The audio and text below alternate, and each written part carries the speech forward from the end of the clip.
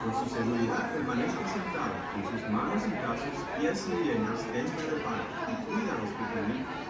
A manera de recordatorio, no tomar fotos con flash y luz de video antes de llegar al nivel entero.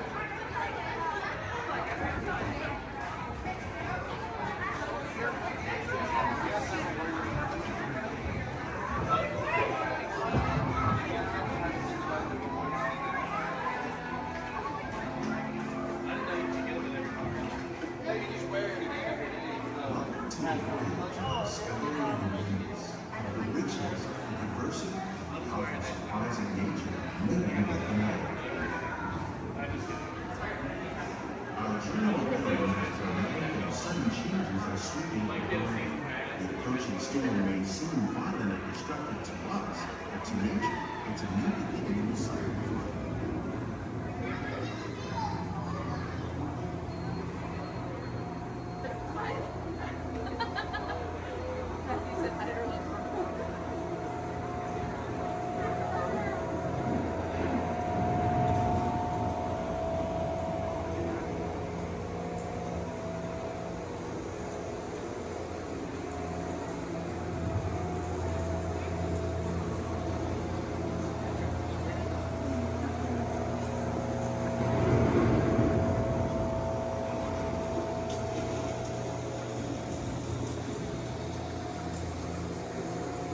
Beneath the surface of the lake, roots trap water from the flowing mud, extracting precious nutrients and minerals.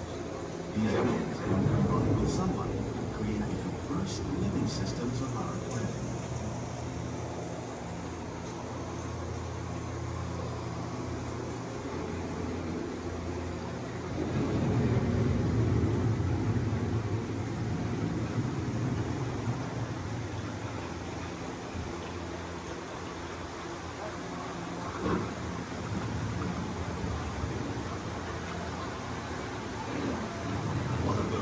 Systems is the rainforest, home to the most amazing concentration of life on our planet.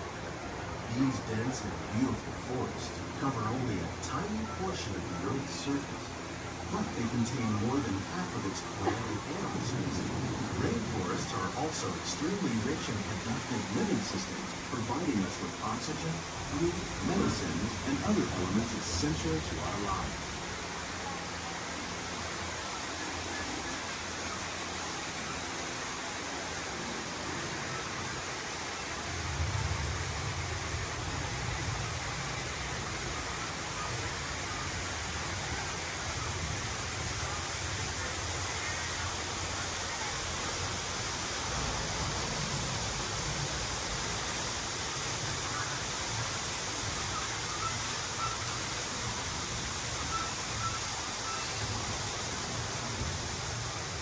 In the desert, nature has created a very different, but no less beautiful living system. And while this arid landscape may seem lifeless, it is very much alive. The plants and animals that have learned to survive in these harsh conditions make use of what little water they can find and avoid the scorching rays of the relentless sun.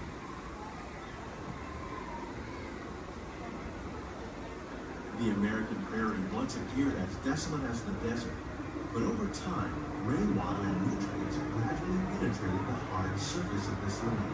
Even the hooves of the mighty buffalo helped create the rich soil that one day become home to the American farm.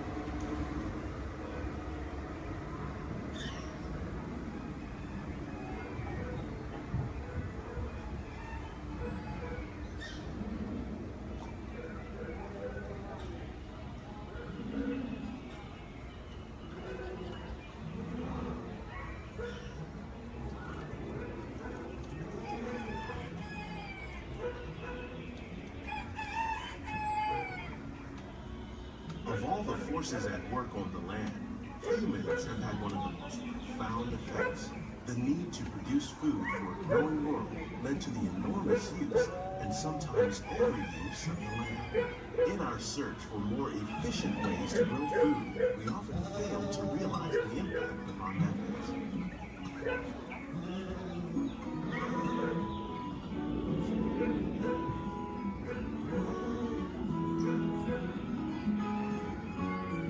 Today, Today, we're learning to live with the living, discovering better ways to grow food that will assure both human and environmental well-being.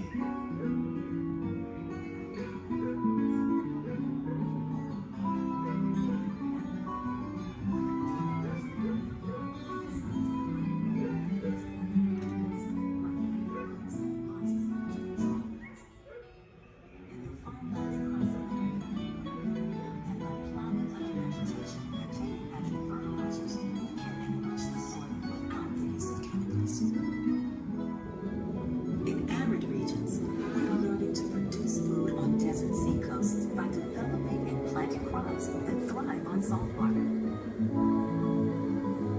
In Japan, we're learning that by mixing leaves and other living materials into our soil, we can make farmland more fertile without the need for chemicals. Here at Epcot, we're learning to reduce the need for chemical pesticides by breeding and using natural predators, like ladybugs and wasps, to control How pests. will we meet tomorrow's growing needs for food production, yet still respect the needs of the land? Some of the answers are being discovered just ahead.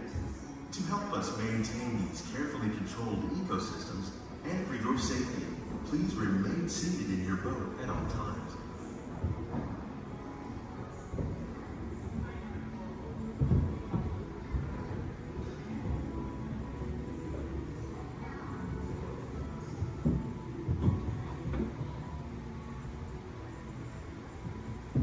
Welcome to our living laboratories, where scientists from Epcot and the U.S. Department of Agriculture are exploring innovative ways to produce bountiful harvests now and into the future.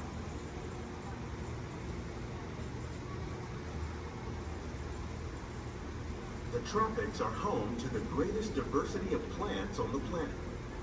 Many of these, like papaya, bananas, cacao, coffee, and rice, are well known around the world. These are just a few of the edible plants that have been an important source of nutrition for people living in the tropics. Many are rich in vitamins and minerals, while others are well adapted to growing in less than ideal conditions. Some, like the water lily, thrive in wet, swampy areas and waterways. All parts of this plant, even the flower petals, are edible. The starchy root of the plant has long been used to make flour for baking.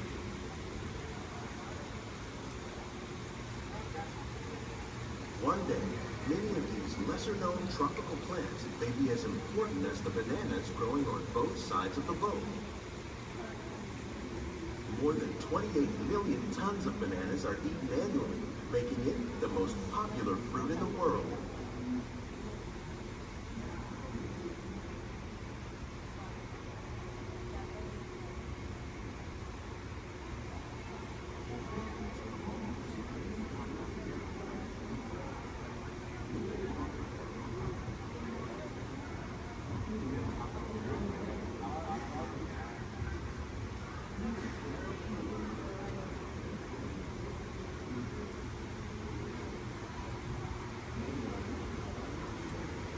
When we mention farming, you probably don't think of fish. But fish farming, or aquaculture, accounts for nearly half of all the seafood consumed globally. Tilapia, bass, and catfish, like the ones you see here, are three of the more popular crops raised by fish farmers. The sustainable system we're using here recycles the water in the tanks. As a result, we're able to save millions of gallons each year. Our small fish farm produces nearly 5,000 pounds of fish each year to serve at restaurants around Walt Disney World. Innovations like this one can play an important role in our efforts to produce bountiful harvests and still protect natural resources.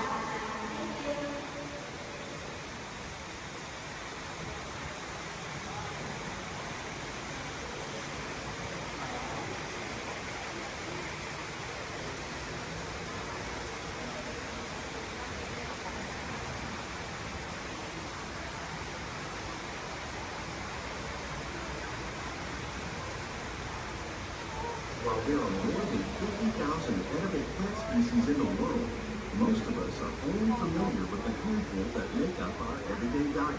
The common grains growing here: Maize, sorghum, and millet, plus rice, account for nearly two-thirds of our global food consumption. Learning how to increase yields of these staples is an important goal of research around the world.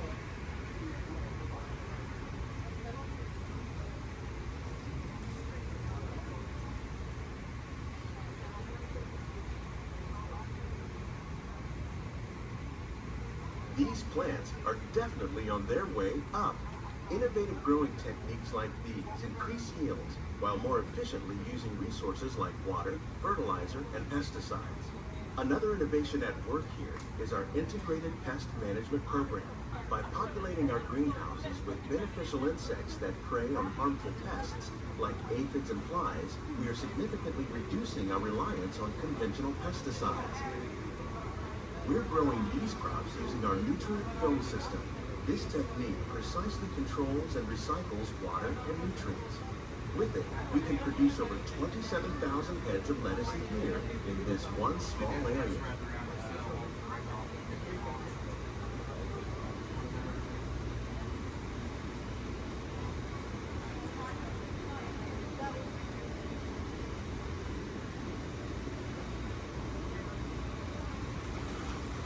Some of our best ideas have been inspired by nature, like these fruit and vegetable trees.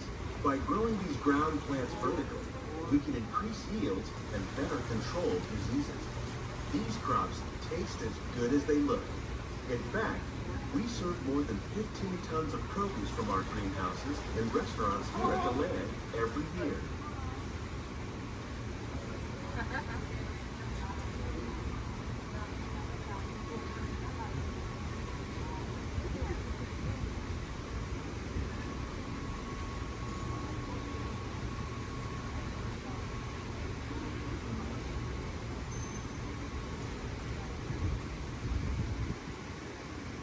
The future of agriculture may include innovative ideas like this vertical growing system.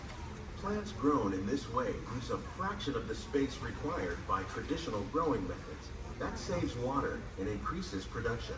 The aquaponics system on your left combines hydroponics with aquaculture. The fish provide a natural source of fertilizer for the plants, and the plants help keep the water clean for the fish. It's another great way to produce more while using less. In our lab, Epcot scientists are working with the U.S. Department of Agriculture on a number of innovative projects. The goal of these efforts is to produce higher yielding and better quality plants.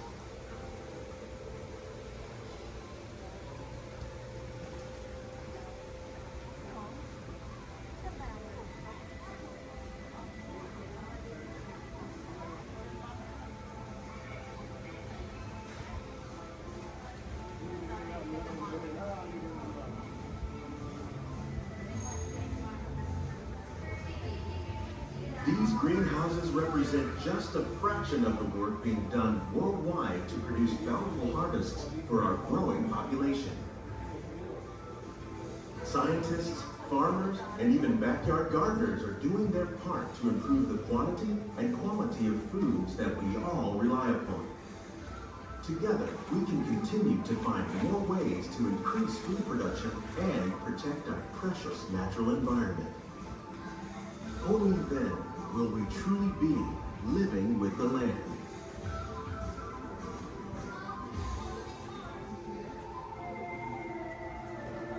On behalf of Walt Disney World, we hope you've enjoyed this unique journey through our living laboratories. If you'd like a closer look, then check out the Behind the Scenes walking tour. It's a chance for the whole family to get up close and personal with the plants and growing techniques in our laboratory. Please keep your hands and feet inside the boat and remain seated until the boat comes to a complete stop.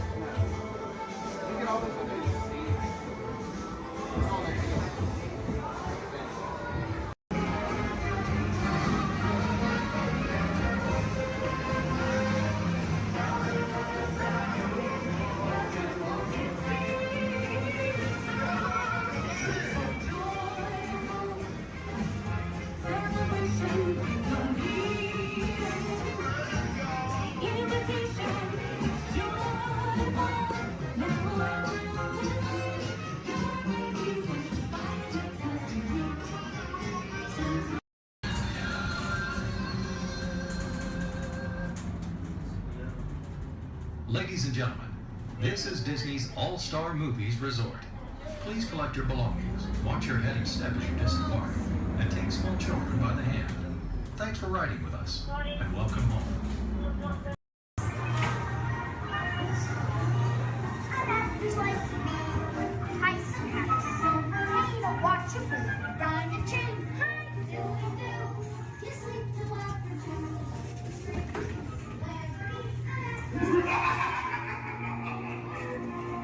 Now, you are working for me. Be careful.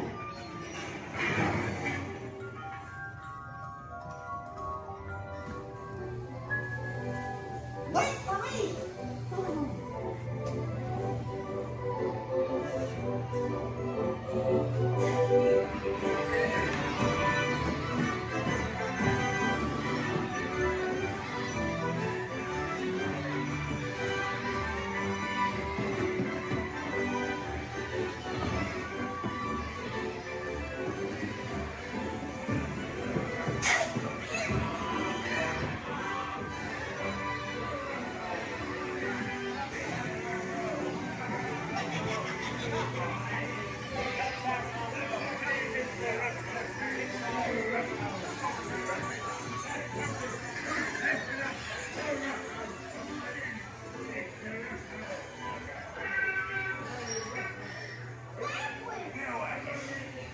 Jackass out of yourself.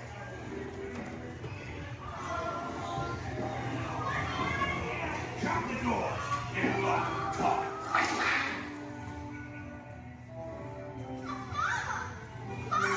Let me go, please. Quick, hurry up. You blokes going somewheres?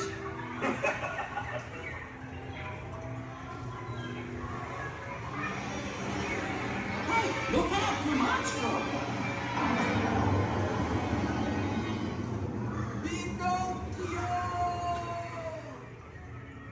You're almost there.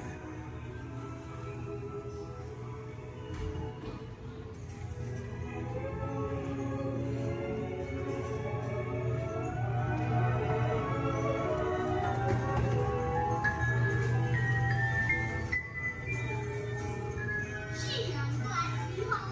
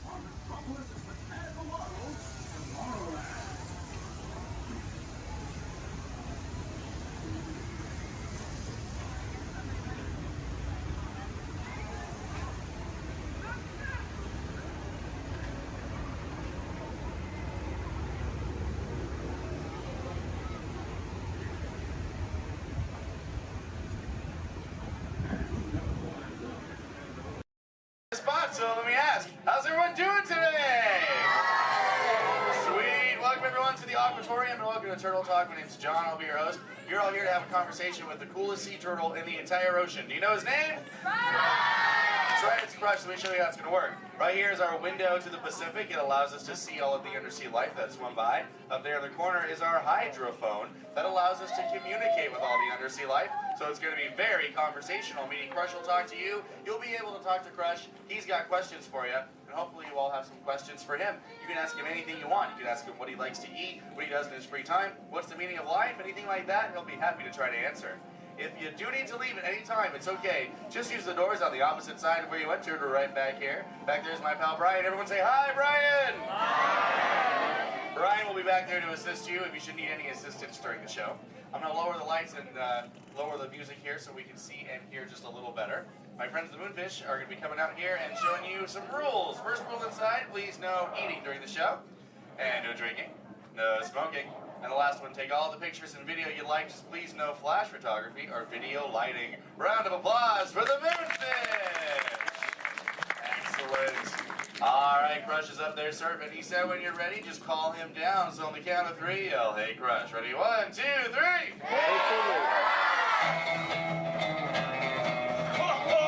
Righteous! Righteous! Yeah! Dude! Scope out that double spinner intro by the turtle, dude. Yeah. Chaw. Whoa, dude. Check out all the humans in the human tank. Hello, human dudes. Hey, dudes! Oh, dude, there's even little grommet dudes, sub level. Hello, little dudes. Focus, little dudes. Awesome. Dude, it's John. What's going on, dude? Hey, dude. Hey, do you think you can help me talk to a grommet right over here? Right down front, kind of in the middle, wearing like a greeny color shell, dude. Brown moss on the noggin. Hey, what's your name, dude? Rudy. Nice to meet you, Rockin' Rudy, dude. Hey, do you know how to talk like a turtle? No. Oh, no worries. I'll teach you. Can you say totally? No, I can't. Okay, then. Let's go over here, John, dude. Yeah, let's talk to the dudette right here in the pinky shell, dude. Let's see if she can say totally. Hey, what's your name, dude? Gabby. Nice to meet you, Groovy Gabby, dude. So can you say totally?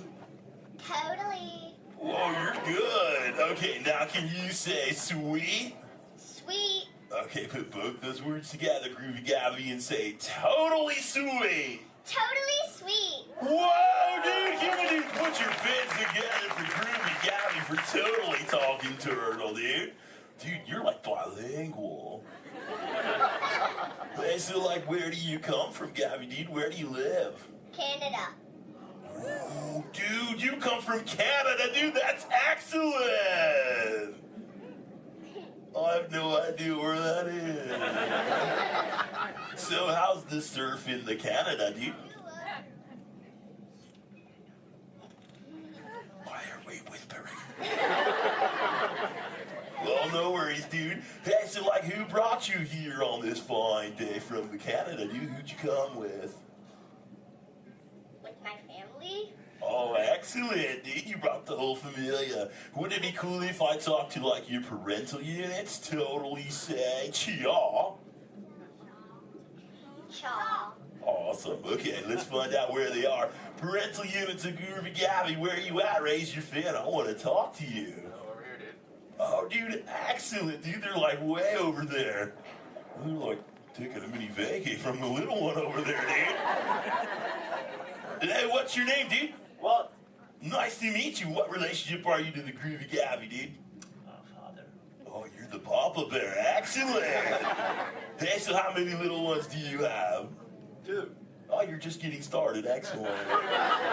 Dude, the Crush Man's got 65. You should totally try that. Well, hey, I was wondering, do little ones ask you a lot of questions? Oh, yeah. Do you always have the answers right? Never. Oh, dude, I'm totally the same way, dude. My youngest son, Squirt, dude, he asks me questions all the time, and I'm like, I do not know. In fact, human dudes, that's totally why I'm here today, to answer all those questions Squirt has about you human dudes. So if you can help me, and so I can take it back to him, totally say chaw. Oh, dude, you so totally rock. Dude. Whoa, dude, we got some advanced turtle talkers out there. Excellent. For the rest of you dudes, whenever a green sea turtle says you so totally rock, you reply by saying, dude, really loud. So, you so totally rock, dude. Excellent, now you're all talking turtle. Let's move on to Squirt's first question. Numero uno. Squirt saw you human dudes at the beach the other day, and he wanted to know what you dudes do when you go to the beach. So shout it out, human dudes. What do you do when you go to the beach? Dude, kill the motor, dude. I heard some surfers, swimming, tanning. One little dude over here was like, boogie board. That was awesome. Well, let's see you swimmers out there. Raise your fin if you know how to swim. Oh, not many adults know how to swim. Okay, this is muy importante, human dudes. Raise your fin if you've ever swam or swummed or swam it in your entire life, dude. Oh, that's more like it. Hey, John, dude, let's go to this side of the tank in the first row, fourth noggin. That dude, that looks like a most excellent swimmer.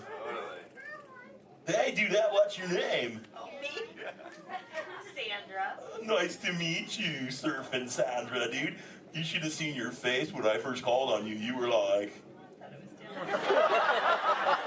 It was totally awesome. Oh, go ahead, Sandra, dude, what's up? Are there any sea creatures you're actually afraid of? Oh, dude. Those tiger sharks got some serious thrill issues. They're real jerks. Dude, but I'm a pretty fast swimmer, so I can get away from them pretty good, dude. But I do have two very good friends, Chum and Bruce. Oh, and Anchor, too, don't forget about him. Well, Bruce and them started this 12-step program called Fish Your Friends, Not Food. Oh, you know it, dude. You took it, too. That's excellent. It's spreading onto the land. Very cool. Well, hey, I was wondering, dude, do you ever go swimming and you like to go fast or slow? I like to float on my back. Oh, dude. I like your style, Sandra, dude. There you go. It's kind of like flip back and close your lids and be like, dude. I'm Sandra. I hope there's no tiger sharks around. Dude, that's excellent. But I am a green sea turtle, and because of those tiger sharks and my love for the thrill of speed, I totally love to go fast. Hey, human dudes, you want to see how fast I can swim? Totally sexual. Excellent. I'm going to go get my motor running, and human dudes, I need you to time me. So start counting when I say go, and count nice and loud so I can hear you. Okay, dudes? Ready, set, go. 1, 2. Back, dudes. Dude, I just swam all the way around the world. I did, dude. Right through Canada.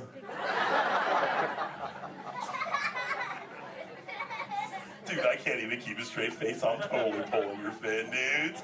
Actually, dude, we can swim up to what you human dudes call 20 miles per hour, dude. But if I'm totally riding like a gnarly, awesome current, like the EAC back there, the East Anaheim current, I'll totally go up to like 45, John will tell me, dude. It's excellent.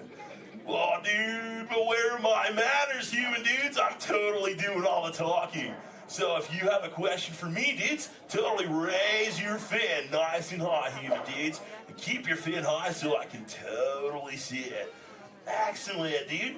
All right, hey, John, dude, let's go to this side of the tank. Right in the top part of the lily pad looks like a little dude with a stripy colored, multicolored shell, dude. Totally, dude. Excellent. Hey, dude, what's your name? Robert? Nice to meet you, Rockin' Robert, dude. So what's your question? Do you have a favorite toy? A toy? Dude, what's a toy? I don't know. Something you play with? Oh, dude. Yeah, dude, when I first got into the ocean from the beach, dude, I totally loved to play with this sea star, dude. It was excellent. We used to, totally have fun together. Do you have a favorite toy, dude? Yeah? What is it, dude? A stuffed animal?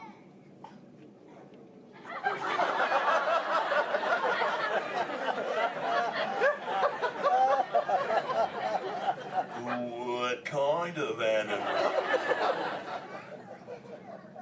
One from Disneyland?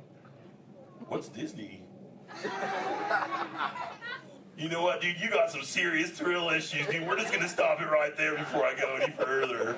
Dude, that's excellent. Hey, actually, dude, do you think you can help me with something? Say chomp. Chomp. Okay, the other day I found this thing. I don't know what it is. I was hoping you could tell me, dude. What is this, dude? A Buzz Lightyear toy. Oh, dude, so this is a toy, dude? Excellent, dude. So, like, what does he do? He flies. No way. Let's see if I can make him fly. Dude, that was awesome! Dude, the other day when I found this little mini man, he started talking to me, dude. He was like, I don't know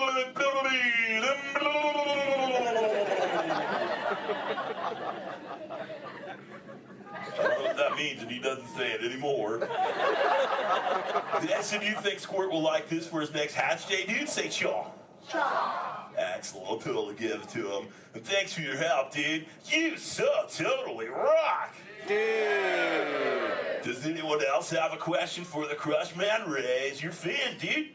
Oh, dude, let's just go right to the other side, right down front. Looks like a little dudette in a white shell right here, dude. Totally. What's your name, dude? Mallory. Nice to meet you, Malibu Mallory, dude. So what would you like to know?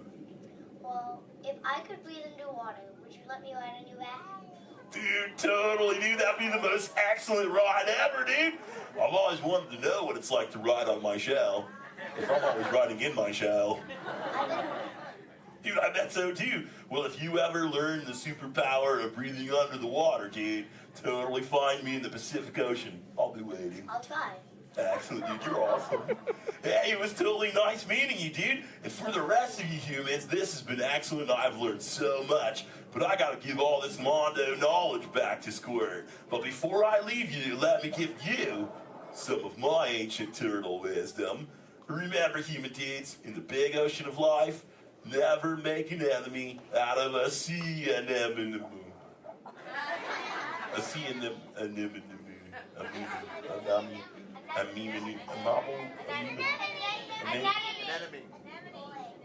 Stay in schools, dude! And remember, you so totally rock! Give it up for the Crush Man!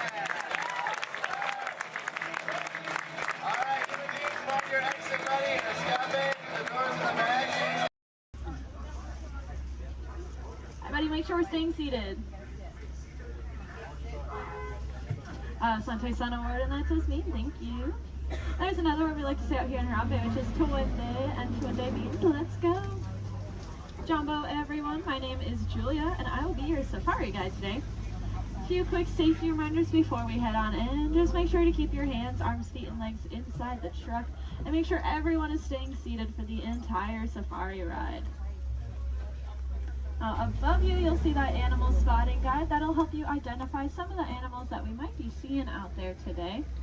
So go ahead and look it over for a quick second, see if you can find any of your favorites. That's also a great time to get any cameras or phones out and ready, as the roads are going to be pretty bumpy and we won't be able to stop for every animal.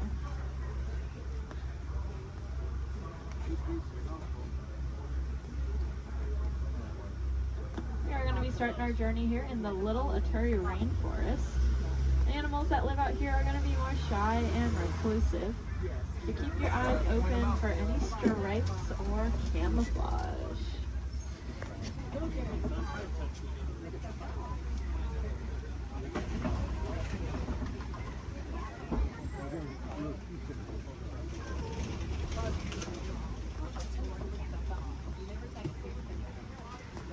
Like off to the right, there's that oak coffee. That reddish brown animal with the zebra party pants. However, they are not related to the zebra. They are the only living relatives of the giraffe. Just like a giraffe, they have a very long tongue. Theirs are so long they can lick their own eyes. And if you look down to the left, you'll see a bird standing on a nest. There's actually a couple eggs, I believe, in there, maybe. And that is a saddle-billed stork. They're about 5 feet tall, and their wingspan is about 9 feet long. And if you look up at that canopy above your head, that is also just about 9 feet long. Put that in perspective for you. Now, if we look back at the okapi over there, I said they're related to the giraffe. Just like a giraffe, they have ossicones, which are those stubby horn things on their heads. But that one that we're seeing doesn't have any ossicones. That's because she's a female. Only male okapi will have them, whereas all giraffes will have them. Up on the hill to the right are the greater kudu. And we can tell they are female. That's because they don't have any horns on them. The males will have horns that can spiral backwards up to 6 feet long. If you look off to the left against this cable wall here, you'll see a black rhinoceros. Kind of looks like one of those boulders, just a lot smoother. Now, these black rhinos are unfortunately critically endangered. There are less than 10,000 individuals left in the whole world, and that's including the one we are looking at. They don't have any natural predators, though. That is all due to the poaching of their horns. Their horns are thought to have medicinal value to them, so they'll be rounded up and used in medicines. However, those horns are made entirely out of keratin, which is the exact same thing that our hair and our fingernails are made out of.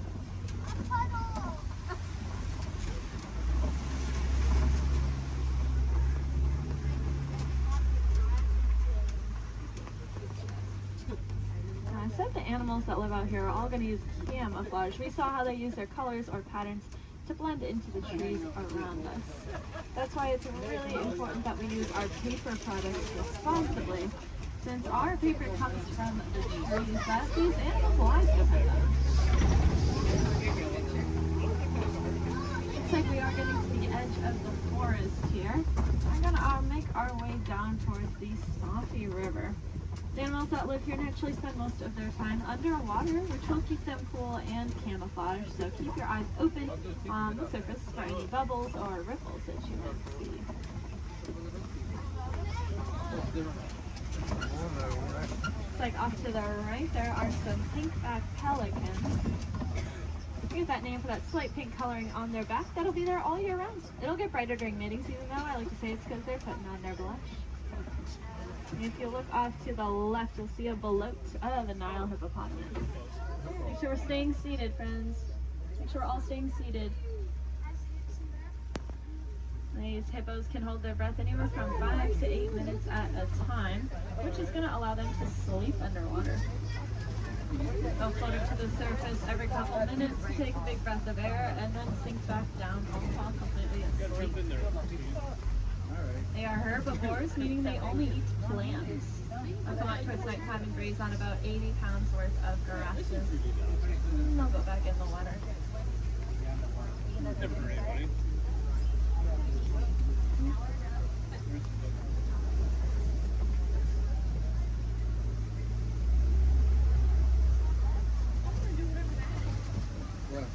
Keep your eyes to the left, especially as we cross over this bridge up ahead here, and you'll see the Nile crocodiles.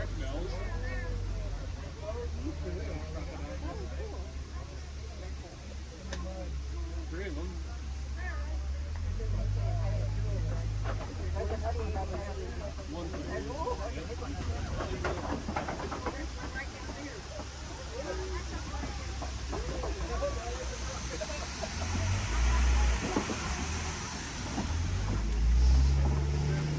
Crocodiles are pretty impressive. They can weigh anywhere from 500 to 1,000 pounds, be as long as a giraffe is tall, and they have the strongest jaw and bite force of any animal. Being said, they are really amazing parents. They're going to take their eggs, put them in their mouth, and roll them around very, very gently. That'll help break up the shell, making it a lot easier for those babies to hatch. It sounds like there is an animal in the road up ahead, so I think we're going to hang tight here for just a second. This is their home, and they can go wherever they want, and sometimes they choose the middle of the road. So we'll just wait for them.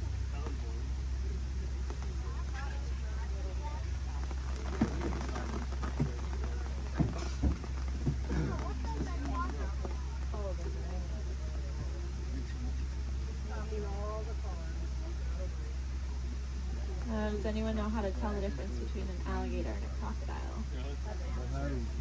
Yeah, a lot of people say the shape of their snout, which is true. That personally confuses me though, because it's the opposite of what you think it would be. So what I do is I look at their teeth. When their mouths are closed, if you see teeth sticking up and out, then it's a crocodile. And if you don't see any teeth when their mouth is closed, it's an alligator.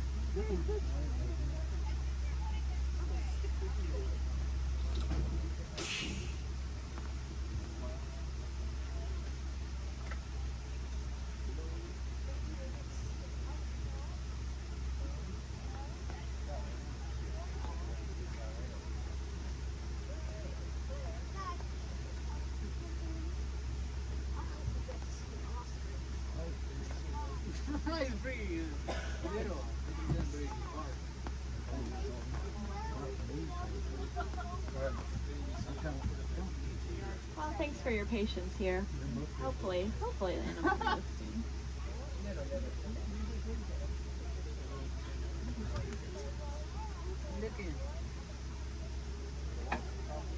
Crocodiles are also something that are called a living fossil, which just means that they were alive way back when all the dinosaurs and all them were alive, but they never went extinct and they didn't evolve into a different species. They kind of just stayed. A lot of other animals like that, like horseshoe crabs, cockroaches, they're all living fossils. But so are those crocodiles and alligators.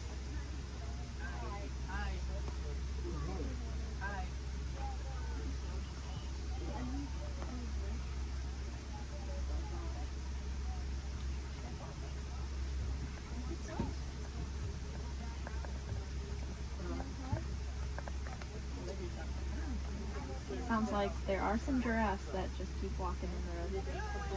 This is just what we call a giraffic jam. Now you can say you went to Disney World and got stuck behind a giraffe.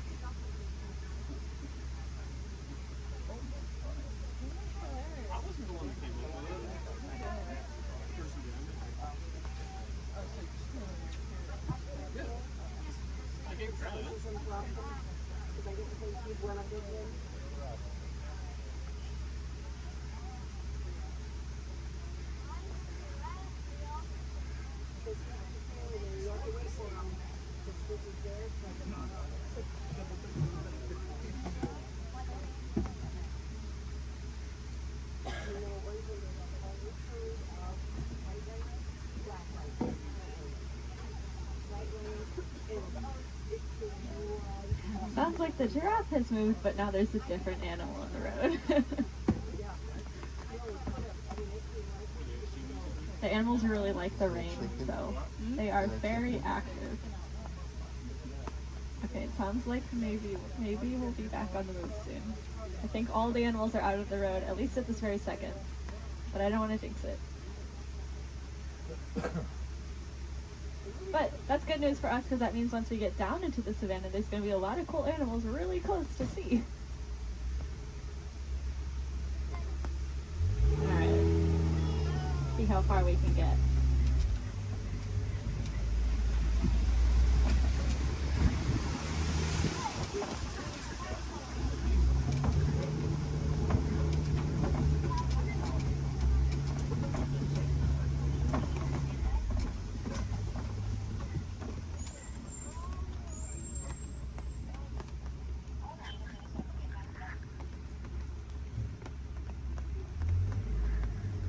Now this might sound really ironic considering that it is raining, but we are leaving the river and heading towards a much drier area, where it really does not rain as much.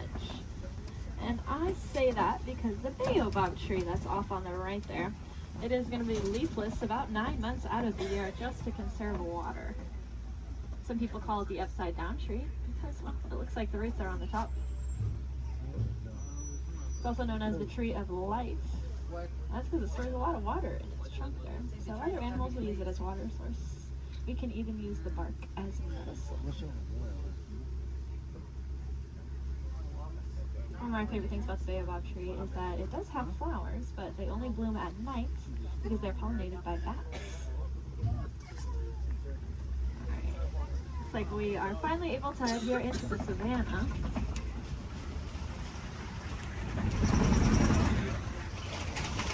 Now you may notice the trees are starting to thin out quite a bit, and that's because it doesn't rain as much out here, like I said.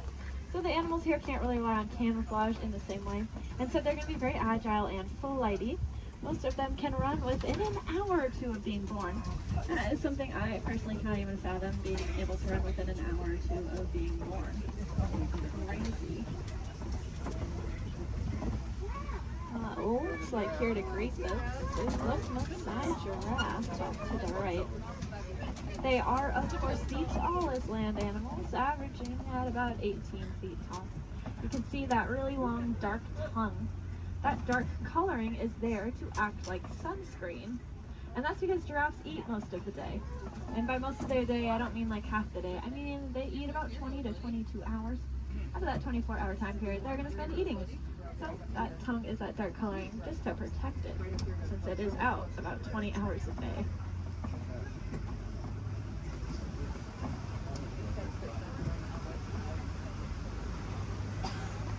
Off to the left here in this den, you'll see some African painted dogs. They are the most successful hunters out here with an 80 to 90% success rate. It's so successful that their young, sick, and elderly will eat first, and the healthiest adult will wait and eat last. What makes them so successful is that they are so cooperative. As a pack, they're not going to move on until everyone's got the chance to eat. Those painted dogs are there on the left. On the right, you'll see another giraffe, as well as some Ankole cattle. I think these two were the culprits that were in the road earlier.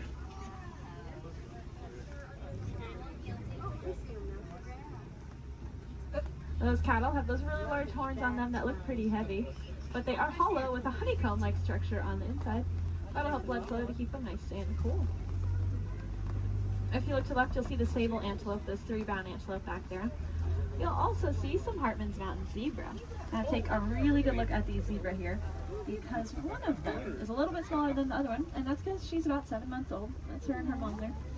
And if you look at her legs, though, her legs are just as long as her mother's, and that's because zebras are born with their legs fully developed. Running, as I said, is very important out here, so those zebra babies are born with long, lanky legs, ready to run within half an hour of being born.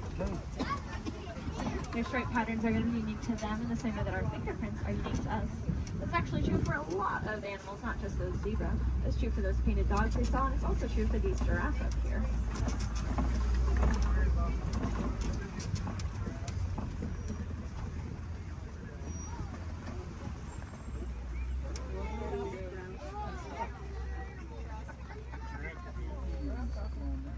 See, I told you they just go wherever they want.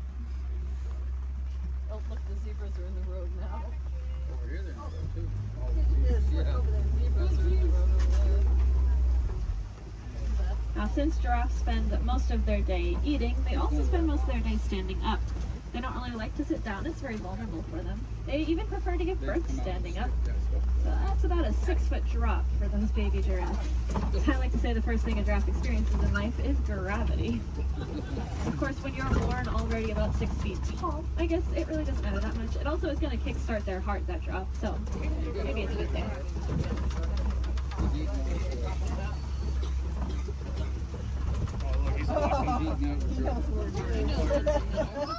Got to steal some more goodies. If you look to the left here, you'll see these really large tan antelope. These are the eland. Elands are the heaviest just antelope species. About 6 feet just at their shoulders, and they can jump straight up from that standstill position up to 10 feet in the air. My favorite thing about those eland, though, is that they make flower crowns to attract each other, and I think it's adorable. The males will gather up a bunch of branches and twigs and leaves and even flowers and decorate his horns with them and then walk around proudly to attract all of the females. I would highly recommend looking up a picture of that if you have never seen it before. It is, like I said, adorable.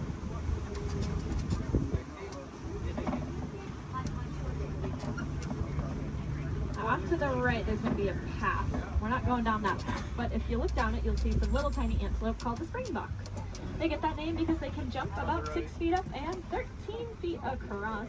When they do that, it kind of looks like ping pong balls hopping across the savannah. It makes it really confusing for those predators out there. Now, all the animals that live out here have a very important job to do. They're going to be the landscapers. So those antelope will be the lawnmowers, giraffes will prune back the trees, and then larger animals will be the bulldozers. They'll knock over trees.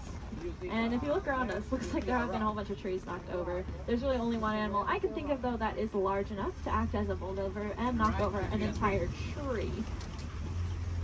Let's see if we can find them. There's also a really large watering hole. There they are. Like off to the right is an African elephant. We are going to get a really good look in a second, though, so I don't mind looking over to the left because there are some mandrills walking around. Mandrills are the largest old-world monkeys, and they have that distinctive blue coloring on them. Might remind you a little bit of Rafiki. Let's see, I promised a good view of this elephant here. And I know the road up ahead has been closed, so I think we're going to get a really, really good view. Yeah.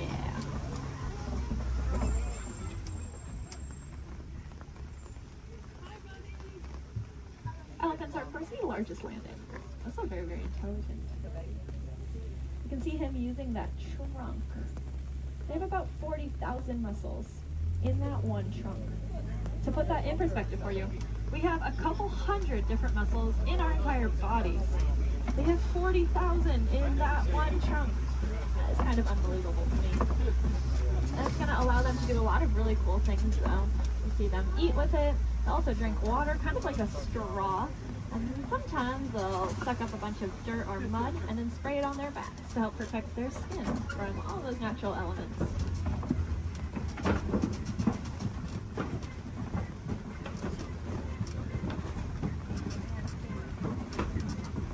Lucky for us, I think we are headed deeper into elephant country here. And I say that because elephants love to eat red clay.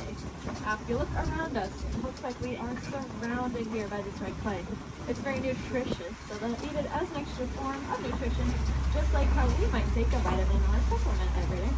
And there are some tusk marks over to the right and some footprints down to the left. So the herd must be nearby. I think I see them off to the left there. Elephants are matriarchal, and that means the oldest or wisest female is going to be the dominant one in charge. Males are going to leave the herd at about 15 years old, and if they don't do it willingly, they will be forced out by those females. They're going to go hang out in bachelor herds, which can consist of up to 140 individuals that come and go as they please.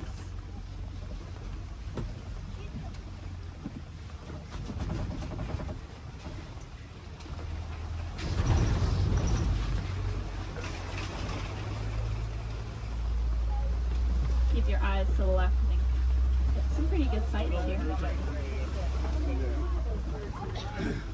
Unfortunately, though, elephants are running into a lot of different conflicts out there in the wild. They are losing their homes for various reasons and getting forced closer and closer to people, specifically farmers and their crops. Not knowing any better being elephants, they see those crops as yummy treats and they eat them, or they stomp all over them, which of course upsets the farmers, putting the elephants in danger. Luckily, we did some research recently and learned that elephants are afraid of bees. They have very sensitive skin and do not like to be stung. So now out in Kenya, farmers are building fences out of beehives.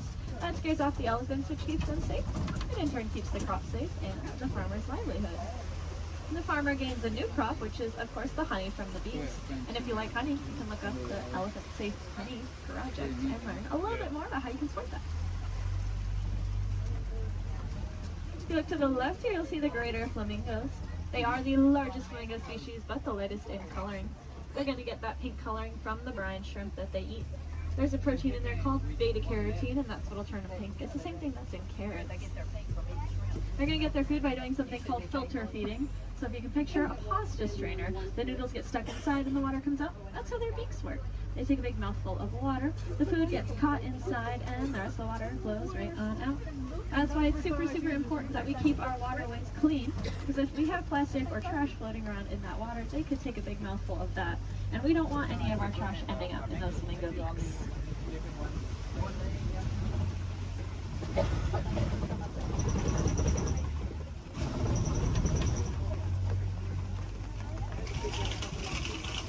Looks like this side of the savanna is getting a little bit more tree coverage here, which leads me to believe there might be some cats nearby. Trees help them out while they are hunting. Keep your eyes open. I know I've seen cats roaming around on the hills up ahead before. Look down that path though on the right. See a white rhinoceros.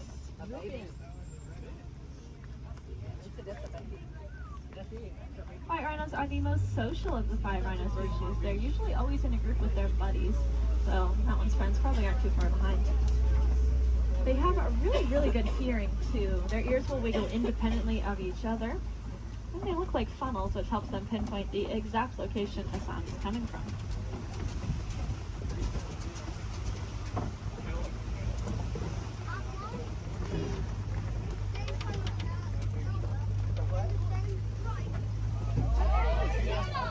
It's like up to the left behind that orange rock. Sweet cheetah. Cheetahs are the fastest land animals. They can go from 0 to 60 miles per hour in 30 seconds or less. They're going to use their tails to help them steer, very similar to a boat's rudder. And they're the only cats that are going to hunt during the day instead of at night. That's just because they don't have very good eyesight at night, so if you can picture what we see at night, that's about the same as what a cheetah can see at night. To help them out though, they have that black stripe under their eye that acts like built-in sunglasses, helping protect their eyes from the sun. Looks like up ahead are some Kopi rocks. And on top of those Kopi rocks, looks like a female lion up there.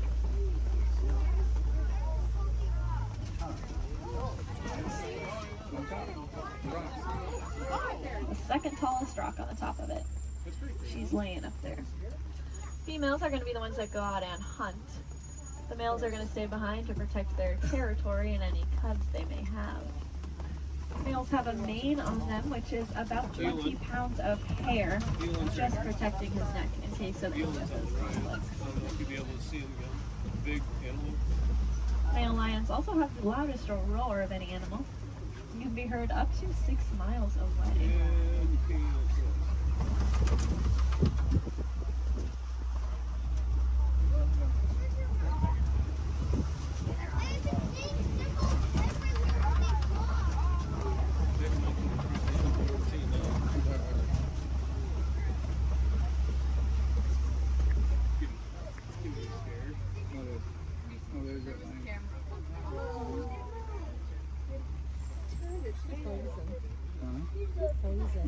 She is looking at us.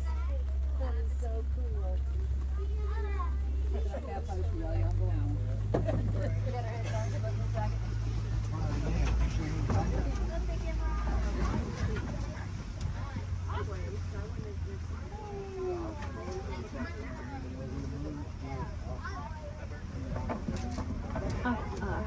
Looks like there are a couple ostriches walking around. They are the largest and fastest birds in the world, but they cannot fly. They have really big wings to help them steer because they can run upwards of 40 miles an hour. Impressively, they have the largest eyes of any land animal. And they also have really large eggs. If you look down on the right here in the grass, you'll see a couple of those ostrich eggs. They can weigh up to 30 pounds each and are so strong that an adult human could stand on one without it breaking. You could fit about 2 dozen chicken eggs into one singular ostrich egg.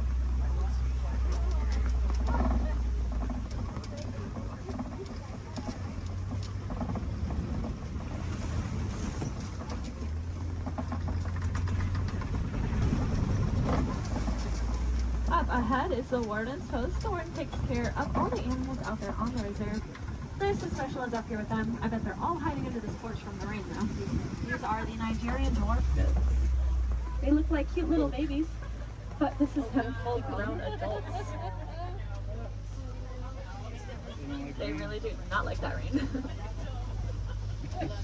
They have a very sweet and nutritious milk that is high value in Africa, so in return for it will give them a nice place to live and some animals to eat.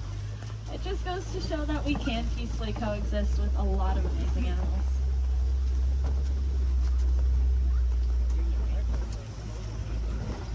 Unfortunately, those gates do signify the end of the reserve and our return back to the village.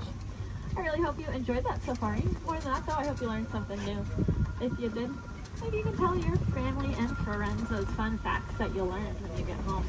That's pretty important because the more we learn about these animals, the more we'll care about them, and the more likely it is we're actually going to do something to help protect and save them, so that then the generations after us get to enjoy all those really cool animals that we saw today. If you want to take it a step further in doing your part, you can go ahead and recycle your old electronics. Our electronics are made with a a mineral called coltan that comes from the forest out in Africa. So when we mine for it, we are making things away from many, many animals. That's why I challenge each and every one of you when you go home. See if you have any old electronics that you're not using anymore. Go ahead and recycle them. We'll take out that coltan and reuse it, and then we can just keep reusing what we already have instead of mining for more. That way we get to use our cool technology, and those animals, well, they get to keep their homes. I think that's kind of a win-win for everyone. Now up ahead, it looks like a bunch of docks where people would get off, but that is not us. I'm going to hang on to you a little bit longer and bring it right back to where I got you from. Just hang tight here for a couple more minutes.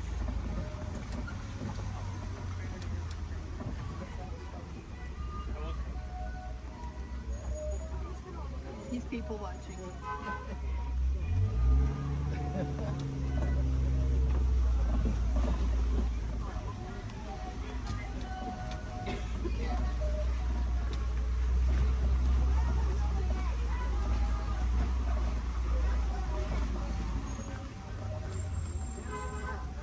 Now, if you want to learn a little bit more about the animals that we saw today, but maybe from the comfort of your own home, and you happen to have Disney Plus, there is a show I highly recommend. It's called The Magic of Disney's Animal Kingdom. It's really, really cool. It gives you a behind-the-scenes look at how we take care of all the animals that call this park home. It is one of my favorite shows, but I am, of course, not biased at all. If you want to see some more animals while you're in the park today, I'd recommend heading over to the Gorilla Falls Exploration Trail. Lucky for us, it's going to be right where I drop you off. Once you get off my truck, you'll go down a ramp, and if you take a right, you'll just be exiting the area. If you take a left, though, you are magically already on that trail.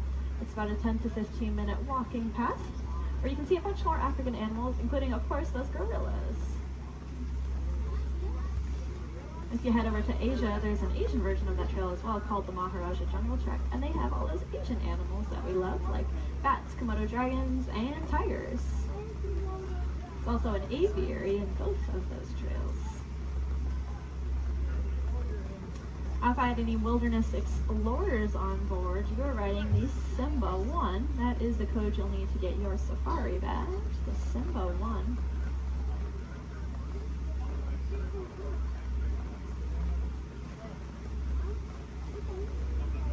You might have also heard a train. That would be Rafiki's Planet Watch. That train is about 5 minutes long, and it takes you up to another little area. There's a petting zoo up there, so you can cuddle some of your favorite animals. There's also a drawing area where you can learn how to draw a Disney animal from a Disney animator. And there's a whole bunch of reptiles and amphibians up there as well to check out. The last train is going to leave at 4:30 though, so if that sounds like something you're interested in, I recommend making sure you are on that train before 4:30.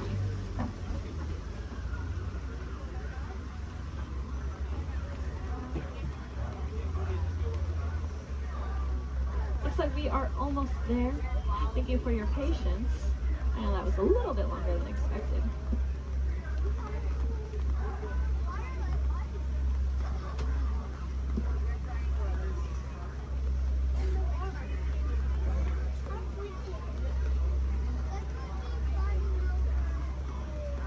Now's a great time to gather up any personal belongings that you might have.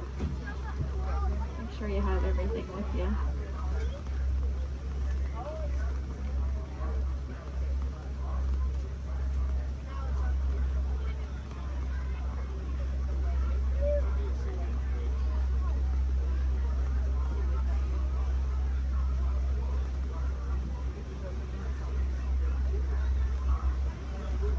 Here in Harambe, we do not like to say goodbye because it is far too sad and final. Instead, we say Kwaherini, which means to go well. So Kwaherini, my friends. Again, my name was Julia from Fort Collins, Colorado. I really hope that y'all had just as much fun out there as I did.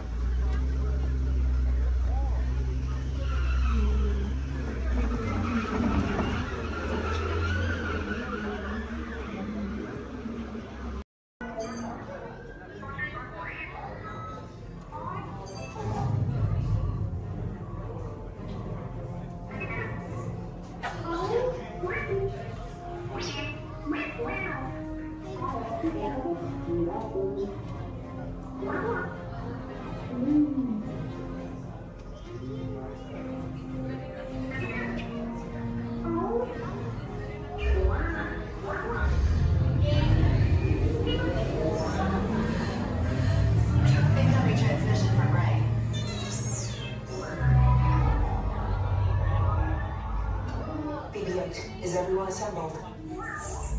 Good. Should we be in flight prep? Recruits, thank you for joining the cause. A covert resistance team led by my friend Finn has infiltrated a First Order Star Destroyer that is now headed to this system. Your outpost on Batu is no longer safe. We have transports waiting to take you to General Organa's secret base on Pucara. I'll regroup with you there.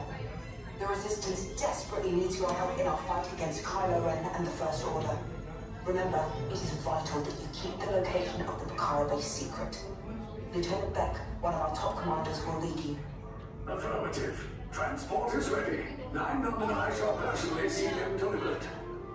Thank you, Lieutenant. Welcome to the Crawlers. May the Force be with us. Commander Poltam and a squadron of X-Wings shall escort us to the rendezvous point on Pucara. Roger, this is Black Leader. I hear you're a fine-looking group of recruits. Well, no time to waste. Let's get you on your way to the General. Stand clear. Deck doors opening now. Hurry, all recruits to transport. No need for safety gear, it'll be a smooth ride. Ground crews, deck is in motion. Recruits crossing to transport. Initiate pre-flight sequence on Deck 3 for Pucara.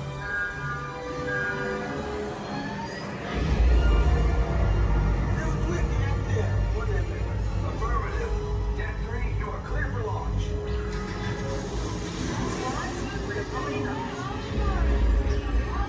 Pucara personnel, this is your final call on board. Transform away from the blast doors, all the way forward.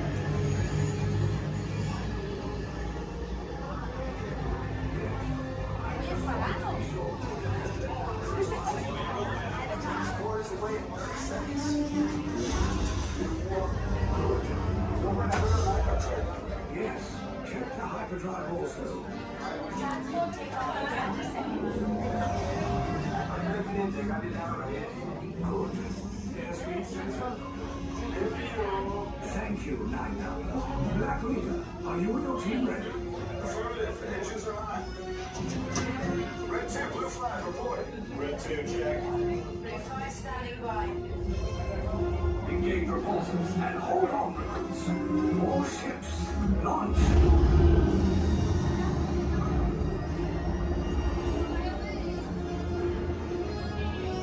I am Lieutenant Beck. As you heard from Ray, I have been tasked with getting you to Pucara. Red 2, blue 5, keep tight now. Let's get ready to make that jump to light speed on my mark. Black Leader, we're picking up an unusual signal. Are you spotting anything? Yeah, I see it. We'll check it out. BB-8, what do you got? There appear to be a number of small craft heading our way. Raise the shields. We got company. First Order TIE fighters. Reroute. Reroute. Red 2, blue 5, we got a clear path for transport. Make the jump. They're all over us. I'm hit. We lost Red 2, more incoming. Blue 5 taking evasive action. Try to shake your blow. I'm trying. We lost blue 5. I'm going to try to draw them away. Copy that. Get us clear so we can make the jump. Be ready. You won't have much time. Where are all those TIE fighters coming from? Star Destroyers. Get out of there! We can't. We're caught in a tractor beam. It's pulling us in. Our hands are friends to make this a fair fight. Don't worry. I'll come back for you. Stay strong. Cargo vessel TR-141, identify yourselves and prepare to be boarded. This is TR-141. We are a civilian vessel. By whose authority are we being detained? By the authority of the First Order resistance scum. Now bring down your shields and prepare to be boarded. They'll want the location of our secret base. Tell them nothing. The future of the resistance is at stake. I have a bad feeling about this. Stand back from those doors. Attention, passengers of the TR-141. You have been identified as enemies of the First Order. You will disembark immediately and prepare yourself for interrogation. Proceed forward, now.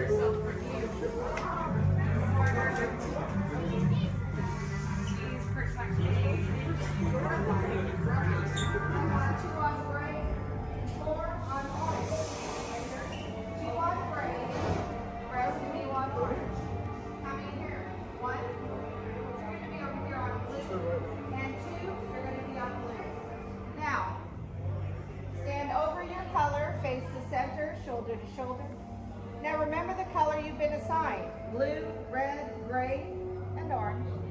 It'll be an important part of your interrogation process. You're going to need to know that color at the end of your interrogation and possible long-term motives. How many? Give me a sign blue. Quickly to the end of the hallway. How many? 4. Give me a sign red. How many? 3. Give me a sign gray. How many? Yeah. This cell door opens, I will call you in by your assigned role. And you will tell us everything. No, oh, you're going to have a tough time in interrogation. Get on your color. There you go. Scoot over, Blue. Make a little room. Get on your color.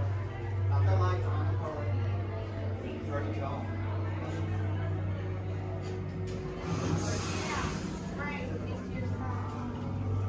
Everyone has to decide a color. Look down and memorize it. Do not forget it.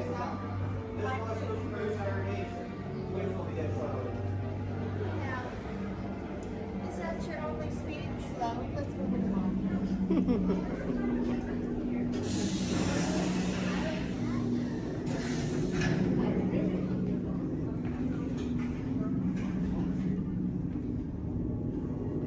Leave us. Yes, General. Enemies of the First Order, we will soon snuff out your meager resistance. You chose the wrong side, and now you will pay.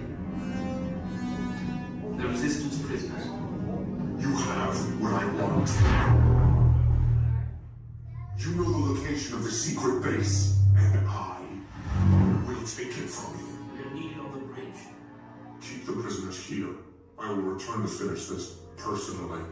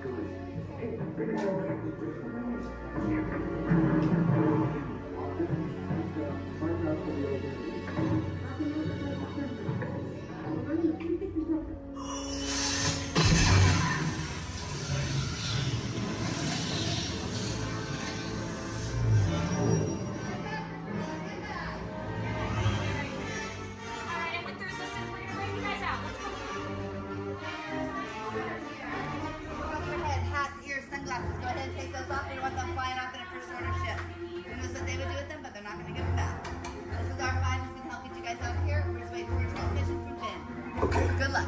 Take this corridor to the turbo lift. Then head down to the escape pod base. Those droids are programmed to return you to Batu. Hurry and don't get caught. Lieutenant Beck will guide you. Recruits, for your safety, stay seated with seatbelts securely fastened. Keep hands, arms, feet, and legs inside the transport and supervise your children. Tell them it's a prisoner transfer. Did it work? Good. Now get a move on. There's a clear path to the turbo lifts at the end of the hallway. Turn right. Probe droid. You're lucky it didn't spot you. Take those turbo lifts and stay out of trouble. Hey, you're not authorized. Wait, go to the prisoner.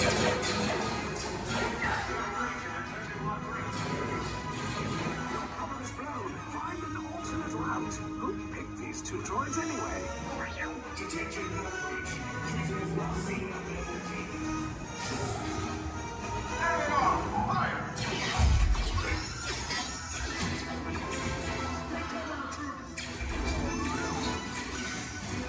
The escape pod just force. Take your stand. Copy. Hurry. No, not up. I said down.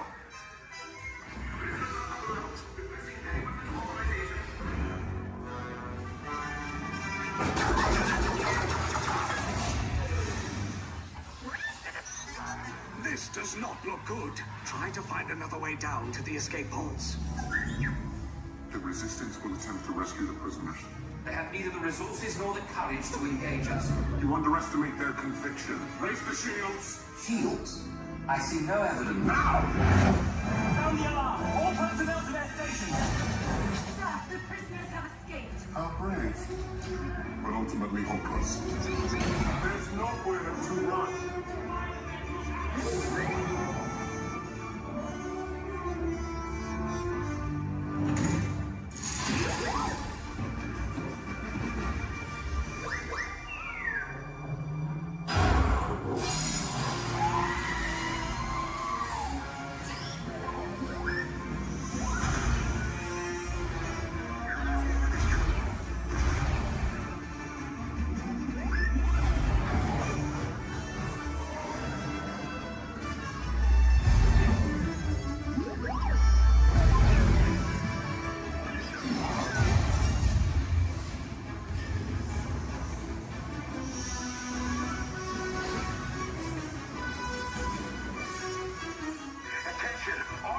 Personnel, abandon ship. I repeat, abandon ship. This destroyer is about. There's no escape. You will tell me the location of the secret base, and then I will destroy you and the Resistance.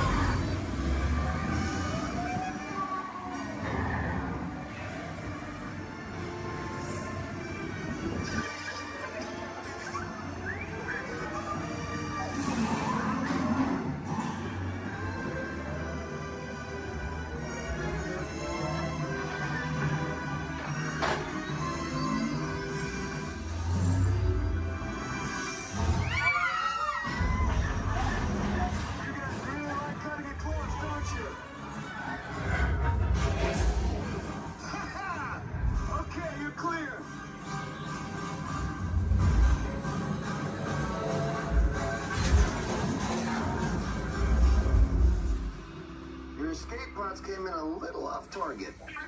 Ground crews will meet you outside the wreck. All right, nice job, recruits. Not what you signed on for, but hey, you're Resistance now. I think I have that authority.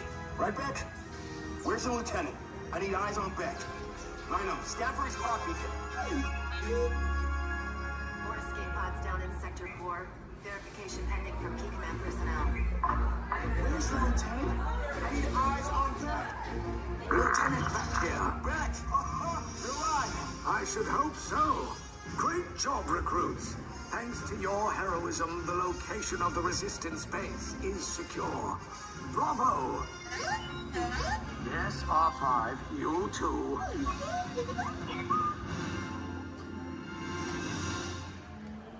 I'm supervising you. Now everyone pick up your favorite hand and wave goodbye to those people on that dock. Bye. Goodbye. Yeah, you're never gonna see them again. But you don't know them, so why would you see them again, right? Unless that was your family up there, then you know what? You're welcome. I just got you a 10-minute break from them. You probably need it. You've been at Disney World all day with them. But now let's see. Is this anyone's first time on the Jungle Cruise? Can I see a raise of hands? Perfect. Me too. Is this anyone returning to the Jungle Cruise? Can I see a raise of hands? Perfect. I can't wait to be a sore disappointment for all of you and exchange a lot of awkward eye contact has already started. How beautiful. But hello everybody, welcome in. My name is Skipper Kevin. First name Skipper, last name Kevin. I'm going to be your best friend, guidance counselor, dance instructor, tour guide, dragon slayer. If you don't laugh at my jokes, I'm going to be your swimming instructor. I said that just for you. I said that just for you because I knew you were going to interrupt me. Yeah, thank you so much. I really do appreciate it. Wow. But now here we are in the Amazon rainforest. If you look over to your left-hand side, you're going to see what I like to call an inspiration ball. I call it that because the longer you stare into it, the more it's going to inspire you to go. Oh, deeper into the jungle, of course. Yeah, I don't know about you guys, but that certainly does look like inspiration to me. So much that I now feel inspired to take you guys into the Congo River. So why don't we see how far this boat can go? Okay, I'm glad of you if you did not like that. Don't worry, my jokes, they don't get any better yet. So buckle up, we're going to have an amazing time together. And if any of you have not seen the Jungle Book or you'd like to see it again, don't worry, it's right over there in 3D and the box set edition. Yeah, it really was the bare necessities here in the jungle. Oh wow, this is awkward. I'm sorry guys, I was trying to throw you a surprise party, but it looks like no one's here. I can't see anyone. Canoe? Yeah, I cannot. It really isn't either worst situation, if you get what I'm trying to say. I even brought out that giant python snake. I just would not recommend getting too close to him. He will develop quite a crush on you. It's what I like to call a constricting relationship. It never ends well. What in the jungle? Oh, sorry. I hope that did not alarm anyone. Those are just my roommates. Yeah, looks like they got into the explosives, but I'm sure they were just trying to find the bananas. They do find them very appealing. Yeah, they kind of go ape over them actually, but you know, I think we should make like a banana and split.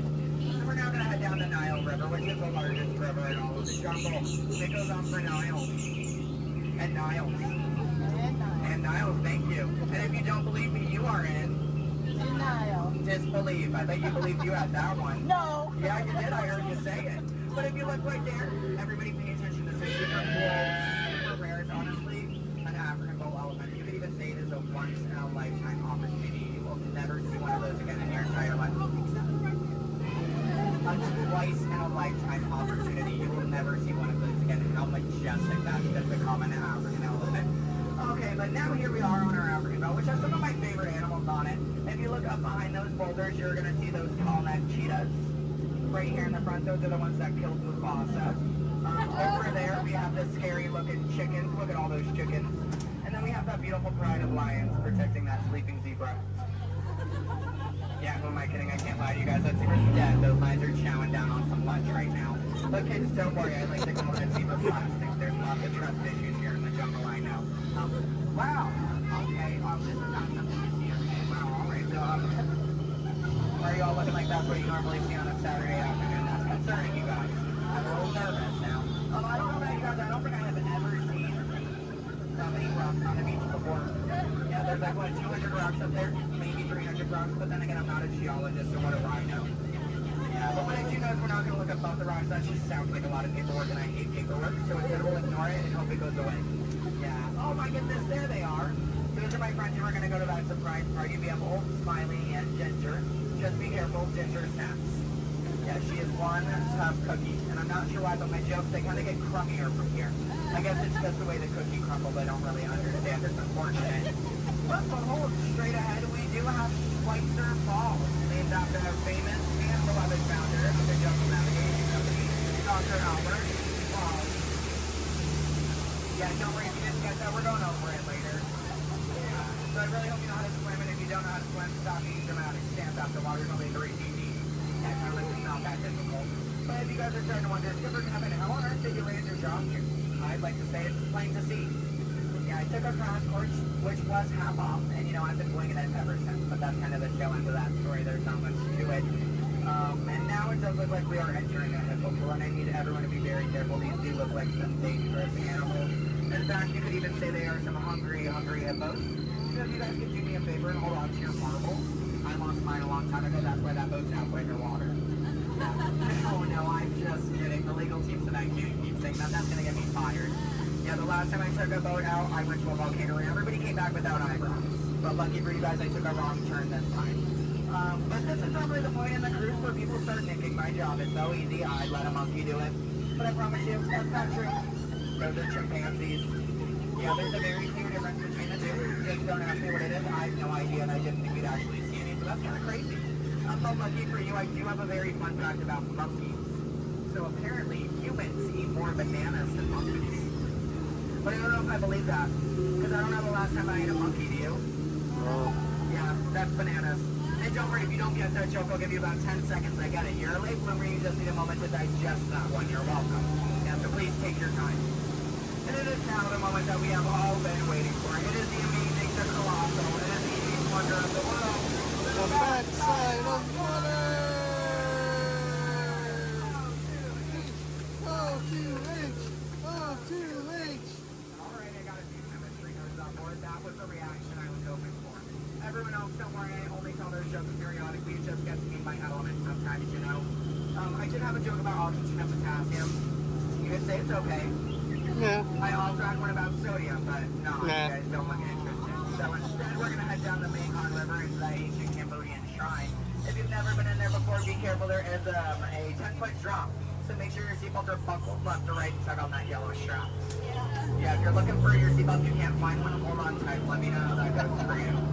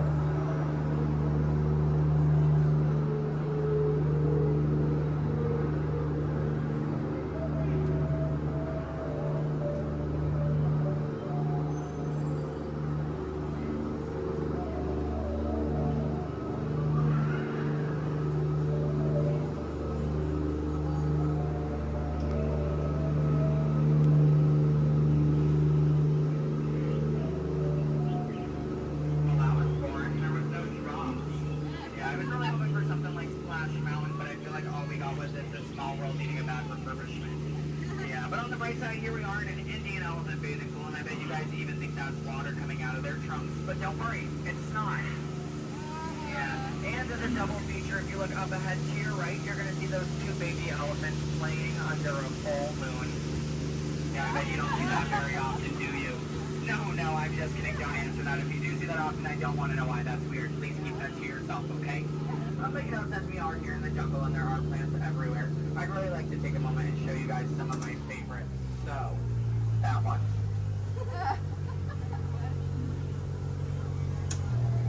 That one.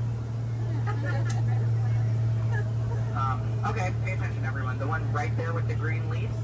The one next to it. That one.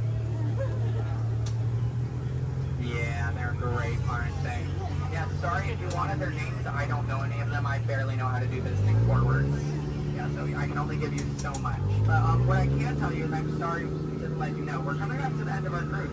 And you know that's happening because look to your left, that's a gift shop. Everything at Disney ends with a gift shop. It's how we steal your money. Yeah.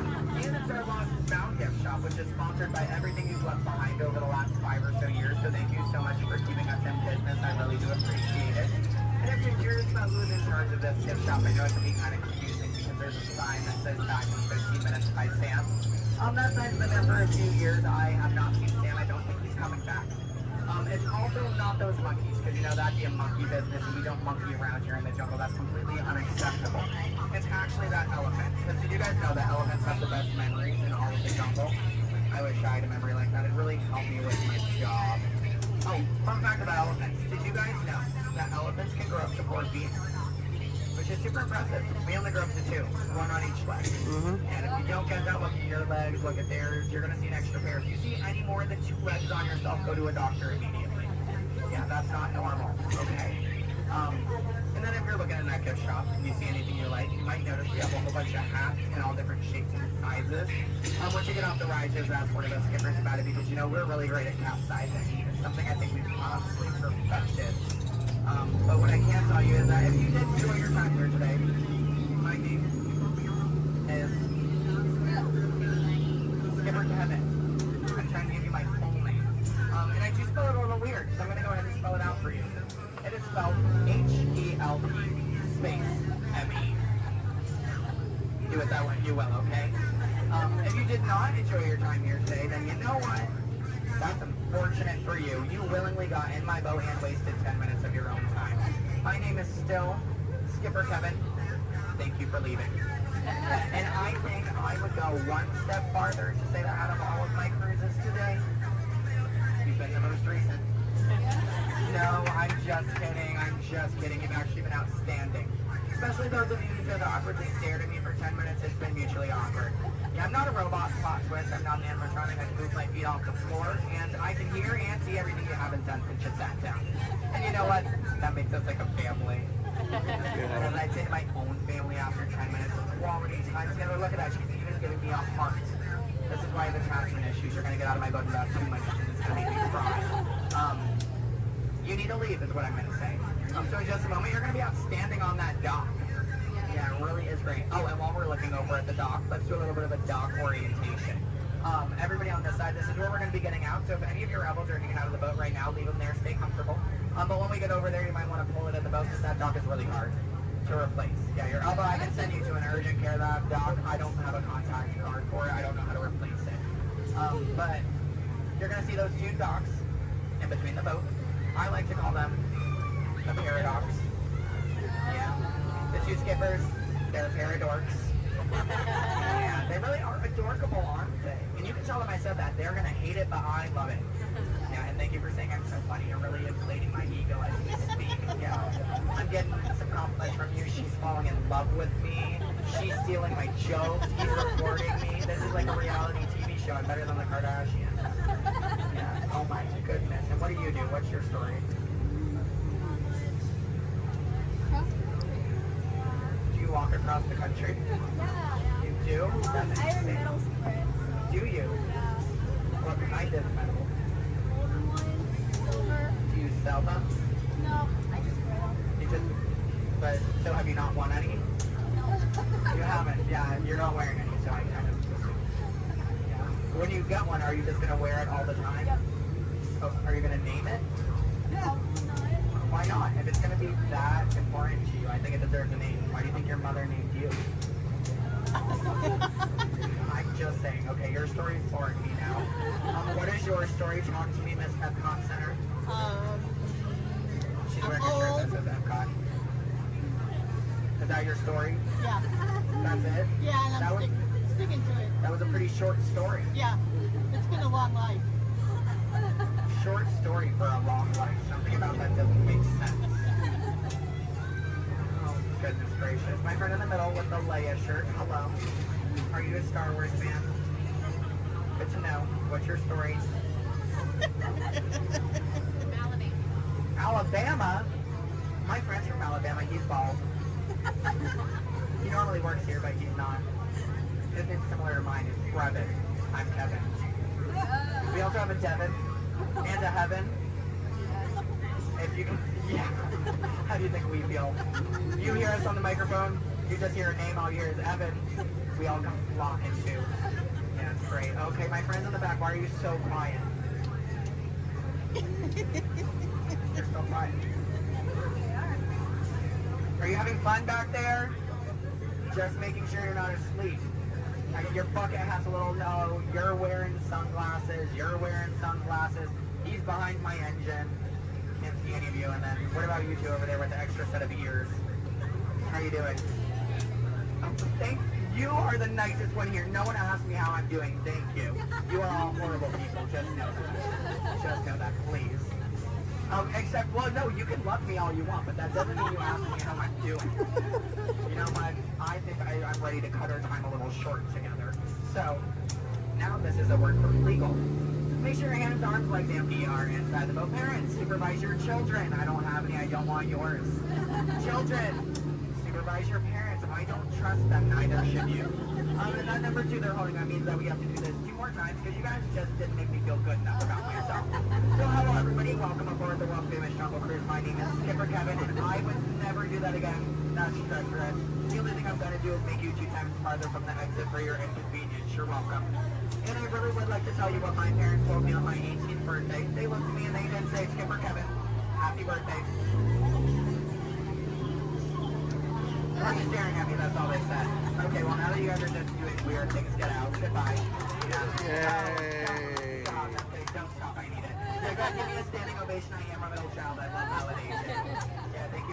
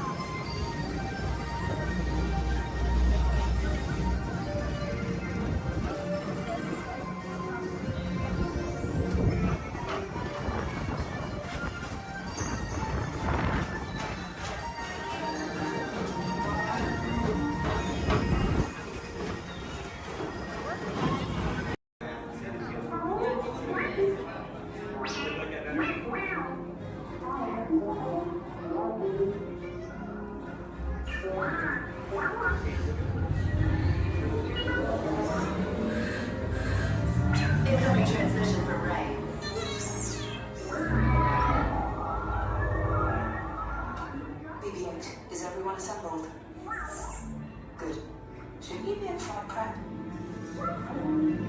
Recruits, thank you for joining the cause.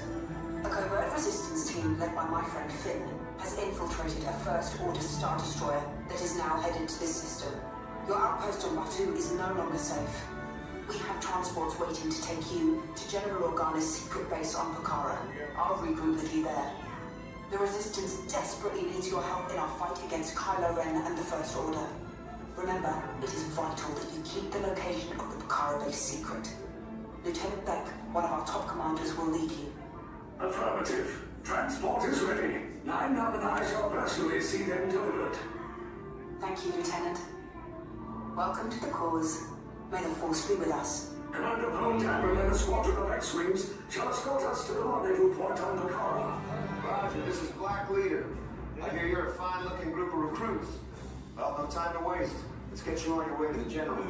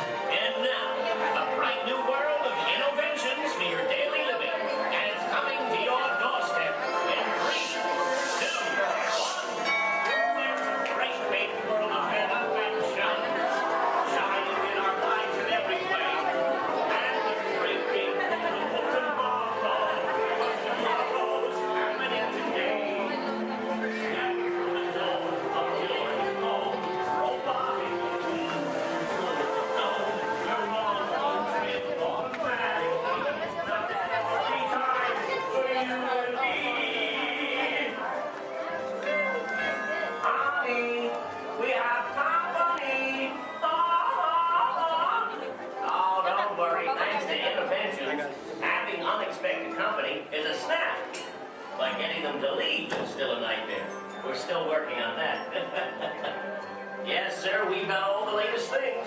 And I'm not talking Mr. Coffee, whose work I admire, by the way. I'm talking smart relatives of mine. Genius gadgets that take the hard work out of housework. You want digital, analog, interactive, hyperactive, radioactive. Can you believe it? It's all here. You're gonna love it. I'm gonna have to ask you to leave now. I'm expecting company to arrive at any moment, so if you'll excuse me, I have to clean up this house. There's a great, big, beautiful tomorrow headed right this way. Well, see you around and around and around and around and around. Oh, bye. Bye.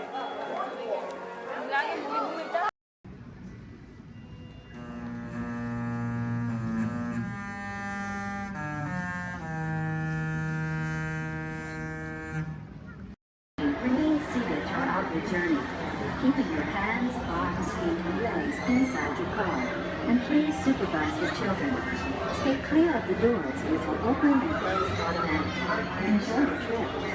Para su seguridad, permanezca sentado y mantenga sus manos, brazos, pies y pies dentro del car.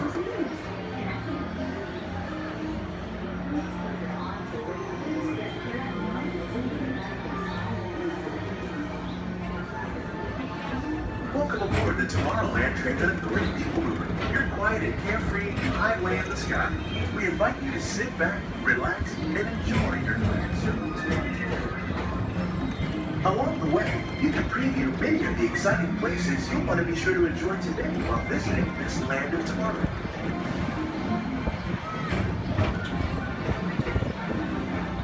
The People Mover is the perfect vehicle for people watching, so keep your eyes peeled. You never know who you might see.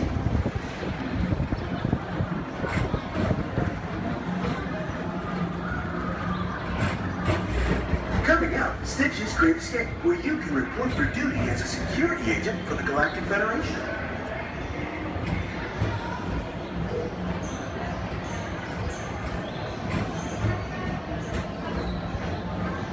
Your mission is to keep Experiment 626, the biggest little mischief maker in the galaxy, under control. I don't think so.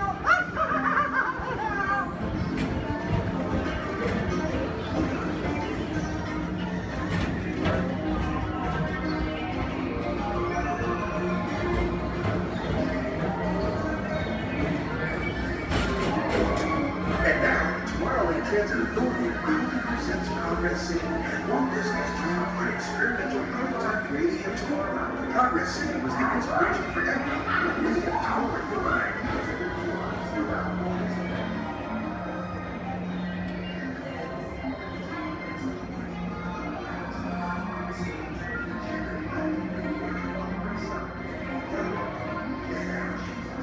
If your future includes shopping, then you'll want to visit Mindy Star Traders, where you'll find the greatest goods from around the galaxy. That's right. It's Atlas World.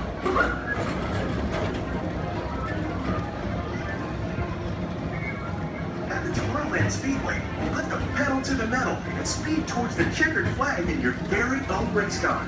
Young or old, this is your chance to drive in the fast lane without worrying about getting a speeding ticket.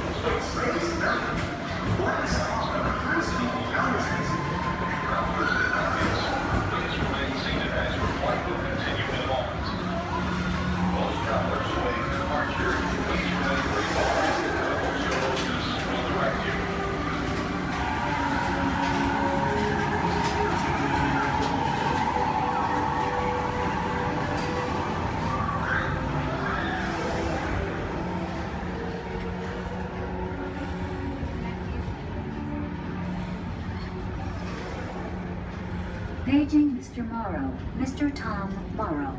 Please contact Mr. Johnson in the control tower to confirm your flight to the moon.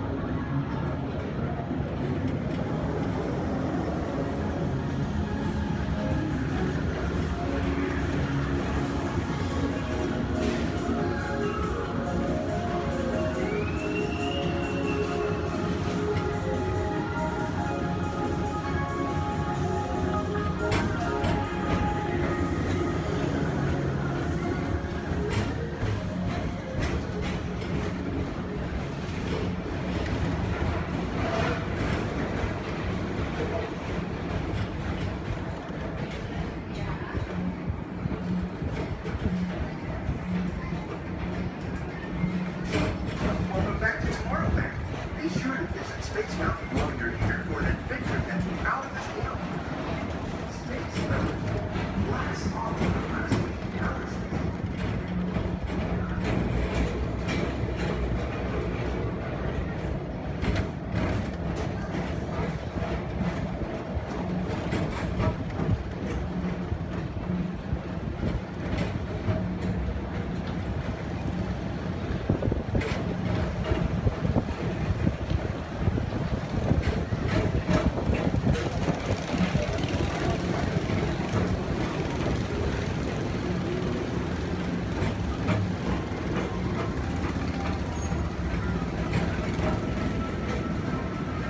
Different high-flying adventure. Hop on board the Astro Orbiter.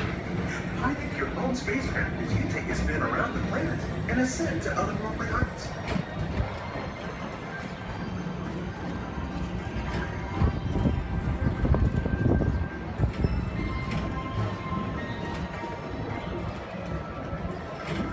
We're now approaching Walt Disney's Carousel Progress. Inside this rotating theater, whole families welcome you into their homes yesterday and today, starting way back at the turn of the 20th century. First presented at the New York World's Fair, this legendary circular theater celebrates the progress that has made our lives better. It's a perfect reminder that there's always a great, big, beautiful tomorrow shining at the end of every day.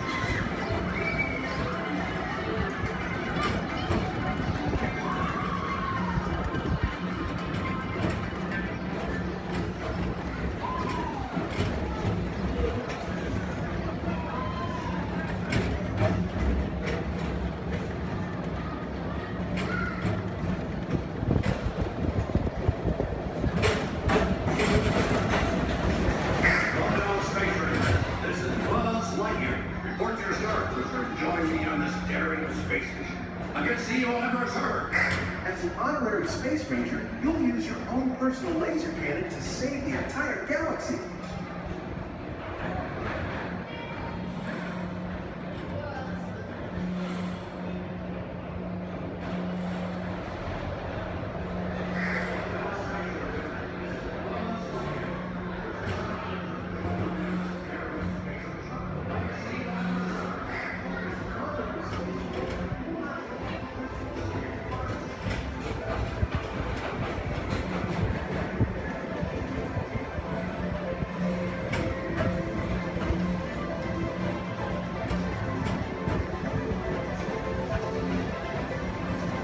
This time it's laughter they're after at Monsters Incorporated. So drop in and join Mike Wazowski and all his pals at Monsters Incorporated platform. Share fun. Yeah, very good. Keep it moving. We're on a tight schedule here.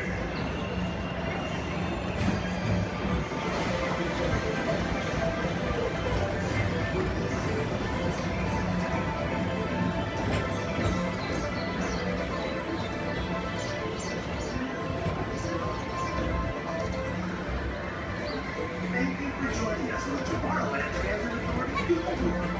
It's been a pleasure to have you aboard. Enjoy the rest of your day and have a great, big, beautiful tomorrow.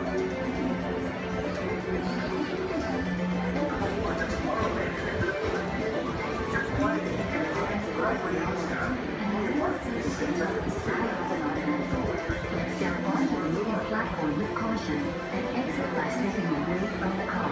Thank you.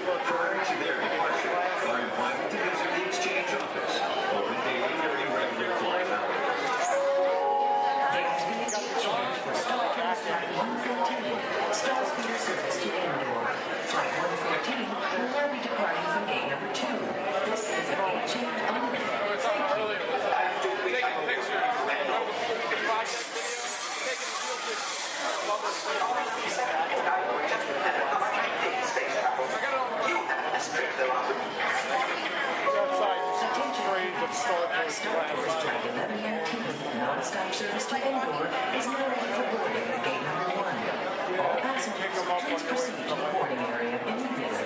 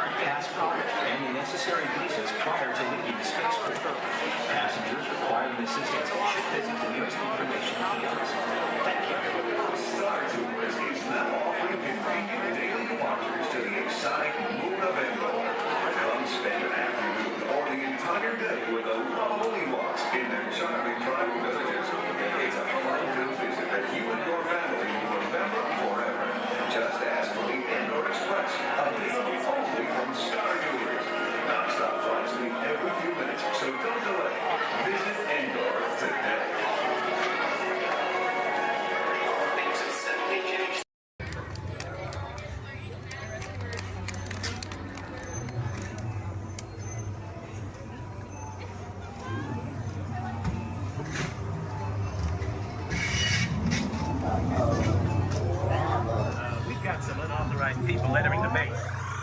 Wait, they got ET. They're getting away. Unit 3, cut them off.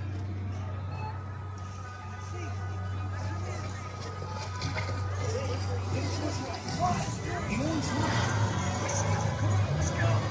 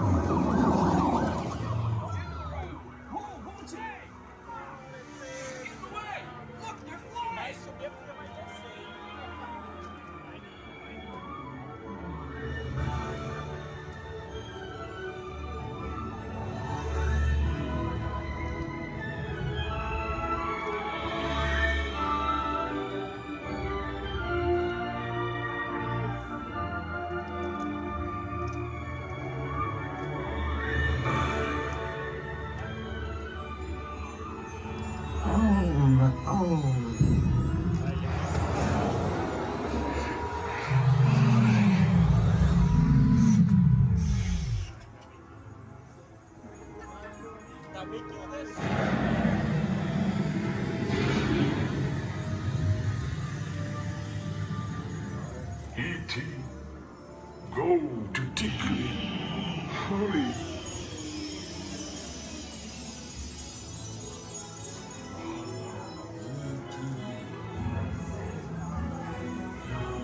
Tikli.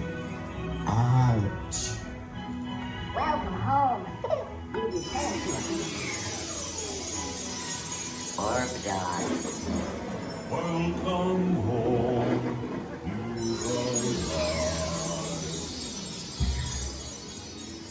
Mad dog. You have saved our planet. Come, celebrate with us.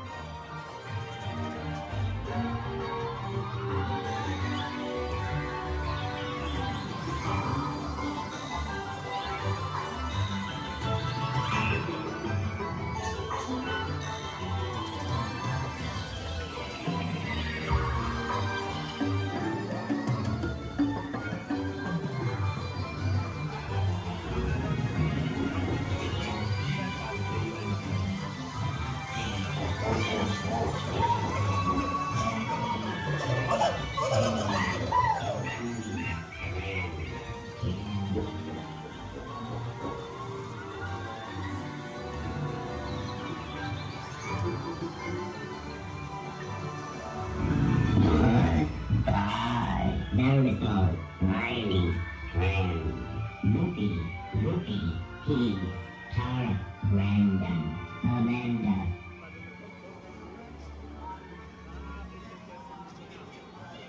Attention, please remain seated, keeping your hands and feet inside the ride vehicle.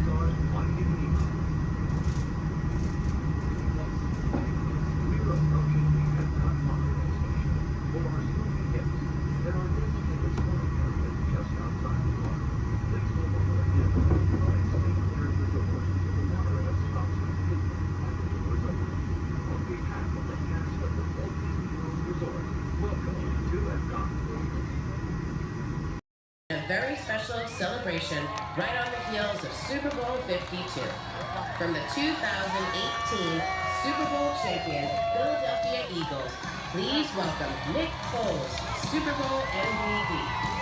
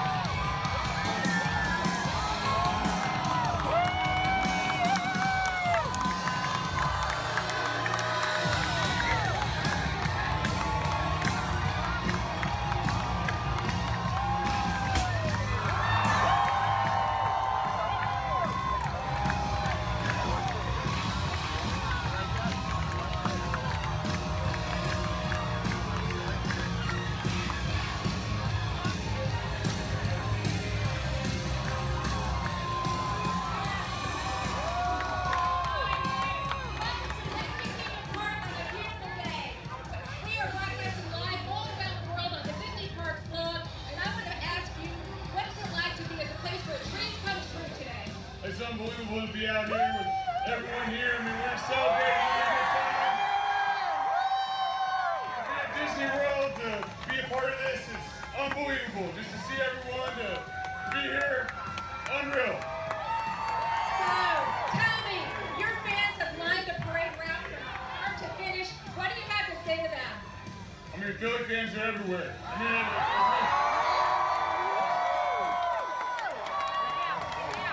there we go. Hey, yeah, it's all right to yell we're world champs. It's all right to yell we're world champions.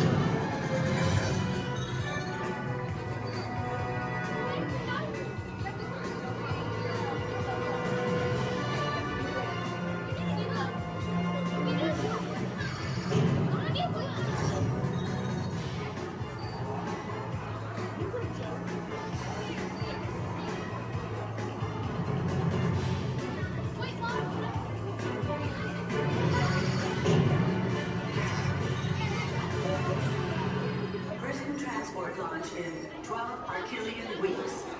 Hold on, people. Zed here. Glad you made it through the Quagmire for Ventura to get with us today. You MIT recruits. Warning. Warning. Warning. 10 seconds to planetary implosion. 8, 7, 6, 5. Planetary implosion averted. Have a nice day. Have a dull moment around here, folks. Many of you may be wondering, are resident aliens really that common here on Earth? After all, how many antennae or antennae does one see in a day?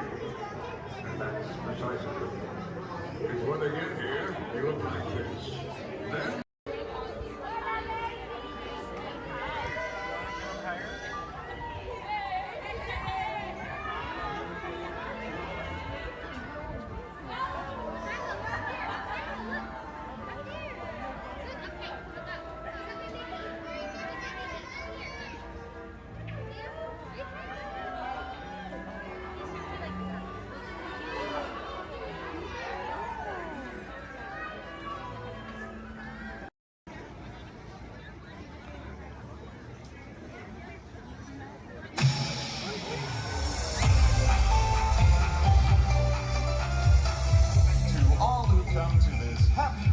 Welcome and good morning, everyone.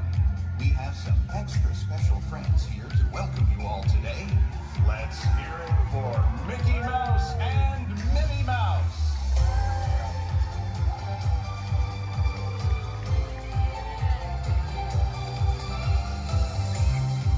Well, hi, everybody. Good morning. Gosh,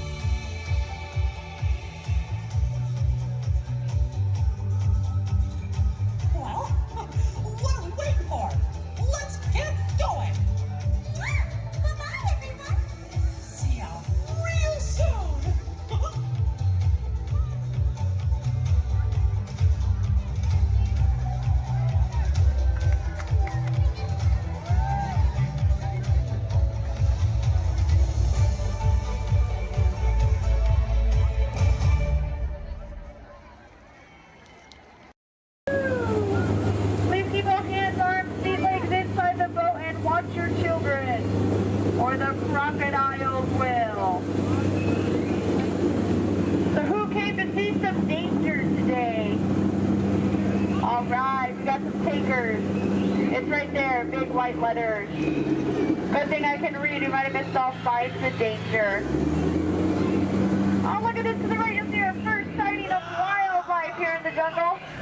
Right there's a prime example of why some wildlife destroy their children at birth. We're now approaching ancient Cambodian shrines built by ancient Cambodian Shriners. This place is loaded with crocodiles. Speaking of crocodiles, to the left you'll see a Bengal tiger, known to jump over 25 feet, but don't worry, they're like 15 feet away, he should jump right over us. Watch out for Ginger, Ginger snaps. She's the one tough cookie.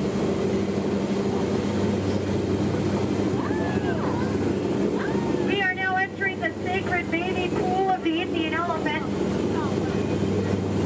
Oh, looks like they all came out to play. You know, they say an elephant never forgets. I'd have to agree. Somehow they never forget to be here when my boat comes by. Feel free to take pictures. Looks like they all have their trunks on. Oh, there's Bertha. She's been in that shower so long you can tell by all her wrinkles. Oh, look at Squirt. Hi, Squirt. Uh-oh. That's why we call him Squirt. Here we go. Oh, no, get down, get down. I'm not kidding, I'm not kidding, I'm not kidding. I'm just kidding. Little dry humor. Oh, that looks dangerous. Let's get closer.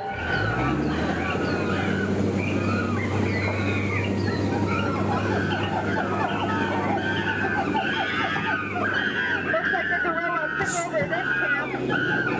Look what they did to that truck. Unbelievable. They left the lights on. What a shame. Uh-oh. The monkey has a gun. Let's get out of here. Woo! Now if you look over here to the left, real hard through the trees, through the bushes, you'll see absolutely nothing. Just ahead is beautiful Schweitzer Falls, named after the African explorer, Dr. Albert Falls. We'll be going over that later. Uh-oh. Everybody lean, lean, lean, lean, lean, lean, lean, lean, lean, lean, lean, lean. Woohoo! We are now on the Nile River, the longest river in the world. If you don't believe me, well then you're probably in denial. So here look, there's an African bull elephant. You can tell by his huge ears and enormous ivory tusks. Now, for those of you with a short memory, to your right, that's an African bull elephant. You can tell by his huge ears and enormous ivory tusks.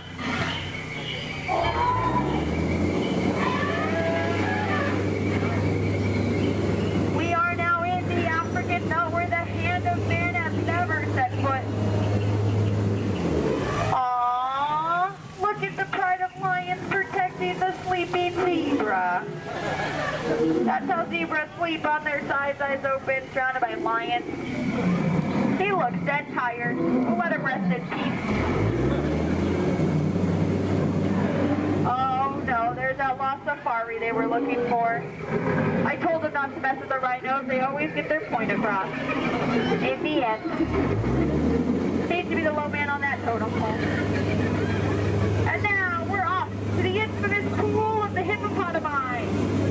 These creatures could easily upset our boat. Just last week they knocked over 6 boats, but I don't think you have anything to worry about. Only 5 of those boats were mine. Uh-oh, this doesn't look good. Oh no, these two are charging, come here, I'm gonna scare them away. Look at that, scared stiff. We are now entering headhunter territory. The terrible place to be headed. To your right, you'll see some native arts and crafts. Art's the one on top. Oh, looks like they're celebrating something here. I'll see if I can translate for you. Nope. Oh no, we're being attacked by one party. Everyone get down, all get us out of here. Watch out for spears. Spears, spears, spears, spears, spears, spears. Spears, spears, spears, spears, spears, spears, spears. Ooh, that was fun to hear those spears flying by. And now the moment you've all been waiting for, the amazing, incredible, the backside of water.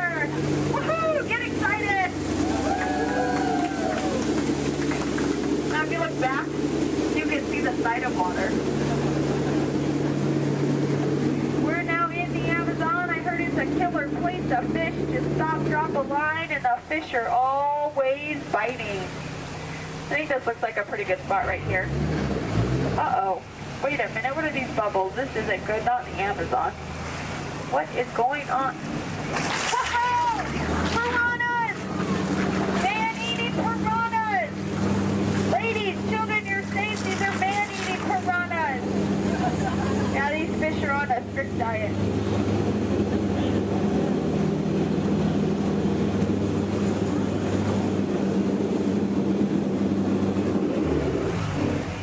Here's Trader Sam. He's our head salesman here in the jungle. Business has been shrinking, but it looks like he's having a special today. 2 of his heads for just 1 of yours. Any way you slice it, you'll come out ahead. Trader Sam's actually... Whoa. Oh, there's Ellie! I thought she was coming with us today. Looks like she's already unpacked her trunk. You might think that's water, but it's not. And now for the most dangerous part of our journey, the return to civilization. I don't know how, but you just survived the jungle cruise. Woohoo! Please keep all hands, arms, elbows, fingers inside the boat. Don't want you to get caught between the boat and the dock. That could really, really hurt my boat. Well, here we have Matt and Matt. They're gonna professional elbow grabbers to help you out today. All right.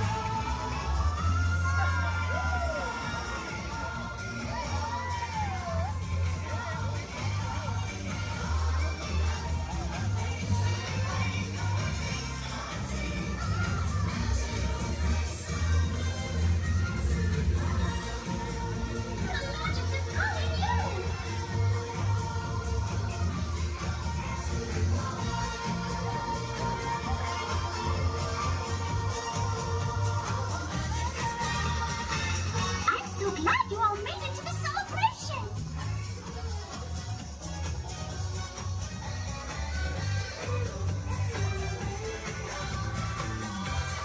What a great day!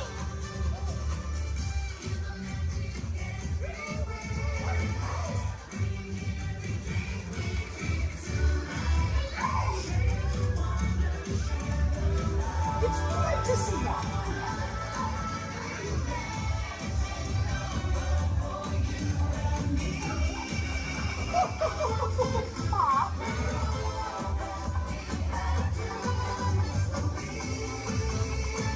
There's magic everywhere!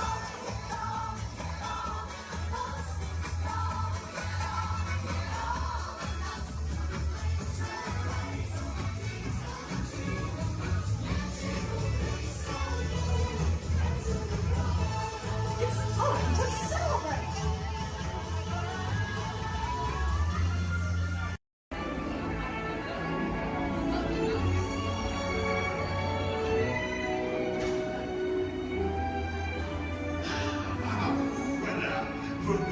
Venez, suivez-moi.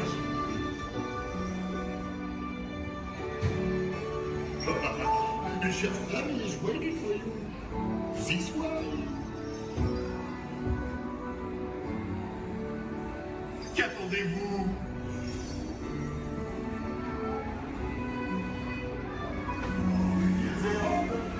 Des invités pour le dîner. Yes, put him here. Vous n'aurez pas idéal. Concovin? Non. A simple omelet? Too simple. What? Mais oui, that's it.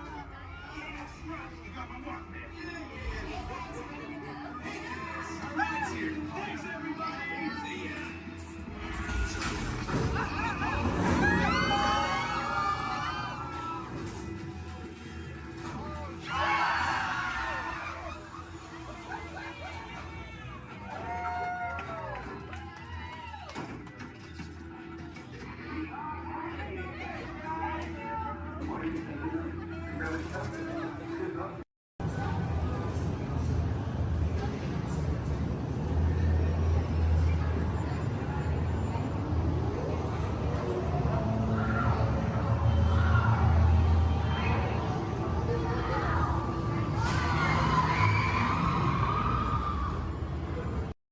echolocation's awesome. We're gonna do it. Everyone, both fins up, go.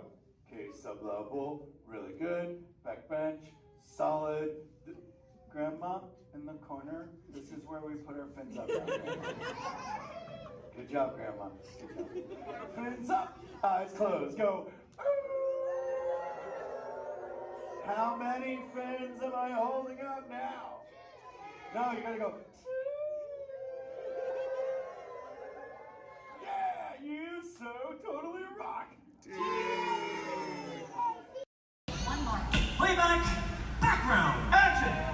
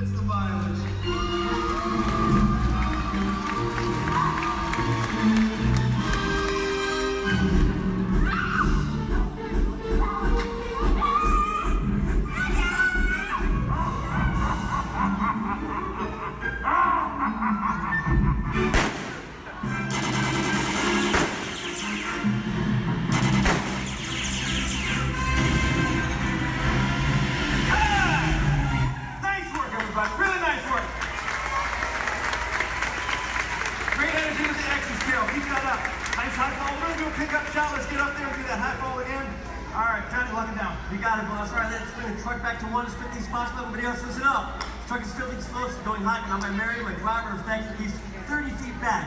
Hey, Carol. Yeah, thank you. We're all set, boss. All right, thanks, Johnny. Hey, Kevin, let's get you on your mark. That sequence? Brilliant, loved it. We're going to pick up right after you shot that swordsman. On action, turn to your market roll. Take out that sniper up there on the roof. Got it? You got it. Devin, beautiful work. We're going to pick up right after you've been thrown into the back of the truck. Hang on. That truck is going to go fast around the building. Most importantly, though, Chaz has loaded this truck with a lot of explosives, so you've got to get out fast. You too, Zach. All right, let's do this. Johnny? You got it, boss. All right, places, everybody, please. Places. All the extras. Thumbs up, everybody, if you're ready. Thank you very much. Everybody set.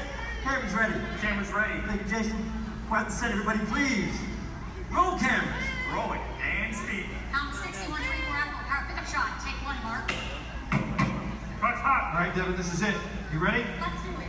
Background. Action.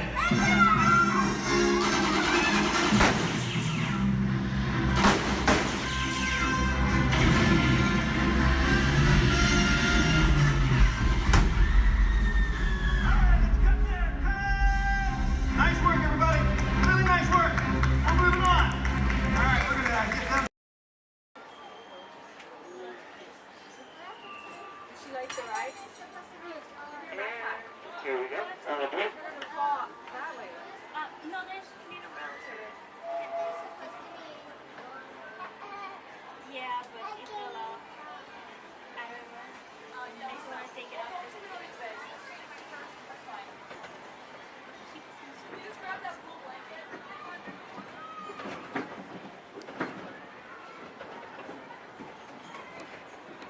Hello, everyone. Thanks for joining us on the Disneyland Railroad.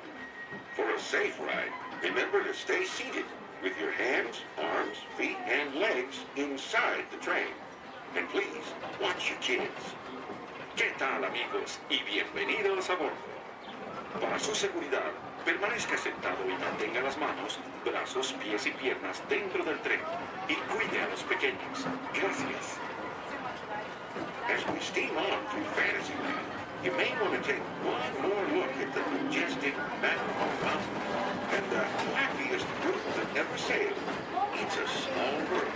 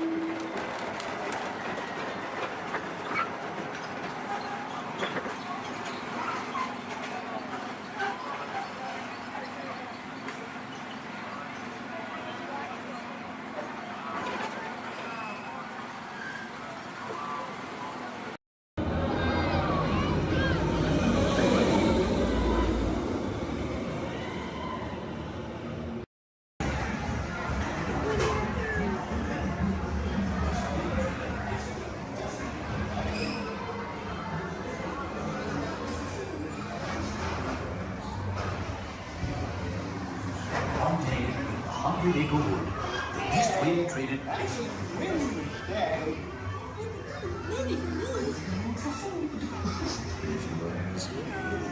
We'll never reach there. Mommy! Mommy! Oh dear! Hang on tightly, Rule. Look, Mama, look! I'm tight!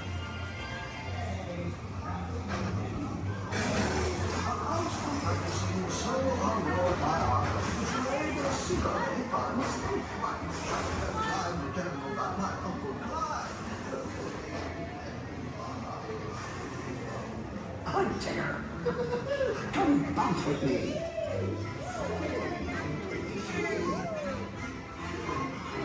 Dancing makes you feel just great, doesn't it?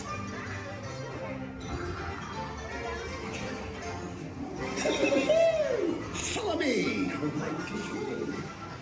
I almost bounced right out of the ride. Watch out, like up amongst the nozzles. They steal honey. Steal honey?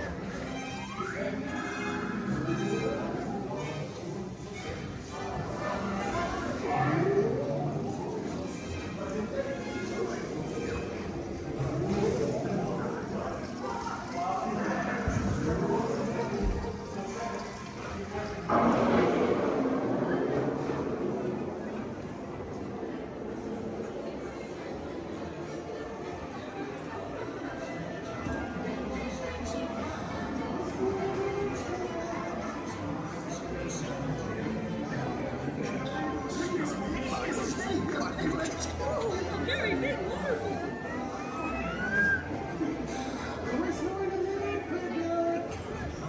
Rain went away, and everyone gathered together to say, Hooray for Boo, too.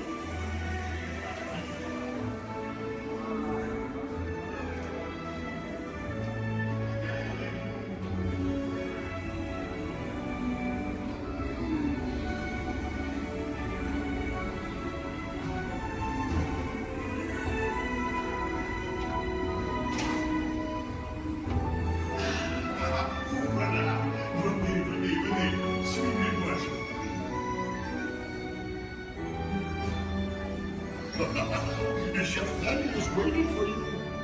This way. Qu'attendez-vous?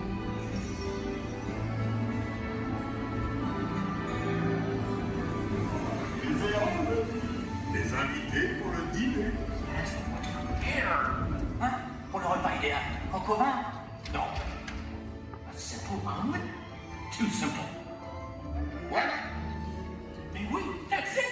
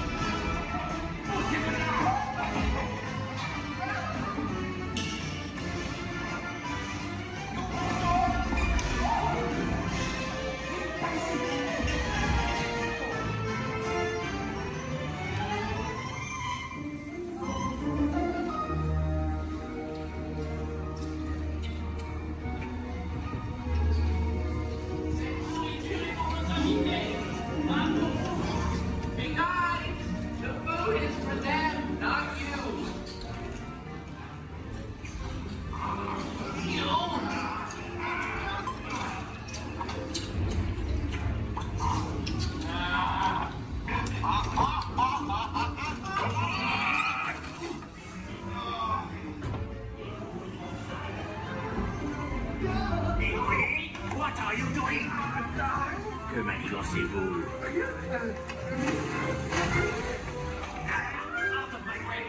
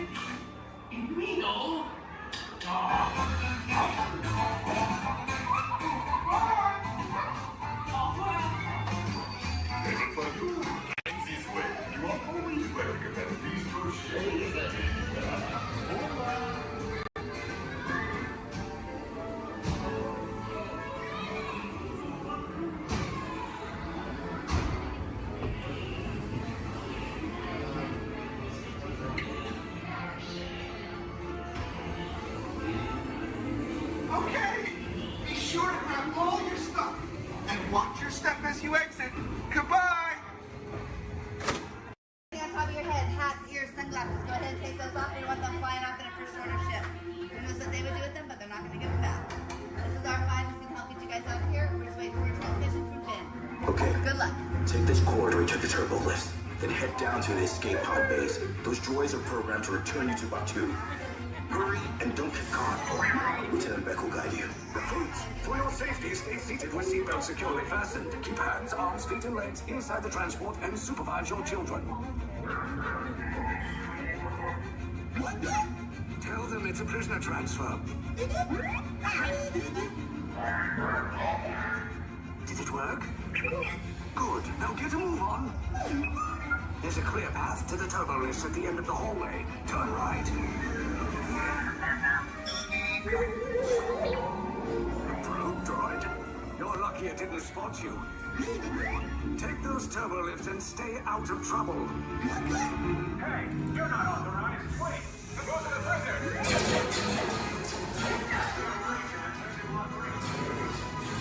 Your cover is blown. Find an alternate route. Who picked these two droids anyway? Detection breach. Users will see identity. Fire!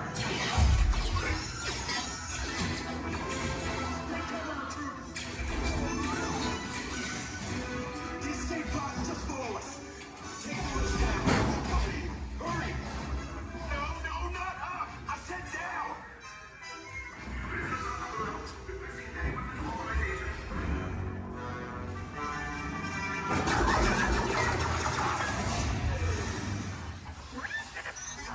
This does not look good. Try to find another way down to the escape pods. The Resistance will attempt to rescue the prisoners. They have neither the resources nor the courage to engage us. You underestimate their conviction. Raise the shields! Shields? I see no evidence. Sound the alarm! All personnel to their stations! Sir, The prisoners have escaped. How brave, but ultimately hopeless. There's nowhere to run.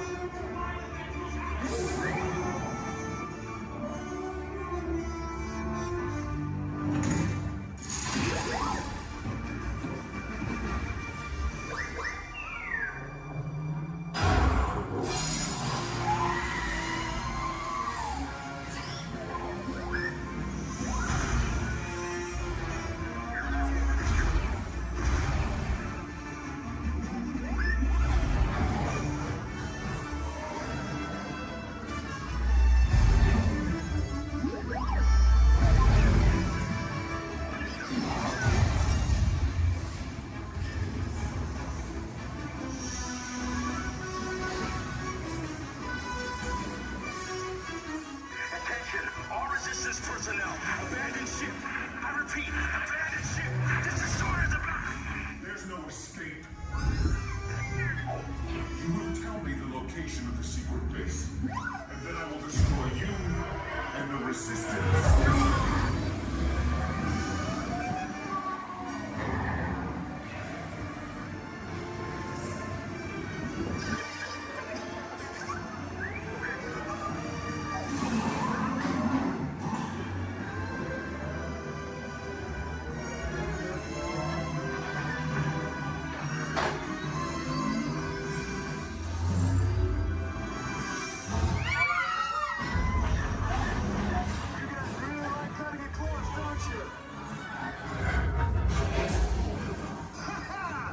Okay, you're clear.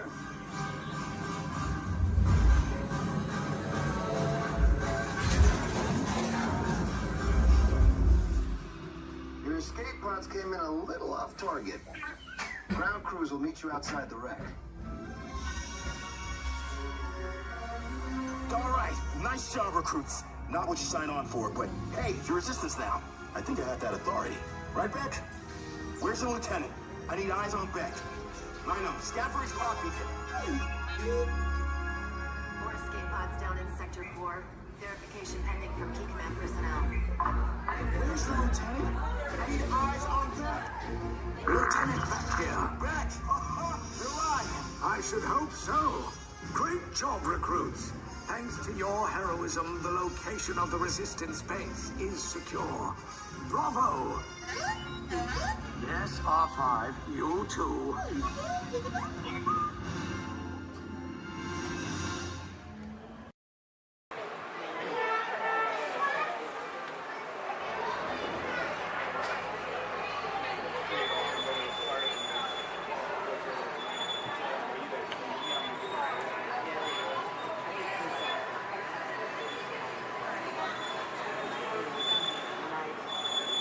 Hello everyone, my name's Don and welcome aboard.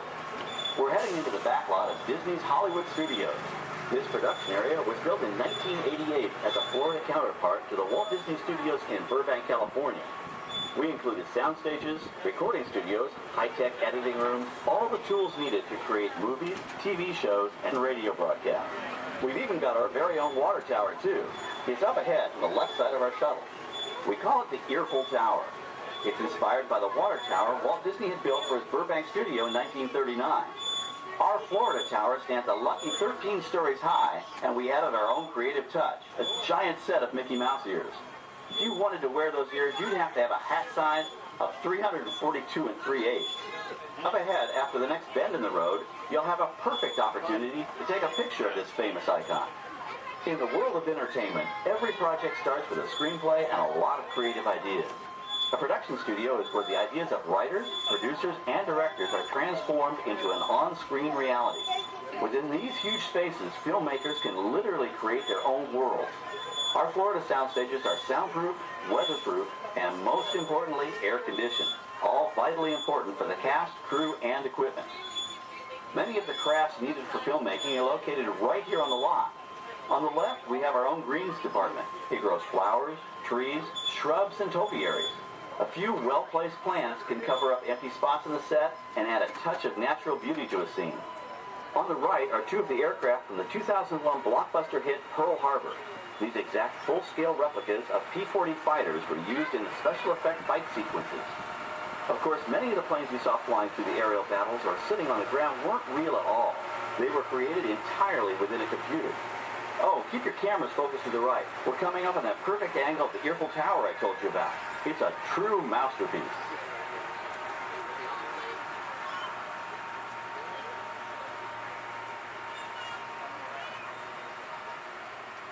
We're entering one of our most glamorous and colorful departments, creative costuming. Every star has to have just the right wardrobe, and it all begins here with a designer's sketch. Our team of designers, seamstresses, and tailors can turn 1.5 million yards of fabric into over 25,000 costumes every year. Many of these costumes will become part of the shows and attractions of the Walt Disney World Resort. In fact, here in Florida, we have the largest working wardrobe department in the world. Why, Mickey Mouse alone has over 175 different outfits to choose from, while Minnie Mouse keeps more than 200 unique costumes in her wardrobe. On the left are costumes worn by the stars in recent studio productions. You'll probably recognize some of those costumes from the big screen. Every story needs a setting, and our design staff can create just about any place a script calls for, from an urban city street to a remote desert canyon. On the left is our scenic shop where large-scale sets and props are built. Our team of set designers, carpenters, artists, and engineers has created caves and caverns, game show sets, even replicas of the U.S. Supreme Court and NASA's Mission Control, all on our sound stages. The shop also provides sets and props for our shows and parades here at Walt Disney World. The same skill and craftsmanship that goes into a movie set can also be used to create magic for our parks. Either way, it's all about making dreams come true.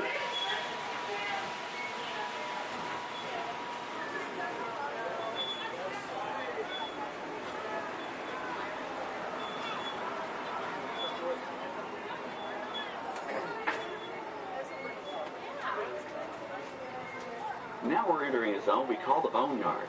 It's an outdoor storage area for oversized props and vehicles.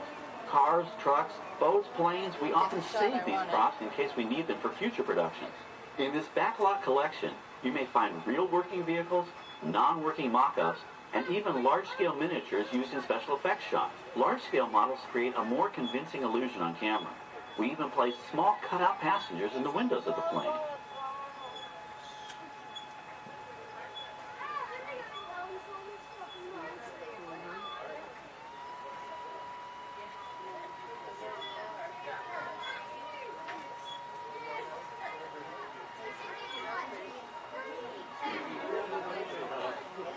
We're now passing by the sets for our Lights, Motors, Action Extreme Stunt Show. On the left, you may catch a glimpse of the Mediterranean fishing village that sets the stage for this thrilling attraction.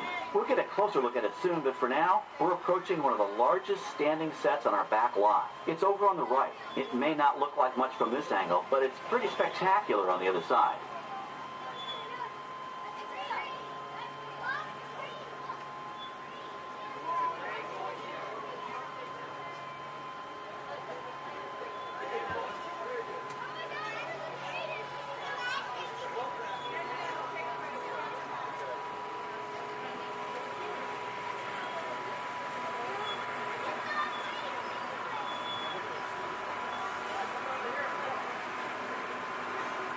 This is great, folks. The production crew has just given us clearance to enter the set. Hello, Backlot Tour. I'm Amy, a production coordinator here at the studios. I can see your shuttle heading toward our canyon set. I've given your driver permission to come in and take a look around. I'm up here with our effects crew, and we're getting ready to shoot a test sequence. Oh, on the way in, you're going to be crossing a wooden bridge, and things may get a little bumpy, so please, hold on to your belongings, especially hats, cameras, and glasses, and keep an eye on any small children in your party. And of course, please remain seated at all times. Welcome to the set. As you can see, we brought the bare, dry deserts of Southern California to green, typically humid Central Florida.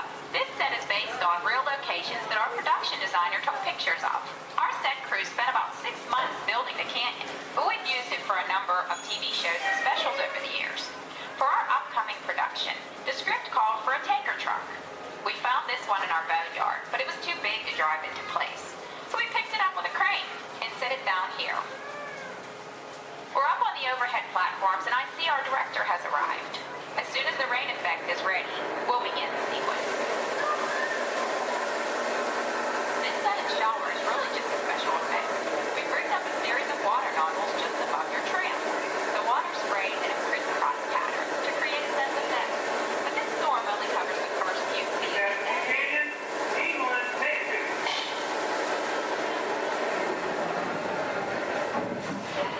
Okay, it's showtime. Everybody stay seated. Hang on to your belongings and watch your children.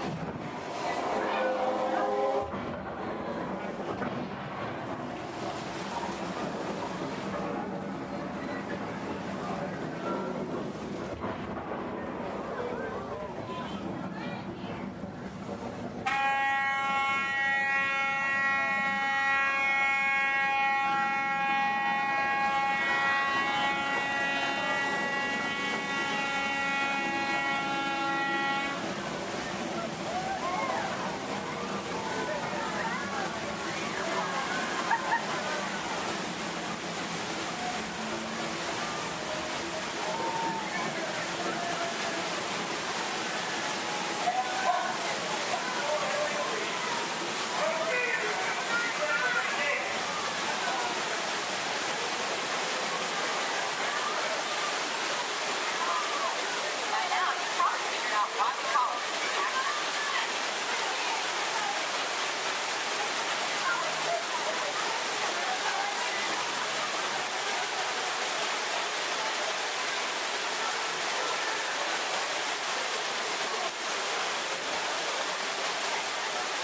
Now, let's go behind the scenes and find out how this spectacular sequence was created. The canyon itself is a facade, a steel structure covered with wire mesh and layers of concrete, sculpted and painted to look like natural rock formation. Narrow yellow pipes carry propane gas to fuel these flow-tubes and fire engines. For the flash flood, we use 100% real water, about 70,000 gallons of it, dumped from overhead tanks. Oh, but don't worry, we recycle. All of that water will be pumped right back up to the top for the next take. We shoot some of the water through air cannons for an extra dynamic effect. Those air cannons are powerful enough to shoot a basketball over the top of a skyscraper the size of the Empire State Building. To top it off, our shuttle was sitting on hydraulic shaker tables. They provided the shaking, rattling, and rolling sensations for the scene. The entire sequence can be reset in 3.5 minutes. That's just enough time to bring in the next shuttle. Well, I've got to get ready for our next take. Thank you all for being part of the action. Hey, I'm needed back on the set, so enjoy the rest of your tour. Okay, well, thanks, Amy, for giving us access to the set.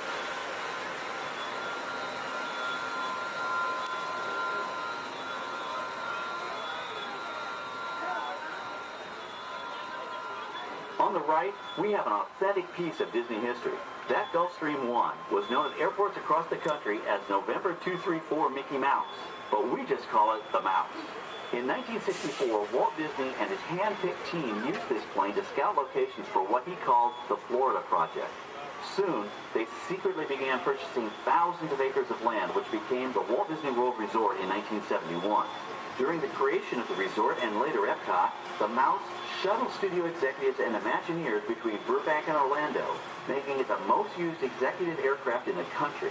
Appropriately, the Mouse retired here in 1992. As Walt used to say, it was all started by a mouse. In this case, the 234 Mickey Mouse.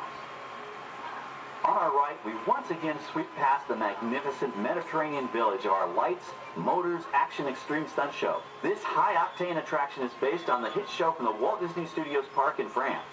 In this action-packed production, you'll feel like you're right there on the set during the filming of a spy thriller, complete with custom-built cars, motorcycles, even jet skis. You'll experience the split-second timing, coordinated driving, and fiery special effects that make action movies a real blast.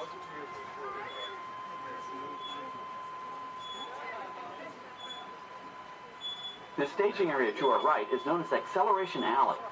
Here, the custom-built stunt show vehicles rev their engines up to 70 miles an hour before making their high-speed entrances onto the stage for our lights, motors, action extreme stunt show. Of course, these are professional stunt drivers. We hope you'll enjoy their daring driving skills, but please, don't try them yourself.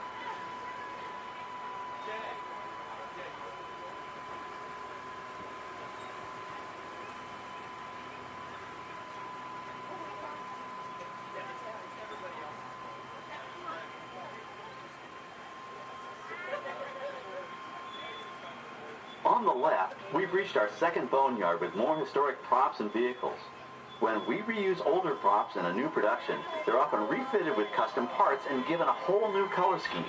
You might not even recognize them the next time you see them on screen. For instance, coming up is our friend Herbie the Love Bug. He went through a special demolition derby makeover.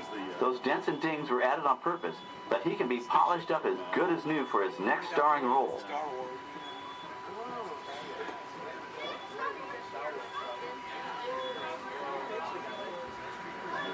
On our right, we now have a very different view of the fishing village set. From this point of view, you can see that there is no inside to the buildings.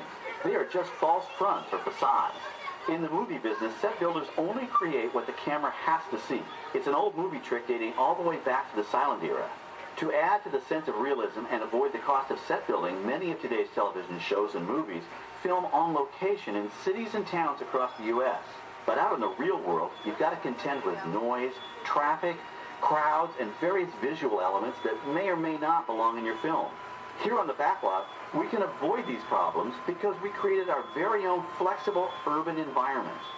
Our Streets of America facades can stand in for a small town or a giant metropolis. As we come around the last corner on our route, you'll see the skyline of New York City in the distance. It's really a series of painted flats, expertly designed to fool the eye and the camera. We can dress and decorate these streets to look like any city we want, from Chicago to San Francisco. Depending on the choice of vehicles, props, and costumes, we can even turn back the clock and set our story in a different time. And what's more, these sets are built with Florida weather in mind. They're made to withstand 100-mile-an-hour winds. You're welcome to visit our Streets of America anytime during your visit today and get an up-close look at the skills of our set designers and builders. We've just about reached the end of our tour. Our final stop is the American Film Institute Showcase, where you can see the actual costumes and movie props used in some of Hollywood's most famous films. There are some pretty amazing items in there, so feel free to take all the time you like. Please stay seated until our tram comes to a complete stop and check around you for any personal items that may have fallen during our trip. Well, as they say in Hollywood, that's a wrap. Thanks for joining our backlot tour, and we hope you'll come back to visit us again soon. Alright, we're going to stop up here in just a moment. I'll open these doors. I'm going to exit out through those blue automatic doors into the AFI Showcase tour. All the way down and not sitting on feet or anything else. Alright. Well, here we go. Everyone say bye. Bye. Bye. Bye. Everyone say hi. Hi. Hi. Now say bye. Bye. Bye. Now say hi. Hi. Bye. We're stuck together. 3 months. Yes, 3 months together. Yes, my name is Erin. I'm going to be your skipper, your guide, your social director, and your dancing instructor for all 3 of these months. Now, make sure you stay seated. Keep your hands and arms inside, and be sure you watch your kids, because the crocodiles, be sure they will. Now, we begin our adventure here in the Amazon rainforest. On the left and on the right, you see those beautiful butterflies. Now, they can grow to have a wingspan anywhere from 12 inches all the way up to a whopping 1 foot. Yes, we call them the rulers of the jungle. Over here we have Inspiration Falls.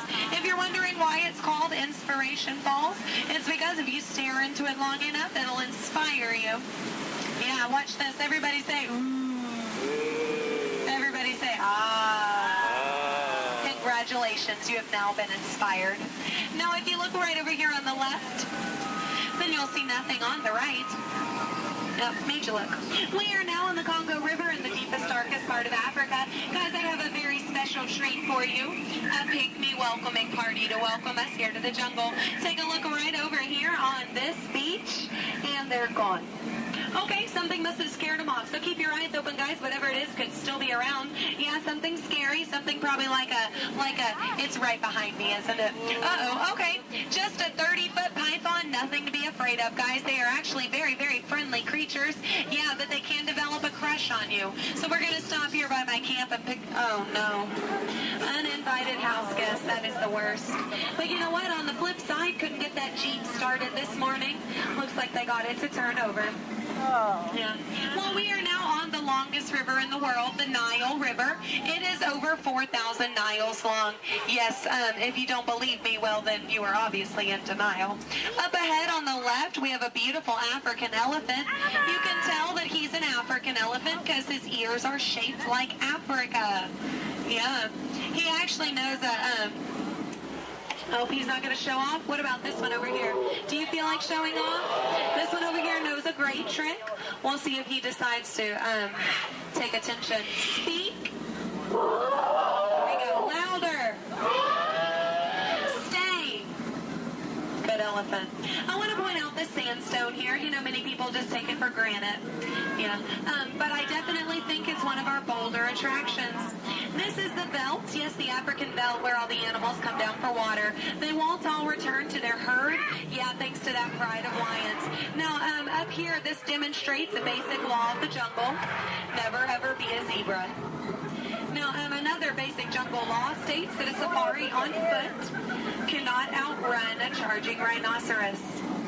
Yeah, I tried to warn them, but they didn't listen. But you know what? I feel like they got the point. In the end, you know, wouldn't you hate to be the low man on that totem pole? Now, danger lurks around every bend in the jungle. As we come around this next corner, we are entering crocodile country. The big croc on the left, that's Old Smiley. Old Smiley is 75 years old. He just lays there all day looking for a handout. Yeah, I had an English teacher on my boat try to give him one time. Now she's teaching shorthand. Up ahead is Schweitzer Falls. Now, Schweitzer Falls is named for Dr. Albert Falls. Those of you in the back, you might want to lean in. Lean in, guys. Lean in, lean in. It's going to be close. Lean in, or don't move a single muscle. That works too. Paralyzes the ear, sorry, I understand. Now, people ask me all the time how I landed my job here at the world-famous Jungle Cruise. I think it's plain to see. I took a crash course, because when you've been here as long as I have, you just start to smell. Smell danger, that is. Like up ahead, this pool of hippos. Guys, I know they look cute, but they can actually capsize the boat. I'm going to use my gun to scare them off. Cover your ears, guys, this is going to be loud. Shoot! Shoot! Shoot! Shoot! Shoot! Shoot! There we go. Yeah, it's actually a little known fact about hippos. They are terrified of shoes. Now, up ahead, headhunters. This is bad. This is bad. This is a very bad place to be headed. All right, stay calm, guys. Don't lose your heads. Yeah, there's my last crew in that boat over there. Bunch of numbskulls. Now, that dance that they're doing, that does mean they are going to attack. But they only attack from the right-hand side. Stay focused on the right, and they can't ambush us. Over the top of the hill. They're on the left. Get down. Get down. Get down. Get down, sir. Don't worry about looking stupid. I'm doing it for you. Get down.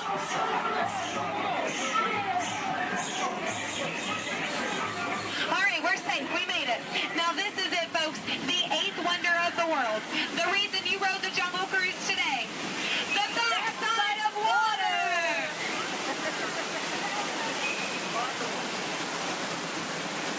Woo! Yeah, you feel that mist? Kind of nice, kind of cool. That is the largest concentration of bacteria in the jungle. You're welcome. Well, we are now in Southeast Asia, deep in the heart of Cambodia. Up ahead, we have a temple. Uh-oh. Guys, I was going to take you in this temple. I think there's been an earthquake or something. This is a new entrance. I don't know where it leads. It could lead to danger. It could lead to treasure. Should we go in? Yeah. Yes? Good. I do not know how to reverse.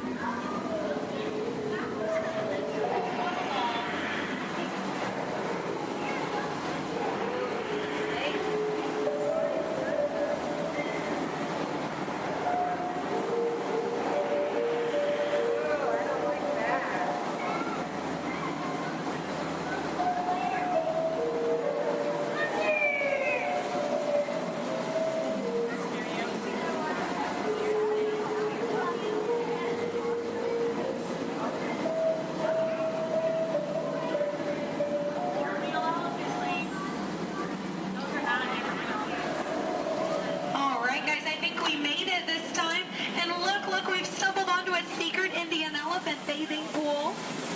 Now guys, I know this is their bathing pool, but feel free to take as many pictures as you like, because look, they all have their trunks on, it's fine. Now, some of these elephants are very, very friendly, and they might try to spray the boat. So we are just going to scoot on through. Oh, no, up ahead. Up ahead. Get down. Duck, duck, duck, goose. All right. No, oh, no. Oh, no. Both sides. Oh, no. Get down. You fell for it twice. Yeah. No, that one over there, don't worry. He always forgets to pack his trunk. Now guys, I'm going to take this time to point out some of my favorite jungle plants. That one. That one.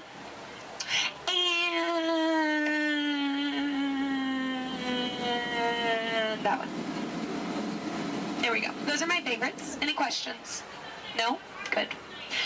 Over here on the left, you'll see our dear friend Trader Sam. Trader Sam is actually our resident head salesman here in the jungle. Yeah, due to the economy lately, sales have been shrinking. But he is offering a special, 2 of his heads for just 1 of yours. Yeah, think about it, because, you know, any way you slice it or dice it, you're going to come out ahead. Yeah. All joking aside, Sam is a really lucky guy. He was the only man from his entire tribe to go to college. Yeah, he actually got kicked out, though, before getting his degree. He got caught trying to butter up one of his professors. Yeah. But he's a nice guy. He actually threw a dinner party last night. Yeah, he invited all the skippers. I got there 20 minutes late, though. All I got was the cold shoulder. Nothing left but finger foods. Yeah, and I was looking forward to it. I mean, his wife makes a great stew. I told him so, and he said, I know. I'm going to miss her. Yeah. You know what Sam's favorite Disney song is? You Got a Friend in Me. Yeah. I'm not making these up, guys. They're actually written in the script. Yeah. Yeah.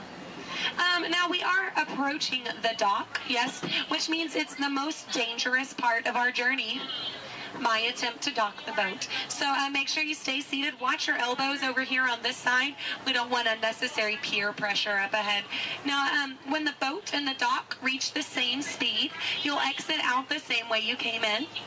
Everybody over here will use the back door. Everybody over here and in the center will use the front door. Just remember not to cross the crates. Yes, don't cross over the boxes. I don't want you to trip and fall. You'll have 2 bad trips on the same boat. I thought 1 was enough. Now, guys, we've really been through a lot. I have to tell you, out of all the crews I've had today, you guys have been the most recent. There we go. No, really, that is an honor only a few thousand people get a day. So you should feel very, very special. No, really, guys, if you find yourself passing by the Jungle Cruise later, I understand. Yeah. But if you want to stop and say hi, I'll be around. And around. And around. Stay in school. No, I'm kidding, guys, I'm kidding. 4 years of college. Yeah. My mom is so proud of my brother. He's a doctor. I tried to be a doctor, I really did, but I don't have the patience. Yeah, now is that... Those are raindrops I hear hitting the top of the boat. So, yeah, it looks like we're going to get a little wet. Just a reminder, our dock is made out of pure hickory. Yes, so as you exit, you will be stepping out onto a slippery hickory dock. Make sure that you watch your step on the way out. Yes, watch your step, but don't step on your watch. That is just a waste of time. Yeah. Now, guys, if you did enjoy your cruise today, my name is Skipper Aaron. If you did not, the name's not important. No, it's not. Now we are, here we go. Oh, here we don't go. But I'm out of jokes. Ooh, why is Cinderella so bad at soccer? She keeps running away from the ball. Yeah, but I mean, can you blame her? She had a pumpkin for a coach. Yeah. Oh, why does Peter Pan fly everywhere he goes? Because he can never land. Yeah. Why does Tigger bounce everywhere? He would really hate to step in poo. Yeah. What was Aladdin doing in the Haunted Mansion? He was looking for a boo. Yes. Well, I guess if we're still here, I could leave you with a few words from our sponsors. Yes, today's cruise has been brought to you by the Miracle Boat Engine Company. Yes, if this boat made it all the way around the river, well, it must have been a miracle. Yes, and Animal Crackers of the World, teaching children everywhere that all animals taste exactly the same. Delicious. And, the Cannibal Cafe, finding new and interesting ways to serve you every day.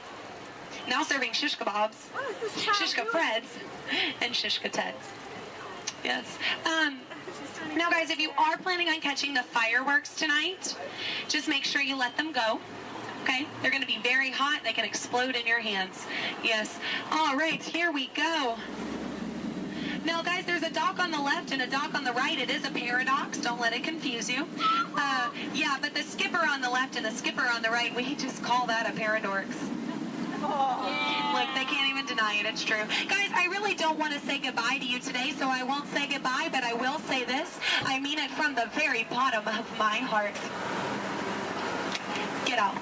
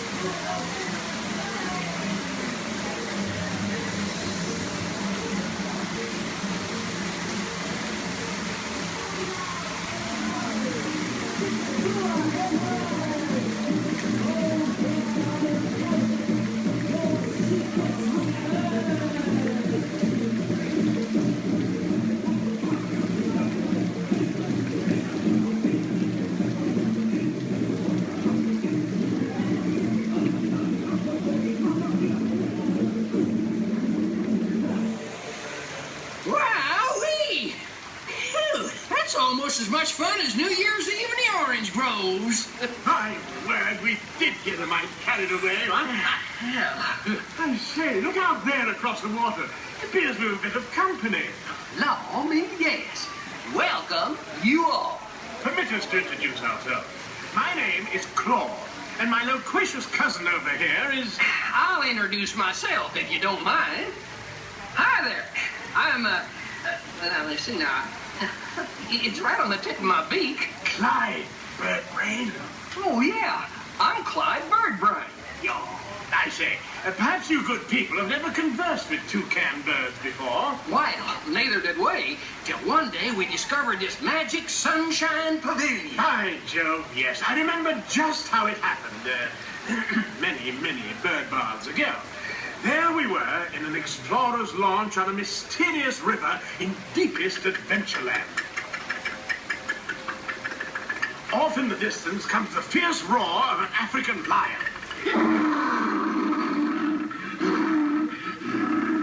And as we round a bend in the river, a huge bull elephant bellows forth in protest of our intrusion. Suddenly, the treetops explode in a frenzy of outraged birds. Oh, come, you can jolly well do better than that. I can jolly well do one at a time.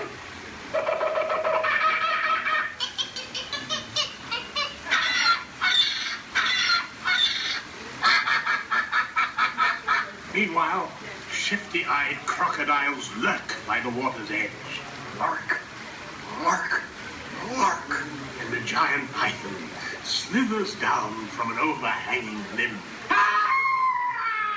What's happened? What's wrong? I think snakes. Don't be ridiculous. I'm only relating a story. Oh, all right, Clyde. Enough is enough. That wasn't me. I never even opened my beak. Huh? Excuse me, I really hate to interrupt such an exciting story, but you're calling us for a show. For goodness sakes, it's already showtime? And say yes, it is already showtime. And now, Claude, it is your turn to make the announcement to all our guests. Righto.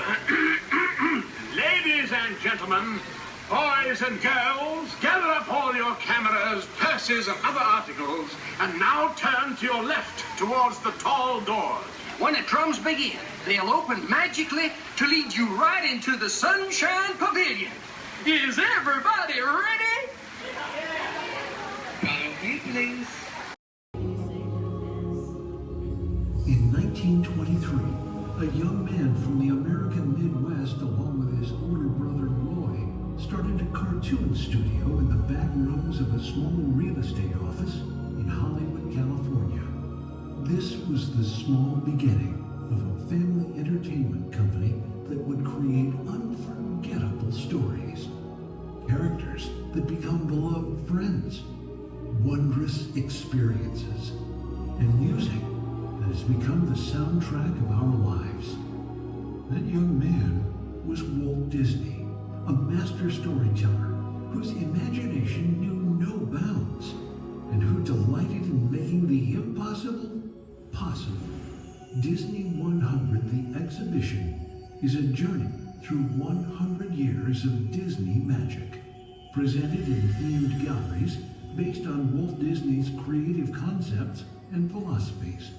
These include storytelling, creating believable characters, the spirit of adventure and discovery, the magic of sound and music, the world around us, real and imagined, curiosity, imagination, and technological innovation, the worldwide wonder of the Disney parks, and an everlasting sense of optimism about the future.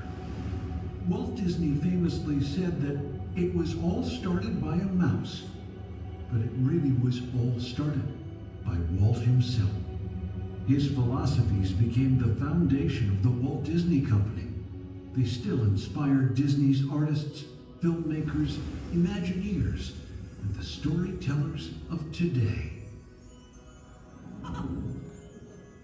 Oh boy! Oh, steady! Whoa! Hi, Mouseketeers! Well, here we go again, so hang on. Anything goes. You ready? And let the show begin! Here's my pal Walt to tell you how the magic is made. There's a lot of satisfaction in developing ideas into reality when we consider a new project we really studied. Not just the surface idea, but everything about it. And when we go into that new project, we believe in it all the way. We have confidence in our ability to do it right, and we work hard to do the best possible job. There's really no secret about our approach. We keep moving forward, opening up new doors, doing new things, because we're curious. And curiosity keeps leading us down new paths. We're always exploring and experimenting. Everybody ready? Then on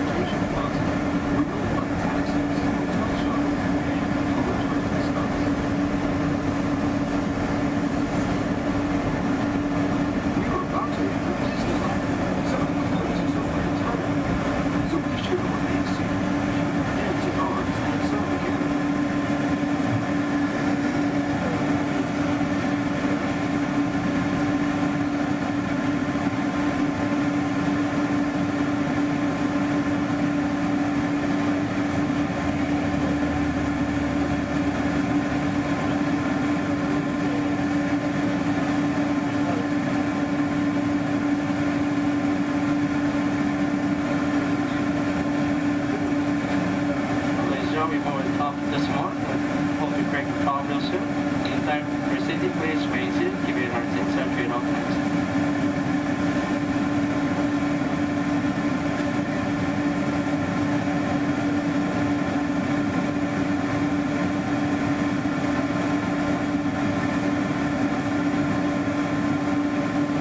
Without proceed, please remain seated. Keep your heart in safety at all times.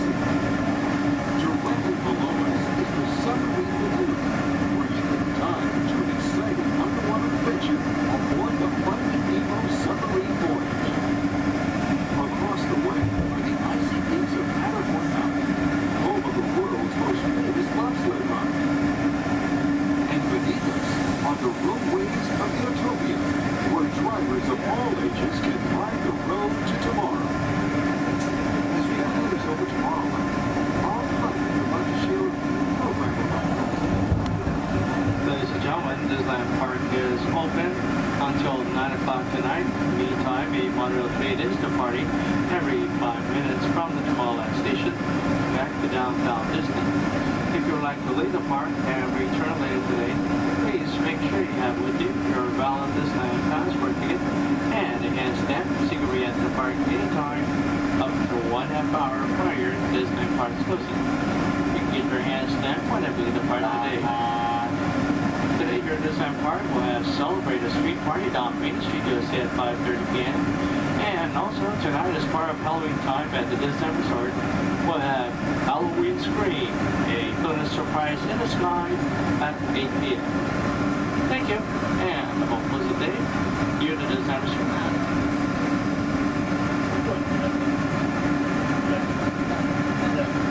Just into the right of the train are the sparkling gold spires of one of Disney's most beloved attractions.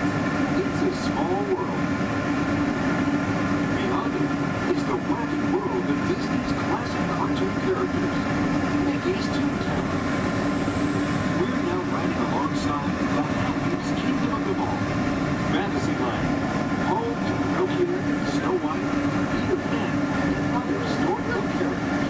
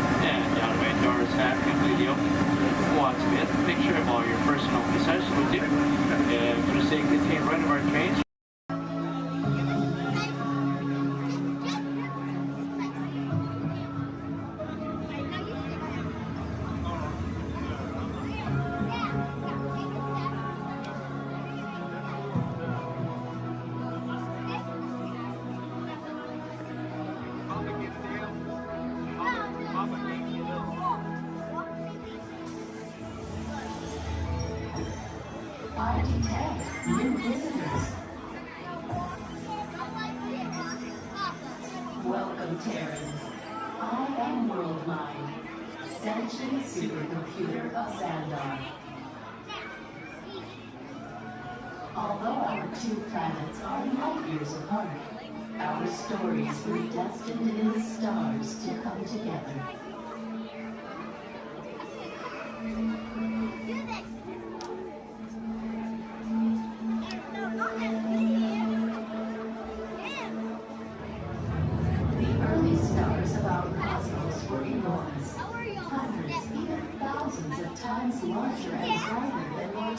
sun. Many of these stars grew hotter and denser until they exploded, creating new stars in a cycle that lasted more than 1 billion years. Over time, the remnants of these explosions began to swirl and coalesce into planets in your solar system and ours. You Terrans made our galaxy Andromeda, and yours, according to Peter Quill, after a Terran daydream. I am still trying to comprehend you Terrans and your terms, but find Milky Way a curious choice. Among the newly formed stars, at the end of the spiral arm of your Milky Way, is a star which you call Sun.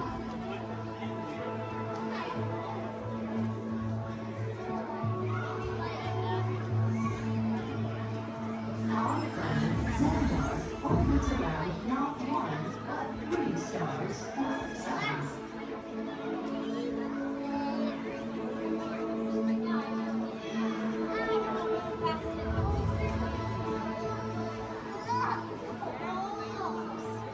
And despite the vast distance between us, our 2 galaxies are actually moving closer to each other. In just 4 billion years, they will merge with a gravitational force that will bind them together.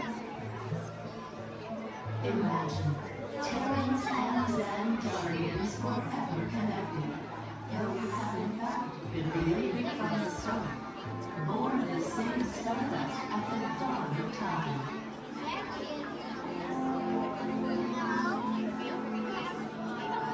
There is still so much for us to discover together as we continue to explore the mysteries of our vast universe. Who knows what dimensions or multiverses we might find? We invite you to discover more of our connected story as we journey through our wonders of Xandar. I am Worldmind. Welcome.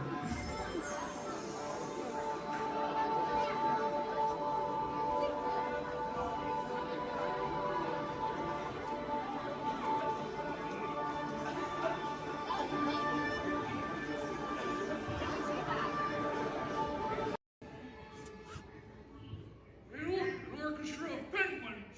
Yeah, probably took the job for the hell of it.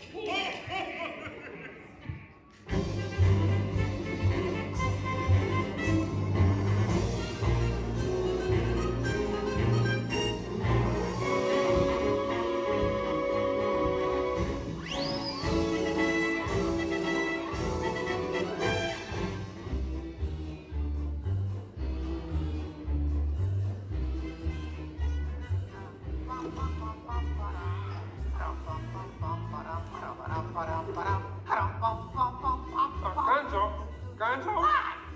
Oh. Sorry, boss. Hi-ho, Kermit Frog here, and welcome to Muppet Vision 3D. Now, let me show you around our research center. See, here in this modern high-tech facility... Hey! Careful! Here in this modern high-tech facility, we have perfected Muppet Vision 3D, a new film process which we're about to demonstrate. Now, working the projector is an old friend of ours, the Swedish Chef. Chef, everything okay? Exactly. And our demonstration includes a little song from Miss Piggy. Little? Did I say little? I meant to say it's a huge, show-stopping, major song from Miss Piggy. That's more like it. Good. And we've also got a big musical finale from Sam Eagle. Sam, what's it about? It's called A Salute to All Nations, but mostly America. Great.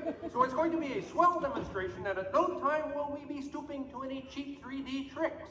Did you say cheap 3D tricks?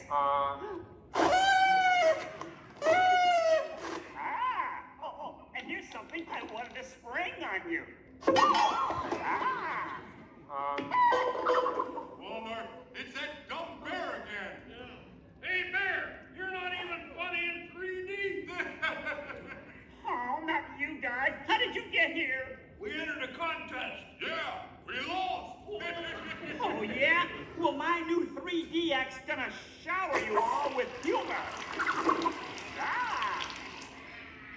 Waka waka! He's trying to drown us! What kind of act is that? An act of mercy! Well, listen, better luck next time, Fozzie. Okay? And now, if you'll come this way, I can show you our secret laboratory. You see, we invited distinguished scientists from all over the world to come and work here. Unfortunately, none of them showed up. So instead, I'd like to introduce you to the guys who invented Muppet Vision, and they can show you some of their... right now, I'd like to turn you over to Dr. Bunsen Honeydew and his assistant, Beaker. Well, thank you, Mr. Kermit. Today, let's look at the advancements we've been working on for Muppet Vision. Beaker, would you turn on the machine?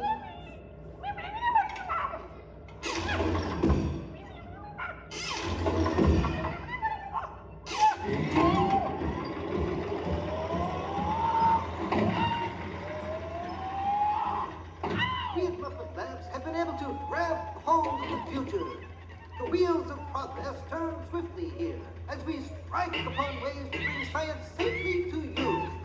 This user-friendly machine will now generate the first living 3D effect just by flicking a simple switch.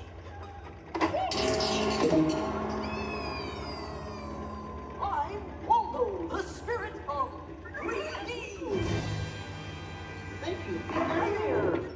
Ooh, cute outfit. What's this? Don't you just hate it when your nose runs? You know, all these other people think I'm talking to them, but I'm really just talking to you. Well, I think that would be just about enough of Waldo, Beaker. You may deactivate. What? What are you... Watch it. Oh dear, he won't deactivate. Ladies and gentlemen, there's nothing to worry about, but please keep your heads down. I'm bouncing on people's heads. Beaker, activate the inflatomatic. The what? You... Oh. Beaker, hurry. Great. Now I can start my own football team. Beaker, we'll have to try the vacuum Muppet. Yes.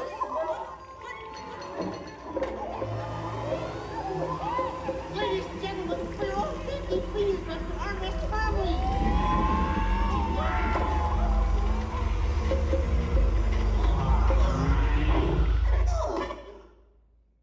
Hey, I'm free! Taxi! All right, now I'm getting out of this place.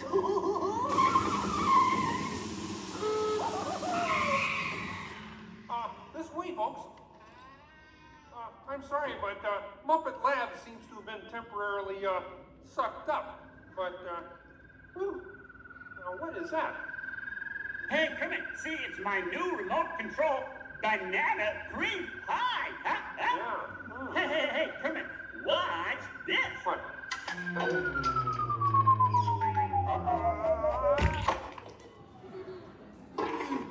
Ozzy, that's terrible. You're right. Needs more sugar. And now, ladies and gentlemen, for the first musical portion of our demonstration, we have Miss Piggy in a wonderful 3D number. That's you, penguins.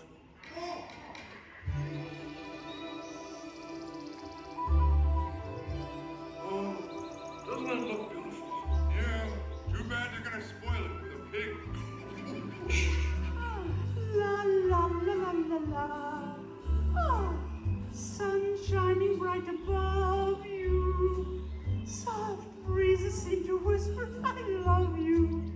Birds singing in the sycamore tree. We made it to me. Oh. Look in my eyes and kiss me. Just hold me tight and tell me you miss me. While I'm alone and blue as can be. A little dream of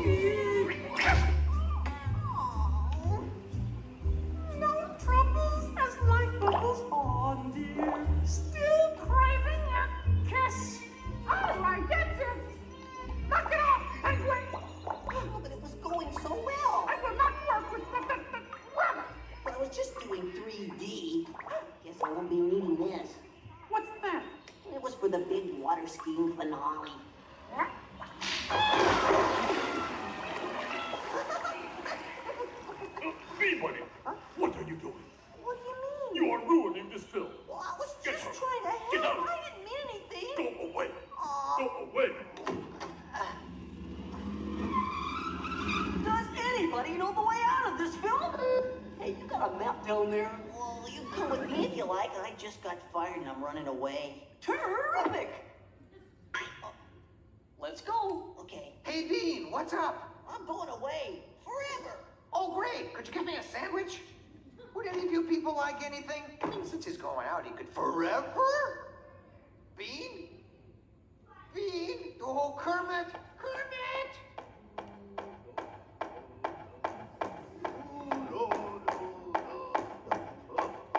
Hey, sweeter, that's a great effect. Hey, Fuzzy, Kermit!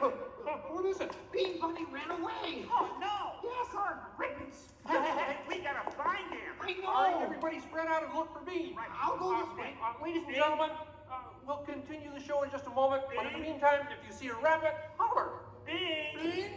Oh, Bean. Bunny! Bunny! Bean! Where are you? Bean? Bean? Bean?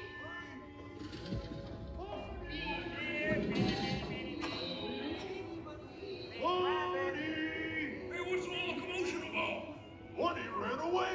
Well, you know what that makes him? Smarter than us. Hey, anybody seen a bunny? I don't see a bunny. Where?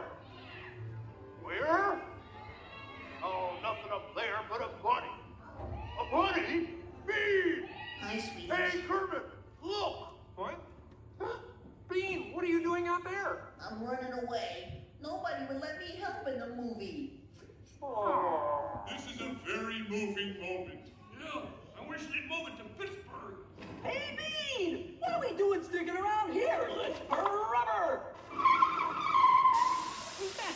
He's Walton, 3D friend, and we're both leaving the movie. Right. Look at Bean! If you leave, you'll miss all the fireworks! Right, yeah! Fireworks?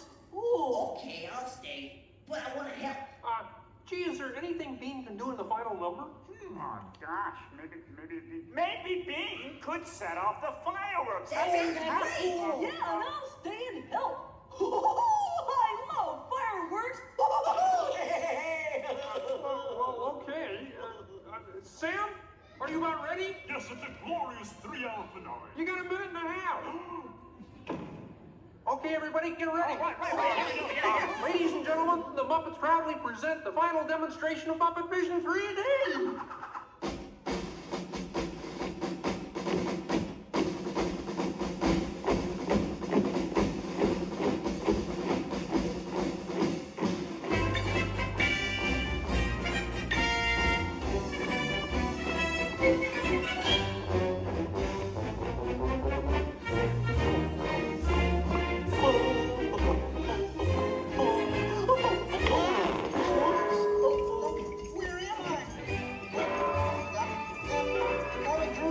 What are you doing? Get back into place. On me! There's the two section. Oh boy. Whoa! Is it over yet? Can we start again? Sorry. The fireworks!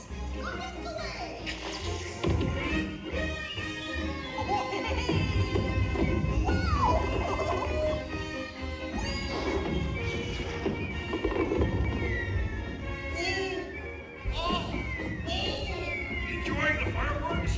No, your chair's on my foot.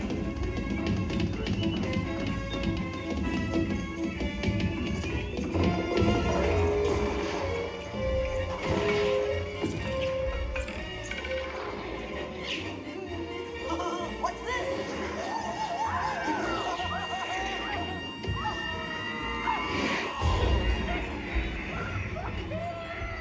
Stop the movie! Stop the movie, Chef!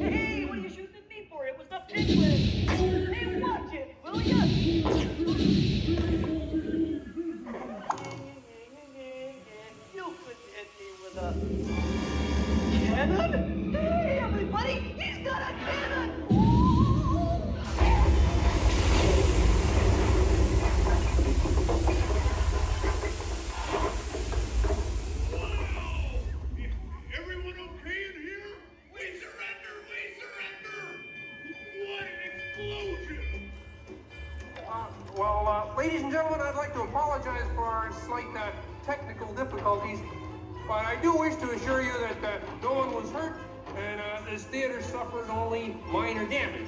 So thank you very much for coming to see this demonstration of Muppet Vision technology, and enjoy the rest of your stay, and come see us again sometime.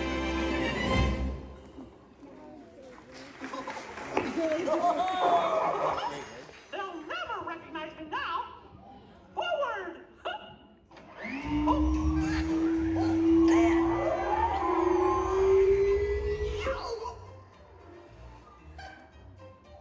Cute engine.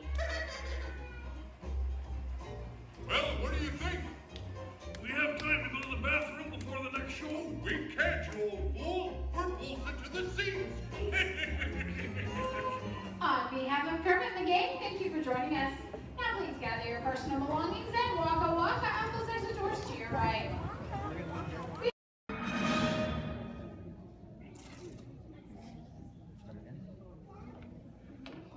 Hi, and welcome to the universe of energy. How are you? Fine. No need to answer. You know, you're probably surprised to see me here, aren't you? But then there's probably a lot of places you'd be surprised to see me when you think about it. If you were driving in your car, for instance, okay? Close your eyes, you're in your car, no, close your eyes, in the car, but right now think about it. You're in your car, you're driving, and then all of a sudden from the back seat, I just pop up and go, ah! You just whack me in the head, wouldn't you? That wouldn't be nice. But then it wouldn't be nice for me to do that to you. How'd I get in your car anyway? Did you lock the car? Maybe it was your fault. Maybe I'm just teaching you a lesson. But the point is, to see me here as a spokesperson for the universe of energy. I mean, that's crazy, you know. I mean, I'm an expert on a lot of things. You know that. I know that. But not a lot of things. A few things. But energy, I mean, there was a time I could care less about it. And then suddenly everything changed. One day I was sitting in my apartment. I said I was sitting in my apartment when, there it is. I'd offer you some snacks, but I can't hear me. Hey, you! How about sharing some of those chips? No, you're on a diet. Me? How about you? Anywho, I'm watching TV and my favorite show's about to start. This is Jeopardy! Yes! I told you it was my favorite show. Who is it? And of course, no one locks their doors in New York. Hey, it's your neighbor, Bill Nye the Science Guy. Hey, Bill Nye the Science Guy, it's Ellen, just Ellen, I guess. What can I do you for? I'd like to borrow some aluminum foil, a clothespin, and a candle. Another hot day, huh? Actually, I'm working on a new experiment. Take care of your need. I don't want to miss any of the game. What are you watching? Jeopardy. Yes. A professor of energy at Princeton University, Dr. Judy Peterson. Oh my gosh. What? It's my old college roommate, Judy Peterson. She was such a smarty pants know-it-all. I had the best nickname for her, though. What was that? Stupid Judy. Ellen, that makes no sense. She has a PhD. I know, but it made me feel better. So now I guess she's some hotshot, energetic professor. She's a professor of energy. Whatever. Who cares about stupid Judy and her stupid energy? Ellen, energy's the most important thing in the universe. Oh yeah, sure. Take her side. I'm not taking her side. It's just that without energy, nothing would go. Nothing would happen. I mean, there'd be nothing. Well, then we'd really be in jeopardy now, wouldn't we? Yeah, well, what is, thanks for the supplies, and see you later. What is? Bye-bye. It's the Parliament of Israel. Right again. Go. Right again, Judy. Stupid Judy, stupid energy. Maybe the universe needs energy, but I don't. I'll take a nap for 100. I know. Big piece of corn right there in the teeth. How could you not see? I'm gonna have to call you back. Now, as most of you know, when someone falls asleep watching TV, that person is going to have a what? Anyone? Sequence. Anyone? A crick in the neck? Bad hair day. A dream sequence. That's right, ma'am, a dream sequence. Right. Mine was more of a nightmare, actually. And actually, we should get some fog in here. Always nice to spice up a dream sequence with fog. No, not in here. Over there. The dream. Scary, huh? This is Jeopardy! Peterson, Dr. Albert Einstein, and finally, just Ellen. And now, here is the host of Jeopardy, Alex Trebek. Thank you, Johnny Gilbert. Hello, contestants. Welcome to our program, and good luck to you in the game. Here are the categories for the first round of play. Solar energy, wind power, energy from water, fossil fuels, fusion, and finally, gas. Ellen, since this is your dream, we'll let you make the first selection. I will take fossil fuels for, let's go 100. Fine. The answer is, this was formed from microscopic plants and animals trapped in ocean floor sediments millions of years ago. Ellen. Yes, I know that one. That's, what is the stuff trapped?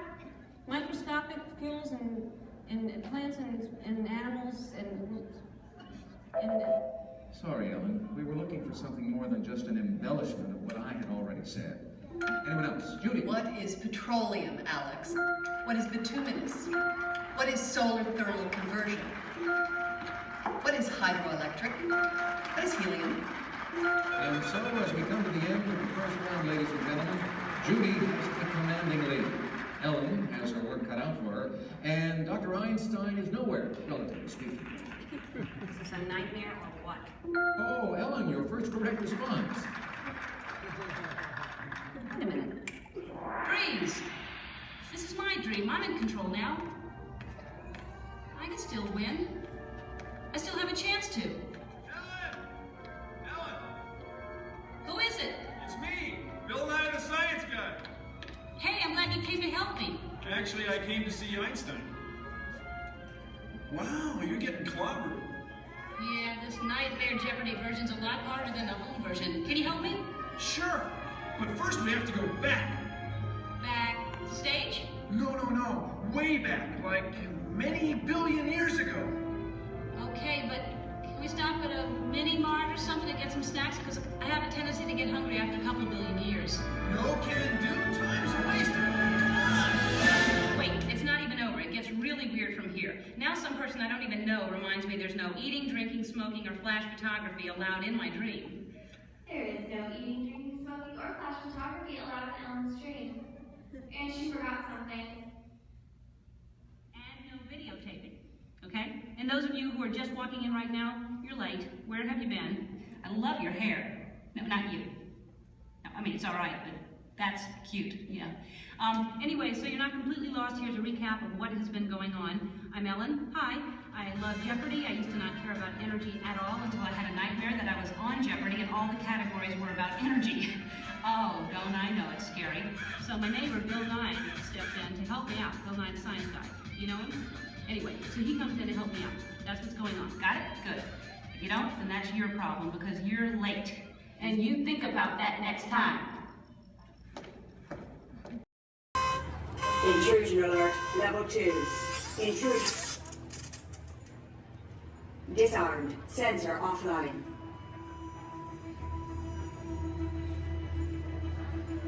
Nothing to see here. Move along.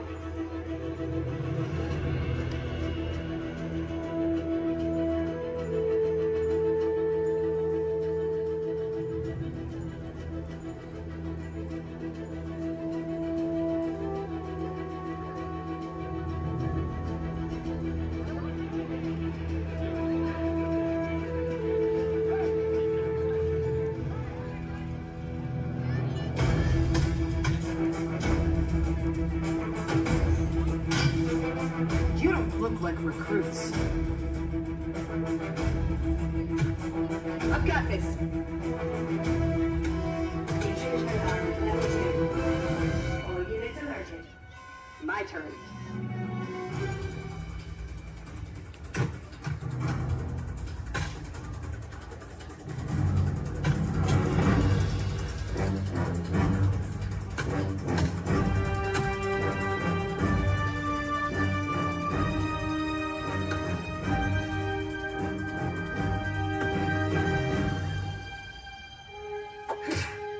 Let's try this again. Who sent you? An old friend. System offline. Assets at risk. Reinitializing. Taskmaster. What do you want? HQ back online. Ms. Romanoff, the abandoned cargo has been secured safely inside the crate hatch. It's in the jet. Let's go.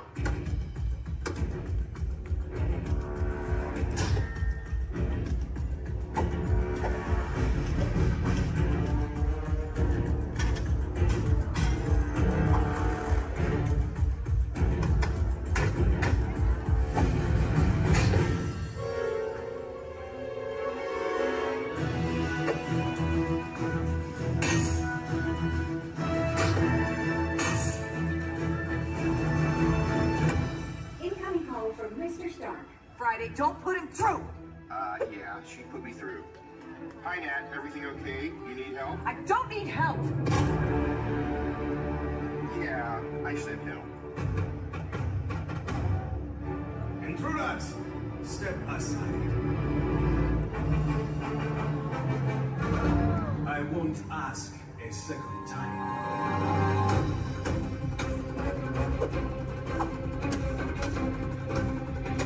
Friday, please introduce our guest. The Taskmaster. Origin unknown. Be ready. Taskmaster has the ability to master and replicate your fighting skills. It's annoying.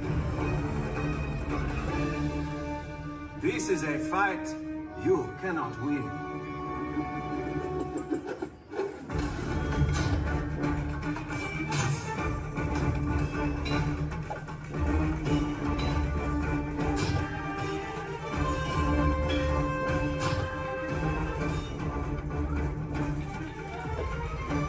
T'Challa, the vibranium. Leave it to me.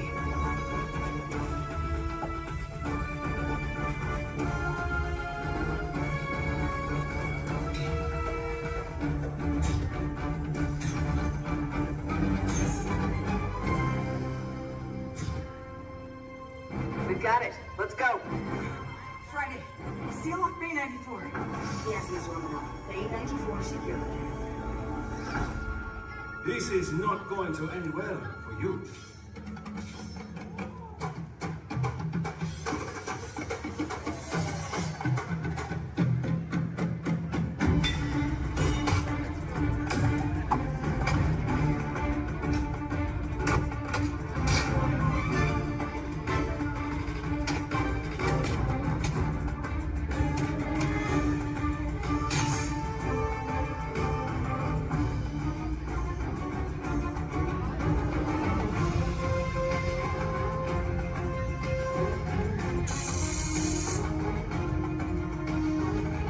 Looking for this? Not today. You know how this ends.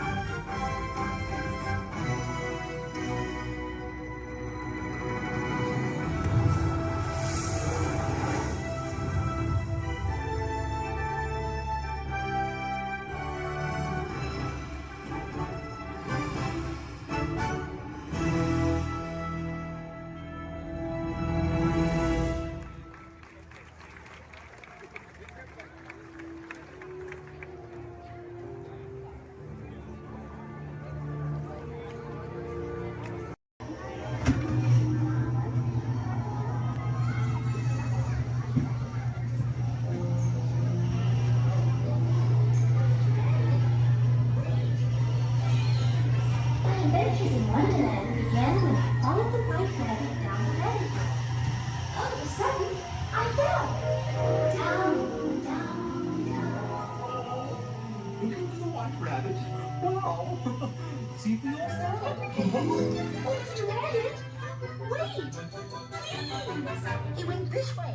No, no, that way. Hello, goodbye.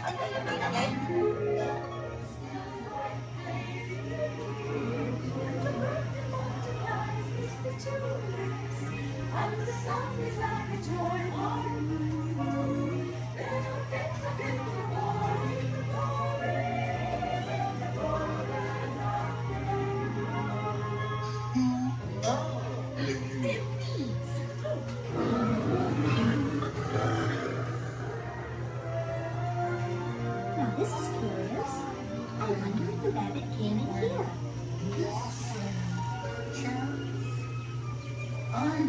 Sure. Well, I am. You do. But wait! Don't go, please!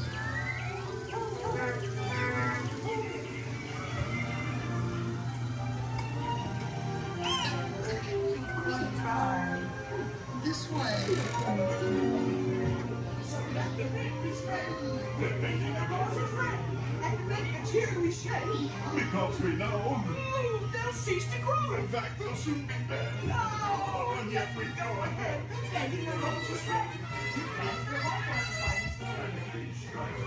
Royal Majesty, the Queen of Hearts, and the King.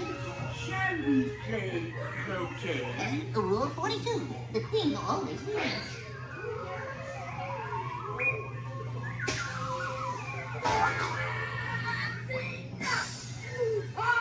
With their heads! All three their heads!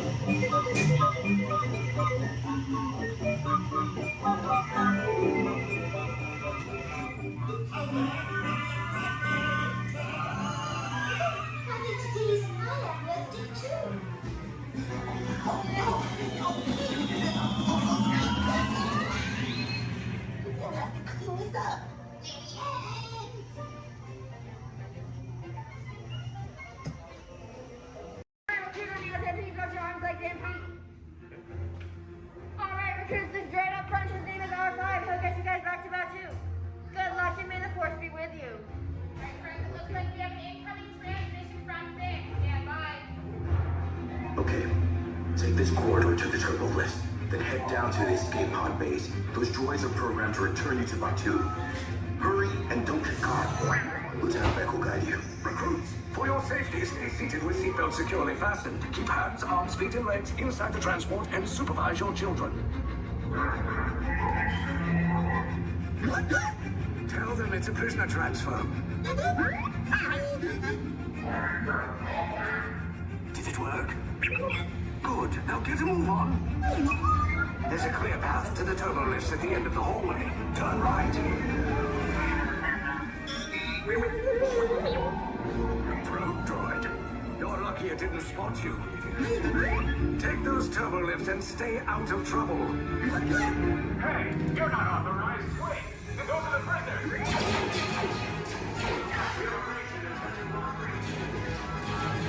Cover is blown. Find an alternate route. Who picked these two droids anyway? Detention operation. Prisoners not seen and never seen. There they are! Fire!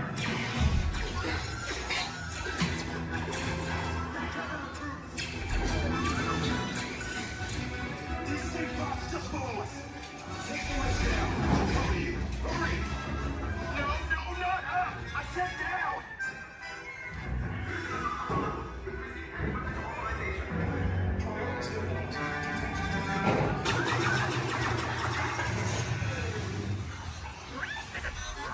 This does not look good. Try to find another way down to the escape pods.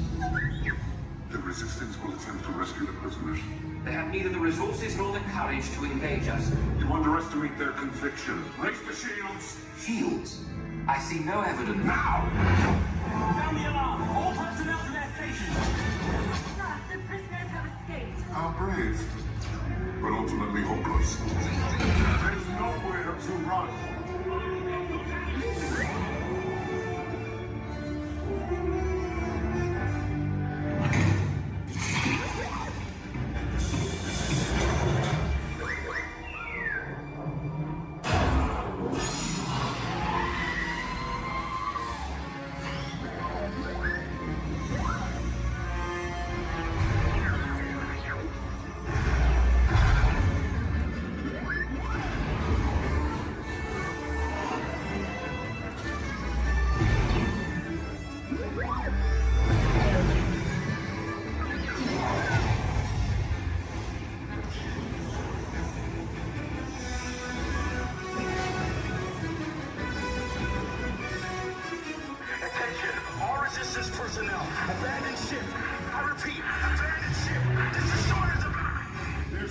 escaped. You will tell me the location of the secret base, and then I will destroy you and the Resistance.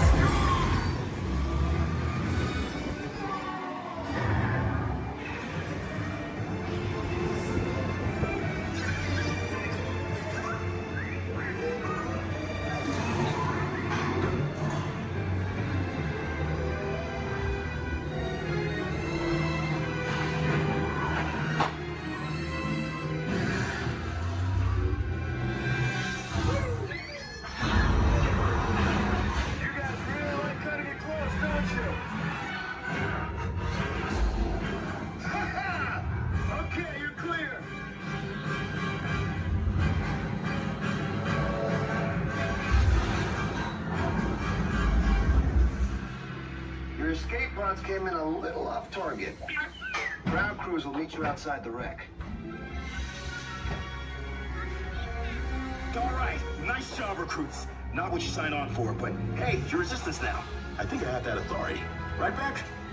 Where's the lieutenant? I need eyes on Beck. I know, Scapper's pod beacon. 4 escape pods down in Sector 4.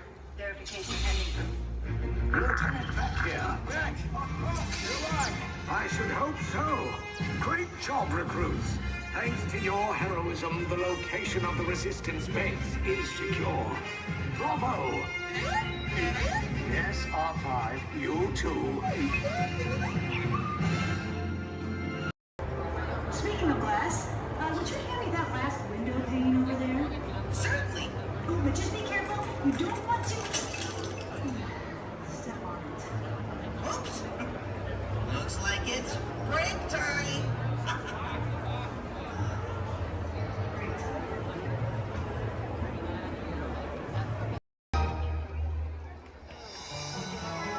Oh gosh, it's great to have so many friends here. Now we can all dance together.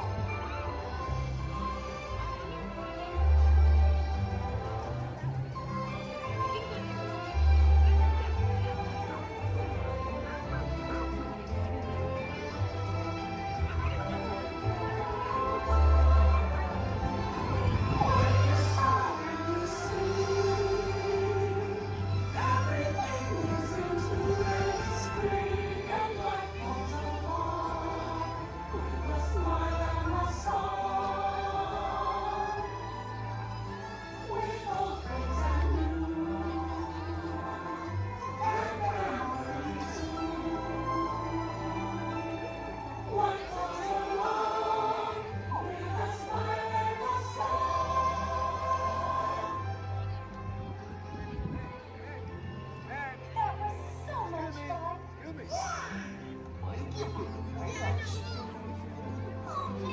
This really has been the best day ever. Discovering new dreams. That's an adventure for sure. Trying something new. And having a swinging good time. You win. Finding the confidence to be true to yourself. That's right. Here's to all of us, old friends and new ones. Warm hugs for everyone. Oh, this is what I love about the friendship fair.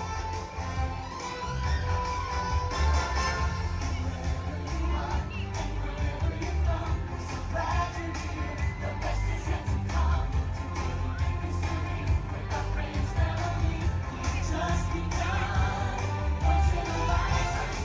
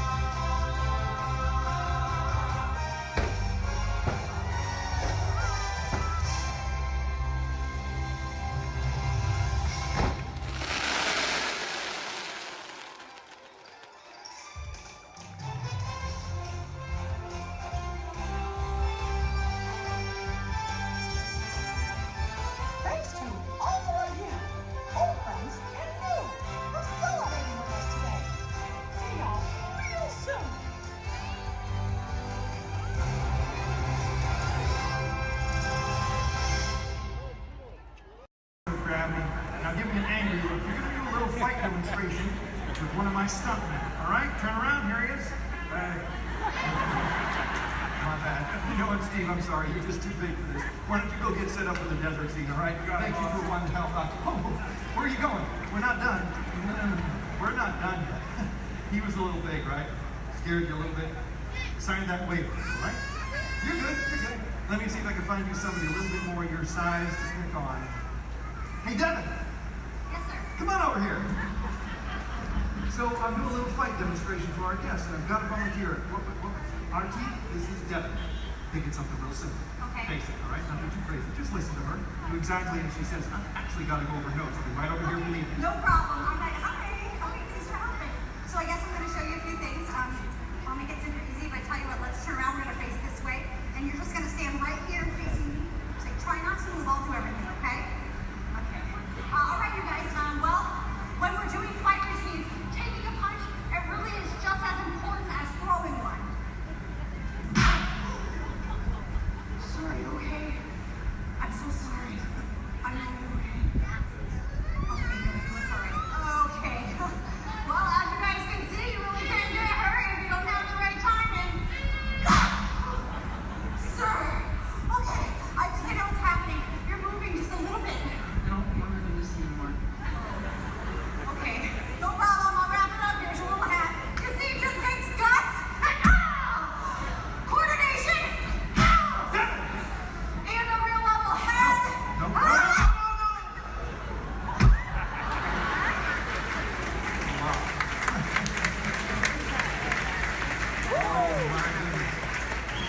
Not at all what I had in mind.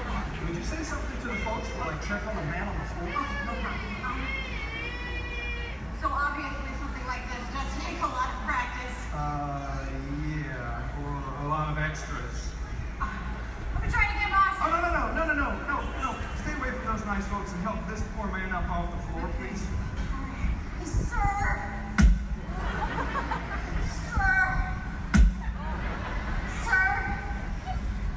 Ladies and gentlemen, that is indeed one of my stuntmen. Give it up for Mr. R.T. Lovato! Keep that applause going for all of our background extras! Personal. It's in the media. It's not my department. Can't touch it. Just saying. Anyway, let's get this game going. You ready, contestants? Our first question from a show called Dancing with the Stars. Here we go, everyone. This is Dancing with the Stars.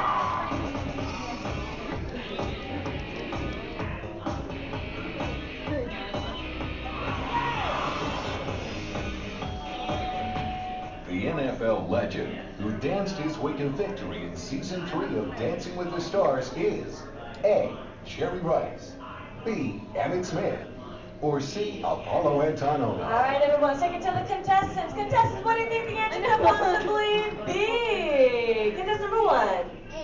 You sure they're going to be a better answer? Like maybe you'd like to change it B?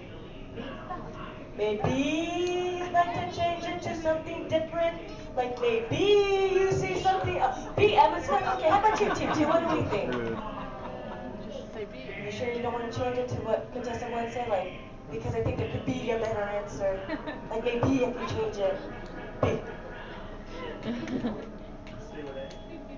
Okay, you sure? Last chance. You sure? All right, contestant 3, what do you think then? B, Emmett Smith. Well, let's find out what we've got. Sure, let's go, Bobby. Emmett Smith. Good job, contestant 1 and 3, getting a shine started up on your board. Don't worry, still 2 questions left to go. And this one's from a long-time running show. It's called America's Funniest Home Videos. Here we go. Oh.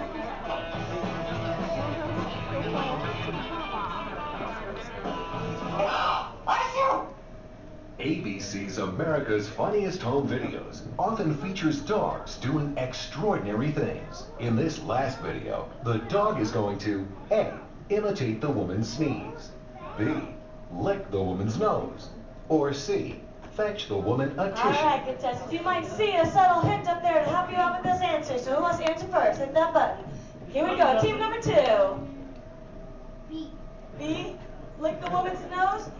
You don't see something up there that might change your answer? Metro minute tissue. Okay, here you go. Contestant 3, what do you think? And contestant number 1? C as well. Let's find out, everyone. We've got a sneeze. And we got a tissue. Good job giving all of you a shining star. Anyway, folks, commercial break time. Here we go. If any of you missed your favorite ABC show or just want to start watching new one, log on to the website. It's abc.com. Up there you can see their motto is Start Here, and that's because they're a multi-platform network, which means you can watch their shows not only on your big screen, but your computers and now even your handheld devices. Anyway, everybody, take the focus off me. I'm back up here on the screen because we're moving on to our final question. Are you ready, contestants? It's from Extreme Makeover Home Edition.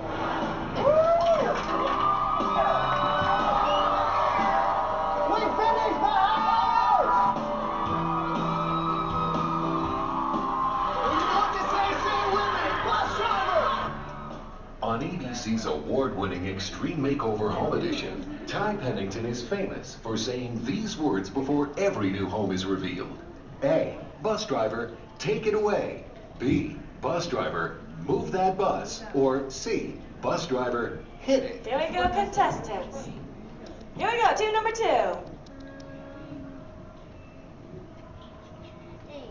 A, take it away. B, move that bus. All right, guess number 3. And guess number 1.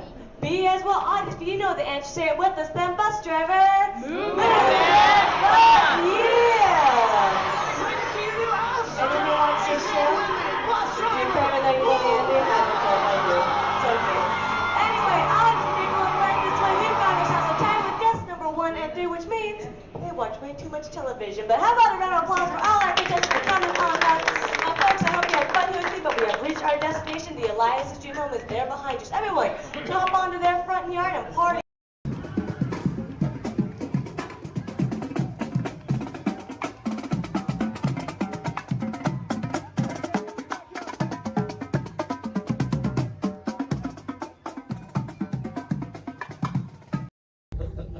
Welcome to the Avatar program.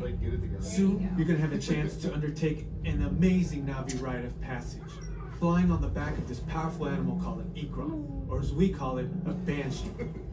The way you're going to do this is by being matched to something called an avatar. And I'm here to help you guys get ready. But first, we have to scan you for Pandoran microparasites. Alright everyone, stay on your number and move your arms a bit. Okay. Start scan. I'm here. Oh, I'm red. You've all got them. But don't worry, they're very common around these parts. Let's start the decon. Initiating GMR decon. Stay still over your number. You're not going to feel a thing. You're doing great. You're almost done here. They're all clear. Great. Now let's go over how all this works. Like I said before, you're going to be matched to these things called avatars, which look a lot like the Na'vi. They're created by blending human DNA and Na'vi DNA. Once we match you to an avatar, thanks to a special link chair, your mind will be able to control that avatar. Using avatars to fly this way was all figured out by my boss, Dr. Jackie Ogden. She leads our science team, which is part of the Pandora Conservation Initiative. And we're here in the Valley of Moara studying banshees and their environment. Over a generation ago, this enormous company called the RDA created a lot of damage to the area through their bad mining practices and conflicts with the Na'vi. Just like on Earth, it can take decades for ecosystems to recover. One way to understand what's going on with an ecosystem is to study what are called keystone species. These are animals like tigers, jaguars, seals. The banshee is one of these important animals. Okay, to get you flying on a banshee, we need to find each of you an avatar. Let's prep the genetic sampling. I'm on it. Okay, first we need to find the compatible match of your genetic material with the genetic material of one of the avatar bodies that we already have. Once we do that, you'll be able to link to that avatar and fly. Help us out and move around a bit. Almost. Yes, got him. Now, let's find you your avatar matches.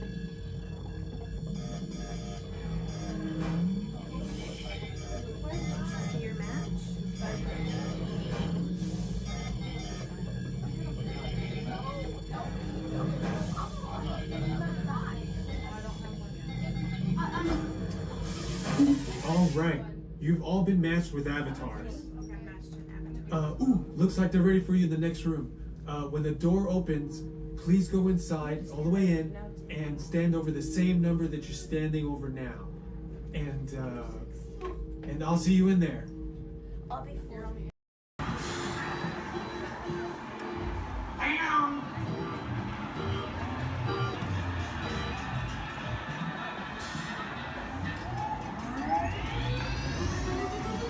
Here we go.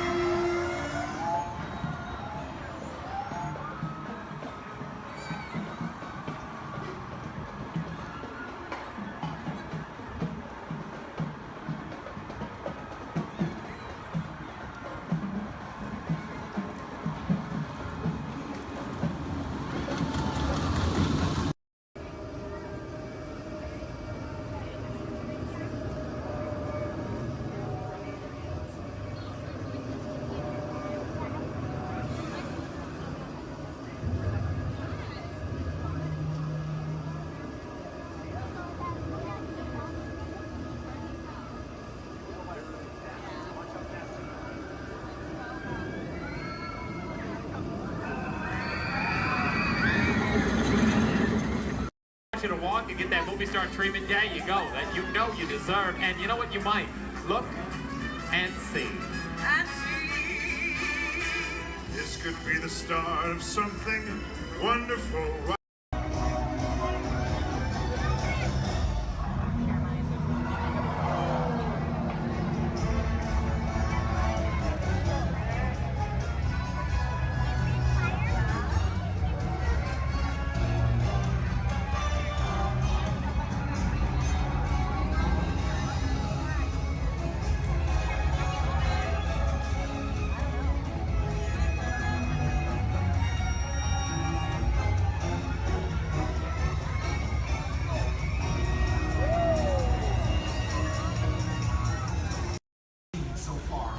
Not be possible without the combined efforts of all of these talented stunt performers and the very best crew in Hollywood, all working together as a team to create what we like to call here on the Indiana Jones set, a little movie magic.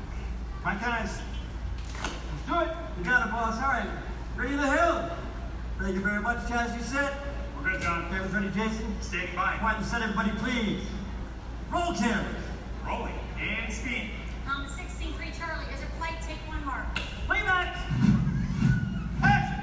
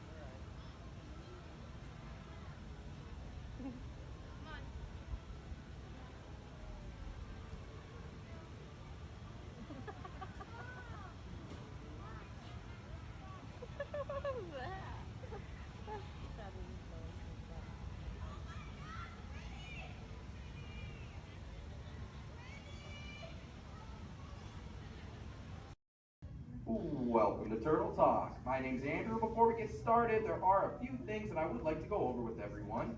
Now, here at Seabase, there is absolutely no eating, no drinking, no smoking or vaping, and no flash photography. Thanks, guys. Now, this piece of equipment here is known as a hydrophone. It allows us to hear sounds from beneath the sea, and it's also going to allow us to hear from our very special guest today. Does everybody know who our special guest is? Please shout it out.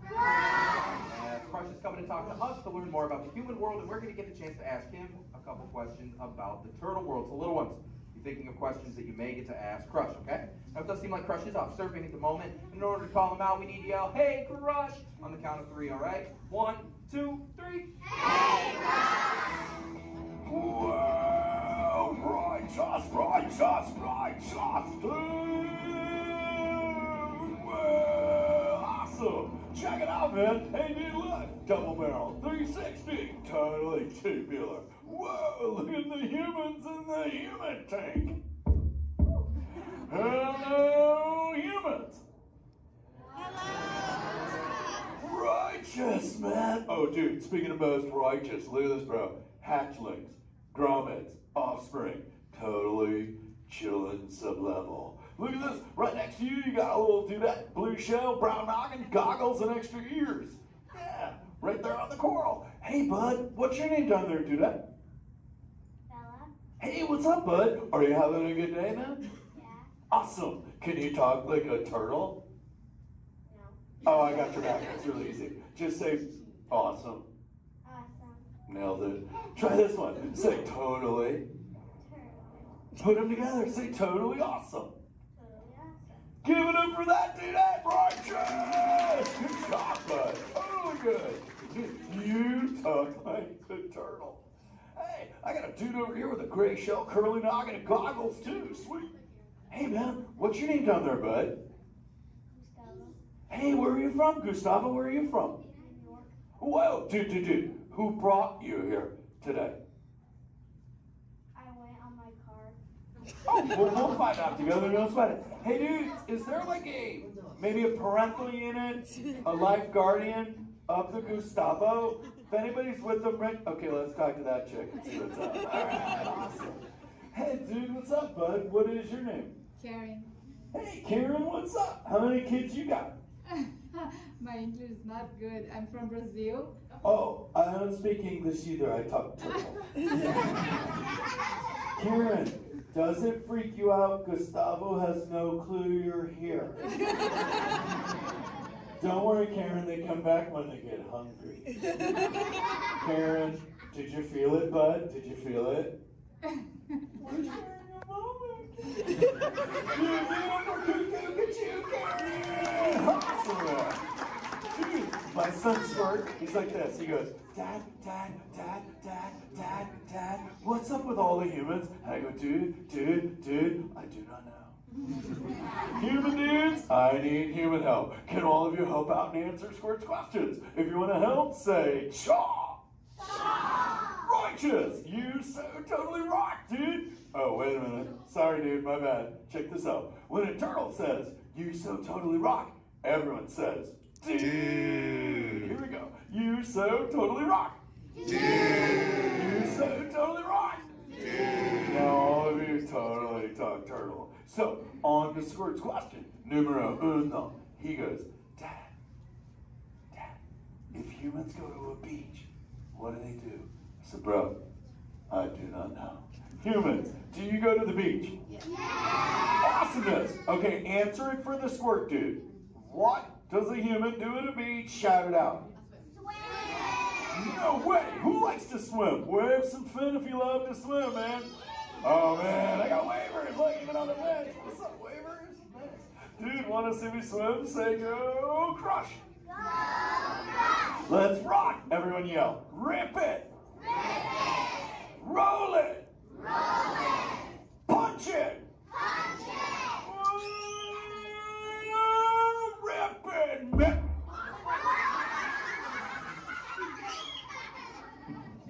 Hey, Crush, watch out for the glass. Hey, dude, thanks, Hank. How long has that dude been there? Oh, no, man. My bad, bro, my bad. Where are the manners? I've been asking the questions. Dudes, do any humans have a question about being a turtle? Raise a fin. Hi, if you have a question about turtles. Cool. Got a chick over here, aisle style, red shell, brown knock, hanging loose. Hello, bud. What's your name? Hey, bud. What's your question? What turtles eat? Oh, dude, we're chowing green seagrass and green sea kelp. Big dudes, you're sitting on green seagrass benches. But check it out, Harper. We only eat green stuff, and so it actually turned us green. So, like, I'm green, and my kids are green, and my parents are green. Oh, and my wife's green, and my favorite color ever, purple. He's pulling your fin. It's green. Hey, there's a purple chick over here with like a jellyfish lid. Let's talk at this one on this side. Hey, bud, what's your name down low? Hey, cool name, Scarlett. What's your question? My name's not Scarlett. Oh, wait, what's your name? It's Charlotte.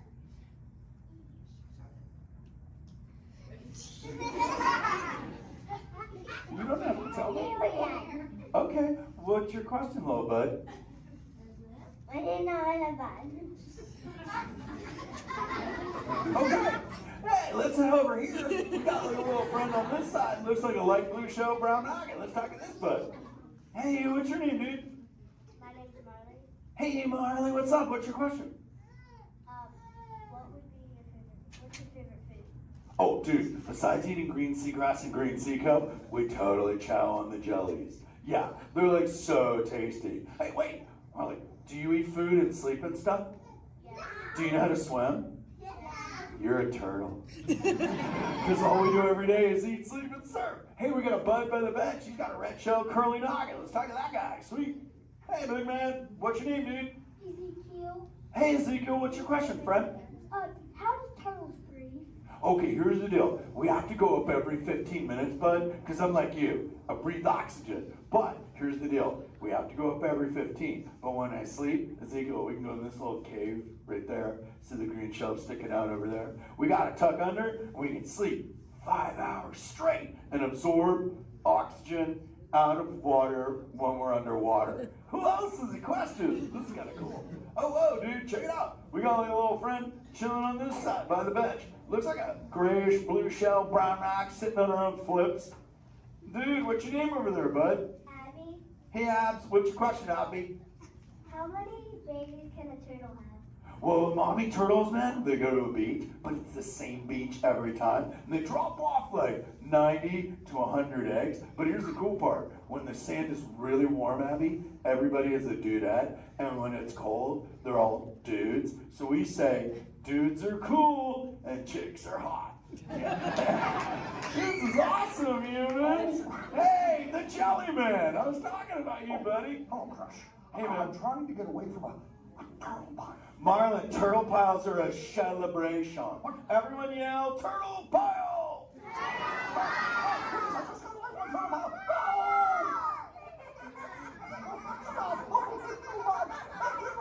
Oh, cool. Hey, boys, surf's up, dudes. Thanks a lot, Crush. For what? The turtle pile? Shout it out, humans! That dude has serious thrill issues. Humans, you rocked it! You so totally rock! Okay, like 4 kids remembered. The rest of you dudes pulled a hard dory. Dudes, don't space out! Remember, Turtle says you so totally rock. Everyone screams! You so totally rock! There you go, you're back again. Oh, bummer. Hey, bro, the frequency thing is not working. Whoa, it's Bailey. Call him back with your fins. Put your both fins up. Yeah, put your both fins up. Go.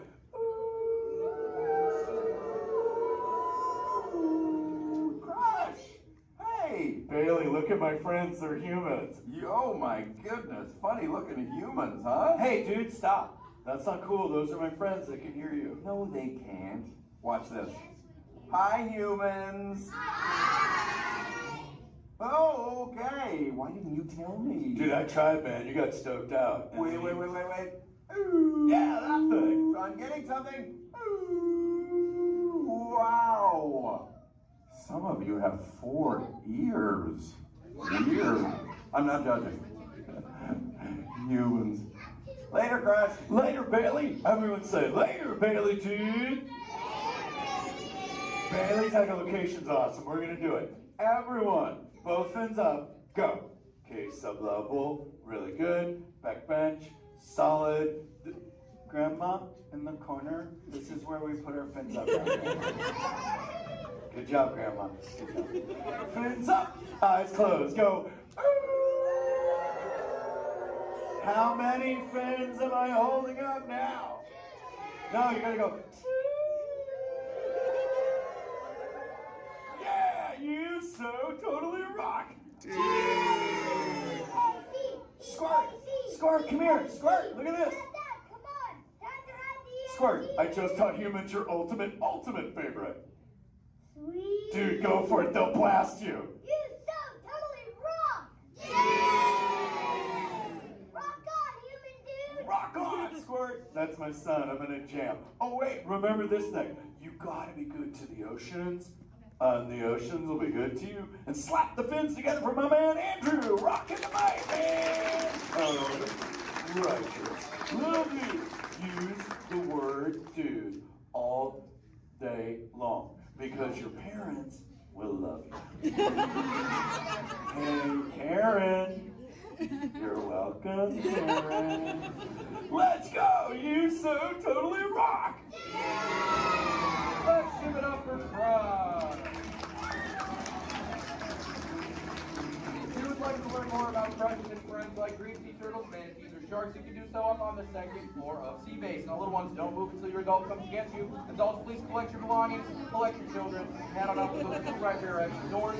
Or if you're taken, please don't stand up. Really, I just love to come down for any reason.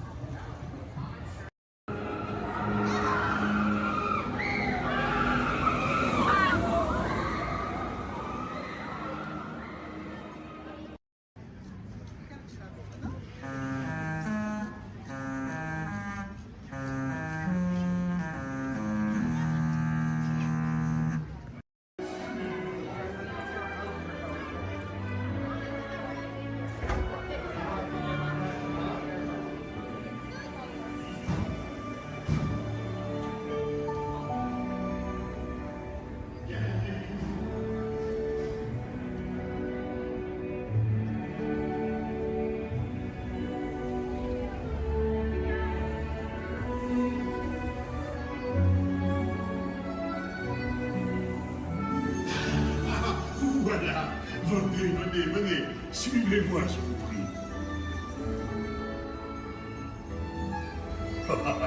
Le chef Rami is waiting for you. This way.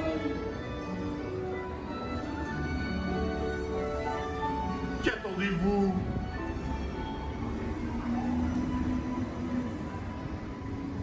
Oh, bien fait, les invités pour le dîner. Yes, but what to prepare? Hein? Pour le repas idéal, coq au vin? Non. A simple omelet? Too simple. Voilà. Mais oui, that's it!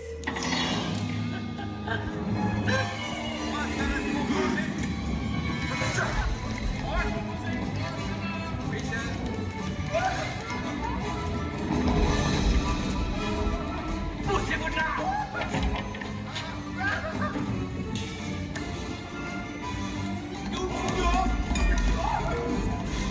Vite par ici!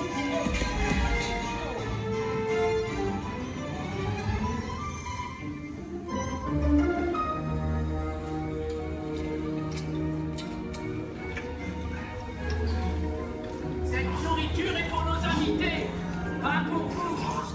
Hey guys, the food is for them. Ew!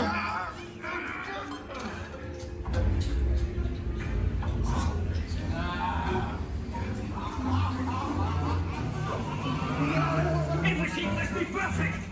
Et tout est en salle. are you doing? Que manigancez-vous?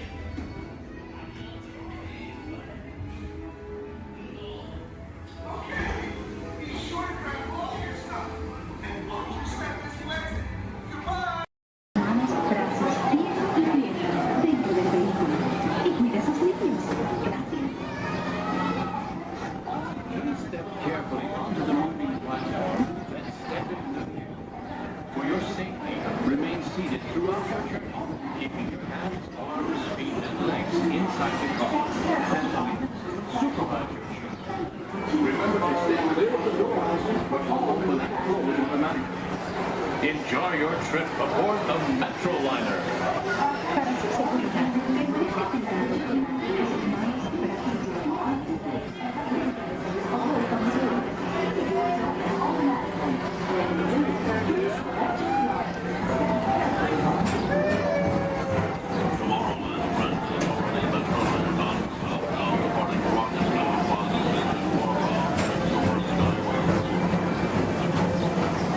Welcome aboard, TTA travelers. We hope you enjoy Tomorrowland Transit Authority's Super Skyway.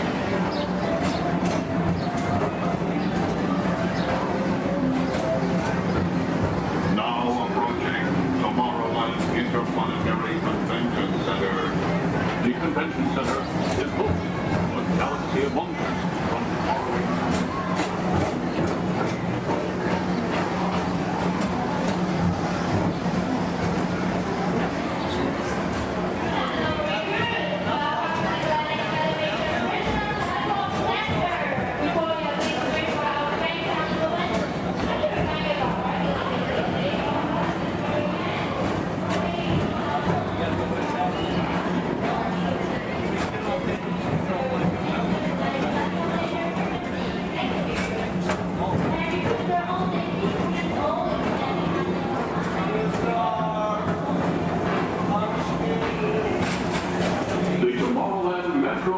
Historical Society presents Walt Disney's 20th century vision for the future.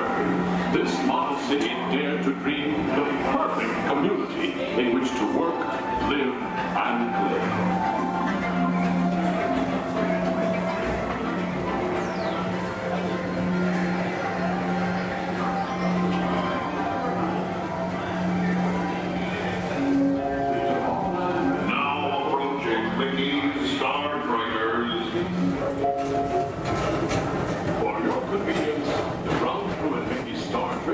Will be glad to rocket ship to any planet in the galaxy. Hi there, Tomorrowland travelers. This is Mr. Johnson and Sky Eagle Hovercraft One, bringing you the latest Tomorrowland traffic report. As usual, everything is perfect on Tomorrowland Superhighway. Back to you at DTA Center.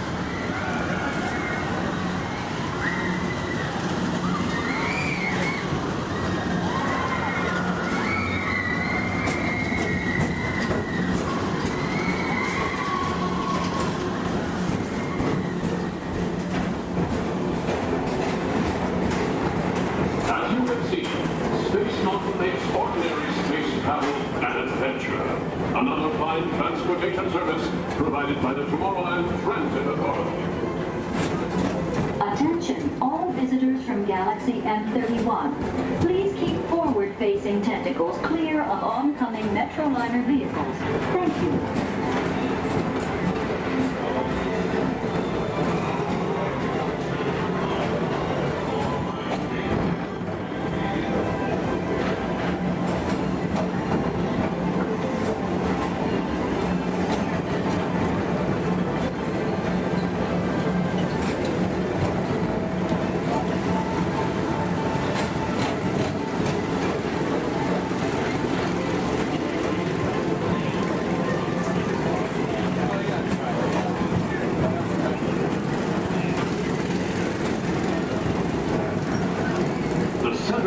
Rocket Tower Plaza is the League of Planets Astro Orbiter. This symbol of universal harmony and interplanetary fellowship provides all beings with an exhilarating spin around the planets.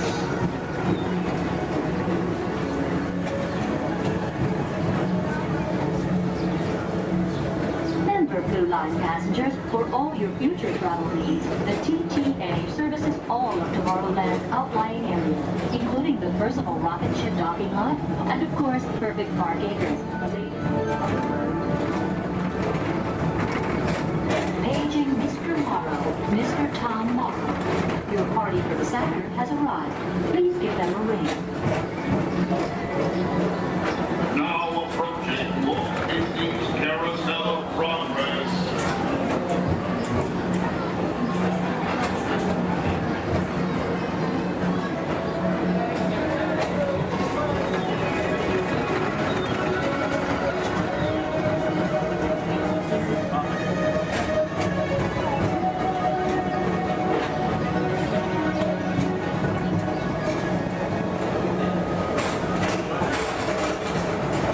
Citizens of Tomorrowland, join Buzz Lightyear on a daring space mission to save the universe from the evil Emperor Zurg. Report to Star Command and Buzz Lightyear, Space Ranger Spin!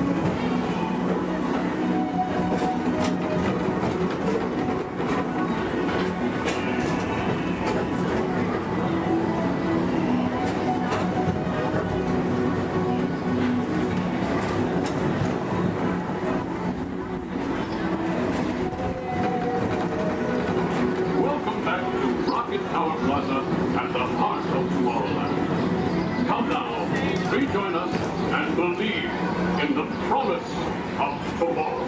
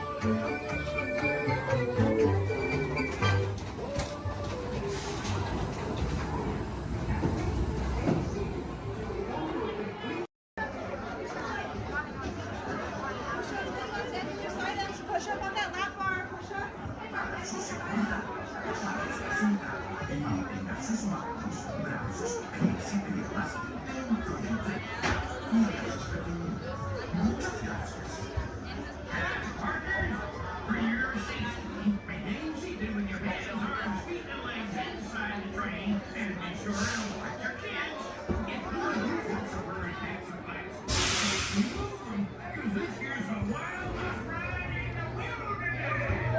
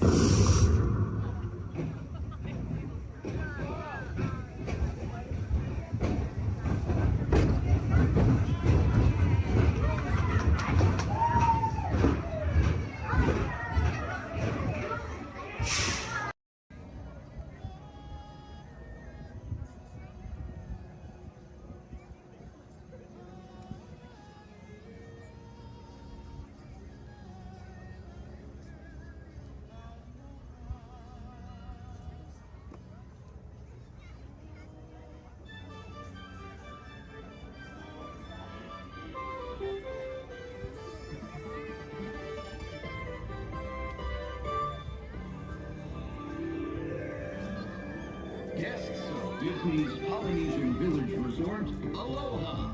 Since 1971, the electrical water pageant has lit up the shores of Bay Lake, entertaining generations of dreamers from the young to the young at heart. As we celebrate 50 years of magic here at Walt Disney World Resort, we invite you to join us in this time-honored tradition. Enjoy the lights, the music, the magic of Disney's electrical water pageant.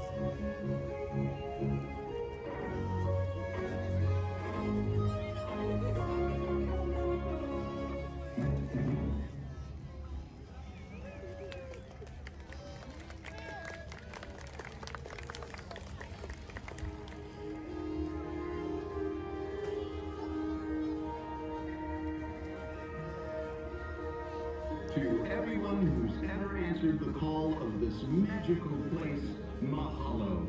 We have shared the breath of magic. For 50 years, you have trusted us with your dreams, and tonight we hope you feel them twinkling in your eyes, enduring like the sparkle of Disney's electrical water pageant. From all of us to all of you here at Disney's Polynesian Village Resort, we bid you aloha and hope you wake tomorrow to find your dreams are even brighter in the light of a new day.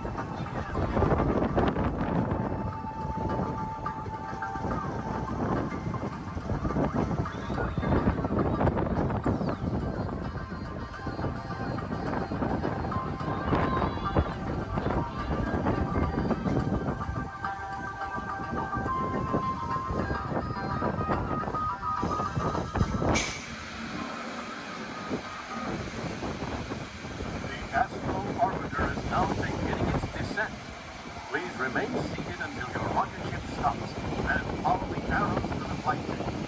Welcome back, pilots. Travelers, for your safety, please remain seated until your rocket comes to that full and complete stop. Gather all your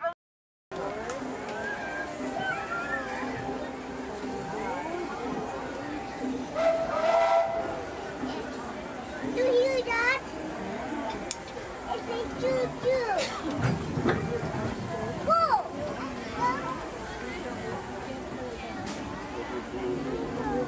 What? We're almost back. We're almost back and we want to get from the trains to Montreal. Hello, everyone. Thanks for joining us on the Disneyland Railroad. For a safe ride, remember to stay seated. Use your hands, feet, and legs inside the train. And please, watch your kids. ¿Qué tal, amigos? Y bienvenidos a bordo. Para su seguridad, permanezca sentado y mantenga las manos, brazos, pies y piernas dentro del tren. Y cuide a los pequeños. Gracias. As we steam on to Granite, one more look at the majestic Matterhorn Mountains and the happiest cruise of ever sailed. It's a small world.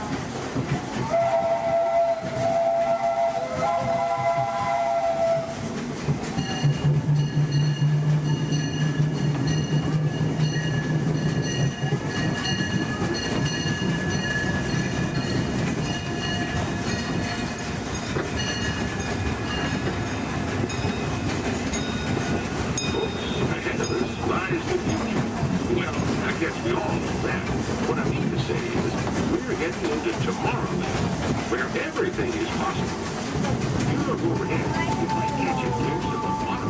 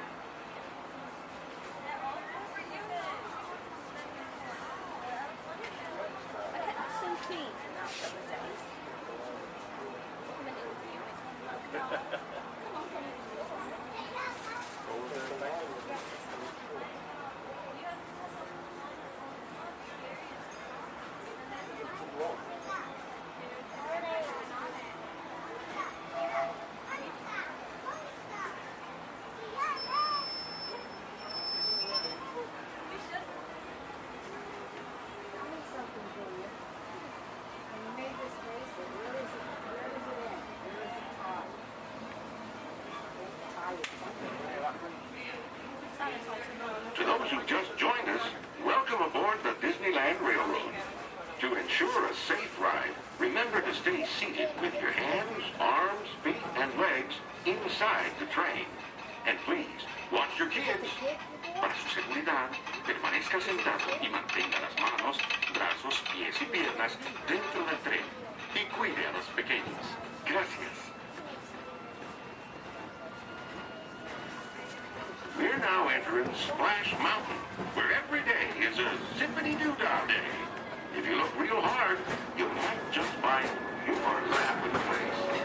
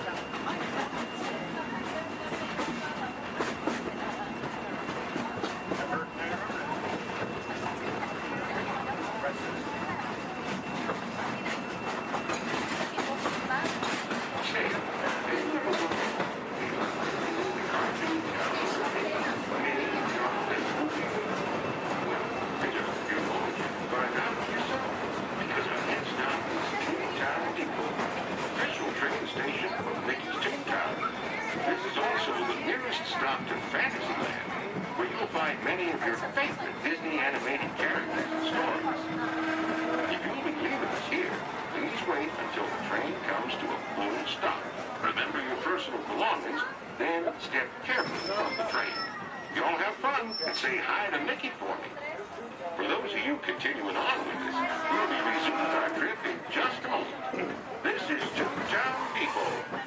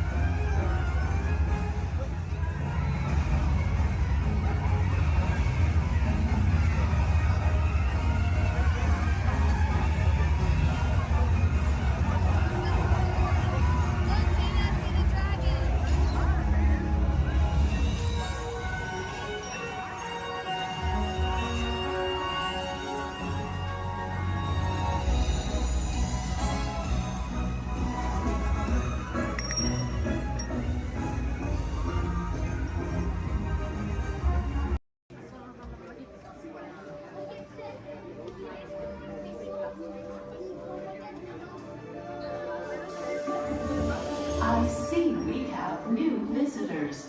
Welcome, Terrans, to the wonders of Xandar. I am World Mind, sentient supercomputer of Xandar. I hold the knowledge, memory, and experiences of all Xandarian citizens, past and present. This gives me extensive knowledge, yet I am constantly learning, and I am now learning about you and your planet, Terra.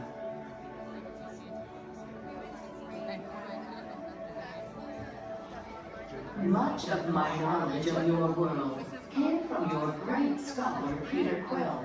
However, many of his facts have yet to be confirmed, such as the incredible importance of a legend called Footloose. Through my fellow Xandarians working here at the wonders of Xandar, I am discovering more about you Terrans. Such as your fascination with eating the turkey leg. Why only the leg? What about the rest of this creature? We are eager to learn the answers to these questions and so much more about your world. In return, we Xandarians hope to share with you more about ours. Although Xandar is 2.537 million light years away from your planet Terra, our worlds are actually quite similar, and began at precisely the same moment. We refer to this as Time Zero, before the existence of anything. Our worlds were born of a single point of matter and energy that blasted outward in what you Terrans refer to as the Big Bang. And from nothing came the beginning of everything.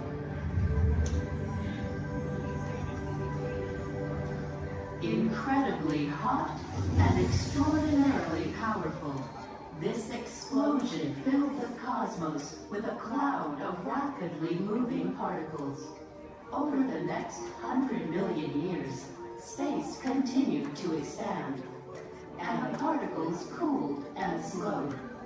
As they coalesced into huge swirling clouds, gravity pulled them into larger, denser clusters. At the heart of these clusters, the temperature rose, and the particles were compressed so tightly they fused, releasing enormous amounts of heat and light. This is how the very first stars in our shared universe were born.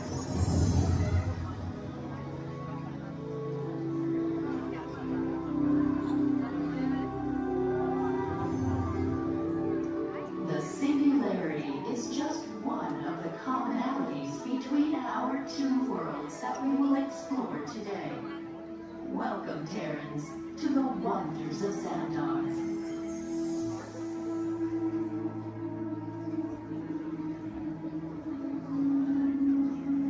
On my desk, everyone, so please remain seated throughout the show. And please keep your hands, arms, feet, and legs inside the vehicle at all times. Oh, don't forget to supervise your children. And for the safety of our cast, we ask that you please refrain from the use of flash photography and external video lighting. Now that we've taken care of business, let's talk about me. My name is Travis, and I'll be your guide for this magical journey into the movies. It's the perfect job for me because, well, I love movies. Is everybody ready? Great, the cameras are ready to roll. Ready when you are, Stevie.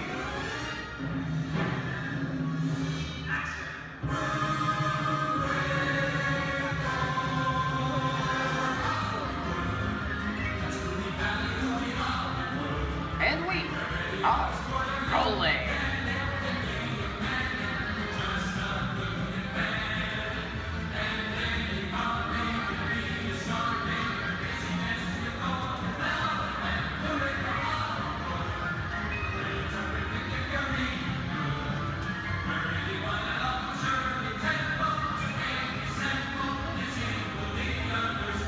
Hello everyone and welcome to the Great Movie Ride. Once again, my name is Travis, and on behalf of Disney's Hollywood Studios and Turner Classic Movies, please welcome our host for this one of a tour, Robert Osborne. Thank you. We're ready for Hollywood indeed. What better way to start our journey? From the Old West of London and along the yellow brick road. There really is no place like the movies. One of Hollywood's significant contributions to the world of film were great musicals. This scene is from one of my favorites, the 1933 Busby Berkeley spectacular, Footlight Parade.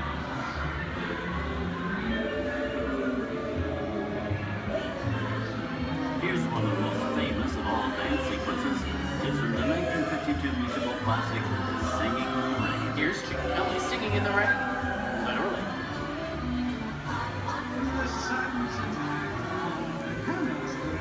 Here's one of the quintessential Disney musicals, Mary Poppins, starring Julie Andrews and Dick Van Dyke. This classic earned 13 Academy Award nominations. I love this song. Sing along.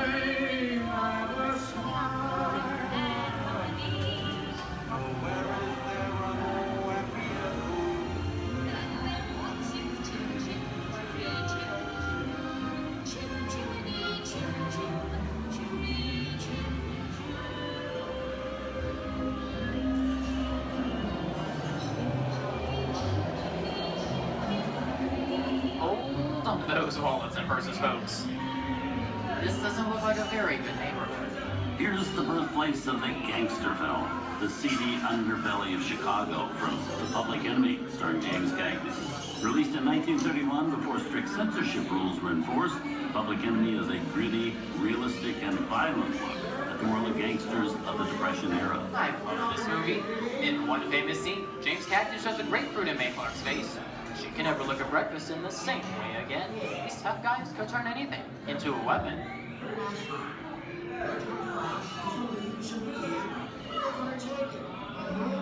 You want to kick in with the dog.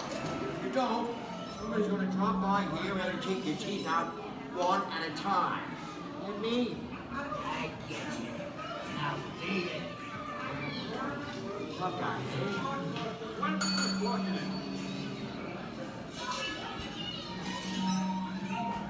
Sorry about the delay, folks. I don't want to run a red light, even in the movies. I don't let her leave my vehicle. I think it's time for a visit to a concession stand. Bye. So I was born waiting. Okay, Mike, whatever you say. Hey, I should know my name anyways.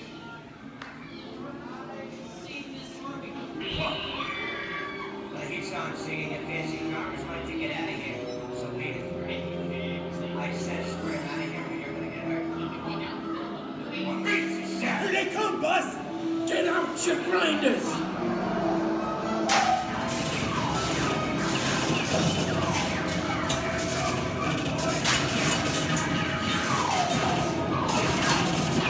I'm hit! Hey, I'm hit! Foxy! They got win! Foxy! Foxy! Win! Hey! Feel hey!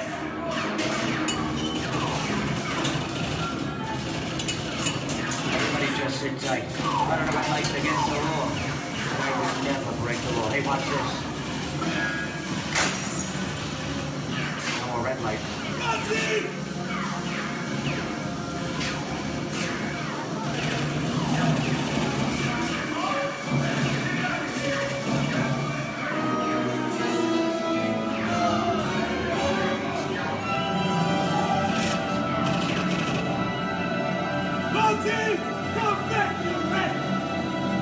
Sorry, boys, I'm making my getaway.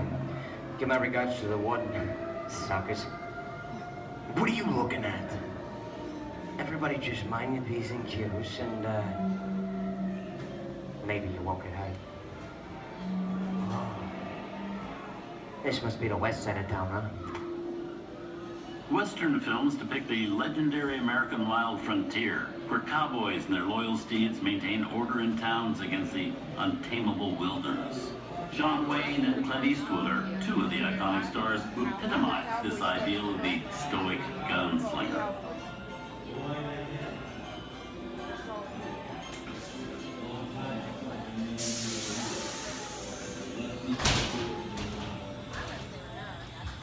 Sleepy little bag, ain't it? That's some mighty tough territory you're heading into, Pilgrim.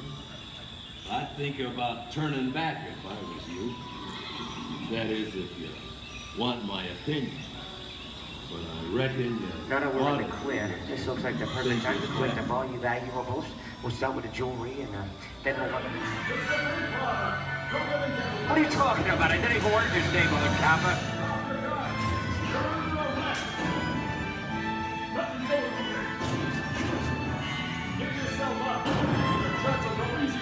This is nuts. Nuts to this. Look at it this way. Hey, Daddy, what is it?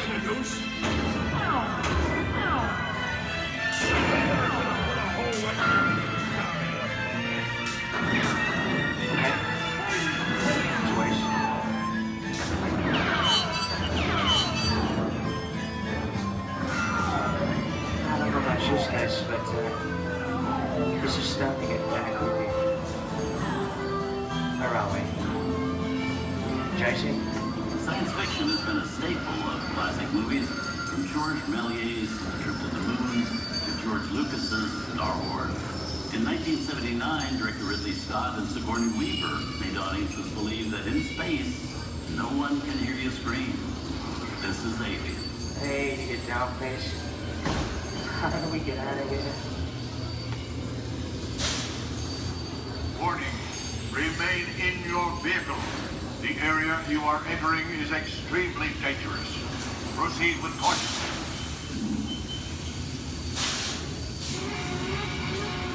Danger. The emergency disrupt system is now activated.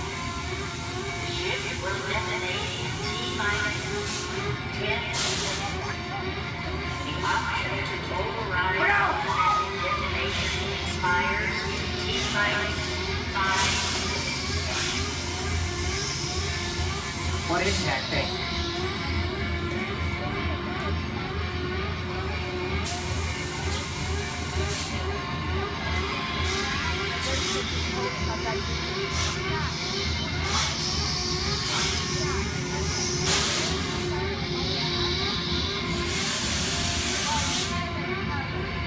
Get it together.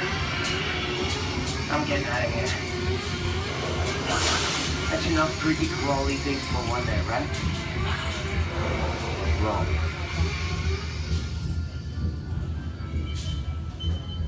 Steven Spielberg and George Lucas cemented their status as the blockbuster boys with their first partnership. Here from that legendary collaboration is Harrison Ford as archaeologist Indiana Jones in Raiders of the Lost Ark. Snakes. Why did it have to be snakes? Some of the biggest horror stars of Hollywood appear in the ancient story of the cursed Egyptian temple, a priceless jewel that beckons to all, but be warned, the temptation always leads to destruction. Get a load of that show, guys. Time for me to get back to work. Good thing I don't believe in ghost stories. Don't nobody move while I go get the goods. I don't think they'd notice a few extra bodies around here. If you know what I mean.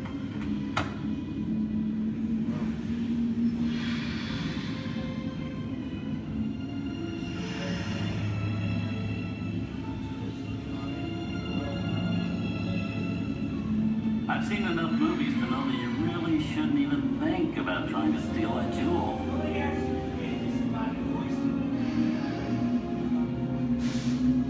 Halt, unbeliever. Disturb the treasure of the gods, and you shall all pay with your lives.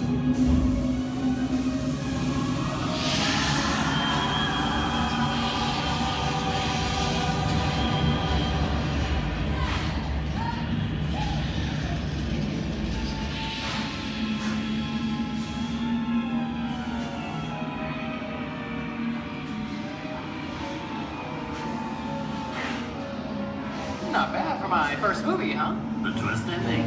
That just goes to show you anything can happen in the movies. Now, let's get on with the show. I see, things that go bump in the night have always been a staple of movies. One of the first horror films was a silent short featuring a dancing skeleton, written by the Banana Brothers in 1897. Both audiences and filmmakers were really interested in the cop, but there was no horror was used to describe a film until the 1930s. Wow, it's really a jungle out there.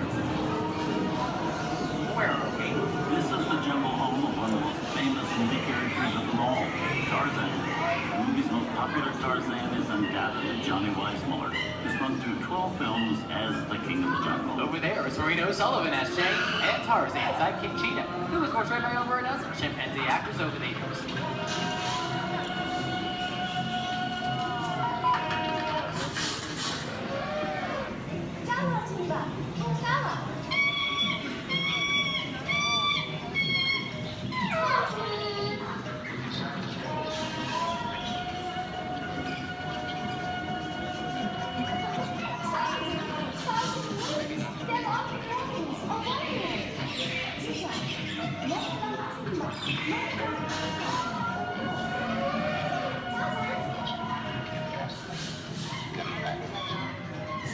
Here's Humphrey Bogart in his most famous film role. In 1942, Bogey finally got to spread his wings and romance the beautiful Ingrid Bergman in Casablanca. Look, I know that it'd be noble, but it doesn't take much to see that the power of three little people don't amount to a hill of beans in this crazy world. Someday you'll understand that.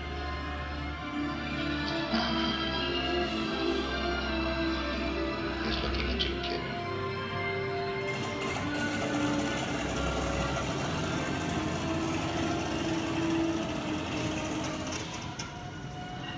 Inside of us, we both know you belong to Victor. It was work, the thing that keeps you going. That thing moves around, you're not with it.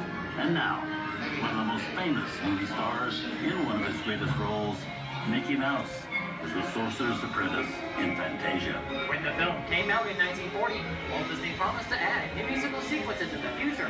His nephew Roy kept that promise 60 years later with the release of Fantasia 2000.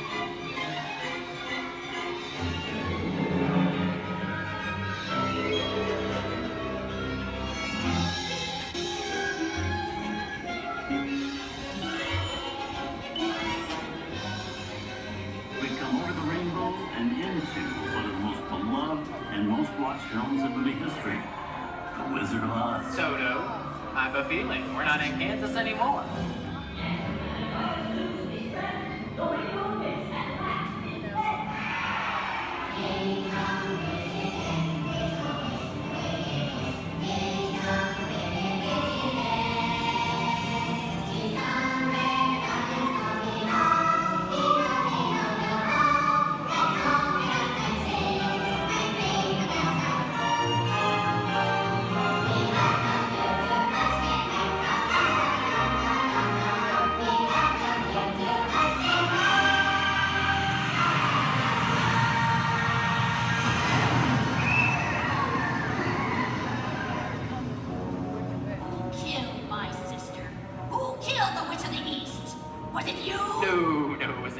I didn't mean to kill anybody. Well, my little pretty, I can cause accidents too. Oh, rubbish. You have no power here. You'll be gone before somebody drops a house on you, too.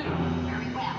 I'll bide my time. But just try to stay out of my way. Just try. I'll get you, my pretty. And your little dog, too. I wonder how we get out of here. What do you folks think? Which way do we go? Follow the yellow brick road. Follow the yellow brick road. Follow the yellow brick road? Oh, why did I think of that? Sing along, folks. You know the words.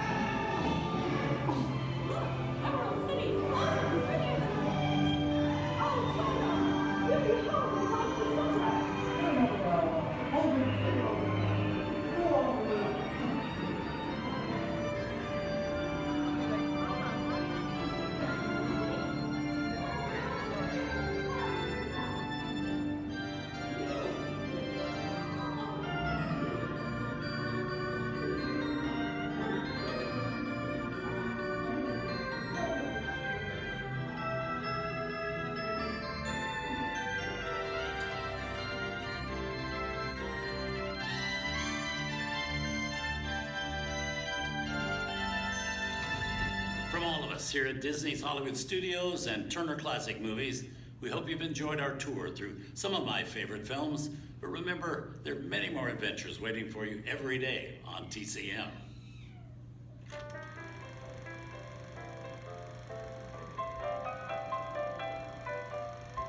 We didn't need dialogue. We had faces. Wait a minute. You ain't heard nothing yet. Step in time!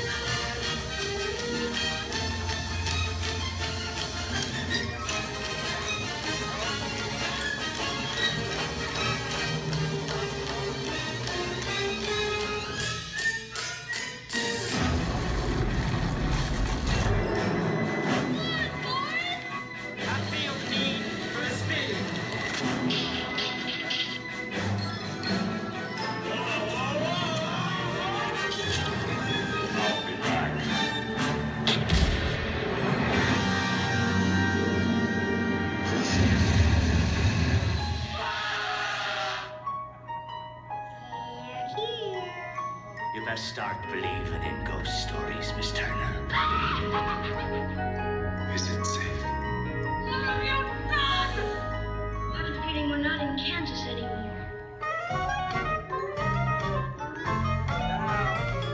I'm a man. Well, nobody's perfect.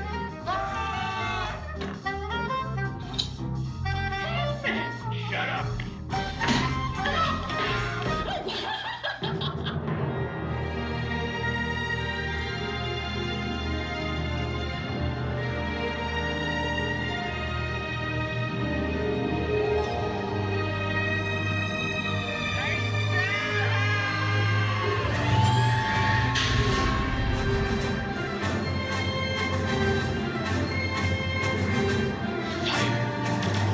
Force will be with you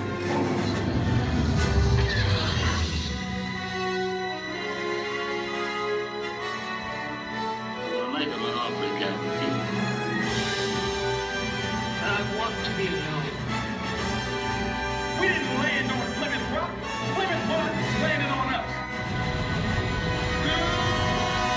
Good morning, Vietnam!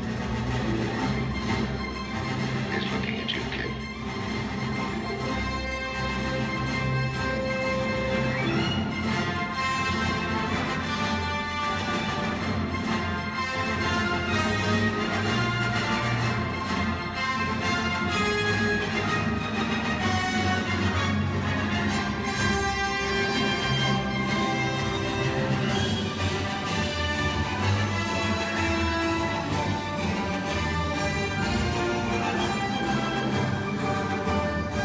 Movies, the stuff that dreams are made of. I hope you've enjoyed our ultimate celebration of classic movies. And remember, you can find many more beloved stories and legendary stars on Turner Classic Movies. On behalf of Disney's Hollywood Studios and Turner Classic Movies, we'd like to thank you for joining us on The Great Movie Ride. Now please remain seated until the vehicle comes to a complete stop. Please take small children by the hand and gather your personal belongings. And once these doors have opened, rise dramatically to your feet and make a frantic exit towards the rear of the vehicle. Oh, and one more thing. When I yell action, don't forget the thunder is the law score. Yours truly. Okay, clicks everybody. And action! Thank you. Have a wonderful afternoon at Disney's Hollywood Studios.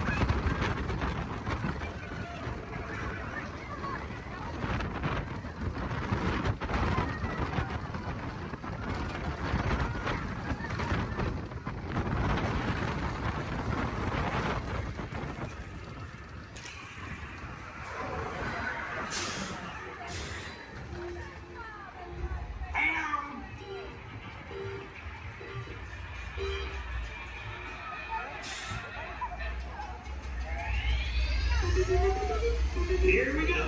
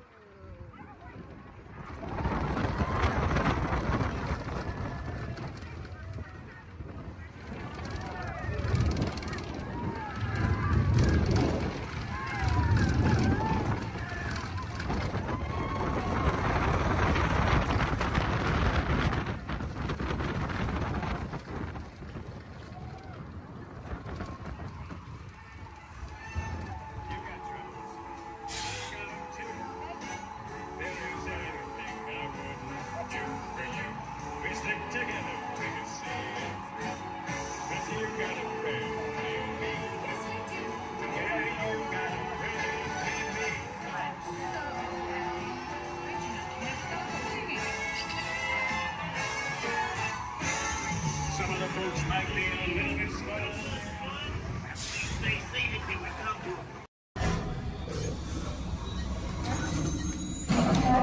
engineers. Automatic repair engaged.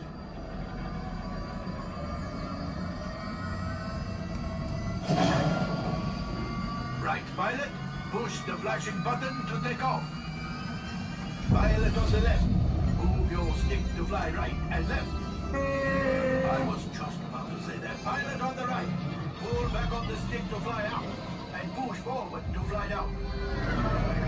Oh, watch it. Julie is flying this thing look in the air. Weapons are online. Left pilot. Hit the booster. Now let's go get that coaxium. Right pilot. Make the jump to light speed.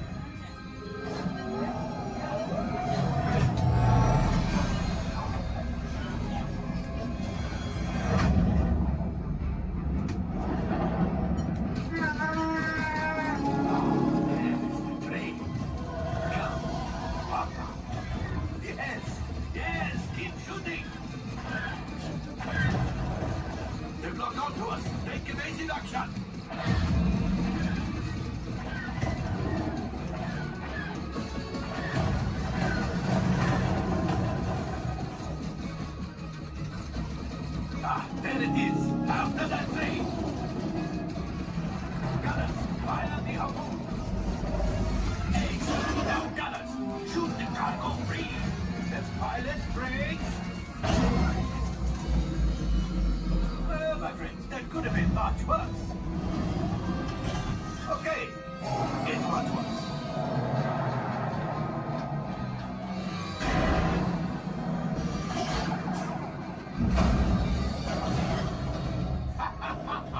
Yes, you got one. Excellent, my friends.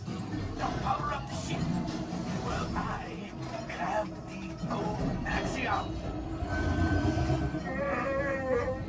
You see, just as I promised, my friend, now that the resistance has one landing, maybe a little something for Hondo.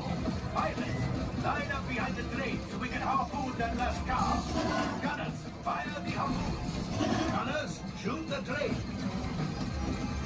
The cargo is breaking free. Keep shooting. Good job, my friends. Yes, yes, yes. We got the coaxium. I will grab it. You keep up to the train.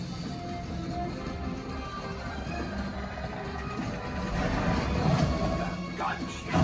Oh, that's ridiculous. Things are getting too hot. We need to get out of here. A distraction! Fire the missiles at the train!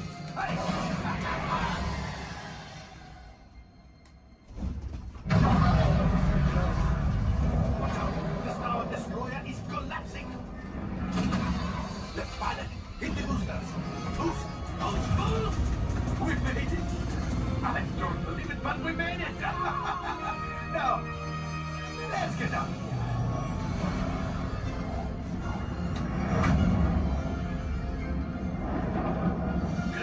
My friends. You retrieved 2 containers of coaxium. This will greatly help the resistance. You have heard the First Order and made Chewie proud.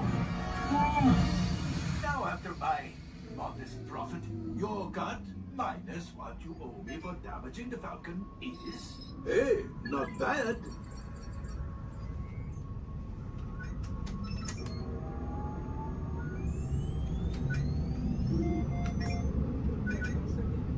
R5, damage report. Engine failure. All right. Hyperdrive leak. That is not too good. Multiple hull ruptures. Well, it could be worse. All right, I'm making an executive decision. Everybody out. Go on, get out.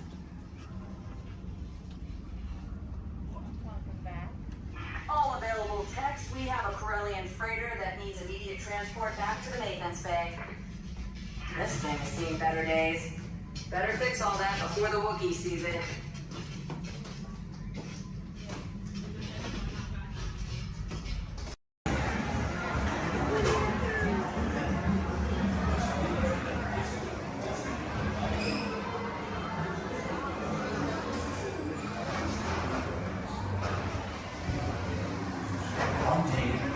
Acre wood. This way traded.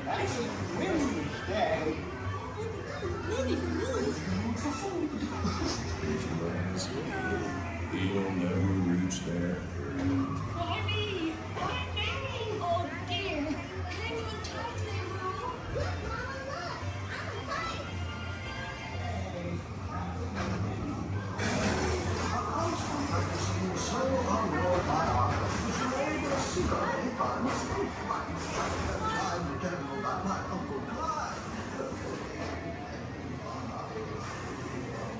Hunter! Come bounce with me!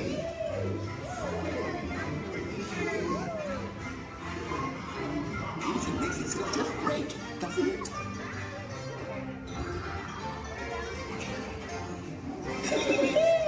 Follow me! My little shade. I almost bounced right out of the ride. Watch out for Evermonth and Wolverine. They steal honey. Steal honey?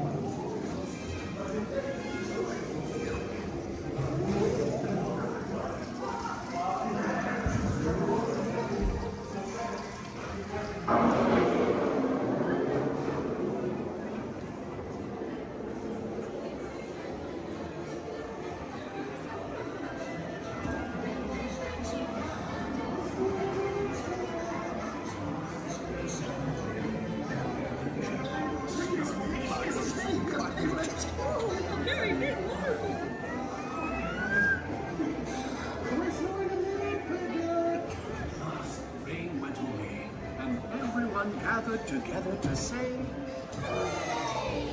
hooray for Boo, too!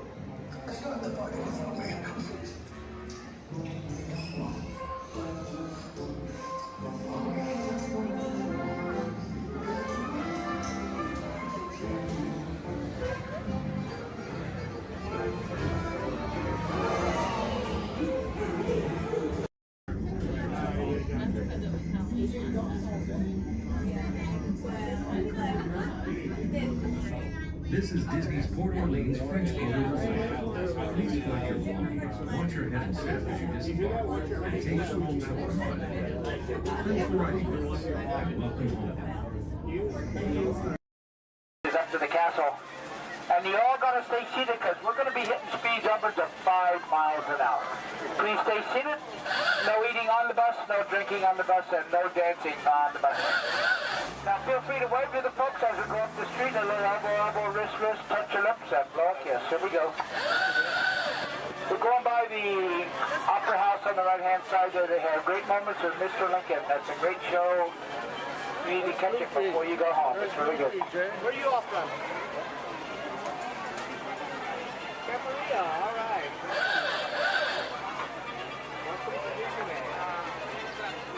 Our folks are coming down to Main Street, USA, plus this here at Town Square, the characters come out throughout the day here at Town Square. And here at Main Street, USA, this is Main Street as well. Imagined that many years ago from that small town in Marceline, Missouri, where he grew up. On the left-hand side is the Emporium. That's the largest gift shop in the park. On the right-hand side is the movie theater. They have 6 continuous showings of cartoons, including the famous Steamboat Willie, and it's air-conditioned in there, too. Steamboat Willie is the one that got Walt and Mickey started in this business. On the right, the market house. Behind that are the lockers. And on the left-hand side is the Carnation Cafe. They have sit-down lunches in the Carnation Cafe. We have the Blue Ribbon Bakery, Ice Cream Parlor, and the Candy Palace over here on the left-hand side. Now, the park is open until midnight. We do have fireworks scheduled for 9:30 over the castle. We have celebrated street party as like a parade. That's at 3:30 and 6:30 today. And Fantastic down by the rivers at 9:05 and 10:30. Now you can watch them make candy to those bay windows and making the peanut butter today. You can watch them make candy and gain 5 pounds while you're doing it. On the right-hand side is photo supply shop. Behind that are guest services such as first aid, lost children, and baby care. We're coming down the end of Main Street. On the left-hand side is the information booth. If you need maps or schedules, birthday buttons, first-time visit buttons. And right here in the middle is Walt and Mickey statue. Thanks to them, they've made it possible for us to be here. Now this is the hub, the gateway to all the lands. On the right-hand side is Tomorrowland. Right through the castle is Fantasyland and Toontown. On the left and behind us is Adventureland, Frontierland, Critter Country, and the Walnut Square. Now, if you folks are getting hungry, if you look at your map, they show the restaurants in each of the lands. You can figure out what you might want to eat. I want to thank you for joining us. Once again, my name is Ken. I've been your driver. If you enjoyed the ride, if you didn't enjoy the ride, my name's Bob. Please be careful coming down the stairs. Grass are ready for both hands. Have a wonderful day in the original Magic Kingdom. Thank you.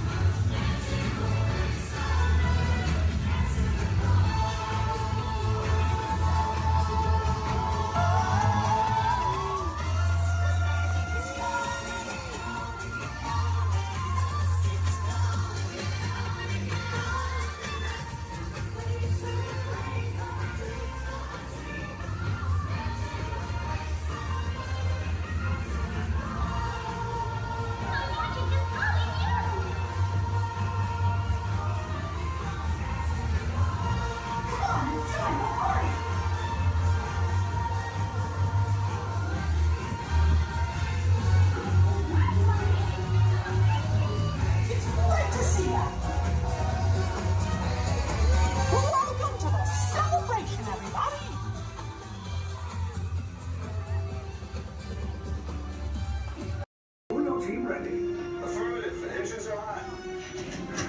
Red 2, Blue 5, report. Red 2, check. Blue 5 standing by. Generating system scan reiki. Affirmative. Red okay. Engage repulsors and hold on, recruits. More ships. Launch.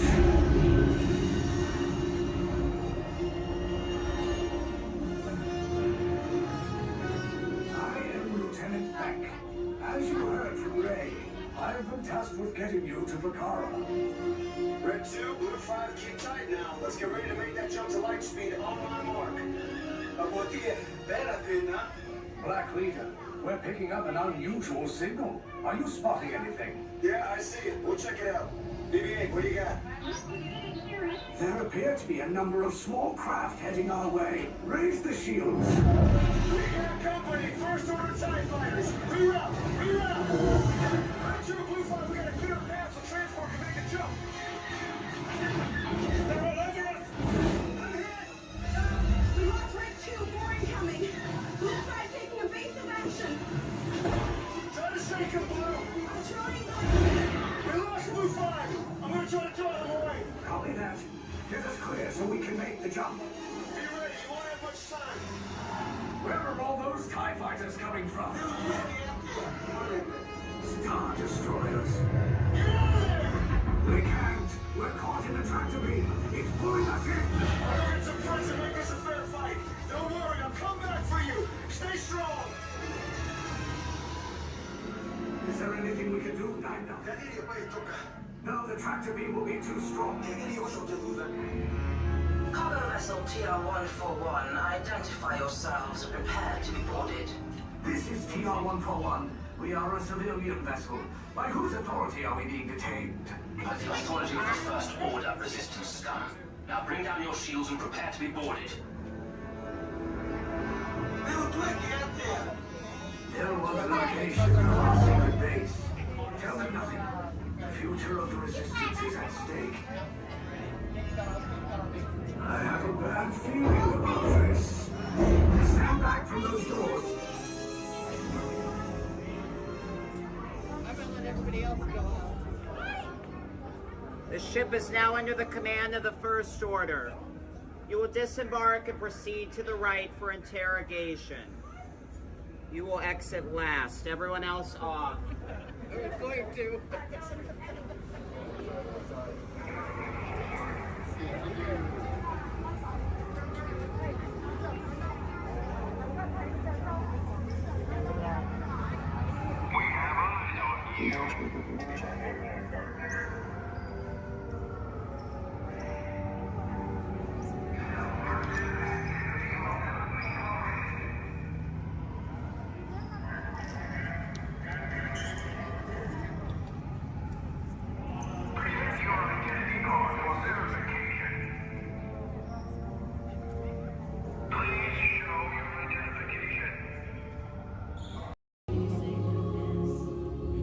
In 1923, a young man from the American Midwest, along with his older brother Roy, started a cartoon studio in the back rooms of a small real estate office in Hollywood, California.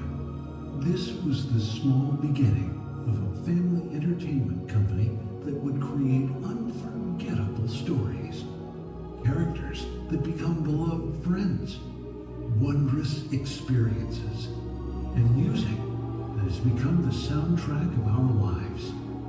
That young man was Walt Disney, a master storyteller whose imagination knew no bounds and who delighted in making the impossible possible.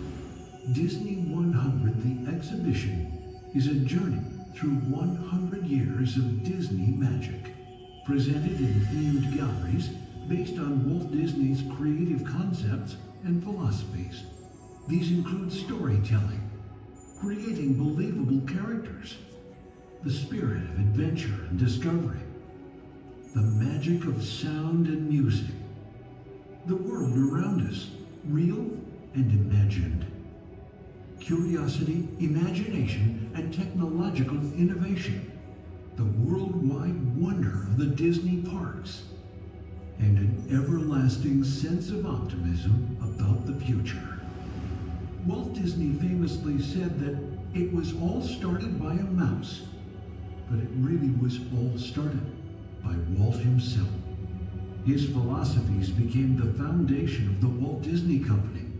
They still inspire Disney's artists, filmmakers, Imagineers, and the storytellers of today. Oh boy! Oh, steady! Whoa! Hi, Mouseketeers! Well, here we go again, so hang on. Anything goes. You ready?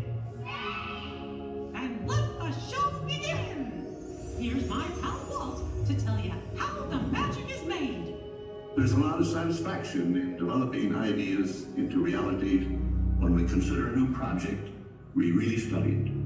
Not just the surface idea, but everything about it. And when we go into that new project, we believe in it all the way. We have confidence in our ability to do it right, and we work hard to do the best possible job. There's really no secret about our approach. We keep moving forward, opening up new doors, doing new things, because we're curious. And curiosity keeps leading us down new paths. We're always exploring and experimenting. Everybody ready? Then on with the show!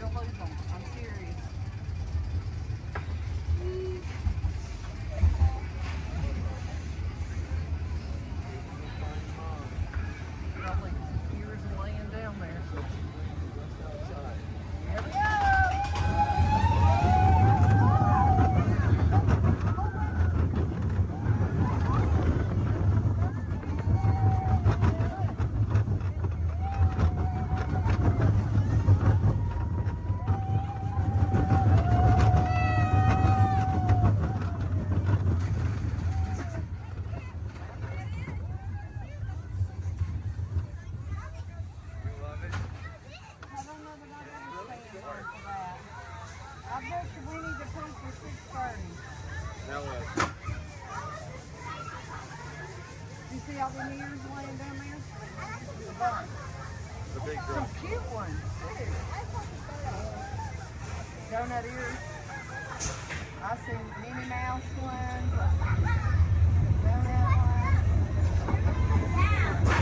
We head out. Please remain seated at all times. Please keep your hands on your legs and elbows inside the vehicle. And please supervise your children. This is a one-way trip to Main Street, USA. And enjoy your ride.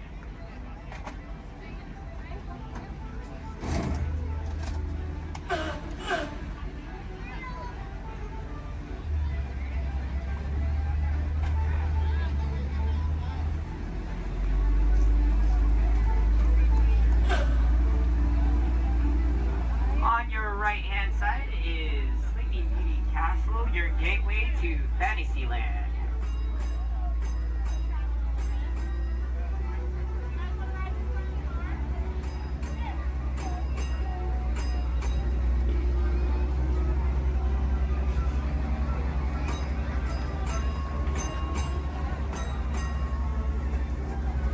Coming up on your right-hand side is Frontierland and Adventureland. Beyond that, Critter Country, Garland Square, and Star Wars Galaxy's Edge.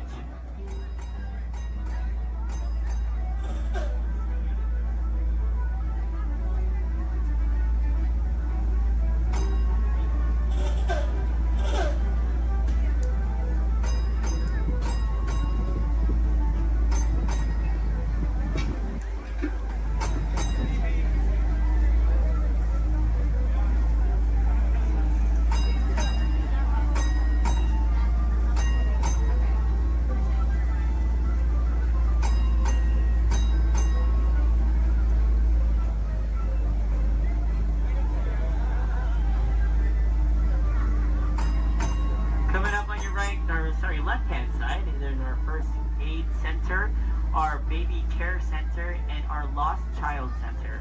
On your right-hand side, if you enjoy ragtime piano, you got some music going on over at the Coca-Cola Refreshment Center on your right.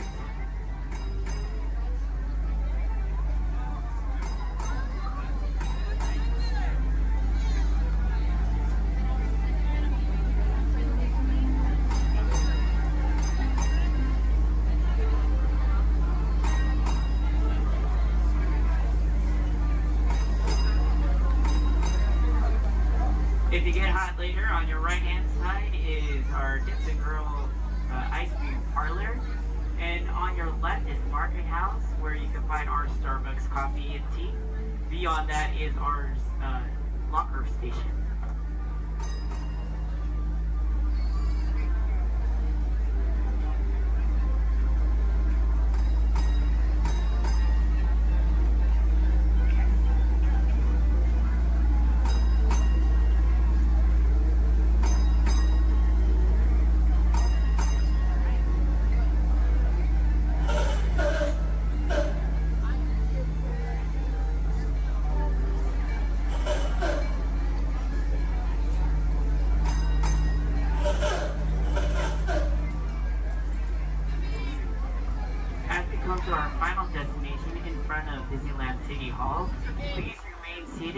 the bus has come to a full and complete stop.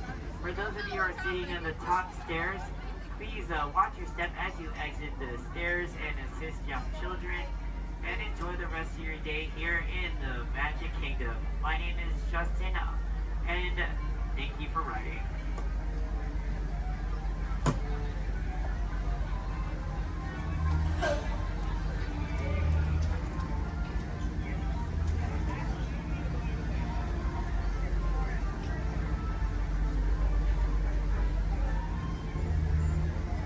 Thank you. Please remain seated, folks. I do need a park deck right over there. Yeah. Please remain seated, folks.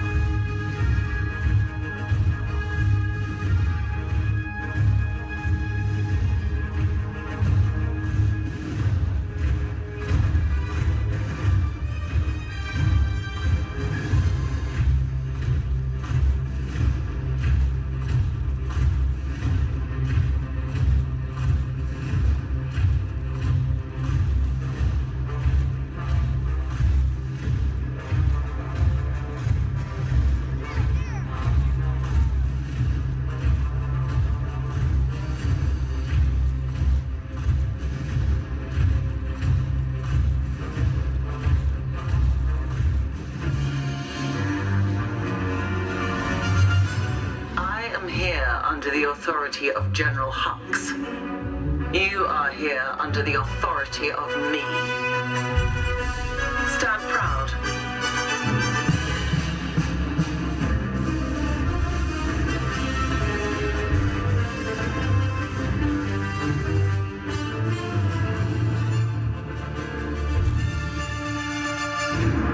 Troops in this division are held to the highest standard. Mine. Show me fearless.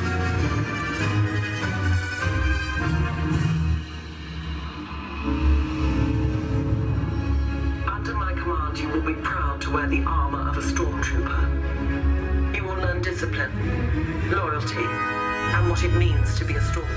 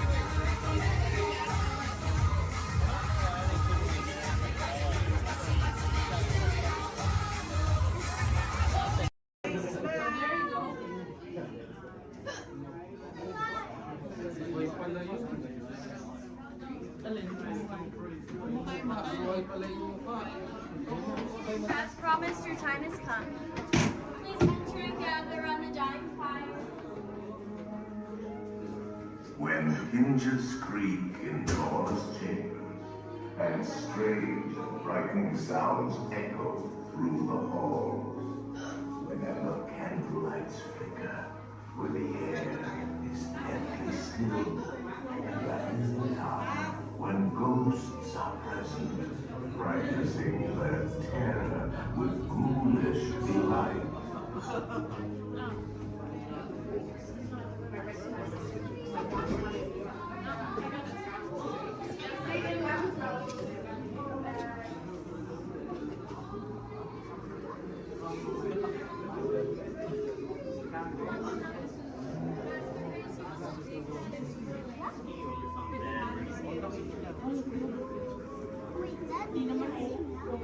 Welcome, foolish mortals, to the Haunted Mansion.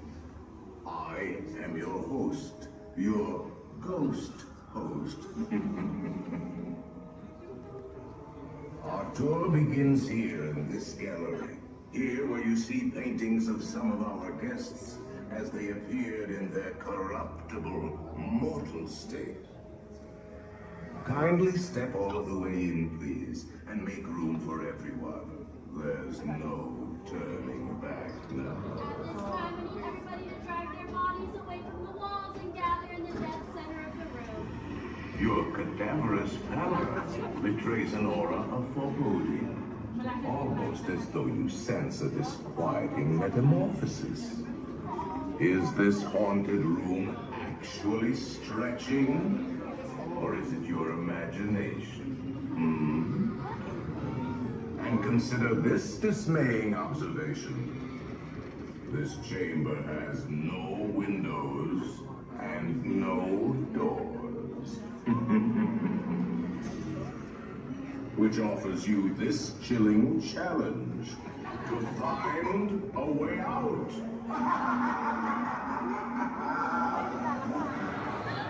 Of course, there's always my way.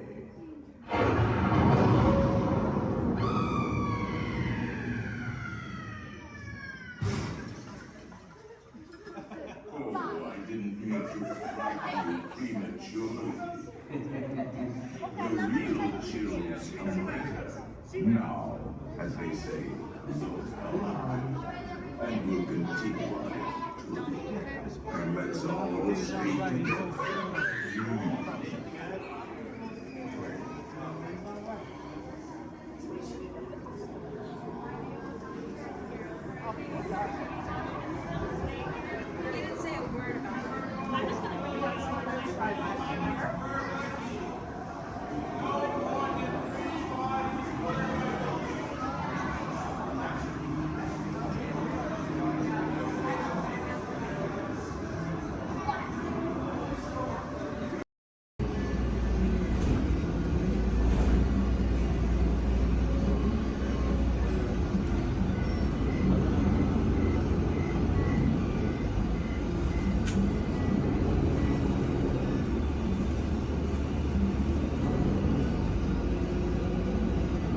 This is Disney's Port Orleans French Quarter Resort.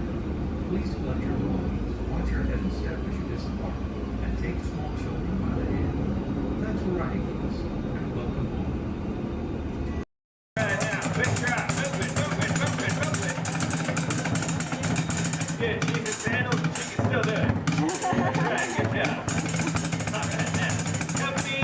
Oh, now that some of your legs are warmed up, let's warm up those voices. Repeat after me. I don't know, but I've been told. I don't know, but I've been told. Company, halt, that was sloppy and pathetic. You can do better than that. Come on, man, give him a little progressive inspiration. All right, let's get it together now. I don't know, but I've been told. I don't know, but I've been told. Army green's worth more than gold. Army green's worth more than gold. Playtime's almost never done. Playtime's almost never done. Join our squad and have some fun. Join our squad and have some fun. Have fun. Well done, soldiers. Give yourself. Speaking of which, it's time to check in with Andy's room. Men, make yourselves look busy. Come in, Motherbird. This is Alpha Bravo. Come in, please. Yes, is Sheriff Woody. This is Mother Bird. Back here in Andy's room. I'll read you loud and clear. Can you hear me? Sure can, Woody. Sir, we have good news to report. We've located an entire platoon of potential plastic play toys.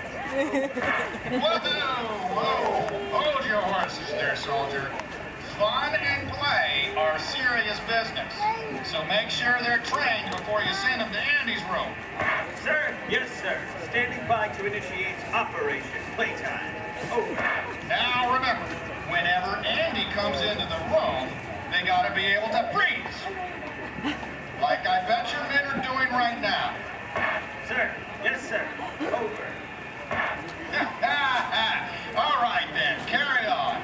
This is Sheriff Woody saying, hey, howdy, hey, and over and out.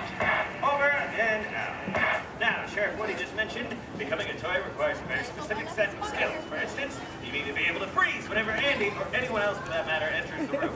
They cannot know our secret toy business. Next, we will commence Operation Freeze, but first, my men will demonstrate. Put your hands together. Come on, Playtime's all about having fun now.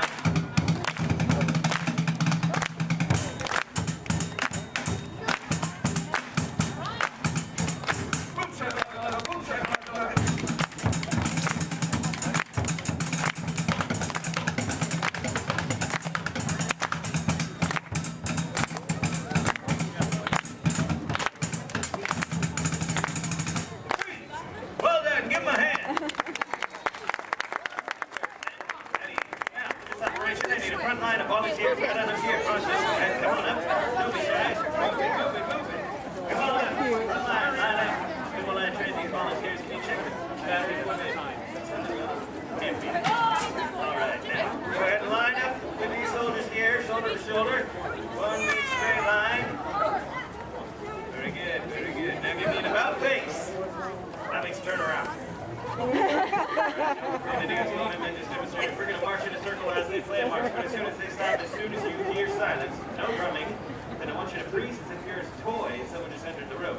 So first, let's set you up with a good toy pose. Let me think here, something maybe we all know. Let's make it simple. First, I want to see you pose like a big, mean teddy bear. When I yell freeze, show me a big bear pose. Ready? Freeze! Very good. Now, as I mentioned, while my men play, we will march in a circle, following me this way, and as soon as they stop, I want to see you frozen. Men, take it away. Back this way. Here we go.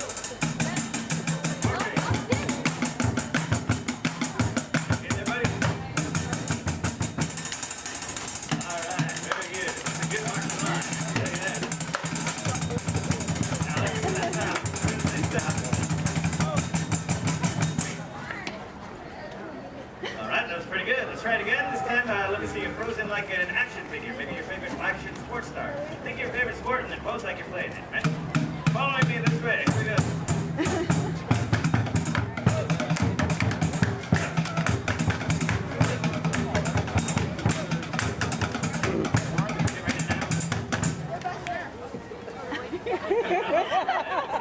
Got some soccer, some baseball, and some freestyle walking. Very nice. I want to see you frozen like a green army man.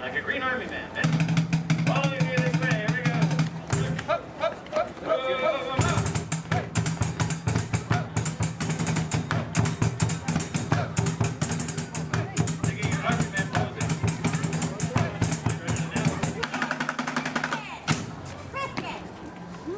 All right, pretty good. Give me a round of applause. Let's stay where we are for our next operation. We call Operation Bug Men Prepare. Now, what we're going to do is practice something that is very important to Green Army men and women everywhere, and that is target practice. You must have your aim home at all times. You never know when you're going to need it. So, for Operation Bug you will be presented with a target. This red barrel here is too filled with monkeys.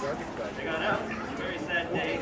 So now we use ladybugs for our target practice. You'll each be armed with 1 round of ammunition, and in 3 rounds of firing, our goal will be to get 100% of the bugs back into the barrel. As I mentioned, in 3 rounds of firing, hopefully we can get better every single time. Like me, I get more skilled every day. All right, go ahead and hold up those bugs. Trees in arms. When I yell fire, let them fly. And 3, 2, 1, fire! That was pretty good for a first time, but I know we can do better. Go ahead and pick up those bugs, recover those ammunition. Remember to observe the rules of playtime, share, play well with others, and be safe. All right, now, Precinct Arms, let's try round 2. See if we can do any better. And 3, 2, 1, fire! That was a little better that time. We're getting closer to 100%. Let's try the third and final round of firing. As I said, our goal is to get 100% of the bugs into the barrel. I have faith in you. Now, Precinct Arms, hold them up. And 3, 2, 1, fire! Wow, would you look at that? All 100% of the bugs made it into the barrel. Give him a big round of applause. Well done, men. Mission accomplished. You're dismissed. Go ahead and fall into formation as you were. Great work. You all make my plastic heart pump cry. All right, we have one final operation, which we call Operation Play 12 with others. And for this operation, we will practice playing 12 with others. That's right. And I need 2 volunteers celebrating their birthday. I see one right over here with Debbie. Come on forward, and you too. Come on up, Savannah. Debbie, go ahead and stand right here for me.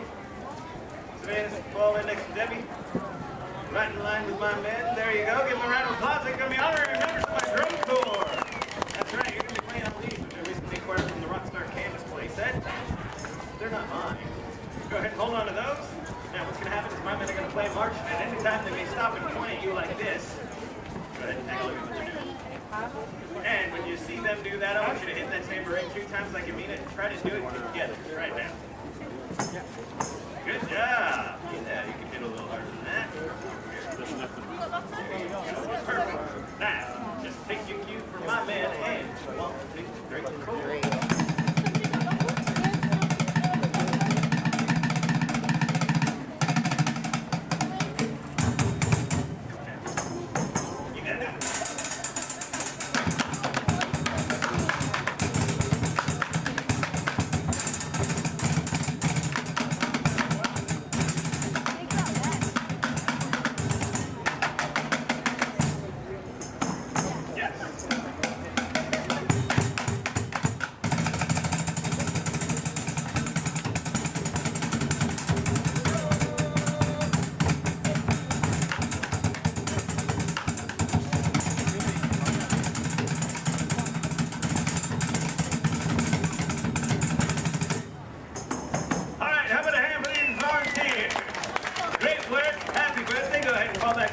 Well, I've been very impressed with all of you. Your observations of the rules of playtime. I think it's time to make you official honorary toys. Men, pack it up while I administer the oath. Everybody raise your right hand. That's in order. And repeat loudly, and I mean loudly, after me. I state your name. You solemnly promise to be a faithful and loyal toy. To follow any and all orders from my superior officers and or my parents. You can thank me later. And above all, my mission is fun. F-U-N. Now give yourselves a big hoopah! Congratulations, soldiers. You're now official honorary toys. Your first official order of duty is to enjoy the rest of your day. Stay out of the sun as much as you can because you are honorary toys, and after all, plastic melts. All right, men, mission accomplished. Let's head back to the toy bin. Great work, everyone.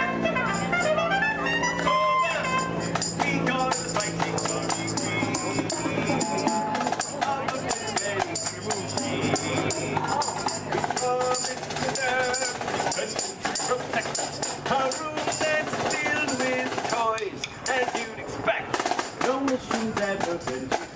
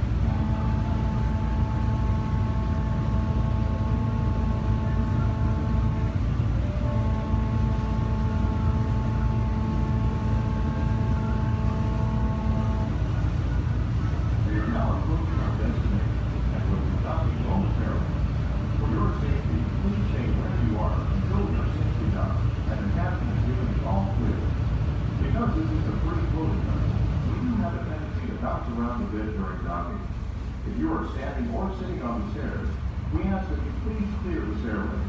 Everyone else, please remain where you are until we've completed our docking. Once again, please clear the stairway. You'll be given an all clear when it is safe to travel stairs and go ashore. Por favor, manténganse alejados de las escaleras.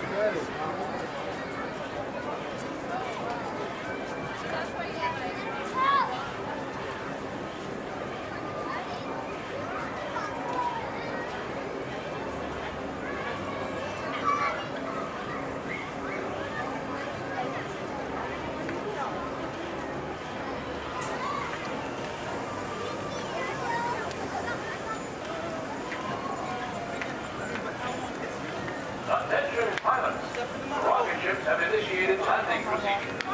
Please remain seated until your rocket ship comes to a complete stop. Then follow the arrows to the flight deck. Happy landing!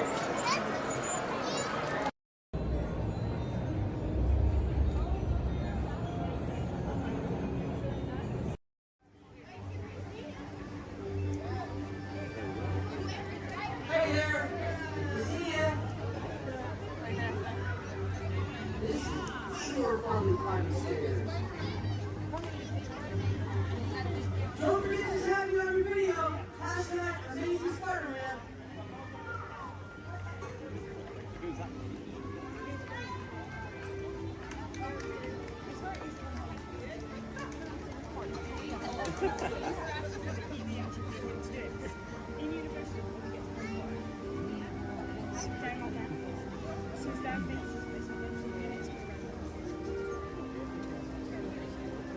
Hey everyone!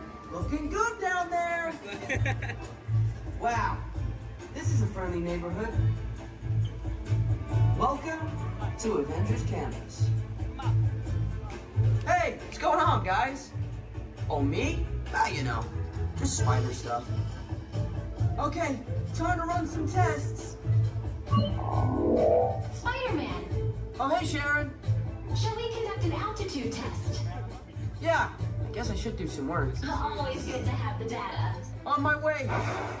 Just need to find a clear path and something to swing from. Oh yeah, it's go time.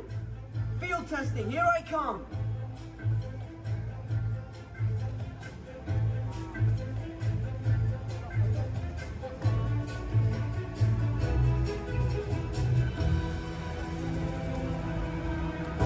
Time for some field testing. Here goes something.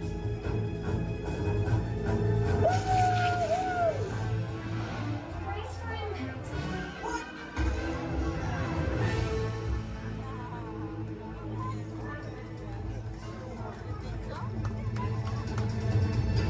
I'm good.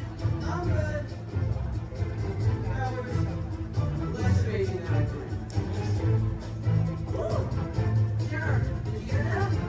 I got the data. Okay.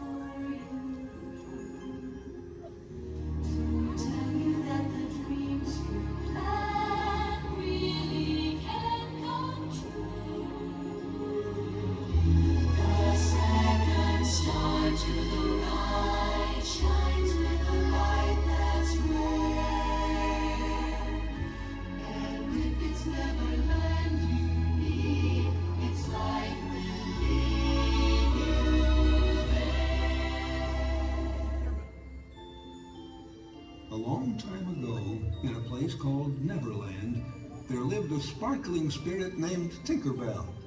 Legend has it that to this day she still flies over this magical land of fantasy.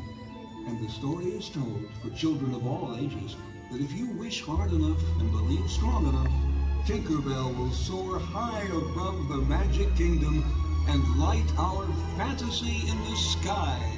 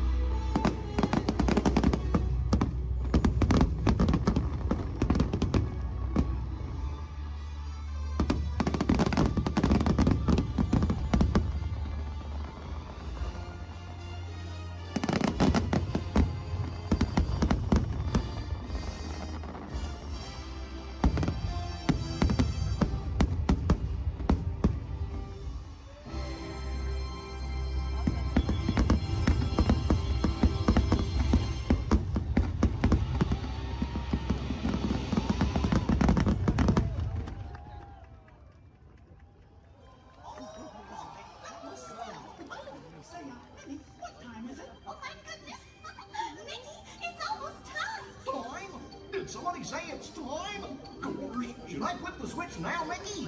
Not quite yet, pal, but it won't be long now. Let's see, yep, just a few more minutes till we start the countdown to the new year. Oh gosh, I can hardly wait. Oh, Mickey, me too. And I can't imagine a better way to celebrate the new year than with all of these nice people right here in the Magic Kingdom. Oh, what a special moment in time. Time? Is it time? Now, George. Take it easy there, Goofy. We still have plenty of time. Oh, no we don't. Goofy, this is it. Start the countdown clock. Alrighty, Mickey. Starting the countdown clock. Okay, everybody. It's time to start counting down to the new year. Are you ready? Okay, then. Here we go. 10, 9, 8.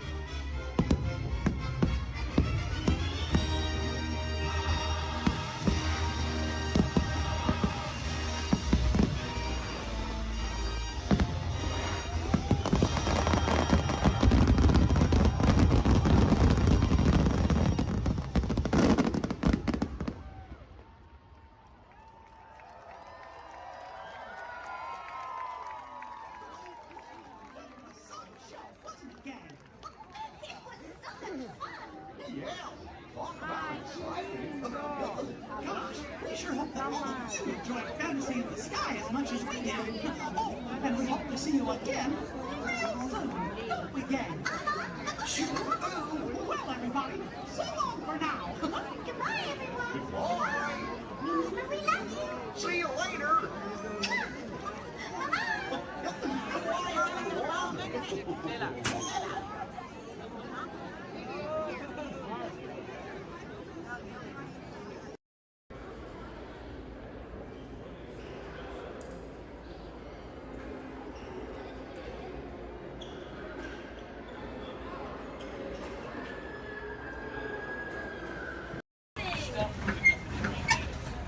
Look up above your heads, you'll see an animal identification guide.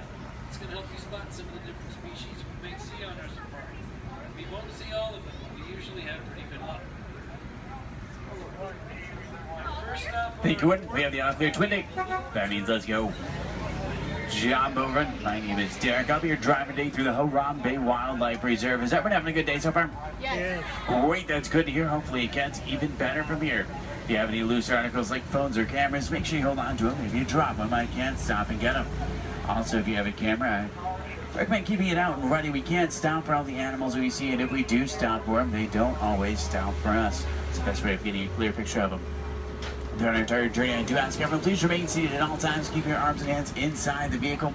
This includes children. They can sit on your lap, but they can't stand out or anywhere else, just for everyone's safety. Our first stop here today will be the Little Ituri Forest. It's home to some very shy animals. I like to use the vegetation around them as kind of a natural camouflage. When I see animals, I'll point them out and talk about them. If you see any, there's a spotting guide up above you. I'll help you identify what you're looking at. We won't see everything up there, but hopefully we can see most of them. We're going to start on strong. After the right-hand side, there's some animals up on the hill there with striped legs. They kind of look like zebra, but they're not related to zebra at all. Actually, the only living, no relative of giraffe. They're called okapi. They're extremely shy, recluse animals. They're so shy they weren't even discovered by Westerners until 1901. Just like giraffe, a really long time to stop them reach their food.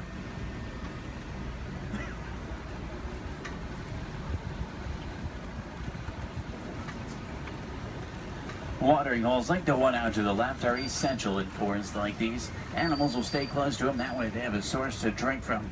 If you look straight across the water up on the ledge up there, you'll see a black rhino. Actually really rare to see. They weigh about 3,000 pounds, charge about 35 miles an hour. They're virtually indestructible animals except in the hands of humans. Due to poaching, there's less than 5,000 of them left. They're poached for their horns, which don't have typical bony cores. They're made of the same material as their hair and nails. That's all they're poached for. The bird out to the right is called a saddle-billed stork. They get their name from the saddle shape on their bill.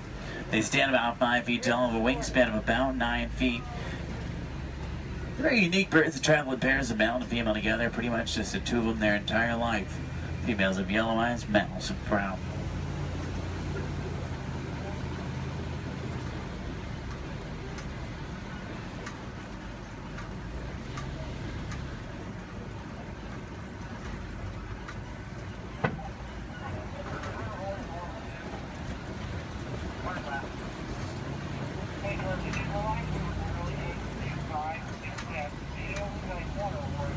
To the left, you'll see some tannish animals. They're called greater kudu.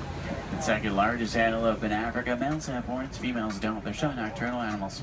Next to them are bongo. They're known as a ghost of the forest because they're so shy and timid. Males and females have very uniquely shaped horns that help them run through the brush without getting tangled. There's even some babies back there. Along the edge of the Ituri forest runs the Safe River. Sometimes we'll spot hippos there. Do we have any hippo fans? Awesome. Let's see if we can find any. Hippopotamus means river horse, but they're actually closely related to whales. They weigh about 5,500 pounds, can run about 30 miles an hour. Hippos are nocturnal. At night, they leave the water searching for food. They'll walk up to 6 miles looking for it, and once they find it, they'll consume about 90 pounds of grass each every single night. They can hold their breath for about 8 minutes, and they walk along the ground under the water, which makes it challenging to spot them. If you see a blob, discoloration, or bubbles in the water, it's probably a hippo. Keep in mind, you might not always see them on the surface, but that doesn't always mean they're not there. A group of hippo together is called a bloat. There's 2 in the water out to the right, you can kind of see, and there's quite a bit more in the water out to the left behind that island there.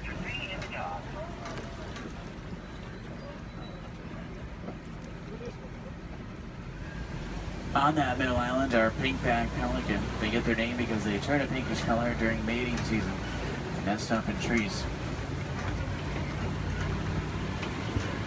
Hippos may seem cute, but they're actually one of the most dangerous animals we'll see all day. They're extremely territorial. If you get too close to a hippo or get in the water without realizing they're there, they become very, very aggressive. You don't want to mess with them.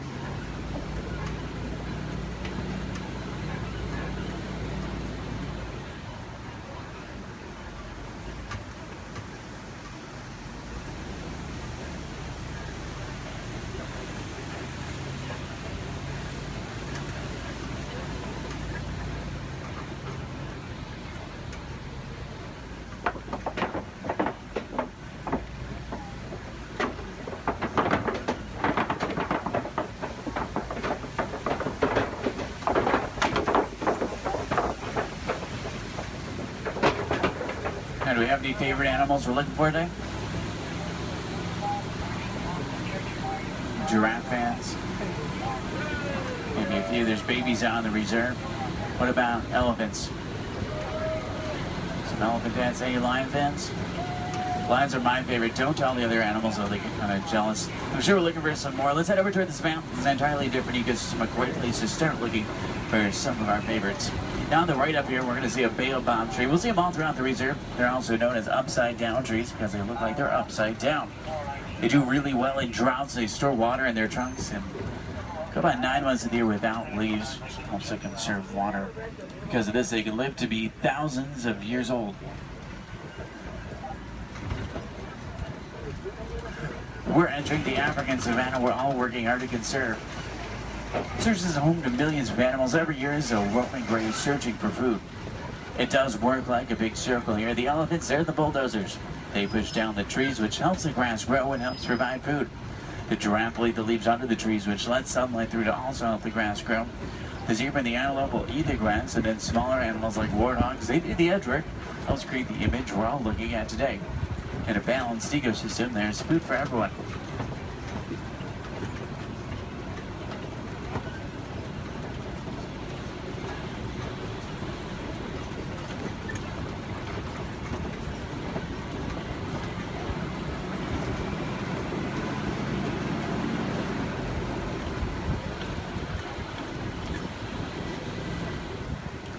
You look under the big tree out to the left, kind of in the grass there, you'll see painted dogs. They're also known as wild dogs. They're not your typical dog, though. They're actually the most successful hunters in Africa.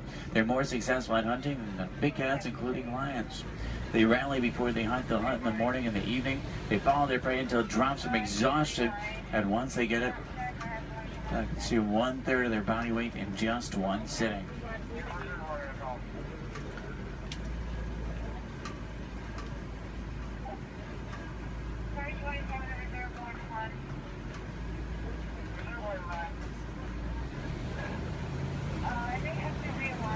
On the left, you'll see Patterson and Zealand lying down by the trees back there. They're actually the largest antelope in Africa. They'll stand about 5 feet tall. Their shoulder height can weigh up to about 2,000 pounds.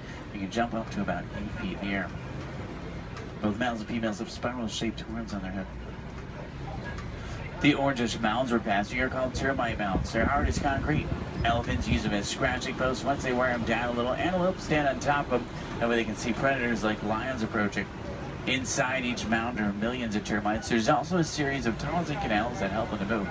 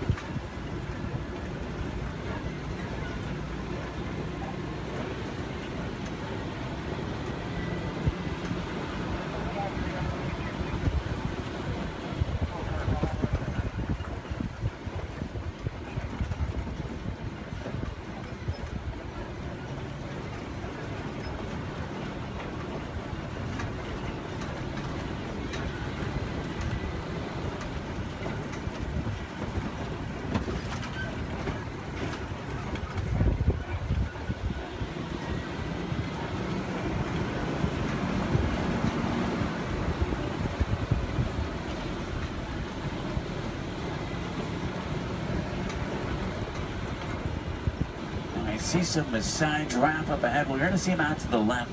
You see them about 20 feet tall. They're tallest. There are some babies on the reserve. They're born about 6 feet tall. In the human world, that's pretty big, but in giraffe world, it's really not. A giraffe will spend about 18 hours of their day eating, and they sleep very little, sometimes just about 30 minutes a day. When they do sleep, they typically will sleep standing up. They don't really like to lie down. They're too vulnerable to their predators. They have 7 vertebrae in their neck like humans. A giraffe can run about 30 miles an hour, and they have hearts that can reach lengths over 2 feet long. They're known for their irregular patterns. However, every giraffe's pattern is totally different and unique, like a fingerprint. A group of giraffe together is called a tower. This is a tower of giraffe. I can't stop for them. There's new animals in the area, so I have to kind of roll by them.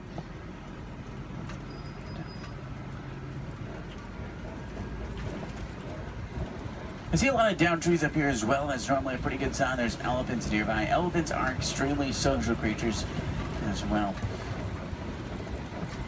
Except for adult males, though. Adult males tend to be very solitary. They really like to be alone or with only other males. They weigh about 12,000 pounds. Adult females weigh about 8,000, and each elephant consumes up to 300 pounds of food every single day. When you think about what they're eating, it's mostly grass and leaves, so that's pretty impressive. Start heading towards elephant country. I know the road that will take us there. It's a short drive. We should be there pretty quickly. Maybe we can see one along the way. Left and up, you'll see some mandrills. They're the largest, most colorful monkey in Africa. Males weigh about 100 pounds. Females weigh about 30. Males will be much larger, much more colorful. The leader of the group of monkeys, which is called a troop. To the right-hand side is an African elephant. That's a male. He's alone and larger, which is what gives it away. Try to get a better view of him. Uh-oh. The road I was going to take is closed. I know a different way. There's an old rickety bridge. I haven't been there in a while. What do you say? Should we go for it? Yeah. Let's do it. We're going to see some more elephants, right? If you're not an African, easy way to tell you're looking at an African elephant is from their ears, which look like the shape of Africa. And they flap their ears is how they regulate their body temperature.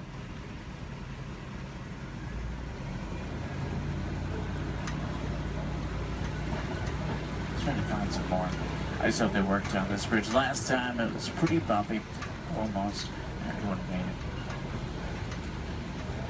It's a little worse than I remember. The good news is there's still a few parts of it connected. Is anyone on board Scared Heights? If you are, just close your eyes like me. Steady. Oh, they tried to fix it. I see a new patch of duct tape. That stuff really can't fix anything.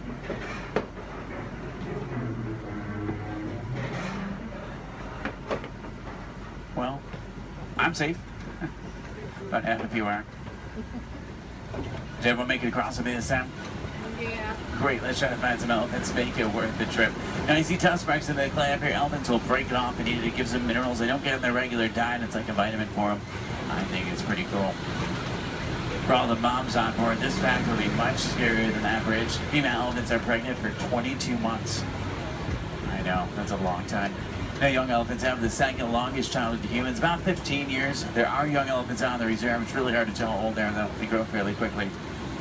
We're trying to find the best place to see them up ahead. Hopefully we can find some down by the watering hole. I'm still in that area where the new animals are, so I have to keep rolling for the elephants, too. I can't come to a complete stop, but I can slow down quite a bit. So make sure you have your cameras out and ready so you can get a good picture if you want one. In the meantime, I'm going to try and tune into a local Harambe radio station. I can normally get a pretty strong signal here. That way we can listen to some music while we look for elephants.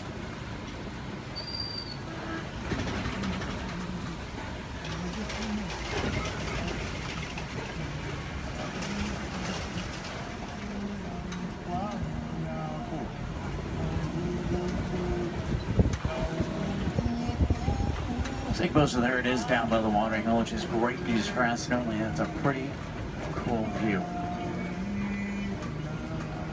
If you see any elephants throwing dirt on their back or rolling in dirt, they can actually get sunburned, and they'll use dirt like a sunblock. Both male and female African elephants have ivory tusks, which I want their pouch for.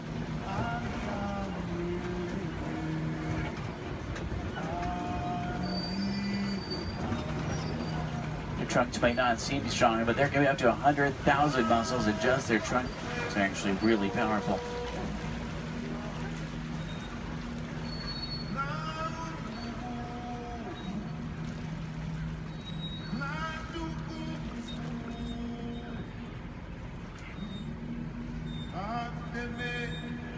Out to the left are greater flamingo. They're born gray, but after about a year of eating brine shrimp and other seafood, they turn the pinkish color we see right now.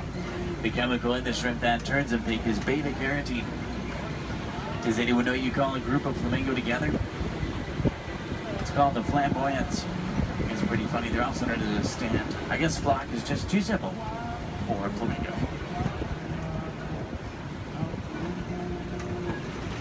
Now, I see white rhino markings up ahead here. White rhinos are bigger than black rhino. They weigh about 5,000 pounds compared to 3,000.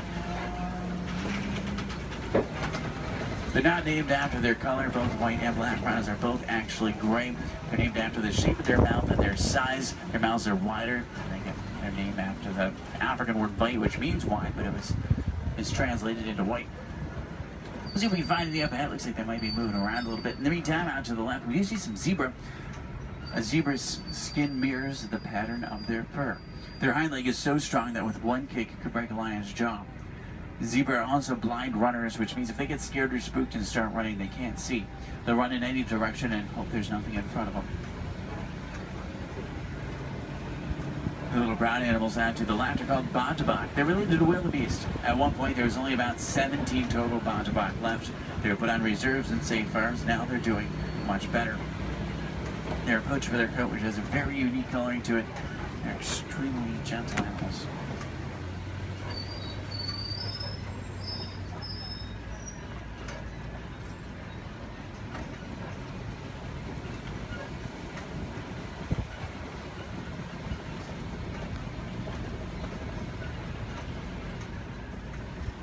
See some spots on the side of the hill here. If you look out to the left and backwards, you might be able to see them. It's kind of a tough angle. There's some up ahead as well. These are a little bit easier to see. These are Cheeto. Cheeto are at an average speed of 60 miles an hour. Their daytime hunters have phenomenal vision. It takes them about 3 seconds to reach that 60-mile-an-hour mark. Once they hit it, they can only run it for a short distance. If you look out to the left, you'll see them lying down. It's really hard to see them. They blend in well with the sun and shade combination. Does anyone see them over there? They're kind of, if you look out to the left and then to the right a little bit, you'll see them out to the bushes.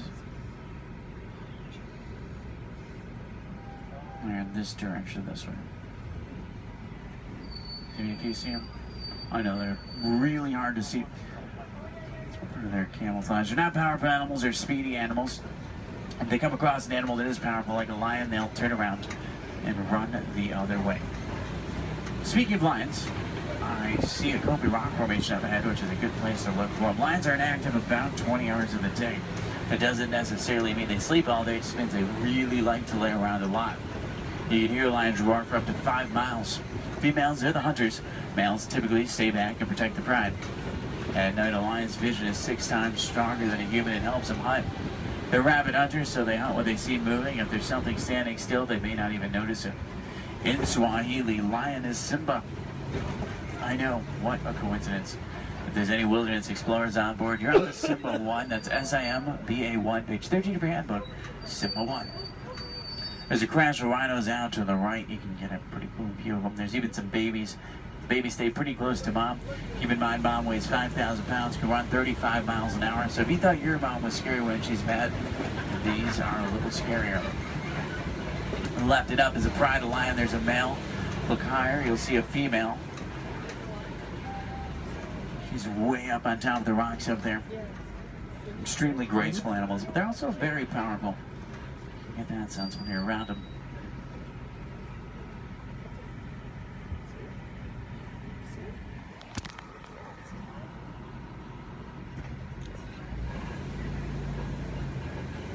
I see some burrows up ahead. Warthogs live in burrows that they typically take over other animals and make their own. Sleep with their tusks out to protect themselves. The males do actually have warts in the side of their head, so it's not as literal as it sounds. They may seem harmless, but they can run 35 miles an hour, and their tusks are razor sharp, so you don't want to get in their way. On the left and down again up here, we're going to see some ostrich eggs in the dirt. Ostrich eggs are the largest eggs in the world. Each one will weigh around 3 pounds. You can stand on one of them and it wouldn't even crack.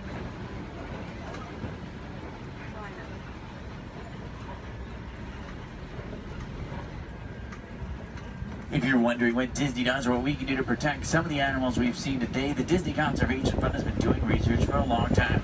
And a good example of something we've learned is elephants in Africa migrate quite a bit.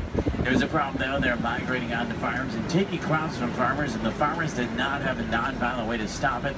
Fences don't work, elephants plow right through them. So Disney went over to try to help their conservation partners find a solution, and they found out that elephants are terrified of bees. So they created beehive fences and installed them in Africa.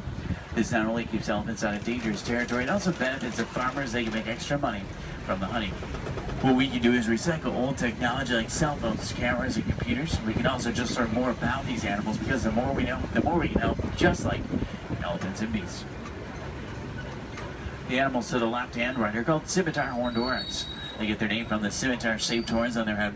They're on the critically endangered list. I think their horns are pretty cool.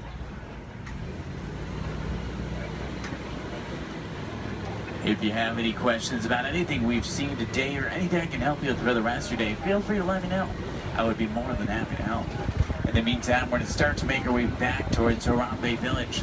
Once we get back, if you're looking for more fun things to do, I recommend the Pangati Forest Trail. You can see gorillas, baby gorillas, naked mole rats, hissing cockroaches, underwater hippos, meerkats, and more.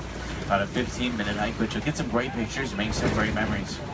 At the end of Harambe on the right is the Festival of Lion King. It's one of the most popular shows at Disney. By far one of my favorites. It's worth the trip. Make sure you drink plenty of water today, otherwise the heat can sneak up on you. Did everybody enjoy the safari? Yeah. Great, that's good to hear. Now the best thing is no two safaris are ever the same. Whether it be a different driver, different animals, or the same animals closer, it's always unique.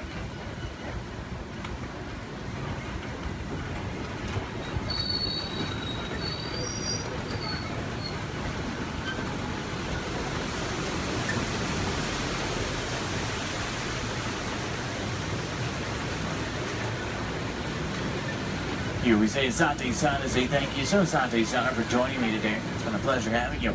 If you enjoyed it, my name is Derek. If you didn't, names really aren't that important. Hopefully you did, though. I think we saw some pretty cool animals. Hopefully we got to see some of their favorites. If you're looking for tigers today, check out Asia. Sometimes we'll spot them on the Maharaja Trail. If you're looking for crocodiles, head over to Dinoland. You may be able to spot them there. The American crocodile. Sometimes you'll see them there.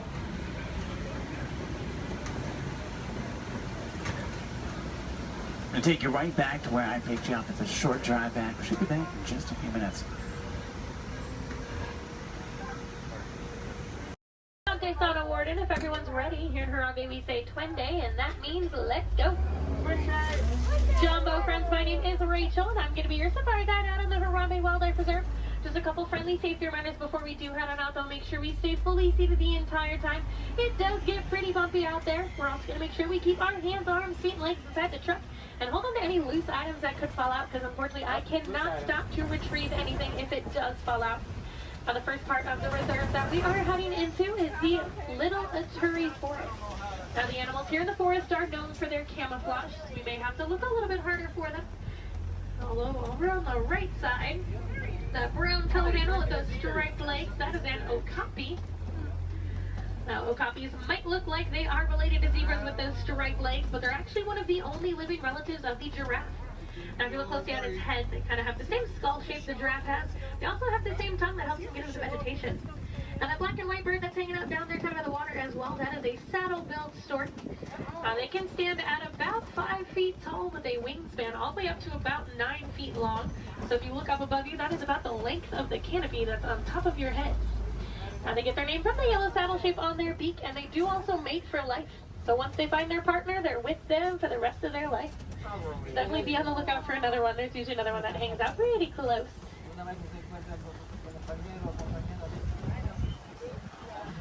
Looking a little bit quiet on this part of the forest, so let's see if we can head up, see what else we can find. Looks like there is some movement up ahead, so I'm going to head over that way.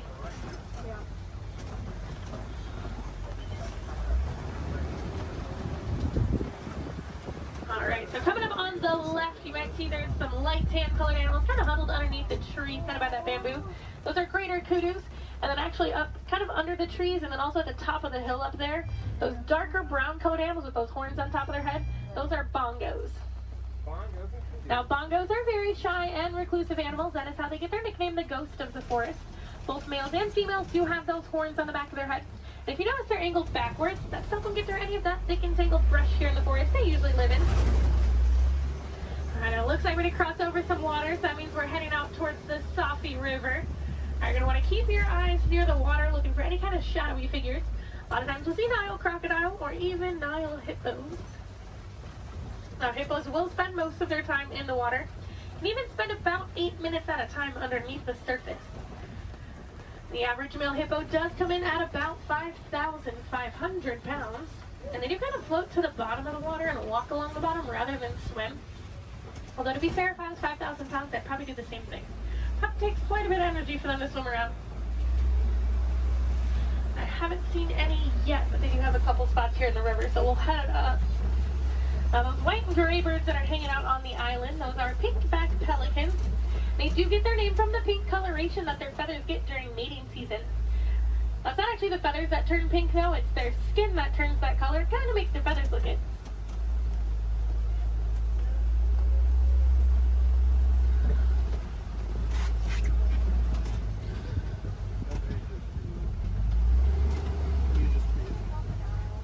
The hippos are being a little bit shy right now, but I do know we are heading towards crocodile territory. Aha, down there on the left, there are some crocodiles down there. Now, the average Nile crocodile does come in at about 16 feet in length, weighing about 500 pounds.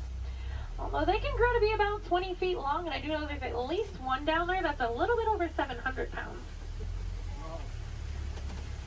Now, when it is super hot, you will see them hanging out with their mouth open. That's because, unlike you and I, they can't sweat. So they do open their mouth. It does help them regulate their temperature, keeps them a little bit cooler.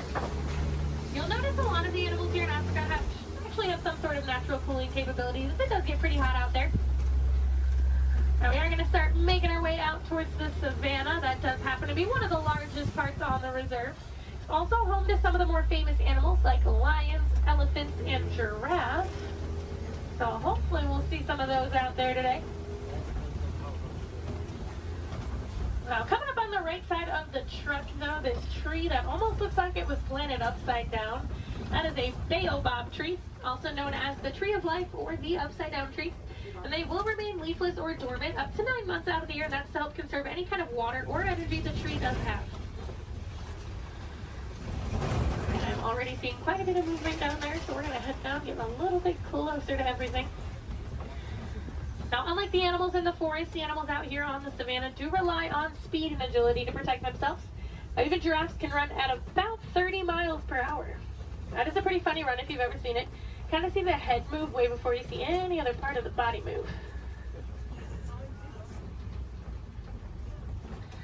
Alright, coming up, those animals with those really big horns hanging out there on the right, those are Ankole cattle, also known as the Watusi cattle, after the Watusi tribe that did first domesticate them.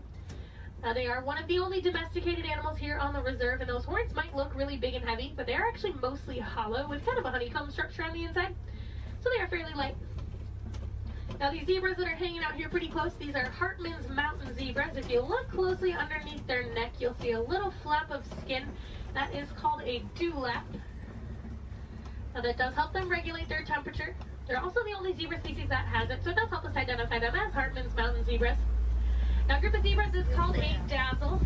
And if you've ever wondered if a zebra is black with white stripes or white with black stripes, just look at their nose. If they have a black nose, they're black with white stripes, and if they have a white nose, they are white with black stripes. Alright, we are going to slowly start making our way towards those giraffes.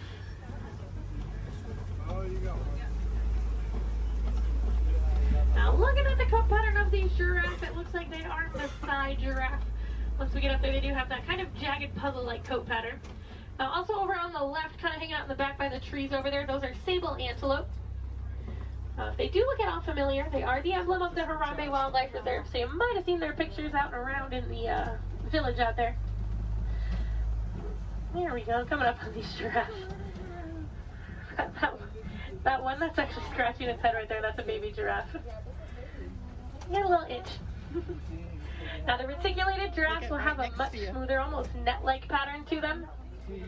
They can stand at about 18 to 20 feet tall. That does make them the tallest animal in the world. Now, even their young come in at about 6 feet tall when they are born. So they're already fairly big when they're babies.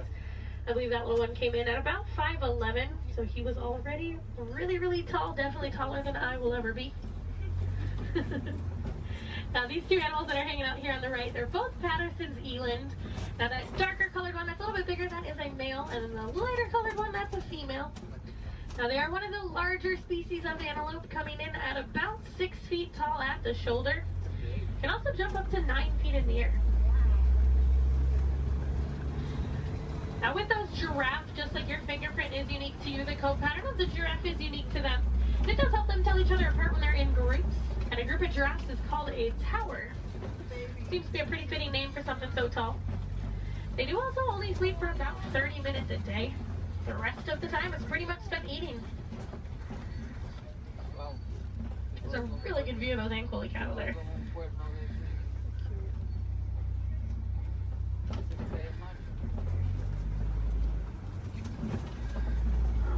Let's see if we can head up a little bit farther into the savannah, see what else we can find.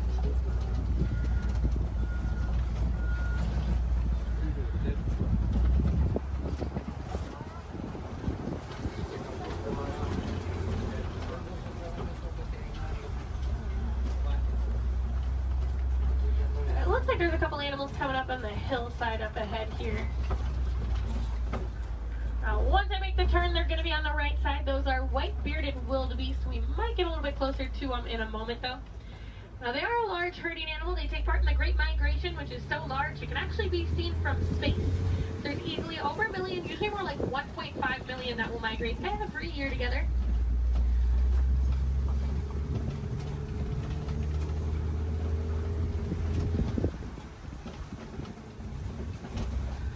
There they are. You can kind of see them there. also coming up on some knockdown trees just up ahead, so we're going to head over that way. Usually that is a pretty good indicator that there's an elephant or two nearby. Elephants are known as nature's bulldozers, so you can always kind of assume. Actually, it looks like there is one up ahead of us. I'm going to see if we can get a little bit closer to it.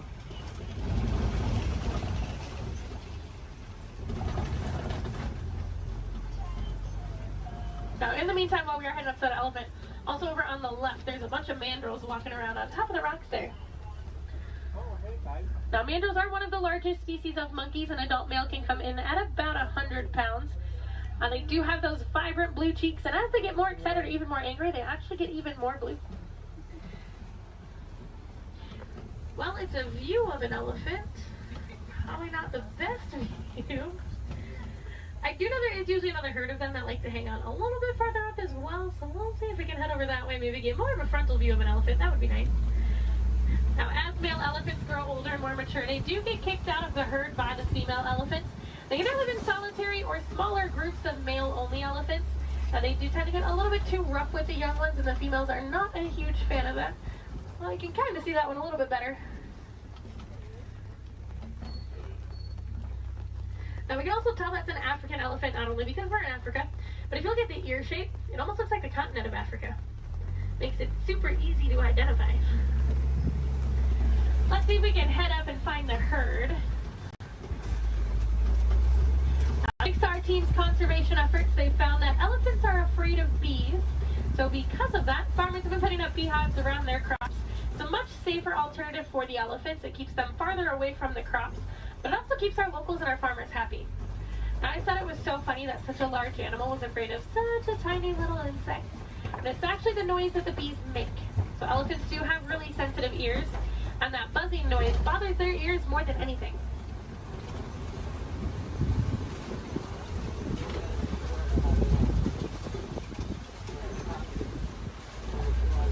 And I am seeing some tusk marks in the red clay, so hopefully that is a good sign that the herd has moved through here fairly recently.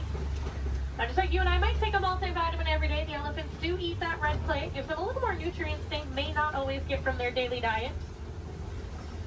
Female elephants do also have one of the longest gestation periods, coming in at about 22 months. So I'm not sure I blame the females for wanting to kick the males out after a while. Personally, I might do the same thing if I had to go through that.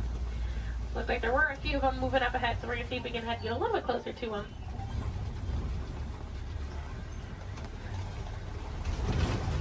Male elephants also won't get to their full size until they are about 35 to 40 years old. That is about half of their lifespan. In the wild, their lifespan is about 60 to 70 years, and that full size can come in at a whopping 15,000 pounds. So that does make them one of the largest land animals.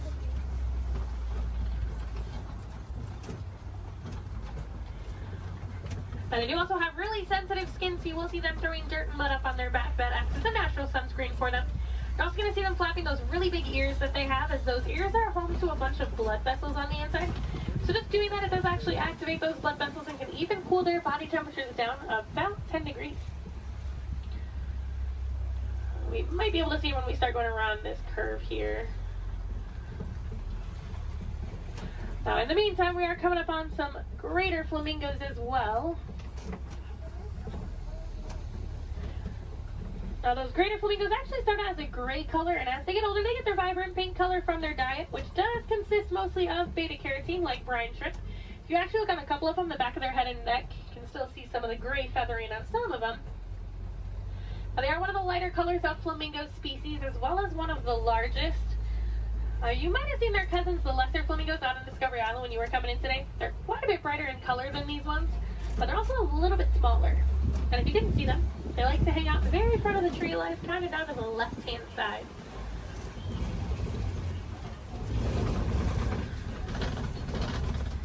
It looks like those elephants are wanting to be shy, but we are coming up on some white rhinos.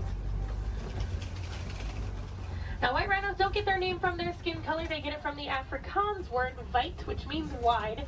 Now, if you look, they have a very wide mouth. Now, they're also one of the larger rhino species, coming in at about 5,000 pounds. One of my favorite facts about them, even though they are 5,000 pounds, when they run, they can actually get all 4 of their little legs off the ground. So kind of like how a horse gallops. So they are very graceful for how large they are. Oh, there's one running. It was, for like a hot second, it was actually doing like the actual full run. I'm mad he stopped. Oh, he said, I got snacks over here. I'm coming over here.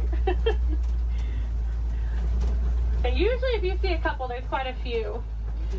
So there might be some more around. So we'll definitely be on the lookout for some more. A group of rhinos is also called a crash. That is a pretty good name for them because they are almost blind. They kind of seem more like shadows. It's really funny when they stand really close to the road. Sometimes when you try to sneak behind with the trucks, they don't realize we're there until they hear the truck and they're like, oh, they like jump and run back. Well, we are coming up on a couple cheetahs. There's a cheetah laying down right on top of the hill there that's really close, and there's a couple more walking in the back. Yeah. Now, cheetahs are one of the fastest land animals. They can go from about 0 to 60 miles per hour in just about 3 seconds. Now, they do get to that speed fairly quickly, but they can't actually maintain it for very long. It's more like a short sprint of a couple hundred yards. Looks like there's a couple more walking up ahead here. Now they will use that long tail of theirs, kind of works as a rudder to help them turn. Their nails also don't retract, so they do stay out. It does help them gain traction when they are running those speeds. And unlike most big cats, they will do most of their hunting during the day and do tend to be way more active during the day. They're also one of the only big cats that can purr. So kind of like your household cats, just a little bit bigger.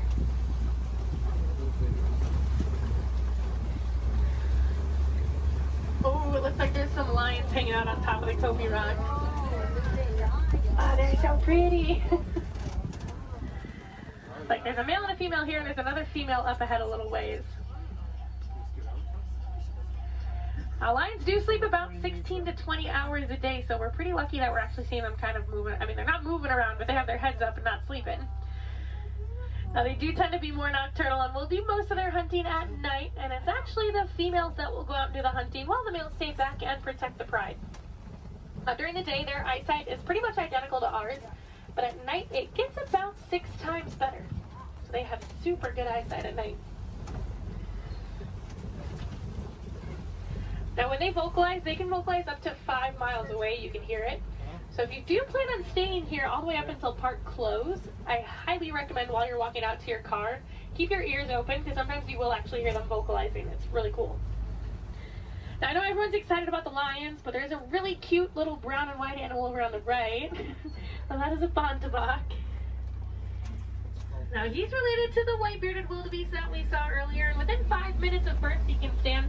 Within about 10 to 15 minutes they can also walk and run. That's a super good survival technique for them. That way, once those little ones are born, they can get up and get on the move as quickly as possible. Now, also hanging out in the trees there on the right, those are waterbuck. Now, waterbuck do drink an excessive amount of water, hence the name waterbuck. But they also have kind of an oily, greasy feel to their fur.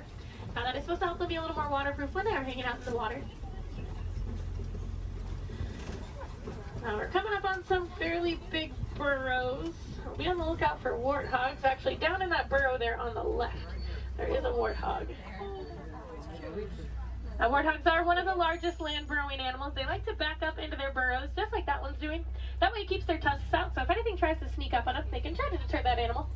They've also been known to recycle other animals' burrows, so they might find when an animal has abandoned and call it their home. Isn't the ever so lovely ostriches over there, too? Now, while we are heading over there, it looks like those ostriches have also dropped some eggs there on the right. Now, individually, each one of those eggs can weigh about 3 pounds, and they are so strong that just about any one of us can stand on them and absolutely nothing would happen. Are you guys going to stay off of the road, or no? Okay. Now, ostriches are the largest species of bird. They are flightless birds, though. They use those wings to help them turn, kind of like how the cheetah uses its tail. They can run speeds of about 30 to 40 miles per hour, so they are fairly quick. They always look so confused, too. It makes me laugh. They're notorious for long animal stops, so when you can sneak by them when they're that close to the road, it's your lucky day. Alright, it looks like the warden's post is coming just up ahead of us. That does unfortunately mean our safari is coming close to an end. But the warden has adopted some Nigerian dwarf goats that like to hang out here.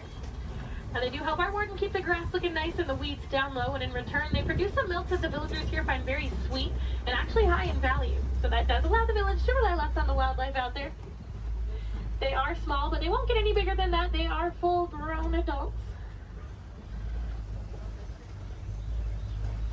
And they are one of the many examples of how humans and animals can live in harmony together. It just takes a little bit of effort from us. Some small things that you guys can do at home but make a huge difference for these animals. Planting some native trees or plants in your yard.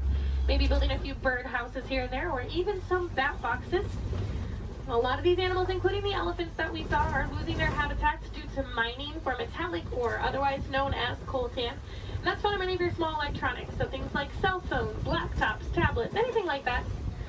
So next time that brand new shiny iPhone comes out and you guys decide to go and purchase it, just make sure you recycle the old one. That will help keep mining down to an absolute minimum and saving those habitats for those beautiful animals out there. And if I have any wilderness explorers on board, you guys have been on board the Simba 1. That's S-I-M-B-A 1. And I am going to get you guys back up to that dock that we originally came from, so you're going to have to bear with me for just a little bit longer. Hopefully we should be able to buzz through some of the docks fairly quickly.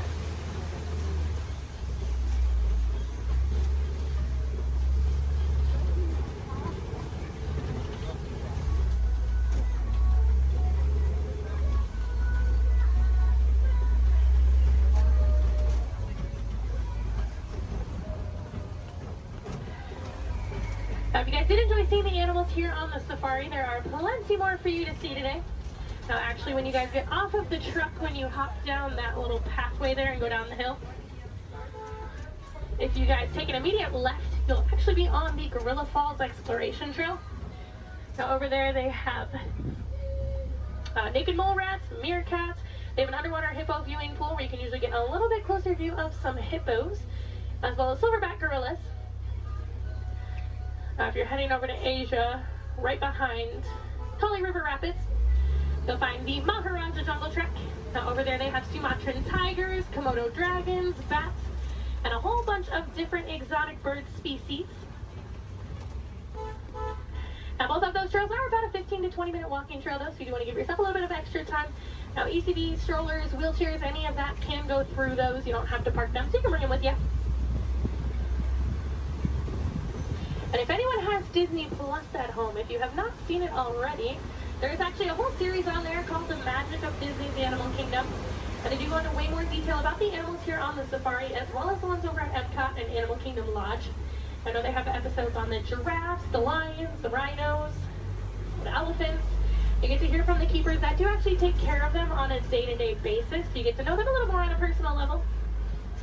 You might even get to know some of those names. So next time you come and ride the safari, you can impress your friends and family by knowing those. On that note, no two safaris are ever the same as well, and the animals will always make sure of that. So if you guys are here on another day or even later on in the evening, definitely come back and check us out. You might see some different animals out there. You'll actually see the hippos. We didn't really get good luck with the hippos today. But you might see some hyenas. They do tend to be a little more nocturnal, so they'll tend to come out a little bit later. And you might see the lions actually up and moving around. You never know. They'll probably have a different safari guide as well, so you might learn some different facts you guys didn't hear from me this time around. As you guys are walking around the park too, I encourage you guys to be super aware of your surroundings. A lot of times you'll walk past different animal habitats and you guys won't even know it. On front of the trail life, you'll see those lesser flamingos that I kind of touched on a little bit. You'll see some kangaroos hopping around, some vultures, all kinds of stuff. And then towards the front of the park, actually one of my favorite animals likes to hang out there, the giant anteater. Now that's like, if you're heading out of the park when you go over the bridge and there's like the spot where you can go on the left side and the right side to exit, she likes to hang out on the right side. So if you go down there, she tends to kind of hide those. So you have to look into her habitat a little bit to see her. But she's usually there. Alright, it looks like this truck ahead of us is just about loaded, so they should be on their way. So it's a really good time. Double check your rows. Make sure you do have everything. You don't want to leave anything behind because I will be heading out on another safari as soon as I drop you guys off. So it'll take a little bit of time to get those items back to you. The warden knows we are on our way, so we should be able to get cleared into that dock here fairly quickly.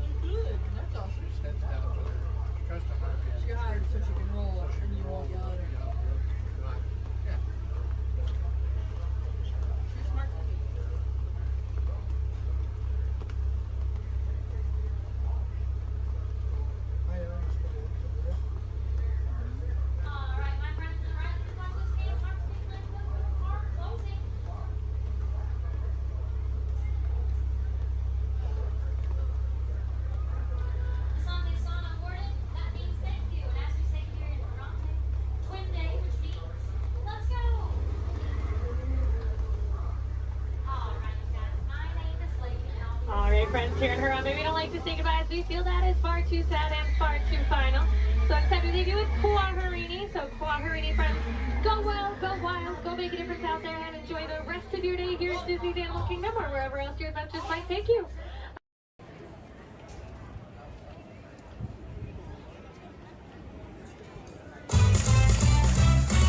Good morning, everybody! Welcome to the Magic Kingdom!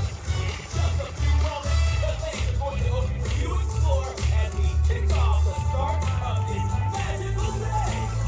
For 50 years, the magic of Walt Disney World has called out to people all around the world, and we're so excited to have you party with us during the world's most magical celebration.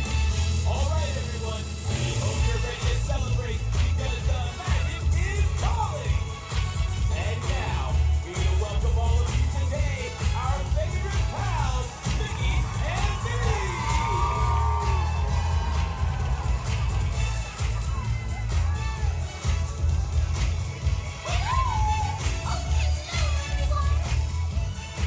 Hi, pals. It's great to see ya. Oh, look! Everything is sparkling!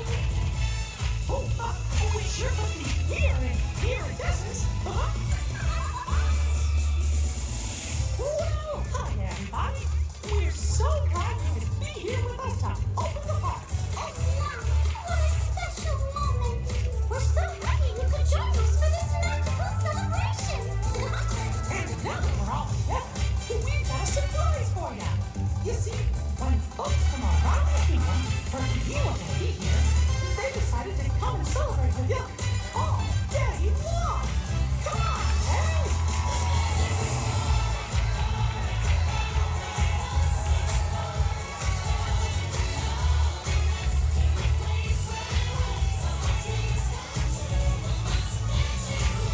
This party's gonna be dancing all day long. And the best part is all of you. Come on, run along.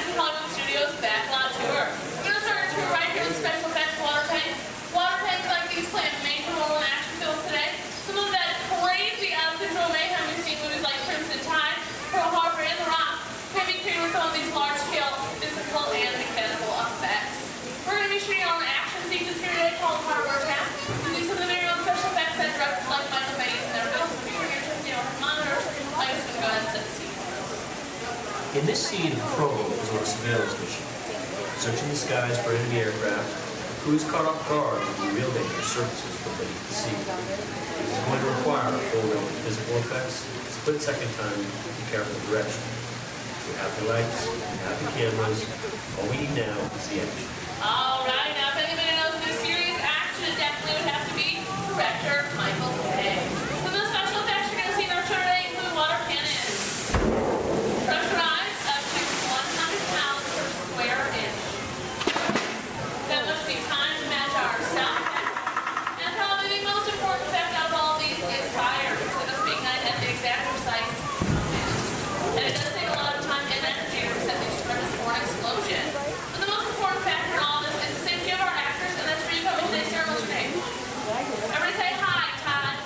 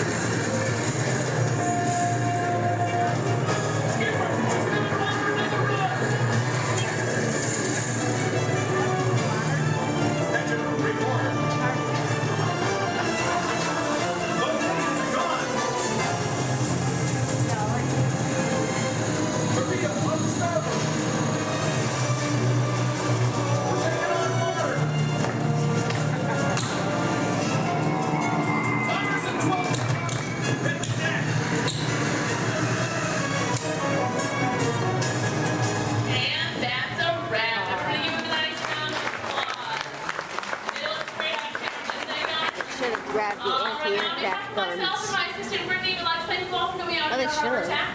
If you're waiting for any of our brave volunteers, just stay right where you are. If not, go ahead, turn to your left, down the exit ramp through the cops warehouse. For those of you standing, please hold on to the handrails throughout our journey and stay clear of the doors. For the comfort of others, no smoking, please. Thank you. As we turn south, you can catch a glimpse of the spires of Space Mountain in the Magic Kingdom. Nearby is Disney's 8th-ranked contemporary resort.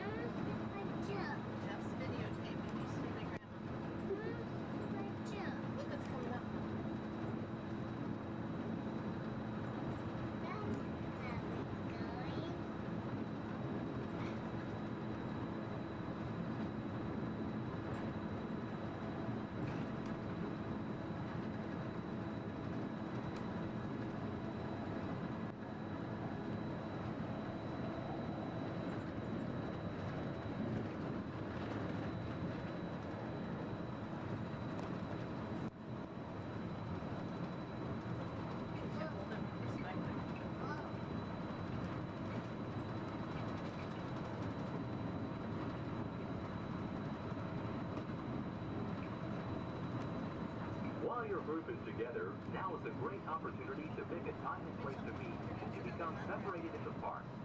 If you should need any assistance, please go to Guest Relations, located in Interventions East. Guest Relations can also assist you in making dining arrangements, provide special tours of Epcot, or make other suggestions for planning your visit to Walt Disney World.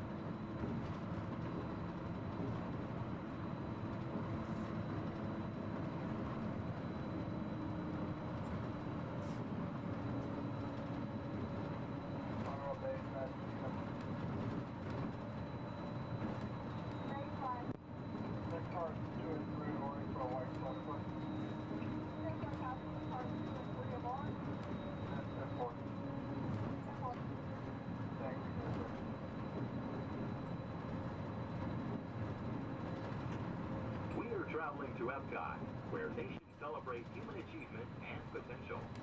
Its 300 acres are divided into two worlds, Future World and World Showcase. Future World offers fascinating explorations into realms of energy, transportation, and imagination.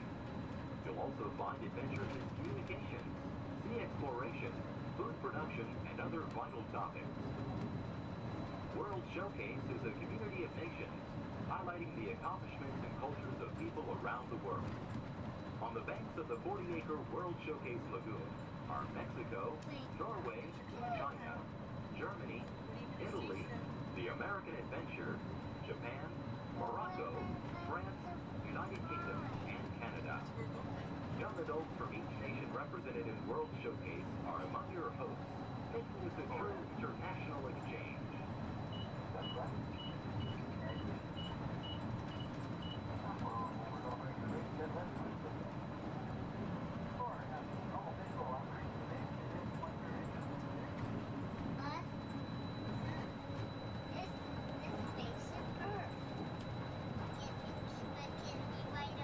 Beyond the trees ahead and to the right-hand side of our forward motion is Spaceship Earth. This 18-story geosphere marks the entrance to Epcot. Inside Spaceship Earth, time machine vehicles take you through the evolution of human communication, from a distant yesterday to the dawn of tomorrow.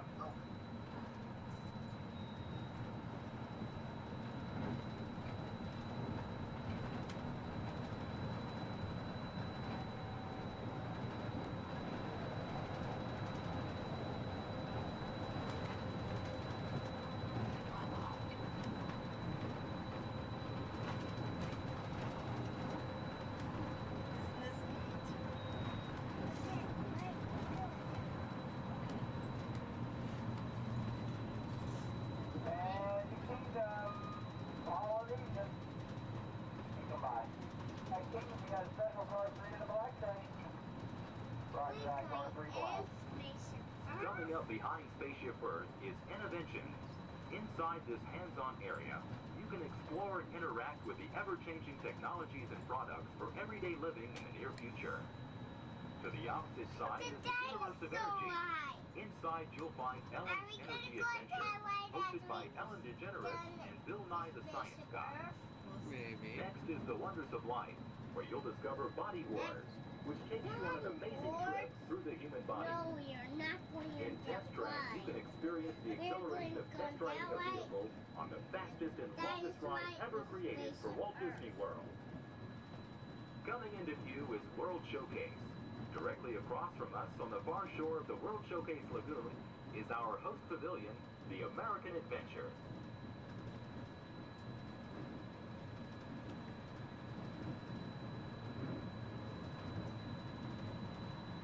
I'm still first date. Well, I'm sure we can find something for you to drink.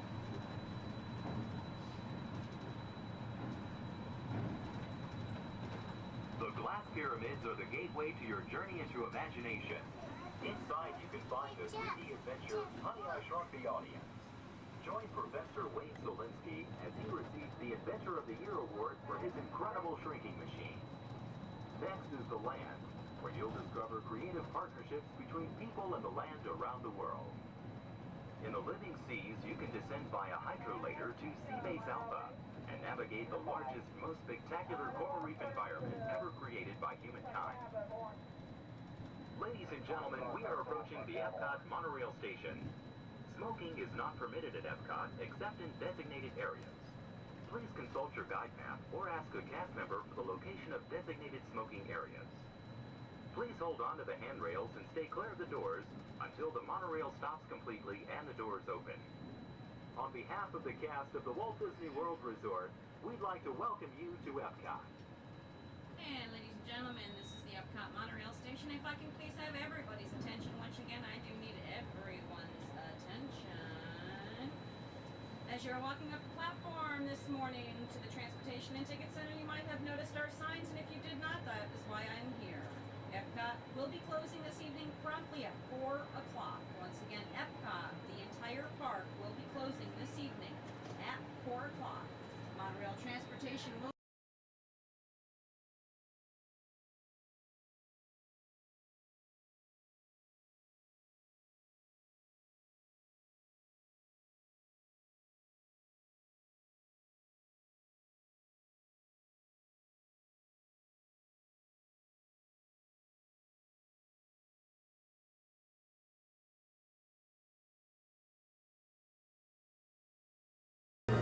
Please pay attention to the following safety information.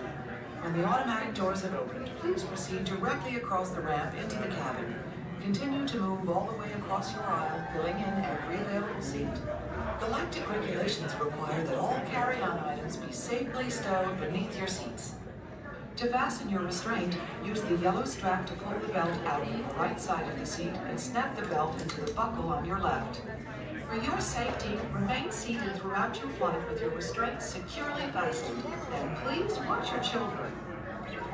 Para su seguridad, permanezcan sentados, con el cinturón de seguridad ajustado, y cuiden a los pequeñitos. Do not put on your flight glasses until instructed to do so by a crew member. One final reminder, smoking and photography are never permitted on any Star Tours flight. If you have any questions, don't hesitate to ask a Star Tours agent. You'll be boarding in just a few moments. Thank you.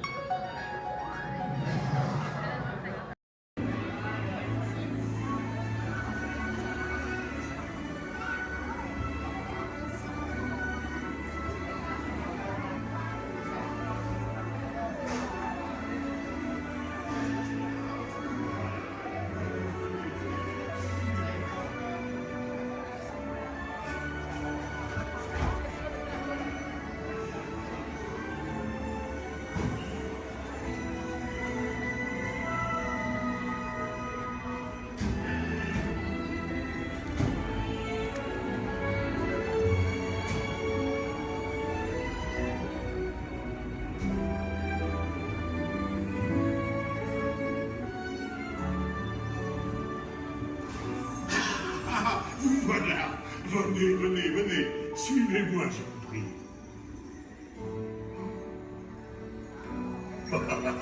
Chef Remy is waiting for you. This way.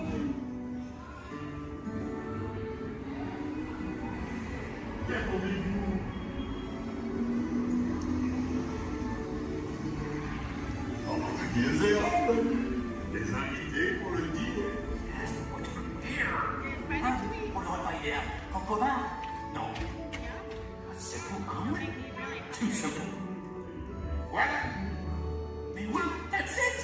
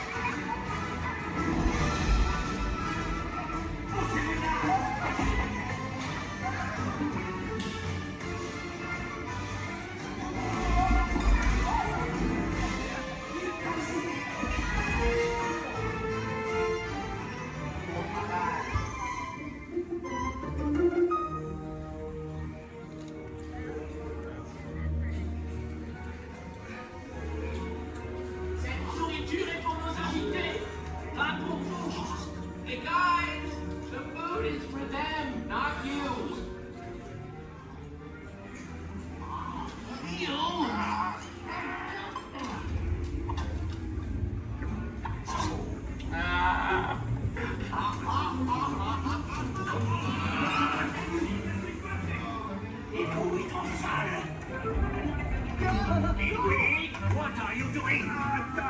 Que manigancez-vous?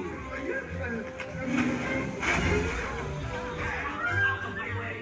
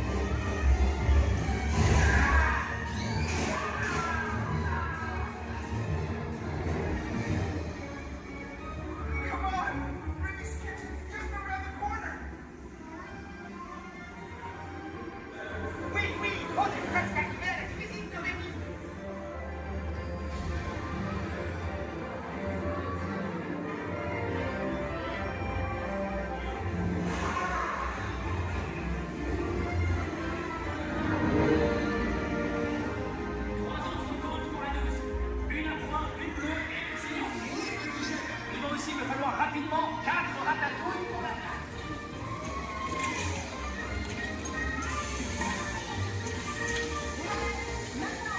Oui, ma chérie.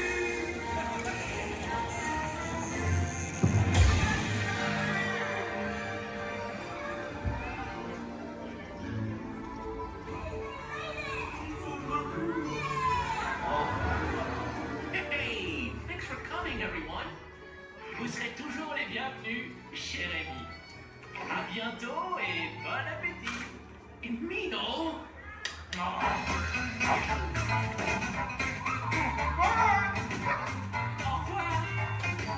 Little for you, right this way. You are always welcome at Bistro Chez Rémi. Au revoir.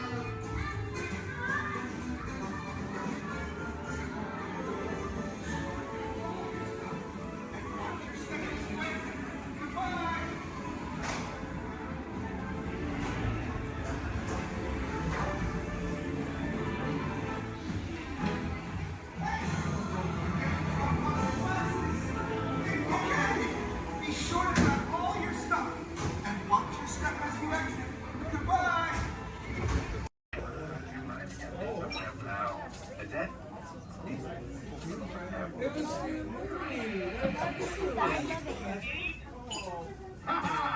Gotcha. Oh, what are you guys still doing here? Tour's over. The cages are open and the creatures are loose. You gotta get out of here. Wait. Don't get out of here. I could use a hand. My little pal Groot is lost in the fortress somewhere, and I need to find him before he gets ate. I found his tiny little heat signature, see? All those other heat signatures are, well, don't worry about them. Listen up. You guys can be a big help while I look for my pal. A gantry lift full of warm currents makes a really great distraction. I just need you to wave your arms, scream, whatever it takes, and then all these things will, never mind. You in? It doesn't matter. That was rhetorical. Now let's move. Meet me at the gantry lift. Yeah, I'm gonna go back that way.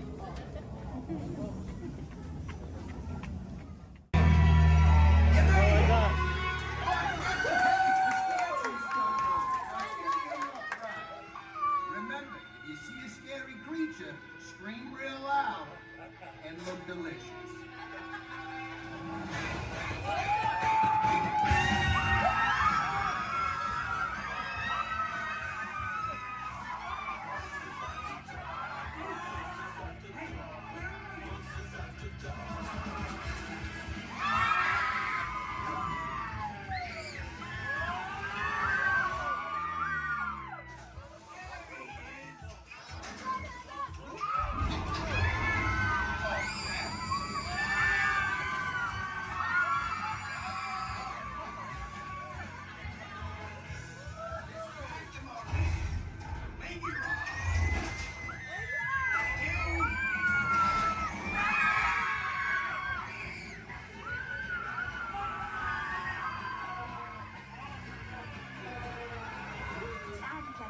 We do hope you've enjoyed your tour.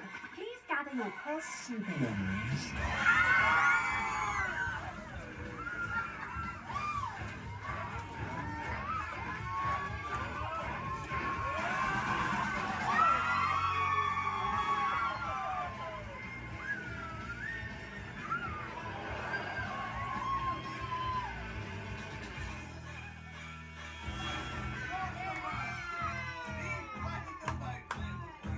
Spit that out, it's not candy.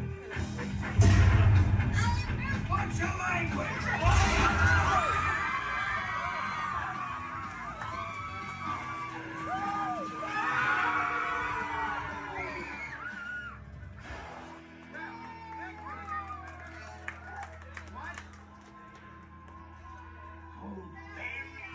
Very still. Y mantenga sus manos, brazos, pies y piernas dentro del tren. Cuide a sus pequeños. Muchas gracias. Partners, For your safety, remain seated with your hands, arms, feet, and legs inside the train, and be sure to watch your kids. If any of you folks are wearing hats or glasses, best remove them, because this here's the wildest ride in the wilderness.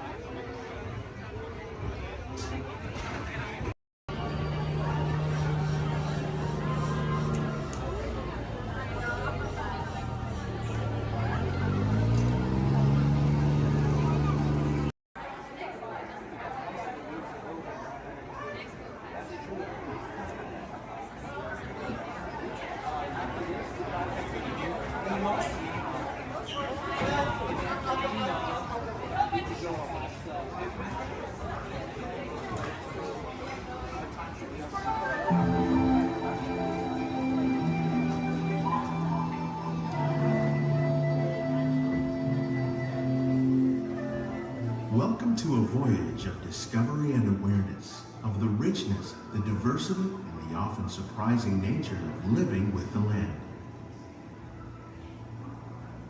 Our journey begins as dramatic and sudden changes are sweeping over the land. The approaching storm may seem violent and destructive to us, but to nature, it's a new beginning in the cycle of life.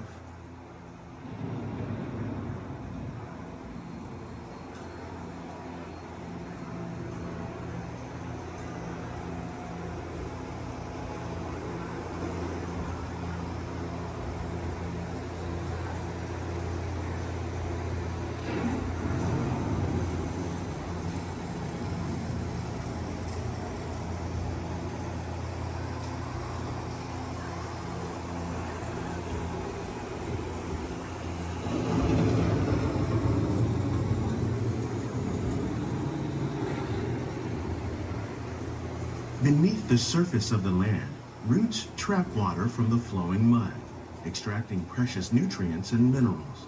These elements, when combined with sunlight, create the diverse living systems of our planet.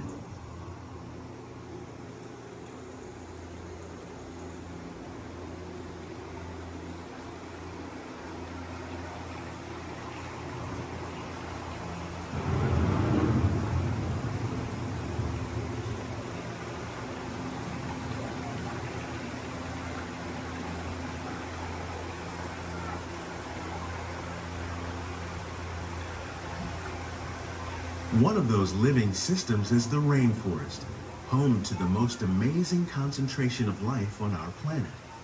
These dense and beautiful forests cover only a tiny portion of the Earth's surface, but they contain more than half of its plant and animal species.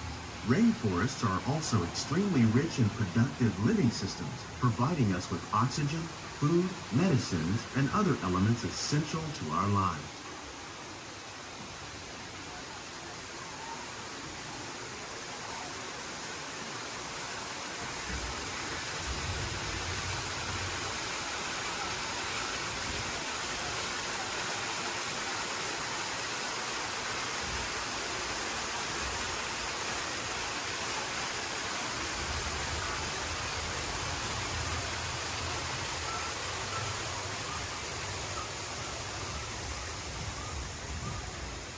In the desert, nature has created a very different, but no less beautiful living system. And while this arid landscape may seem lifeless, it is very much alive. The plants and animals that have learned to survive in these harsh conditions make use of what little water they can find and avoid the scorching rays of the relentless sun.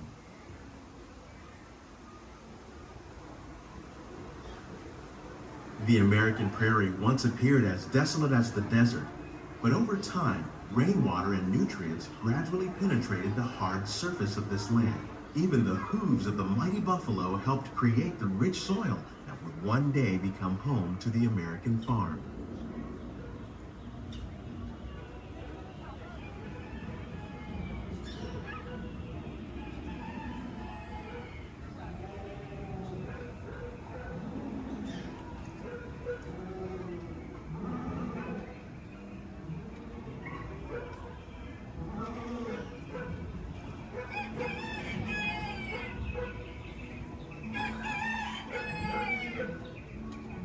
Of all the forces at work on the land, humans have had one of the most profound effects.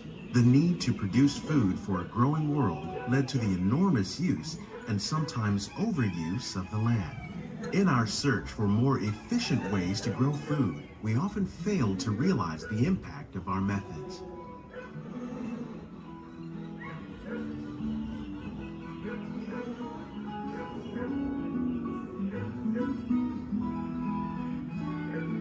Today, we're learning to live with the land, discovering better ways to grow food that will assure both human and environmental well-being.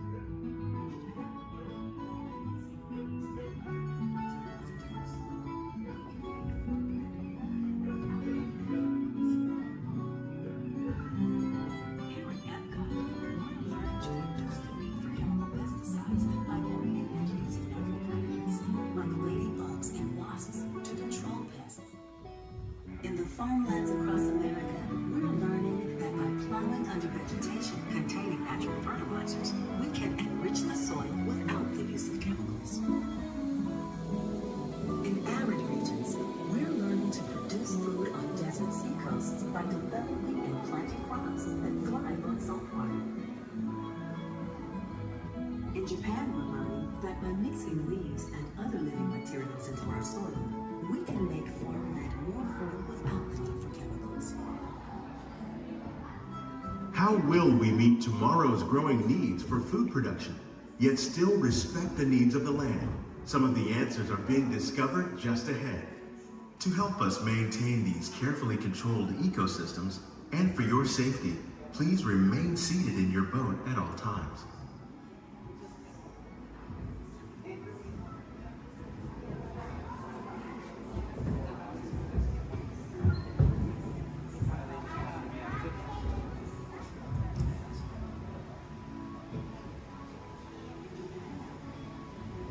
Welcome to our living laboratories, where scientists from Epcot and the U.S. Department of Agriculture are exploring innovative ways to produce bountiful harvests now and into the future.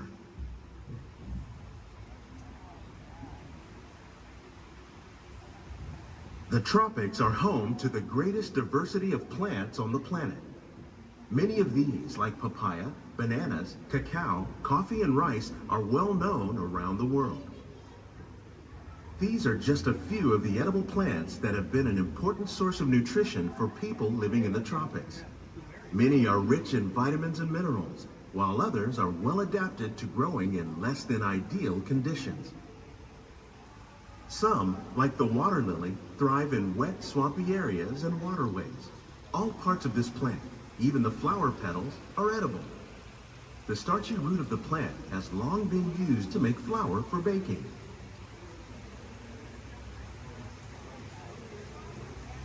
One day, many of these lesser-known tropical plants may be as important as the bananas growing on both sides of the boat. More than 28 million tons of bananas are eaten annually, making it the most popular fruit in the world.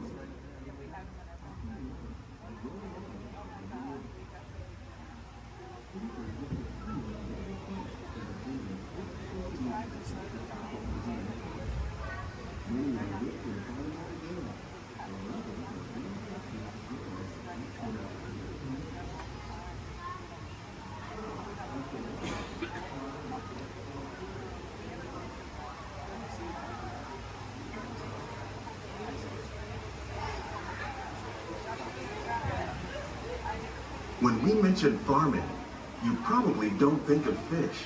But fish farming, or aquaculture, accounts for nearly half of all the seafood consumed globally.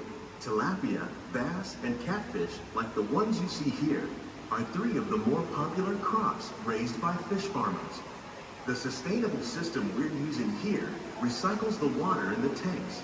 As a result, we're able to save millions of gallons each year. Our small fish farm produces nearly 5,000 pounds of fish each year to serve in restaurants around Walt Disney World. Innovations like this one can play an important role in our efforts to produce bountiful harvests and still protect natural resources.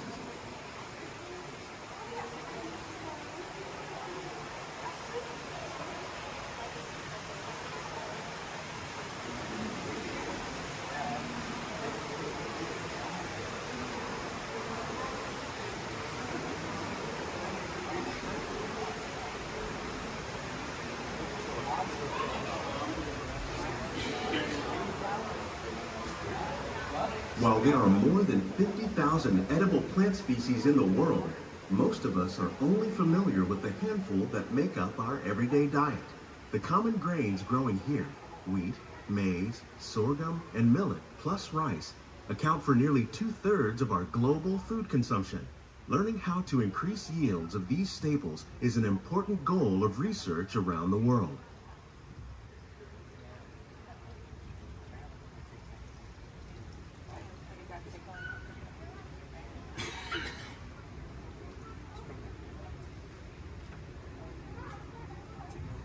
These plants are definitely on their way up.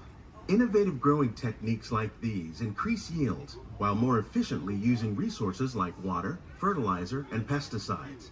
Another innovation at work here is our integrated pest management program.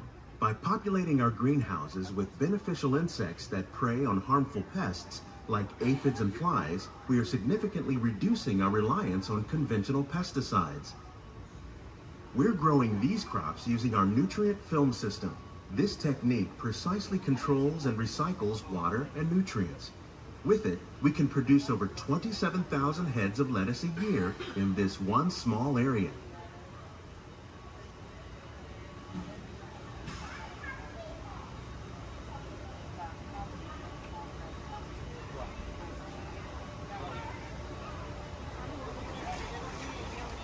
Some of our best ideas have been inspired by nature, like these fruit and vegetable trees.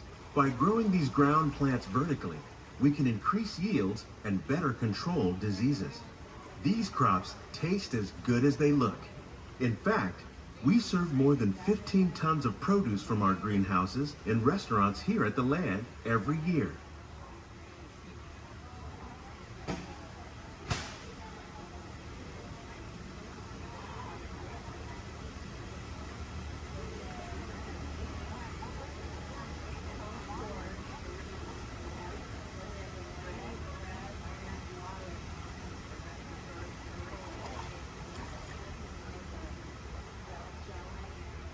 The future of agriculture may include innovative ideas like this vertical growing system. Plants grown in this way use a fraction of the space required by traditional growing methods. That saves water and increases production. The aquaponics system on your left combines hydroponics with aquaculture. The fish provide a natural source of fertilizer for the plants, and the plants help keep the water clean for the fish. It's another great way to produce more while using less. In our lab, Epcot scientists are working with the U.S. Department of Agriculture on a number of innovative projects. The goal of these efforts is to produce higher yielding and better quality plants.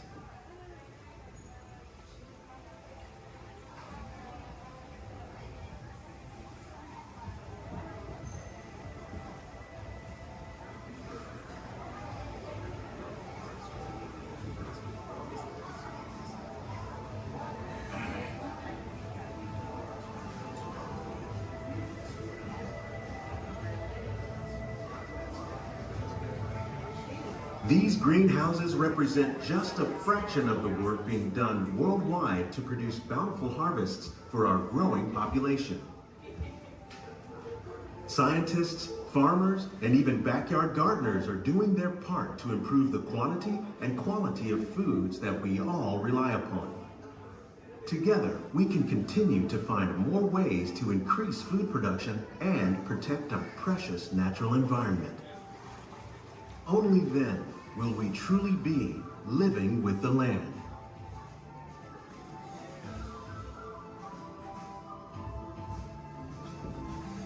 On behalf of Walt Disney World, we hope you've enjoyed this unique journey through our living laboratories. If you'd like a closer look, then check out the Behind the Seeds walking tour. It's a chance for the whole family to get up close and personal with the plants and growing techniques in our laboratories. Please keep your hands and feet inside the boat and remain seated until the boat comes to a complete stop.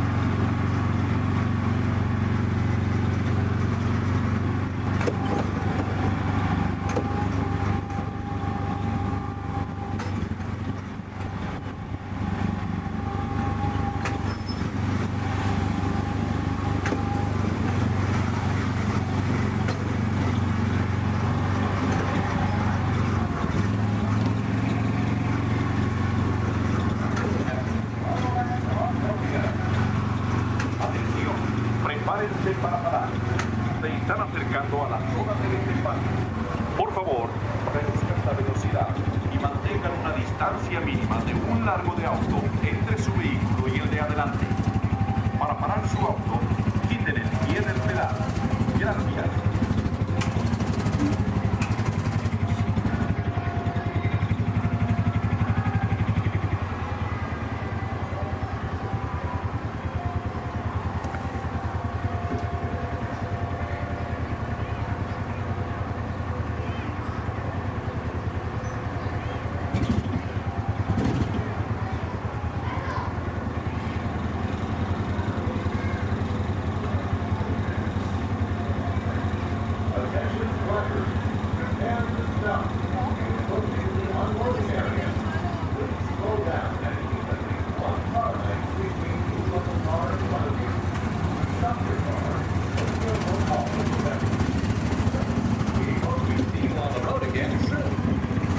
Atención, prepárense para parar.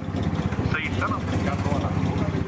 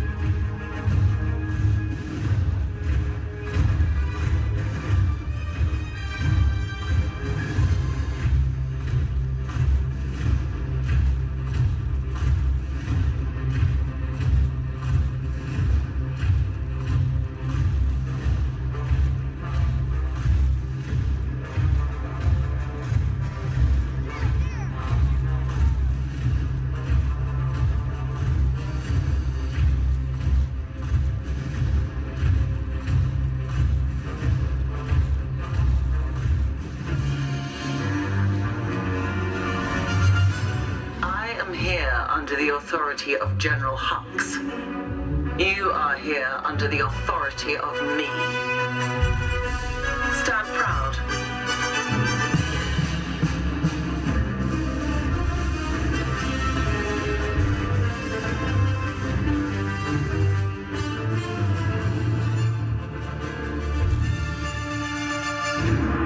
Troops in this division are held to the highest standard. Mine. Show me fearless.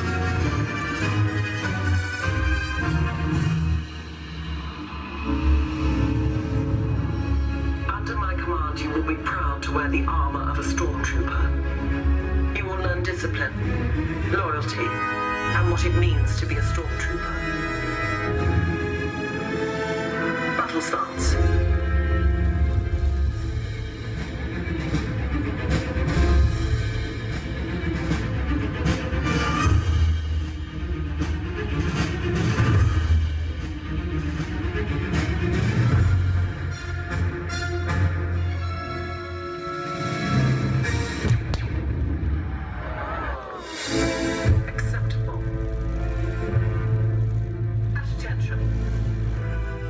We do not tolerate traitors.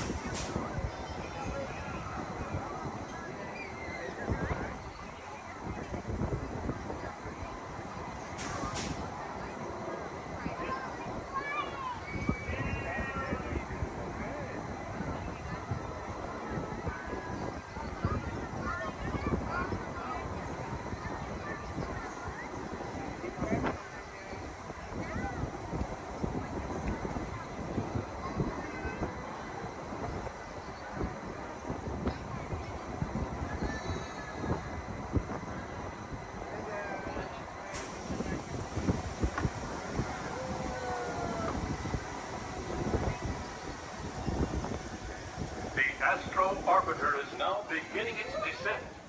Please remain seated until your rocket ship stops. Then follow the arrows to the flight. Welcome back, pilot.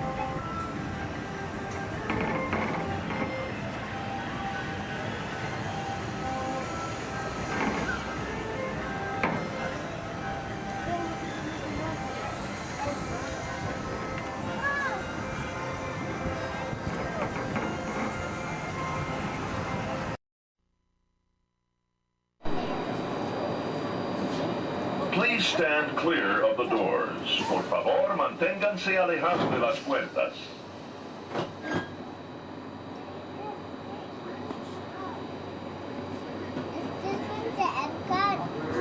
Welcome aboard the Walt Disney World monorail to Epcot. For those of you standing, please hold on to the handrails throughout our journey and stay clear of the doors. For the comfort of others, no smoking, please. Thank you. As we turn south, you can catch a glimpse of the spires of Space Mountain in the Magic Kingdom. Nearby is Disney's 8th-ranked contemporary resort. Where are we at? That's where we were just at. Is that where we at? Florida. Yeah, we weren't at the Magic Kingdom today, though. What? We didn't go to the Magic Kingdom today, did we? Yeah, we did. Yeah, we did. When? We were in Animal Kingdom. Right now, we're kind of taking a little break.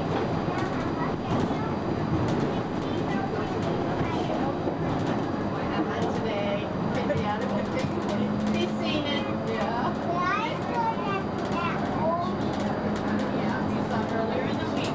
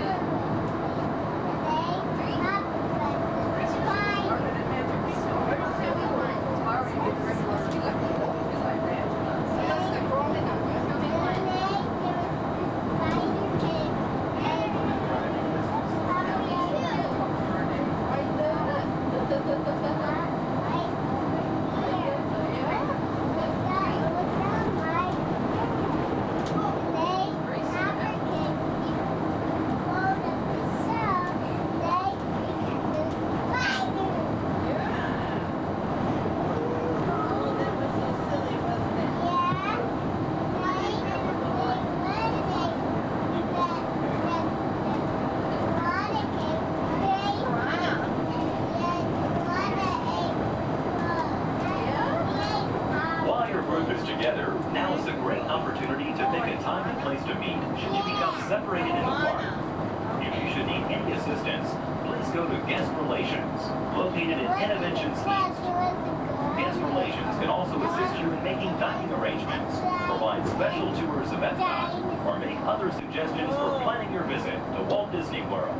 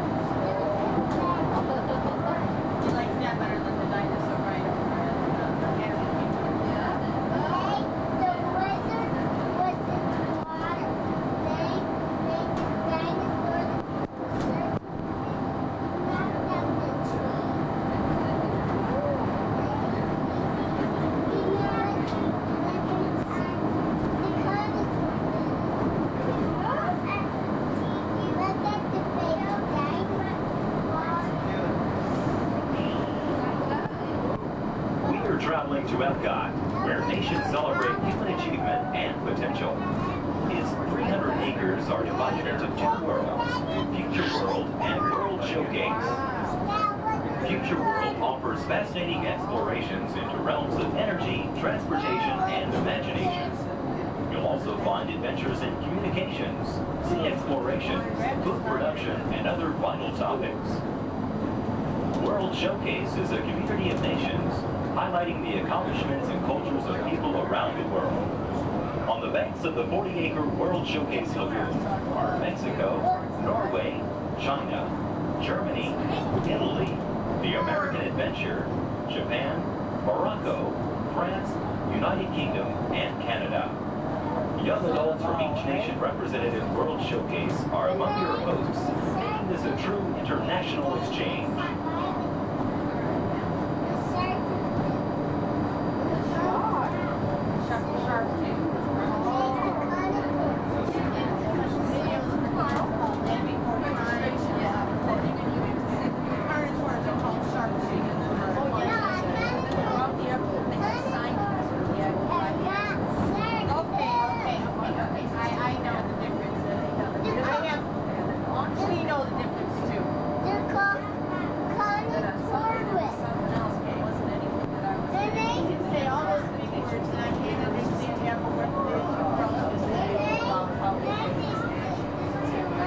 Beyond the trees ahead and to the right-hand side of our forward motion is Spaceship Earth.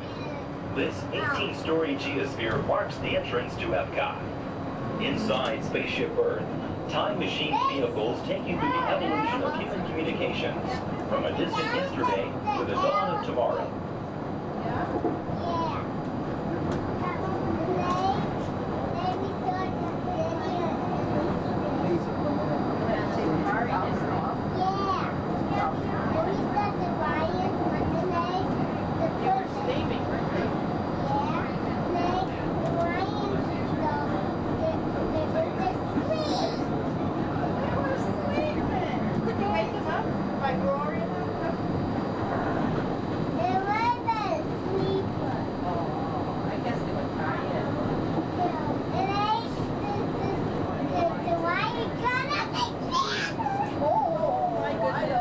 Coming up behind Spaceship Earth is Innovations. Inside this hands-on area, you can explore and interact with the ever-changing technologies and products for everyday living in the near future. To the opposite side is the universe of energy. Inside, you'll find Ellen's Energy Adventure, hosted by Ellen DeGeneres and Bill Nye the Science Guy. Next is the Wonders of Life, where you'll discover Body Wars, which takes you on an amazing trip through the human body. In Test Track, you can experience the exhilaration of test driving a vehicle on the fastest and longest ride ever created for Walt Disney World. Coming into view is World Showcase. Directly across from us on the far shore of the World Showcase Lagoon is our host pavilion, the American Adventure.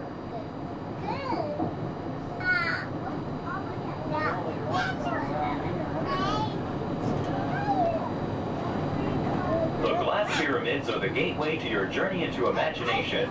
Inside, you can find the 3D adventure, Honey, I Shrunk the Audience. Join Professor Wayne Solinsky as he receives the Inventor of the Year award for his incredible shrinking machine. Next is the land, where you'll discover creative partnerships between people and the land around the world.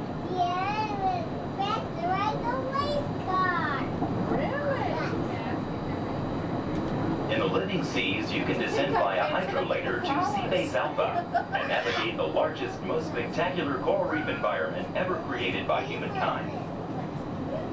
Ladies and gentlemen, we are approaching the Epcot monorail station. Smoking is not permitted at Epcot except in designated areas.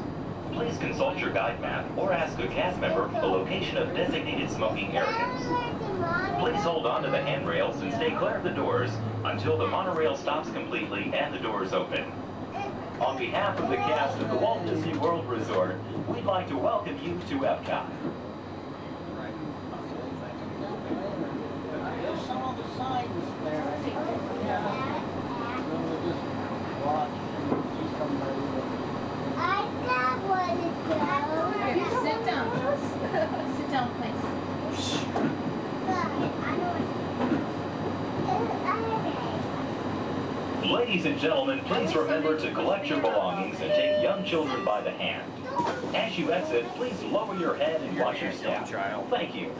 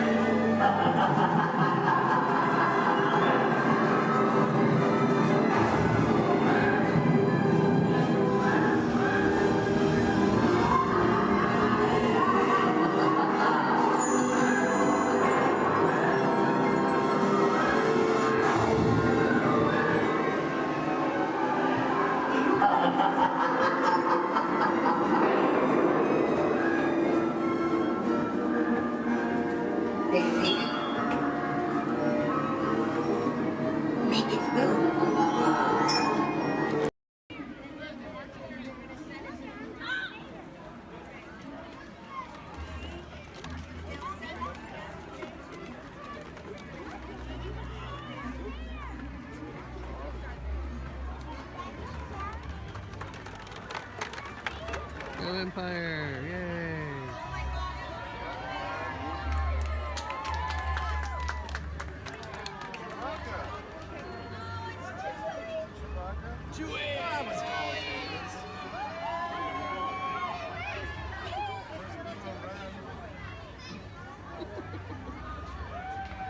Hello, what's up? Oh, qué será.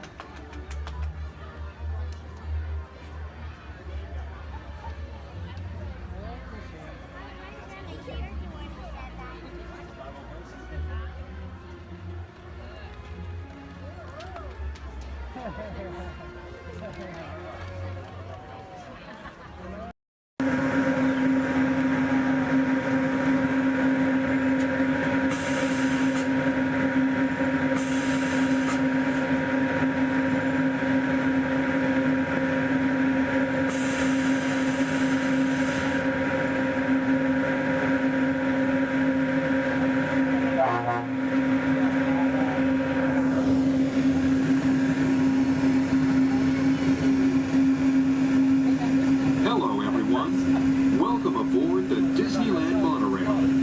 We are now beginning a 2.5-mile journey to downtown Disney Station and back. For a safe trip, remain seated, keeping your hands, arms, feet, and legs inside the cabin. Be sure to watch your children, and no smoking, please. Bienvenidos. Para su seguridad, permanezca sentado y mantenga las manos, brazos, pies y piernas dentro del tren y cuide a los niños. Por favor, se ruega no fumar. You're riding aboard a Mark 7 monorail, the latest generation of Disneyland monorails. When Walt Disney introduced this attraction in 1959, it was the first daily operating monorail system in the Western Hemisphere.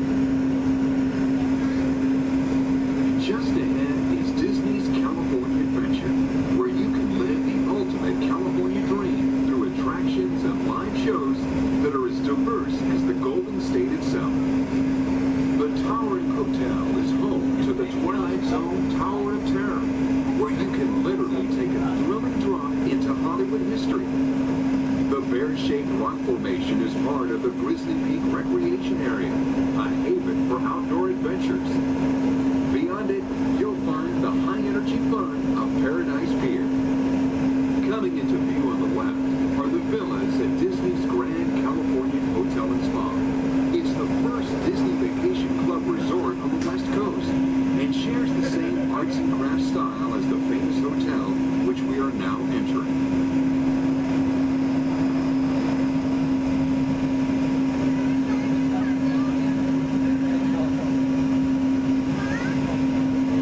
Now arriving at Downtown Disney Station, gateway to the Downtown Disney District and the Disneyland Resort Hotels. If you will be leaving us here and returning later today, please hold on to your park ticket and have your hands stamped as you leave the station. You may reboard the monorail for a return trip to Tomorrowland up until 1/2 hour prior to Disneyland closing. Please remain seated until the monorail comes to a complete stop and the doors have opened. Then, gather your belongings, lower your head, watch your step, and exit to the left of the monorail. Thanks for traveling with us today, and we hope you enjoy your visit to the Disneyland Resort.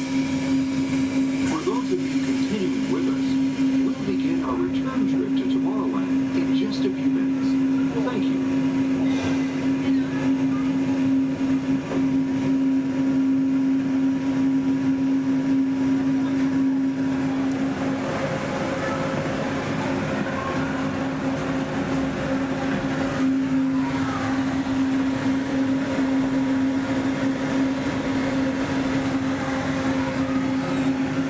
The Grand Canyon in the primeval world. In the tunnel, you'll notice there is a window pane. If you use a flash on your camera, it's going to bounce back in your face. You will not get a picture. You will annoy your neighbors. And you'll make the dinosaurs, and especially our front conductor, very angry. Please, no flash cameras in the tunnel. I only get a little angry. I don't. I keep my eyes closed.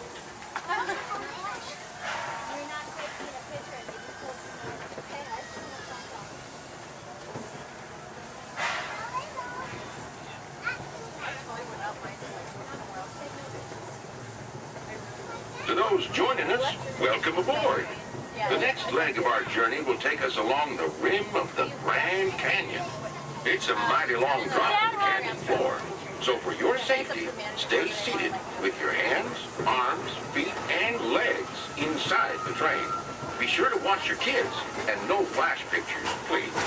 Para su seguridad, permanezca sentado y mantenga las manos, brazos, pies y piernas dentro del tren y cuide a los pequeños. Por favor, no tomen fotografías con flash.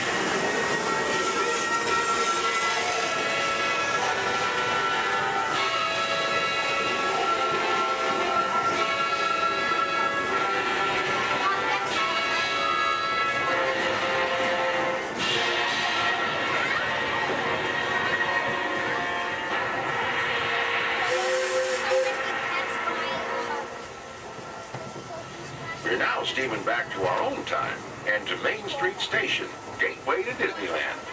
If you'll be leaving us here, stay in your seat till we come to a full stop. And remember to gather all your personal belongings, including the young'uns if you got any, and step carefully from the train. I'd especially like to thank those of you who've been with me for the Grand Circle Tour of Disneyland. We surely hope you enjoyed your travels with us and that you'll come back and see us again real soon. For those of you traveling on, we'll be on our way again in just a few minutes. This is Main Street Station, Main Street, USA.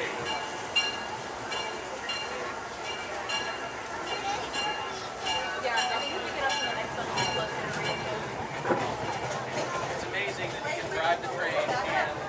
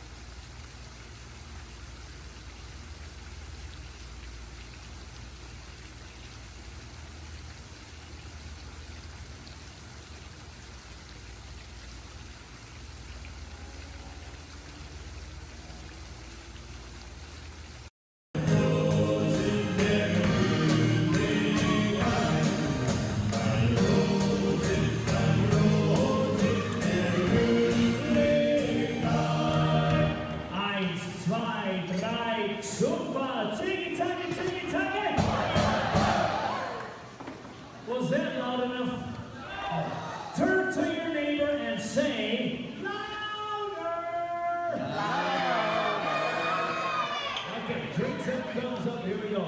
Tiki taki, tiki taki. Tiki taki. Tiki taki. Rules, clean and drink.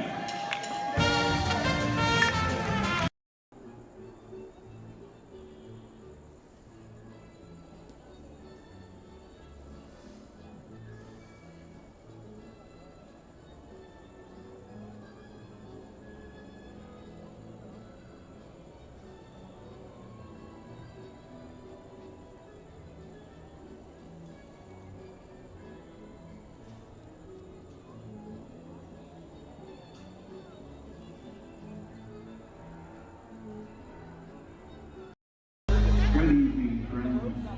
Look around you.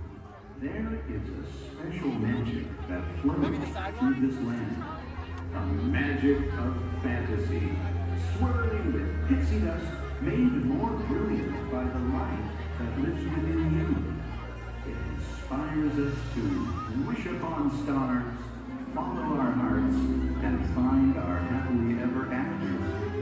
Tonight, as we gather together under the spires of this majestic castle, our dreams ignite the magic to create a beacon shining out and celebrate 50 years of the most magical place on earth.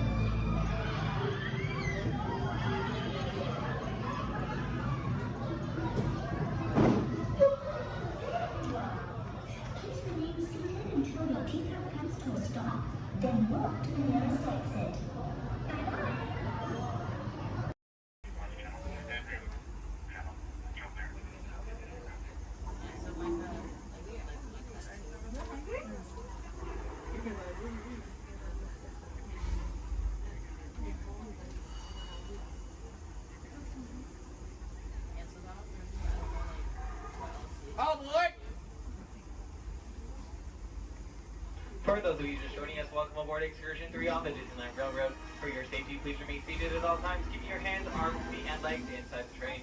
Please supervise all children, making sure they're seated away from the train openings, either fully on a left or on a bench. Our next stop will be the Land of the Future Tomorrowland Station. Oh, they're doing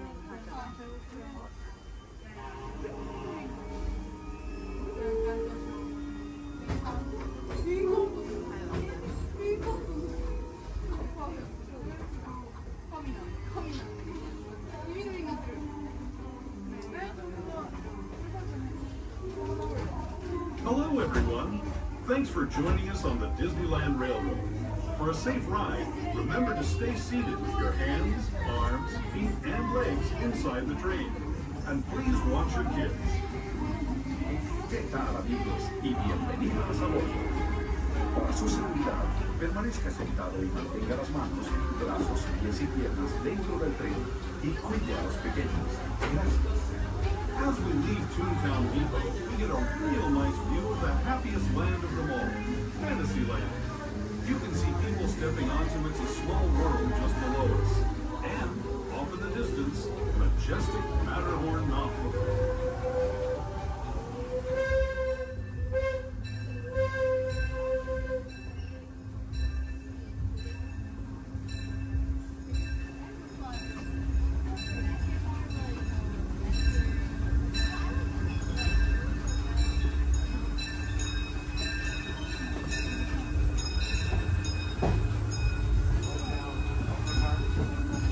Steaming forward into the future to a land inspired by visions of tomorrow, both practical and imagined.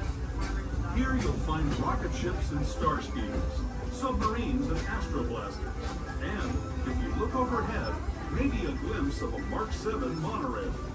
This is the latest version of the first daily operating monorail system in the entire Western Hemisphere, gliding above Disneyland since 1959. Below the monorail, and us, are the fun-filled roadways of the Autopia. Drivers of all ages can get behind the wheel of these cars. No experience or license required. If you're into soaring spaceships or doing battle with evil empires and emperors, Tomorrowland is definitely the place for you. Speaking of which, we're pulling into Tomorrowland Station right now. If you're leaving us here, just stay seated until we come to a full stop. Gather your belongings, including lightsabers and astroblasters, and step carefully from the train. Thanks, and have fun in the future. For the rest of you, just sit tight. We'll be on our way again in just a minute.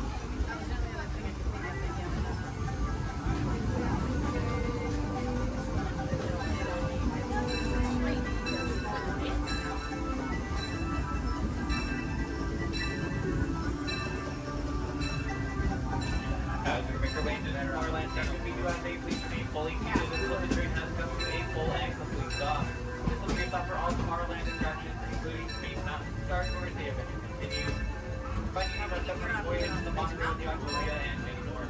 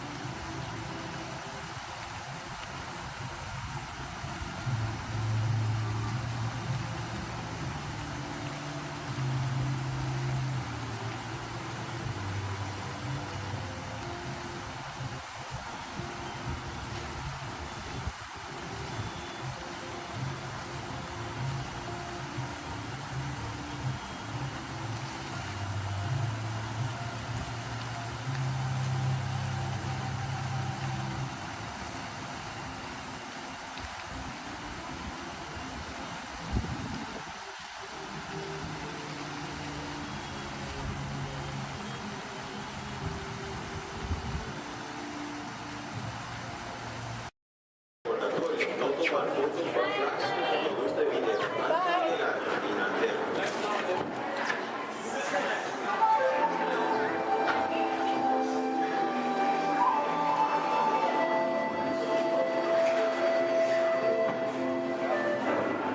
to a voyage of discovery and awareness of the richness, the diversity, the often surprising nature of living with the land. Our journey begins as dramatic and sudden changes are sweeping over the land. The approaching storm may seem violent and destructive to us, but to nature, it's a new beginning in the cycle of life.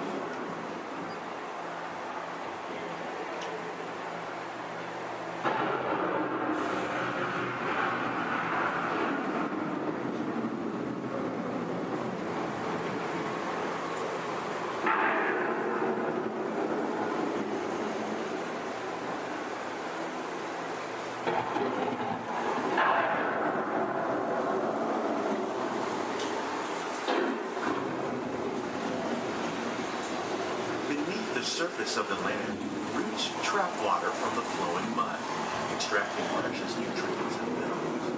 These elements, when combined with sunlight, create the diverse living systems of our planet.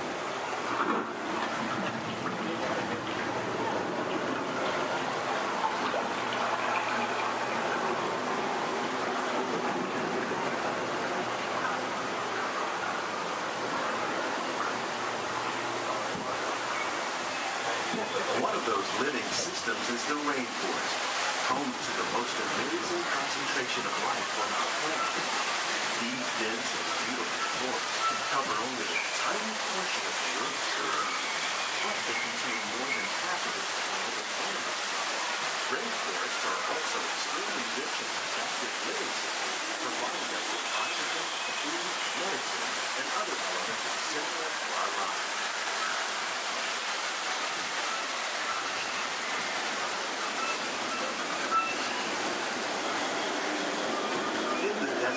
Nature has created a very different, no less beautiful living system. And while this arid landscape may seem lifeless, it is very much alive. The plants and animals that have learned to survive in these harsh conditions make use of what little water they can find and avoid the scorching. The American prairie once appeared as desolate as the desert, but over time, rainwater and nutrients gradually penetrated the hard surface of this land. Even the hooves of the mighty buffalo helped create the rich soil, one day become home to the American farm.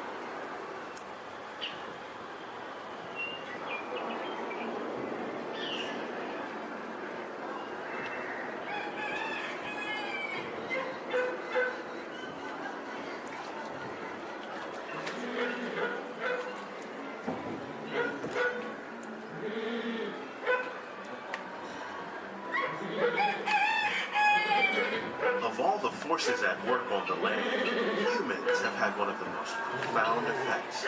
The need to produce food for a growing world led to the enormous use and sometimes overuse of the land. In our search for more efficient ways to grow food, we often fail to realize the impact of our methods.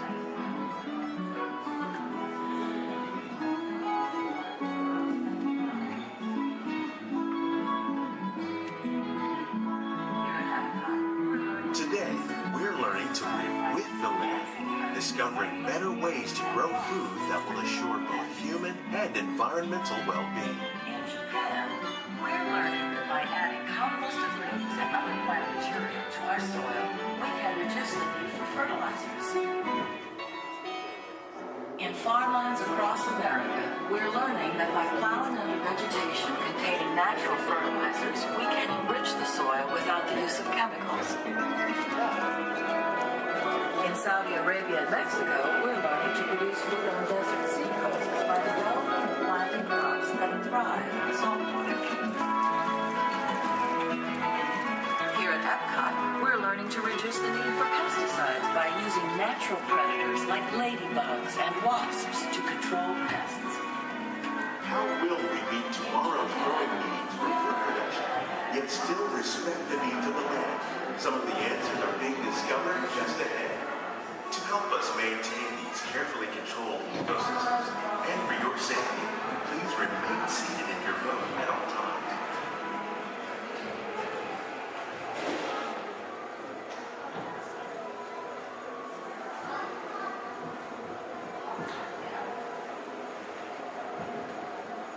Welcome to our living laboratories, where scientists from Epcot and the U.S. Department of Agriculture are exploring innovative ways to produce bountiful harvests now and into the future. The tropics are home to the greatest diversity of plants on the planet. Many of these, like papaya, bananas, cacao, coffee, and rice, are well known around the world. Others, like the jackfruit, fluted pumpkins, and dragon fruit growing here, represent the vast number of lesser-known tropical plants. As we learn more about these crops, we discover that many are rich in vitamins and minerals, while others are well adapted to growing in less than ideal conditions.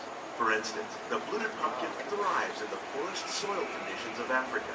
With its edible seeds and leaves, the pumpkin could become an important staple for areas where other crops don't grow easily. The unique-looking dragon fruit is actually a member of the cactus family. The fruits are high in vitamin C, rich in antioxidants, and have a light, sweet taste. The fruit originated in Mexico or Central America, but is already becoming popular in Asia. It could become a source of important nutrients for people living in many areas of the world. These and many other lesser-known crops may one day be as popular as the bananas growing on both sides of the boat. More than 28 million tons of bananas are eaten annually, making it the most popular fruit in the world.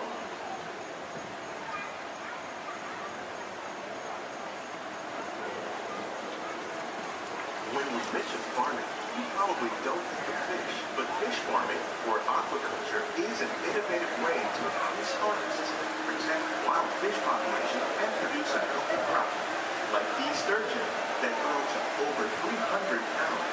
Now that's a lot of catfish. Tilapia, bass, and catfish are three popular crops raised by fish farmers around the world. Most are grown in open ponds, but innovative recirculation systems like ours can conserve water and improve. More than 200 different species of aquatic animals and plants have been successfully farmed. Even these American alligators can be successfully raised in controlled environments. Nearly half of all fish consumed worldwide is now raised on farms, making aquaculture an important part of our efforts to produce a bountiful harvest and protect natural resources here at the land. We grow about 5,000 pounds of fish each year, many of which are featured in restaurants around Walt Disney World. This greenhouse is full of some of the best ideas for improving plant yields. Disease and pests are two of the biggest problems facing farmers around the world. By careful selection and crossbreeding, we can grow crops like these sunflowers and winter melons that are more resistant to pests and diseases. Scientists have even been able to breed plants that can flourish in marginal areas where water and nutrients are in short supply. The result of these efforts is higher yields with less impact on the environment.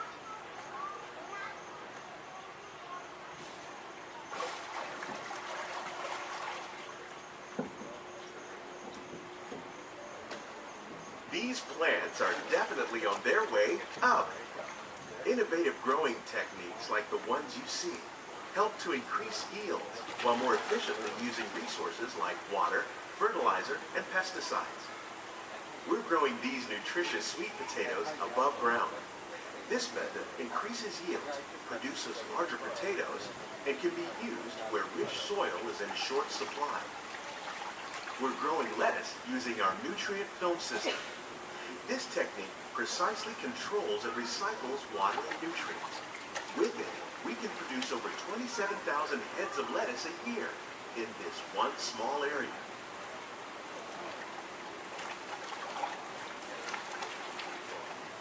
Here's something you don't see every day. Tomatoes growing on trees. These plants were originally developed by Chinese scientists. Tomato trees live longer and produce many more tomatoes. One of ours lived 16 months and produced over 32,000 fruits.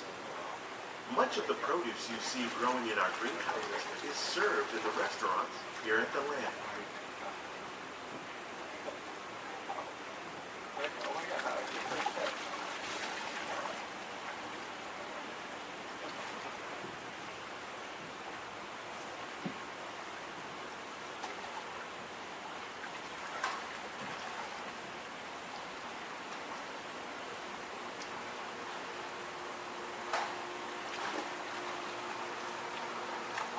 The future of agriculture includes some high-flying ideas like the ones you see here.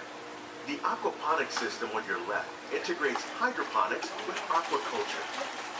The fish provide a source of natural fertilizer for the plants, and the plants help keep the water clean for the fish. It's another great way to produce more while using less resources.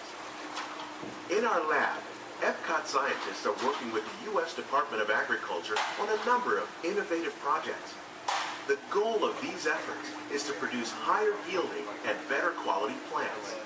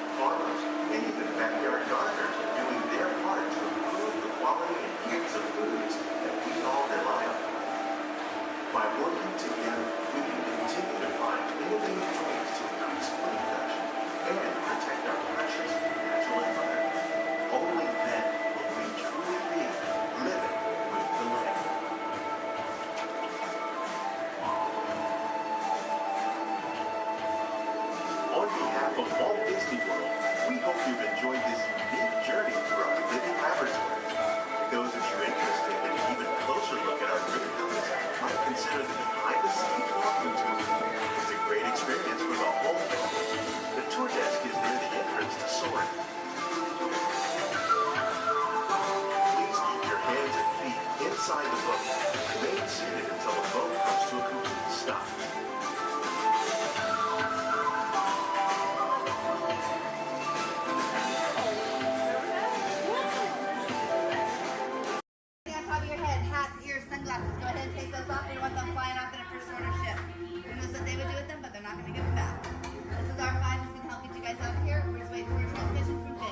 Okay, good luck.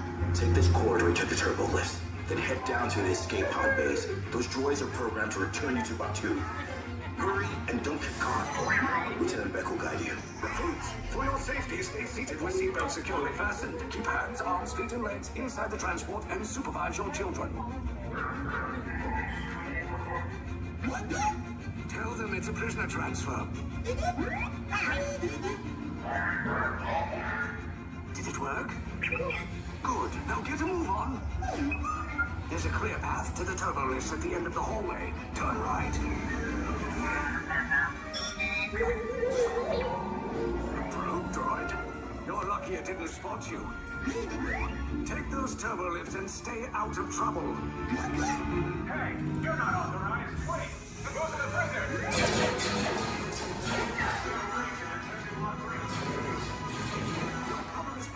Find an alternate route. Who picked these two droids anyway? Detention breach. Users not seen fire!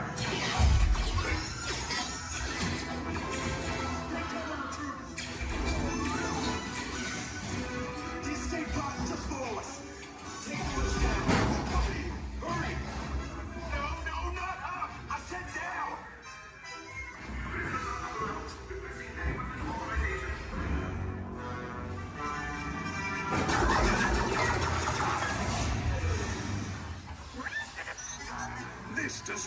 Good. Try to find another way down to the escape pods. The Resistance will attempt to rescue the prisoners. They have neither the resources nor the courage to engage us. You underestimate their conviction. Raise the shields! Shields? I see no evidence. Now! Sound the alarm! All personnel to their stations! Sir, the prisoners have escaped. How brave, but ultimately hopeless. There's nowhere to run.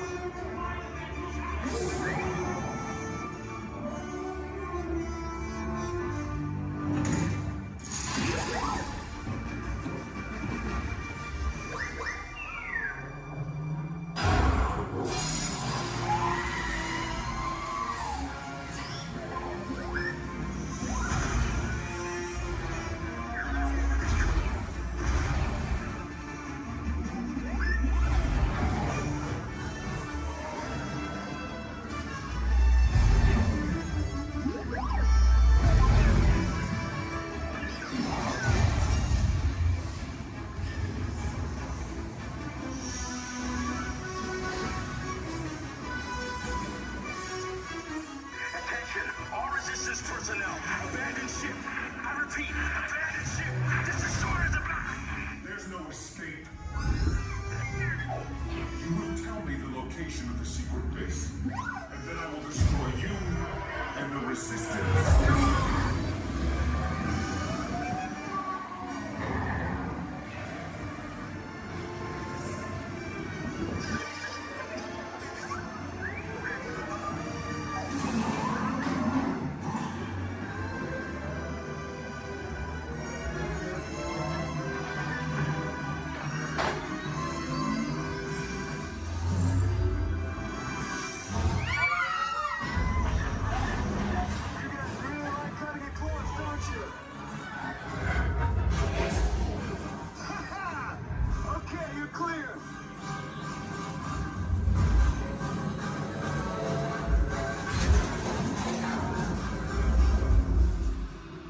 Escape pods came in a little off target. Ground crews will meet you outside the wreck. All right, nice job, recruits. Not what you signed on for, but hey, you're Resistance now. I think I have that authority. Right, Beck? Where's the lieutenant? I need eyes on Beck. I know, scout for his copy. More escape pods down in Sector 4. Verification pending from Key Command personnel. Where's the lieutenant? I need eyes on Beck. Lieutenant Beck here. Beck! You're right. I should hope so. Great job, recruits. Thanks to your heroism, the location of the Resistance base is secure. Bravo! Yes, R5, you too.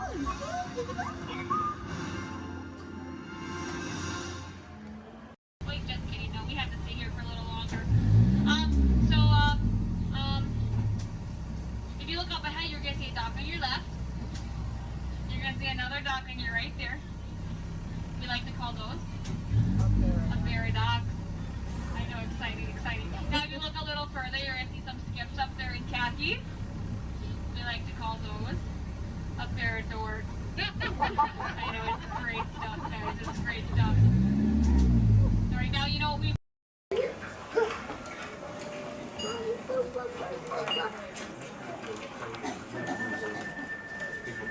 Sorry. Mommy, you wanted me to ride with you? Only if you want to. 'Cause otherwise, nobody's going to be there to hold your hand. You want to be able to hold my hand? Yeah. The next group's ready. I put my hands up in the car. You got to get it. Hi everybody, welcome to the test track. My name is Bill McHale. I'm up here in the control center. In just a couple of minutes, you're going to be out there on that track. But first, let's put together your test schedule.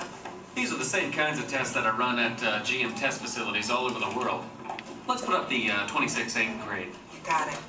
Okay, we're going to start you off on an accelerated hill climb. Now, these steep grades give us a chance to evaluate the effects of heat and stress on your engine and on the transmission. Twisted jar blocks. Let's put up the blocks, German and Belgian. Next, your vehicle is going to go over a variety of rough road surfaces. These are designed to test the integrity of the suspension and the chassis. It's going to get a bit bumpy. Yeah. Next, you're going to see and feel what it's like when your brakes lock up and you lose control of the steering. Hang in there because we're going to do the test one more time, this time with the ABS or the anti-lock brakes. Okay. What's next? Let's do some environmental tests. Put up 2, 5, and 7. 7? Yeah, 7. Okay. After that, we're going to subject your vehicle to some extremes in temperature, as well as corrosive conditions to see how it handles nature's worst. And finally, we'll take you out for some handling runs. Let's do the corner roll. I'm going to send you through some hairpin turns, and then we'll take you out and do the high-speed loops.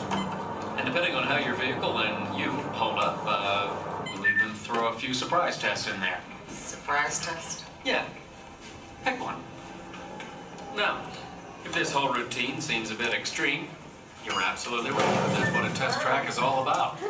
The cars you drive at home are made up of over 15,000 different parts, and every one of them has to pass the test under very extreme conditions before we ever let it off that test track and out onto the road.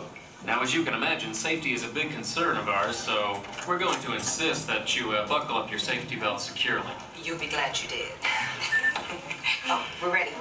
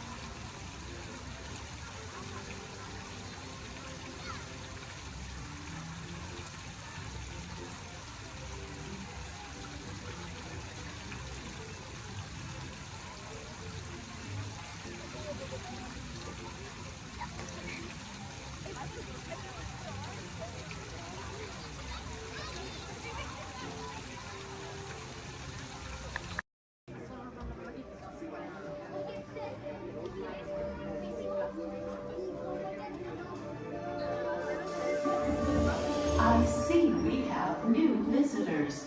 Welcome, Terrans, to the wonders of Xandar. I am World Mind, sentient supercomputer of Xandar. I hold the knowledge, memory, and experiences of all Xandarian citizens, past and present. This gives me extensive knowledge, yet I am constantly learning, and I am now learning about you and your planet, Terra.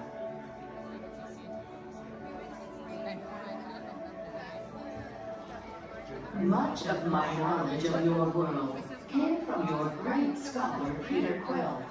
However, many of his facts have yet to be confirmed, such as the incredible importance of a legend called Footloose. Through my fellow Xandarians working here at the wonders of Xandar, I am discovering more about you Terrans. Such as your fascination with eating the turkey leg. Why only the leg? What about the rest of this creature? We are eager to learn the answers to these questions and so much more about your world. In return, we Xandarians hope to share with you more about ours. Although Xandar is 2.537 million light years away from your planet Terra, our worlds are actually quite similar, and began at precisely the same moment. We refer to this as Time Zero, before the existence of anything. Our worlds were born of a single point of matter and energy that blasted outward in what you Terrans refer to as the Big Bang. And from nothing came the beginning of everything.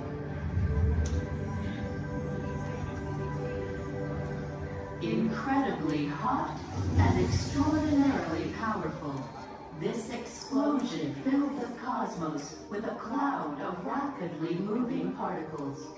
Over the next 100 million years, space continued to expand, and the particles cooled and slowed. As they coalesced into huge swirling clouds, gravity pulled them into larger, denser clusters. At the heart of these clusters, the temperature rose, and the particles were compressed so tightly they fused, releasing enormous amounts of heat and light. This is how the very first stars in our shared universe were born.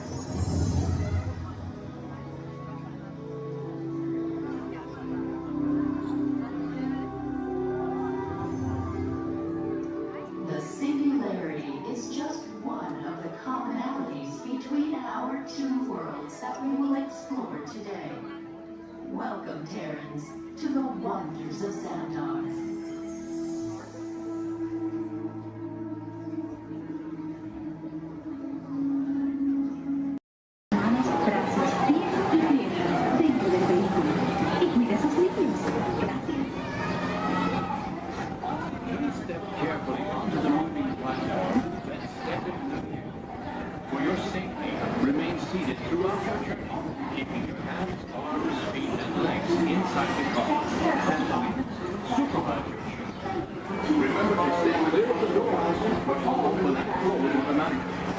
Enjoy your trip aboard the Metroliner.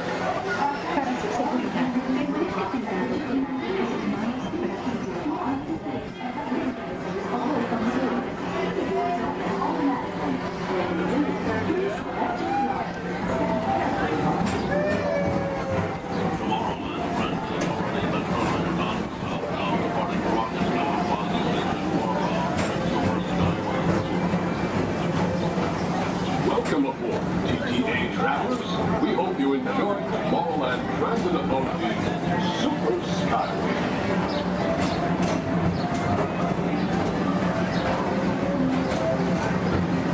Now approaching Tomorrowland Interplanetary Convention Center.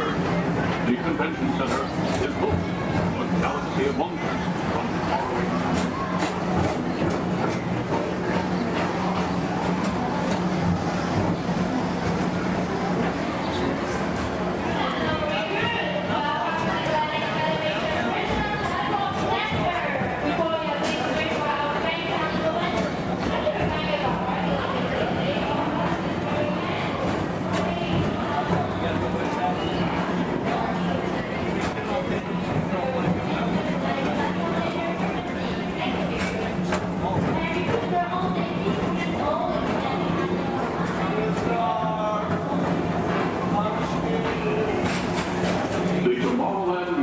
Metro Historical Society presents Walt Disney's 20th century vision for the future.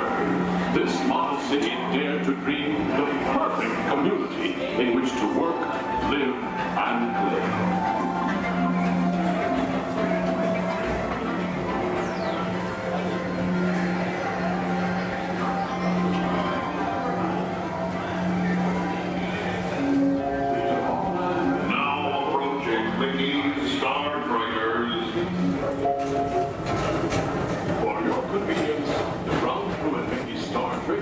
Will be glad to rocket ship to many planets in the galaxy. Hi there, Tomorrowland travelers. This is Mr. Johnson and Sky Eagle Hovercraft One, bringing you the latest Tomorrowland traffic report.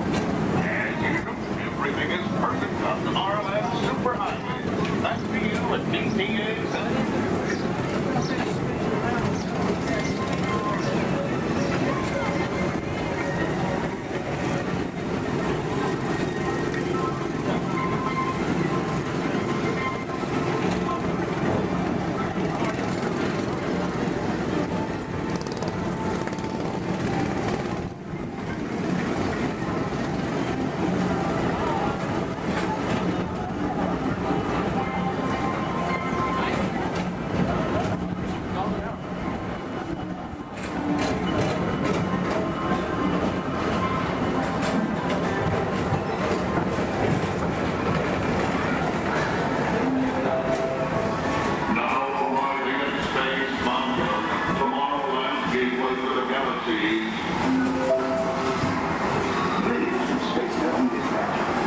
Free buses are now open for blast off to all intergalactic destinations. The buses now operate every few seconds.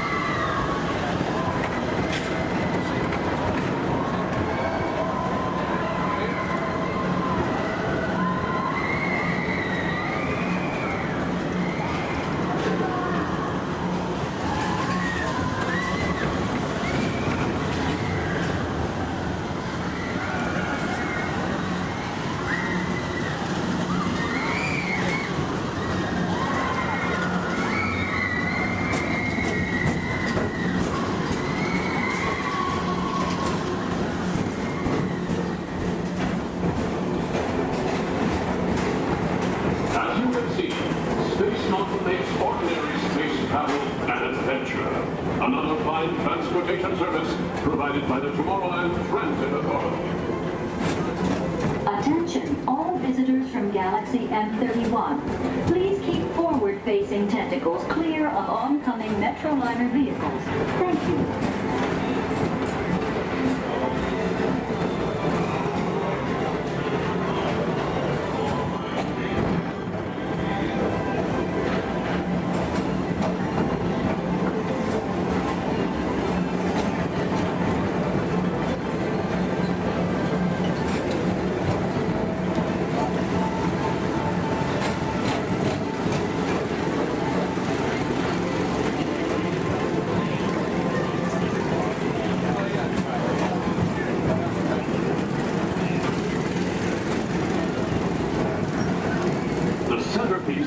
Tower Plaza is the League of Planets Astro Orbiter. This symbol of universal harmony and interplanetary fellowship provides all beings with an exhilarating spin around the planets.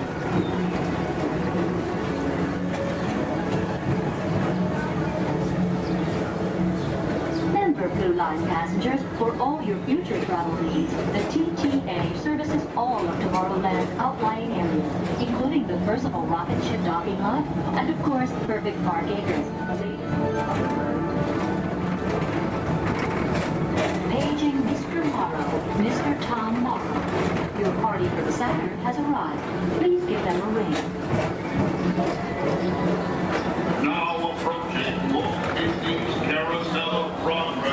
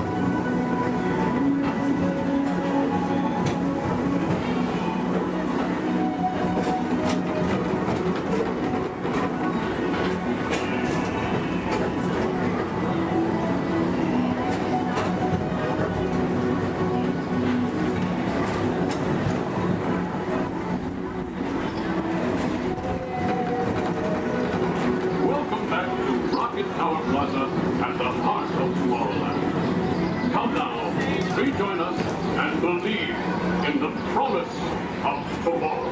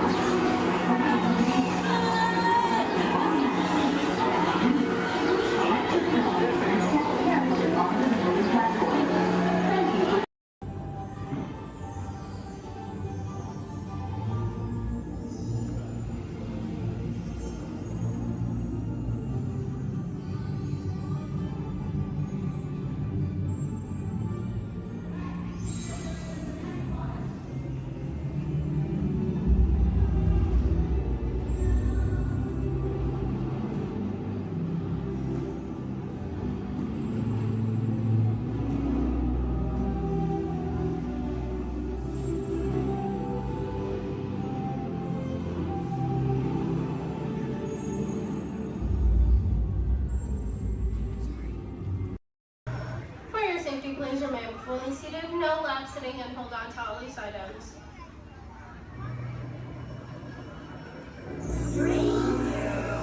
From the outside.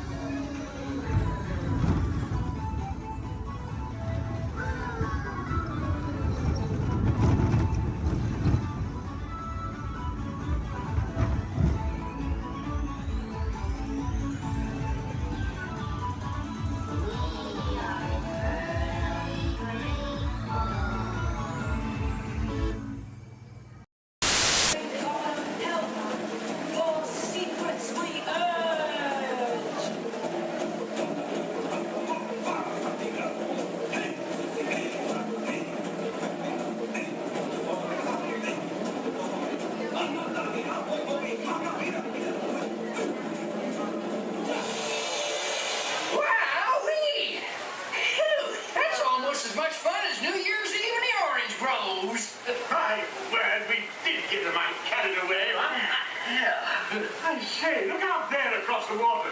It appears we're a bit of company. No, me, yes. Welcome, you all. Permit us to introduce ourselves. My name is Claude, and my loquacious cousin over here is... I'll introduce myself, if you don't mind. Hi there. I'm, well, now, let's see now. It's right on the tip of my beak. Clyde Birdbrain? Oh, yeah. I'm Clyde Birdbrain.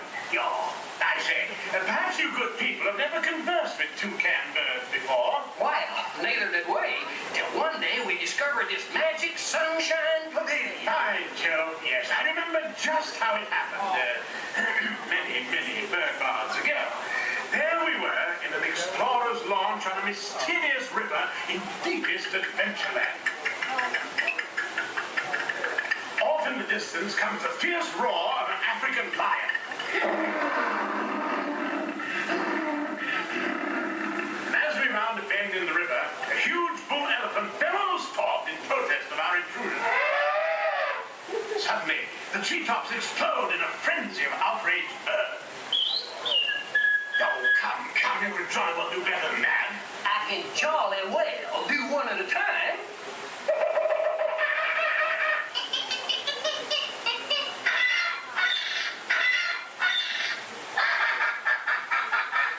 Meanwhile, shifty-eyed crocodiles lurk by the water's edge. Lurk, lurk, lurk, and the giant python slithers down from an overhanging limb. What's happened? What's wrong? I can't stand snakes. Don't be ridiculous. I'm only relating a story. Oh, all right, Clyde, enough is enough. That wasn't me. I never even opened my beak. Huh? Excuse me, I hate to interrupt such an exciting story, but they're calling us for the show. God's sakes, it's already showtime? Land sakes, yes, it's already showtime. Well, I believe it's your turn to make the announcement. Righto. Ladies and gentlemen, boys and girls, gather up all your cameras, purses, and other articles, and now turn to your left towards the tall door. When the drums begin, they'll open magically to lead you right into the Sunshine Pavilion. Is everybody ready? I say, have a good show. A real tropical serenade.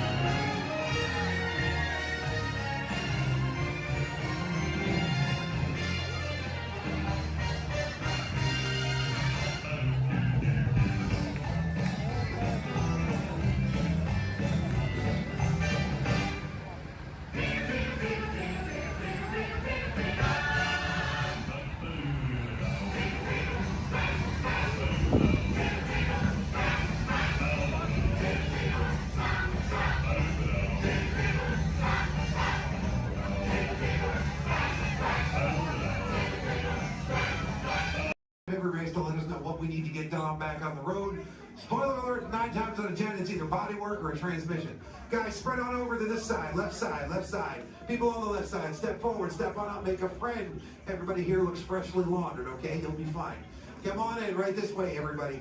Keep on coming, folks in the hallway, let's go. I don't want to see anybody end up working on the transmission that doesn't know what they're doing.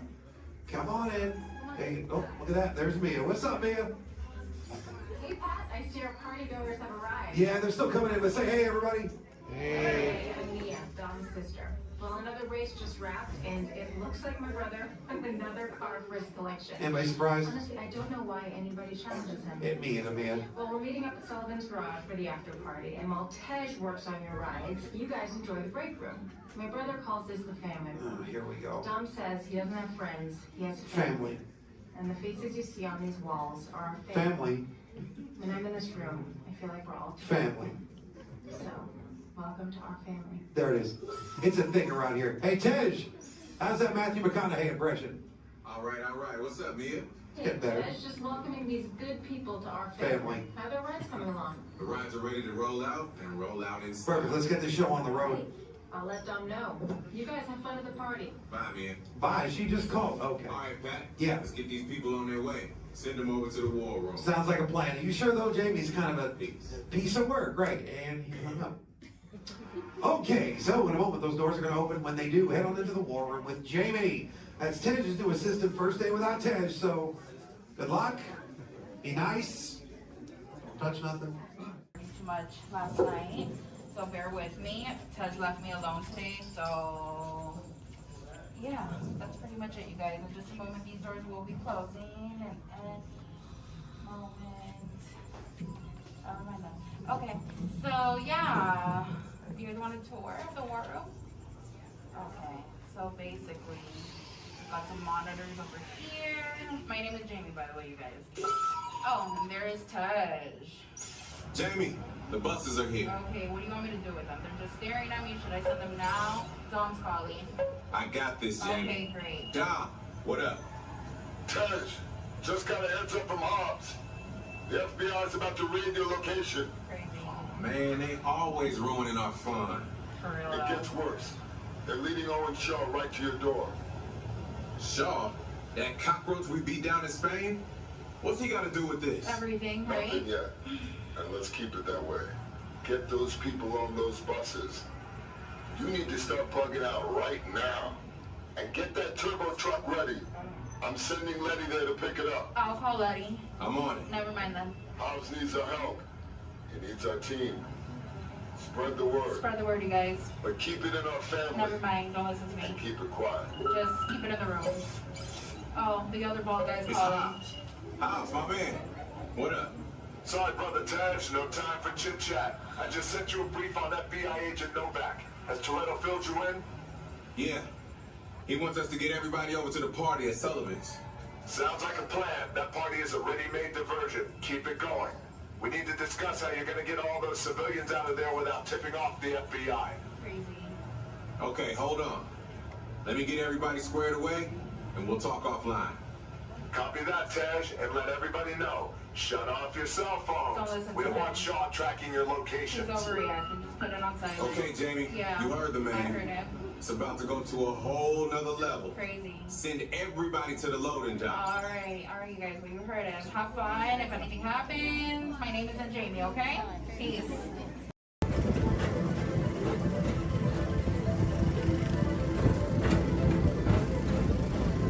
Attention all visitors from Galaxy M31.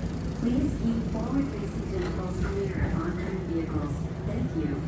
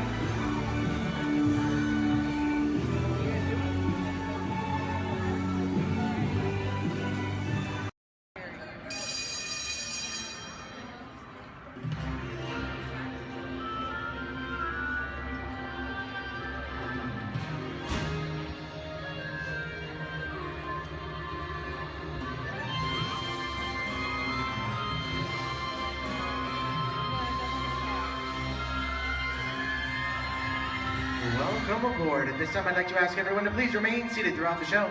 Please keep your arms, hands, legs, and feet inside the vehicle at all times. Don't forget to supervise your children. And for the safety of our cast, please refrain from the use of flash photography and external video lighting. Now that we've taken care of business, let's talk about me. My name is Justin, and I will be your guide for this magical journey into the movies. It's the perfect job for me because I love movies. Is everybody ready? Well, great, because it's showtime. Ready when you are, CB.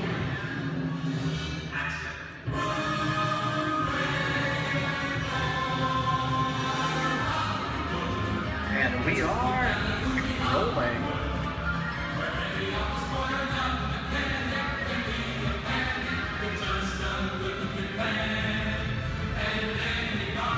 Hello everyone and welcome to the Great Movie Ride. Once again, my name is Justin and I will be taking you from this Hollywood soundstage into some of the greatest movies of all time on our one tour. But just between you and me, this is no ordinary tour, as the Great Movie Ride brings movies to life and puts you right in the middle of the action.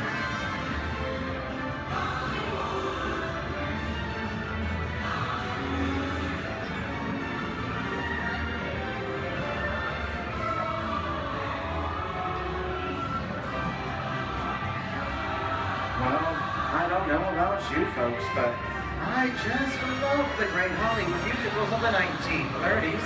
This scene is from one of my favorites, the Busby Berkeley classic Footlight Parade, starring James Cagney, Ruby Keeler, and Dick Powell. In 1952, Gene Kelly was singing in the rain with Debbie Reynolds and Donald O'Connor. Did you know Gene Kelly co-directed this movie? And can anybody tell me what movie this is? Right, Walt Disney's Academy Award-winning film from 1964, Mary Poppins, starring Julie Andrews and Dick Van Dyke. The London fantasy of Mary Poppins was shot entirely indoors on sound stages at the Walt Disney Studios in Burbank, California. There was no exterior shooting at all.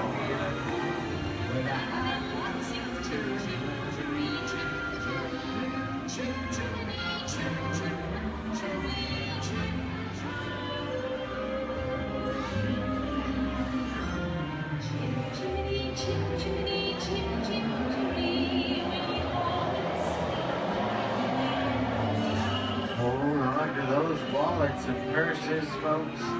This doesn't look like a very good neighborhood. In fact, it looks a lot like the underworld, the scene of such classic gangster films as The Public Enemy, starring one of my favorite tough guys, James Cagney. The working title of the film was Beer and Blood, and in the United Kingdom it was known as Enemies of the Public.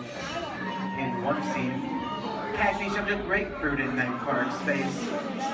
She could never look at breakfast the same way again. You kick in with the dog. If you don't, somebody's going to drop by here and kick your teeth out one at a time. You know what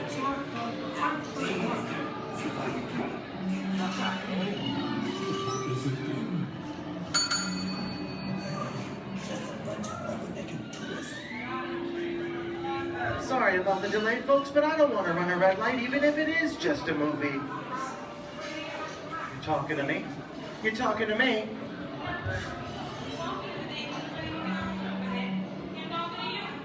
I'm not supposed to leave my vehicle. Okay, Muggsy, whatever you say.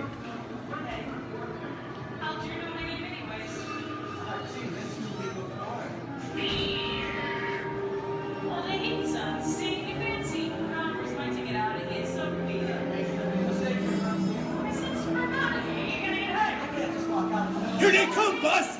Get out your grinders!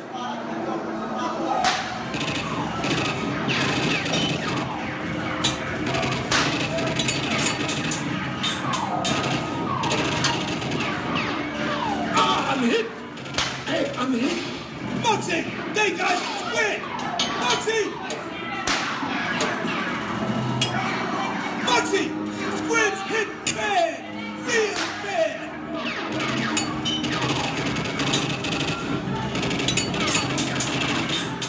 Everybody just inside. When the red lights against the law, and I would never break the law. Take it. Watch this. No more red light. Muggsy!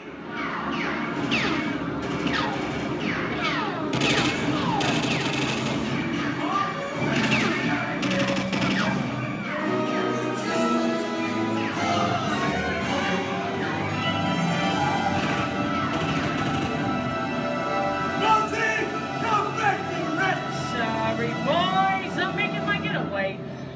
I'll see you some change. Wait, what are you looking somebody mind your P's and Q's and maybe I won't get hurt. Who's this? JC?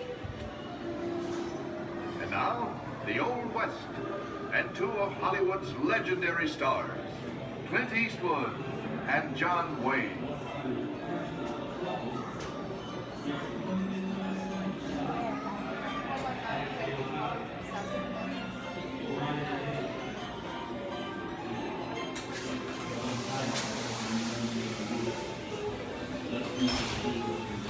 Sleepy little bag, ain't it?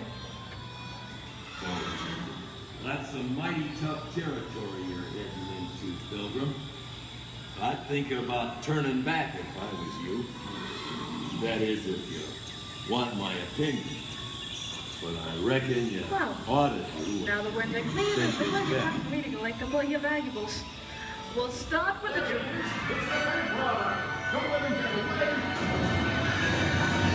You're gonna have to catch me first, Papa. Get yourself up. This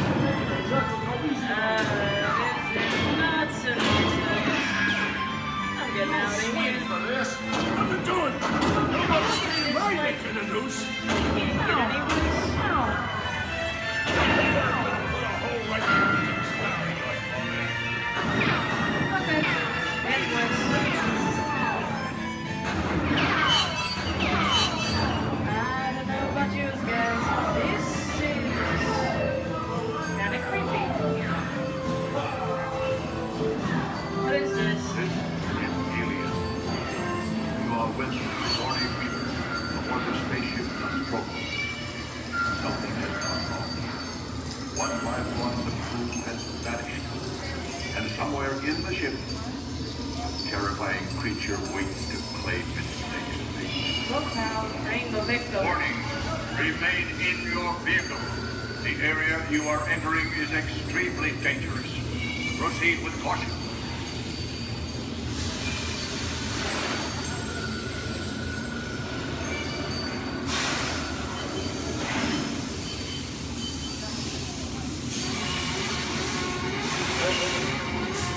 The emergency destruct system is now activated. Ship will detonate in 10 minutes. The option to override automatic detonation expires in 5 minutes.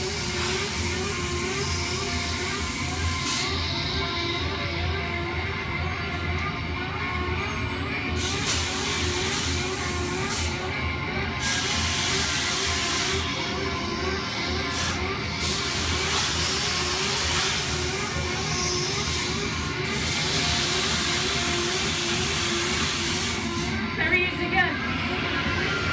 Okay, that's enough creepy crawly things for one day, right? Oh.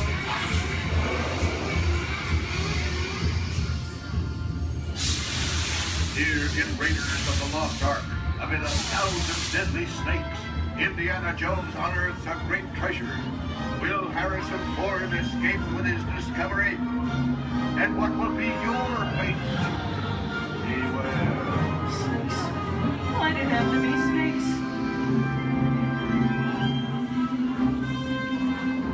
The dust of 3,000 years lies undisturbed in this ancient burial chamber. On the chest, the great stone god, priceless jewel. You learned that, you guys. Time for me to get back to work. Don't nobody move while I go get the goods. I don't think they notice a few extra bodies around here. But the jewel is guarded by a curse, and those who dare defy that curse must pay with their lives.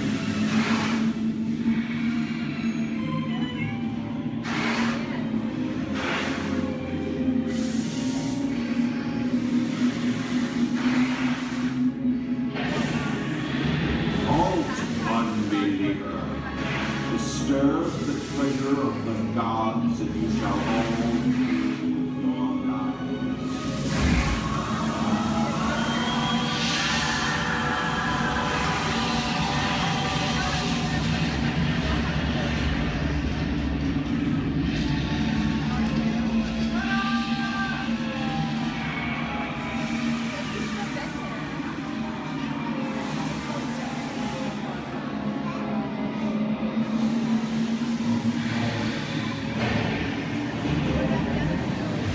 I told you folks I was just going for popcorn. That just goes to show you anything can happen at the movies. So let's get on with the show. I see dead people. The horror movie is my all-time favorite genre. Some of the best horror films are produced in the 1930s and 40s, but monsters, mutants, and maniacs are still audience favorites and continue to haunt us today. Now that's what I call a wrap. We're now entering the jungle home of one of the most beloved characters of all time. And no, it's not George of the Jungle.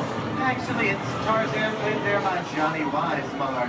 Over here we have Marino Sullivan as Jane, and the one and only Cheetah as herself. Tarzan has appeared in nearly 50 film adaptations since 1918, including Disney's 37th animated feature.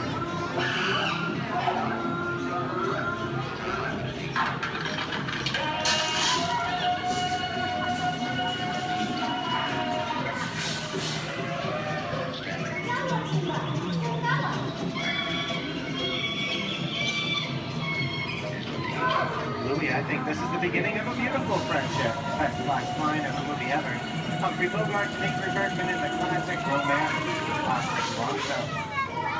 Inside of us, both of you belong to Victor. It's worth nothing to keep you around. Maybe not today, maybe not tomorrow, but soon, the rest of your life. You'll always have past. You didn't have it. You lost it until you came to Casablanca. You got it back last night.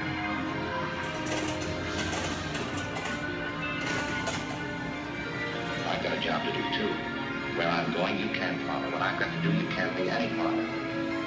Ilsa, I'm no good at being noble. It doesn't take Here's much one of my favorite movie stars, Mickey Mouse in one of his greatest roles, the Sorcerer's Apprentice in Fantasia. When the movie came out in 1940, Walt Disney promised to add new musical sequences in the future. His nephew Roy kept that promise 60 years later with the release of Fantasia 2000. The sorcerer in the sequence was named Yensid, which is Disney spelled backwards.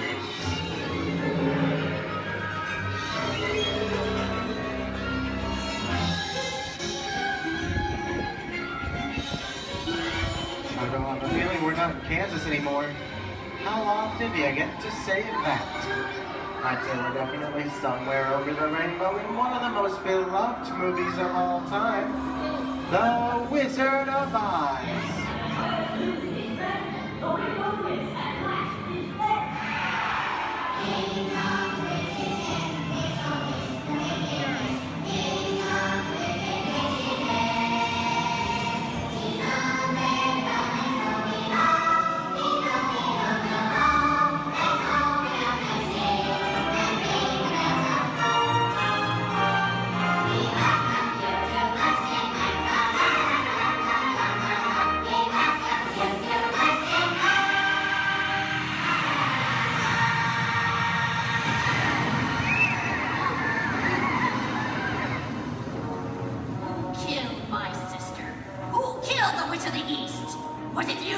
No, it was an accident. I didn't mean to kill anybody. Well, my little pretty, I can cause accidents too. Oh, rubbish. You have no power here. Be gone before somebody drops a house on you, too.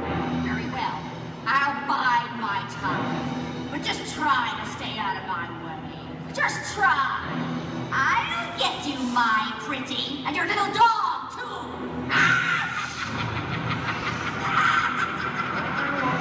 We get out of here.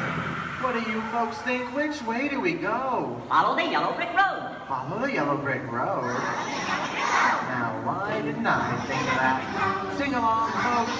You know the words.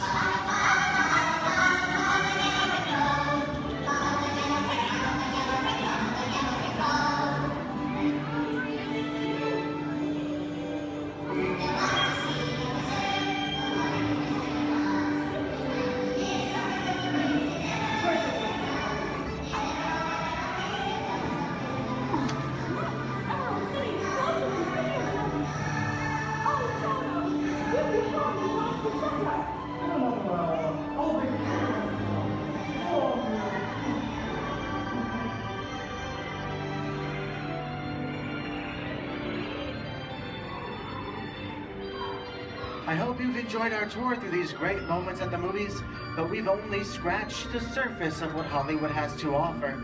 There are thousands of other great movies out there just waiting for you to discover. And here are just a few of my favorites.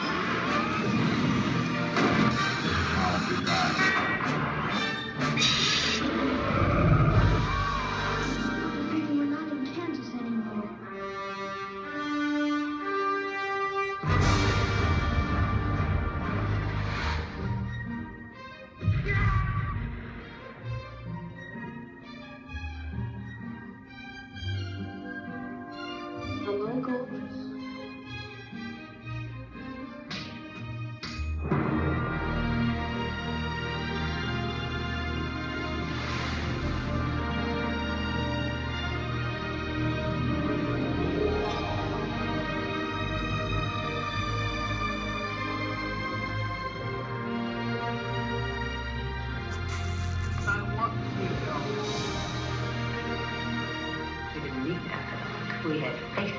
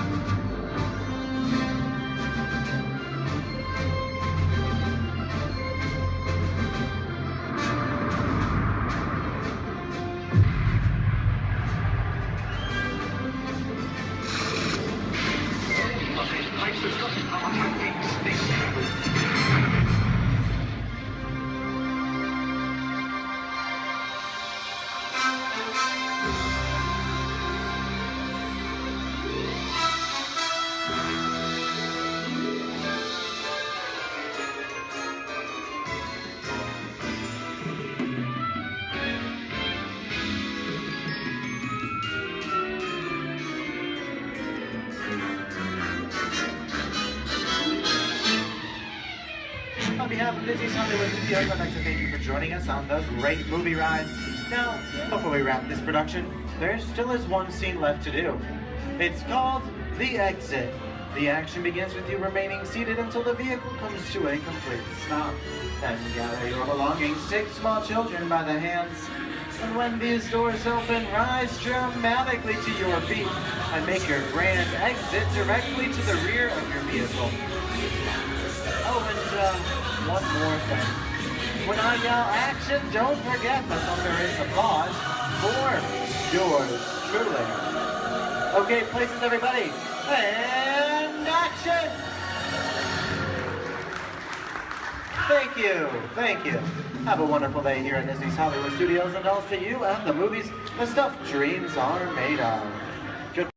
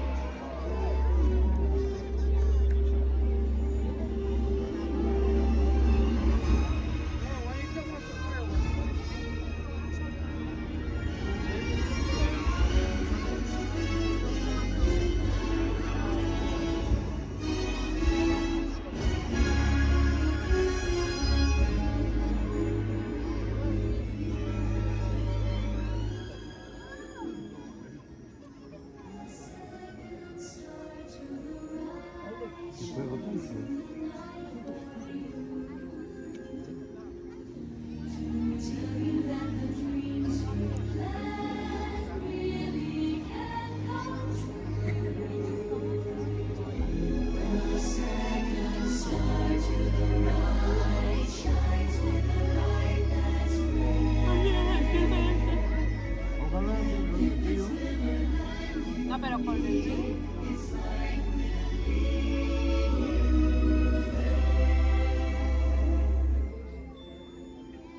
A long time ago, in a place called Neverland, there lived a sparkling spirit named Tinkerbell. Legend has it that to this day she still flies over this magical land of fantasy. And the story is told for children of all ages that if you wish hard enough and believe strong enough, Tinkerbell will soar high above the magic kingdom and light our fantasy in the sky.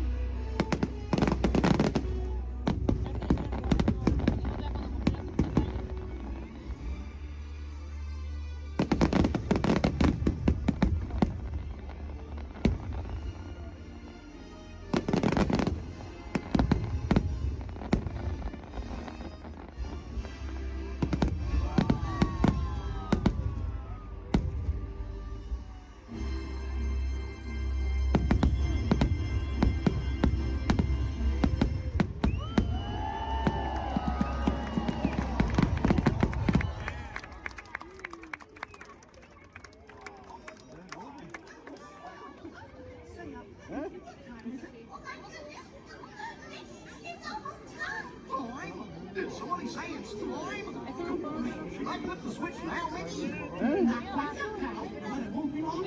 ¿Cómo?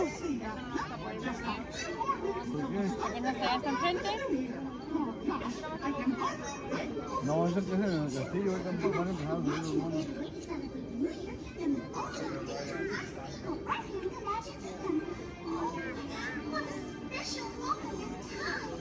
Climb isn't climb. Now, go over. Take it easy there. Maybe you have to. Oh, no, don't. This is it. Start the countdown clock. All right, Mickey. Starting the countdown clock. Okay, everybody. It's time to start counting down the new year. Are you ready? Okay, then. Here we go.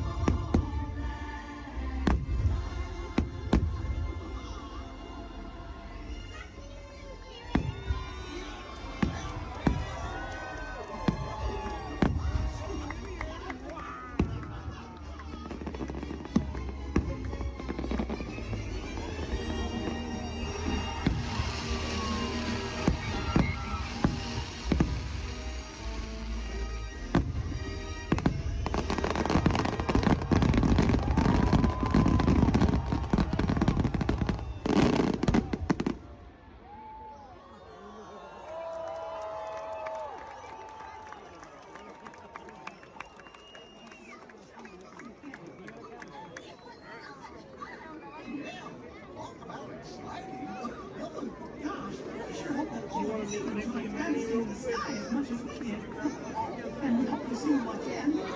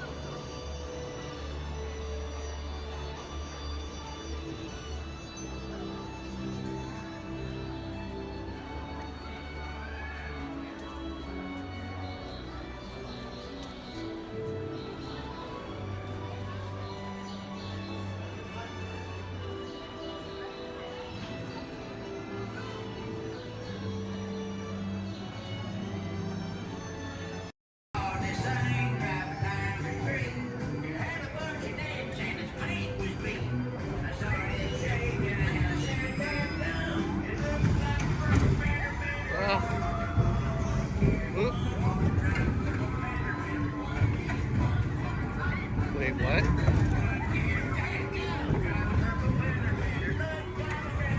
What?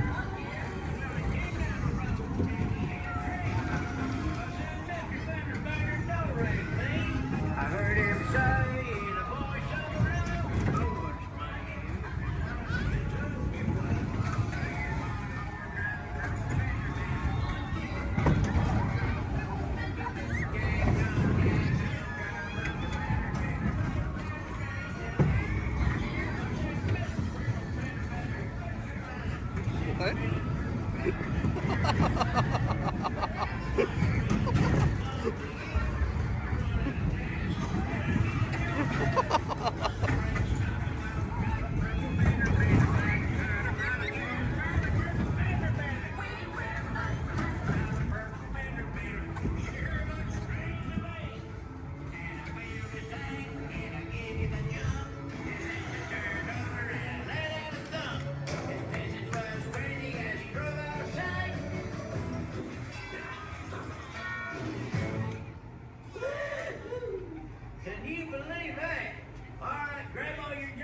keep an eye out for that purple fender bender.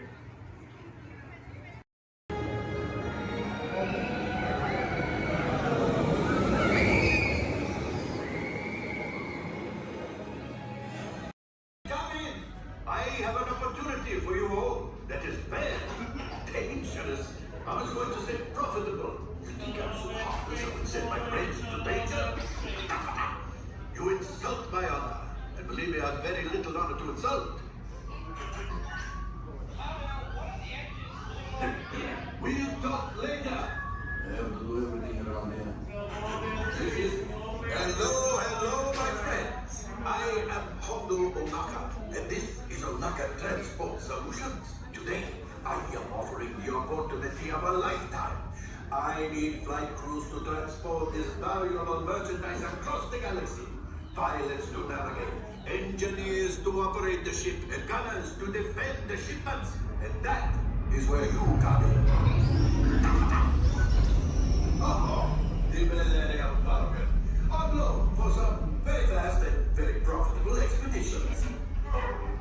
Chewbacca, my fine furry friend. Yes. As we agreed, you let us use the ship. We'll get you the supplies you need. It's a win-win. You help the resistance, and I get all the profits. The first order will never know we were there. Okay, time to go, so, bye-bye. We better go before he changes his mind. Move along, my friends. Listen carefully and remember, the better you work together, the more you earn. Your lives and my profit depend on it. Now go.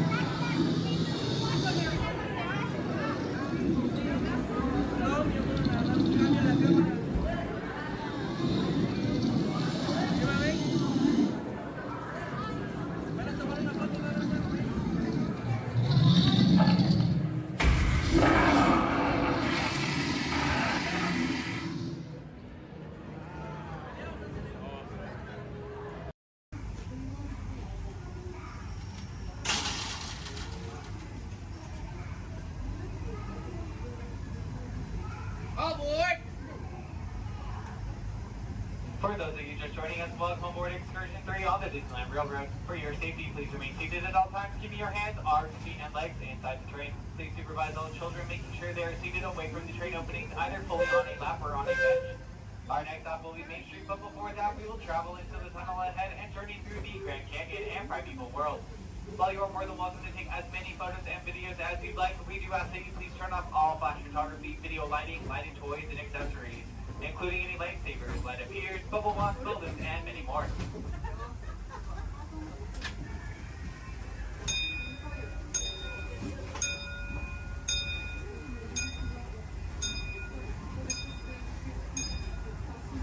To those who have just come aboard, welcome.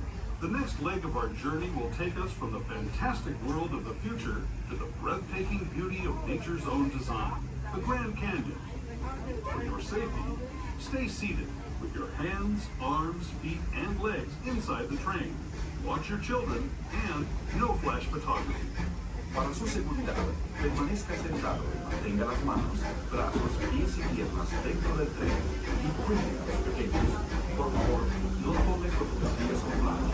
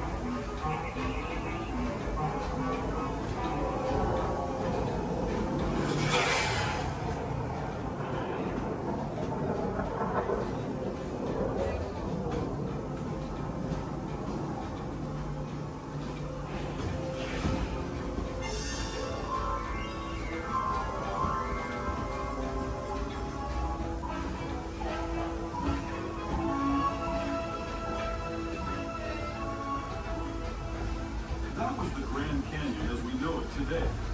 But it wasn't always this way.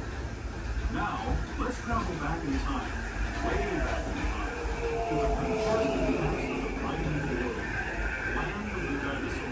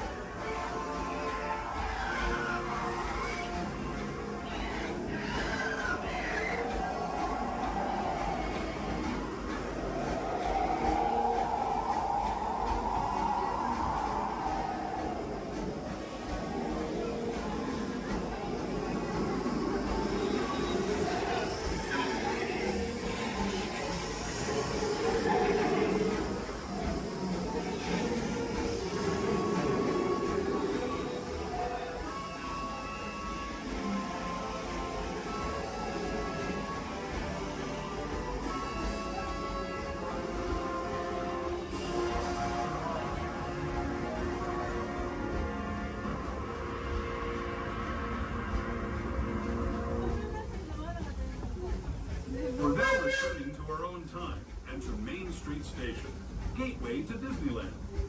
If you're leaving us here, stay in your seat until we come to a full stop. Remember to gather all your personal belongings and step carefully from the train. I'd especially like to thank those of you who've been with me. As we make our way back to Main Street Station, remain fully seated until the train has come to a full and complete stop. As a reminder, Main Street Station has there are no ramps or elevators, so we do not wait on the options and wheelchairs only listening to the very bottom of the exit stand. This will be your stop for the down to Disney District Park exit and of course Main Street.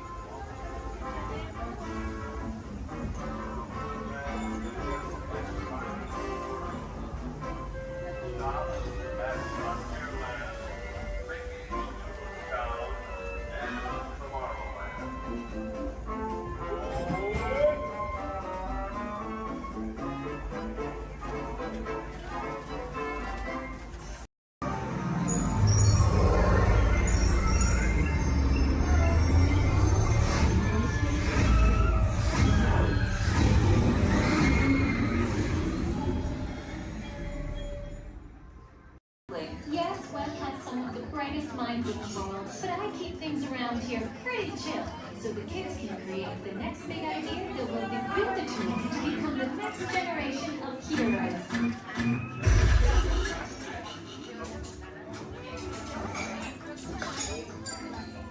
We hope you have a great time on your visit to the Worldwide Engineering Brigade Open House.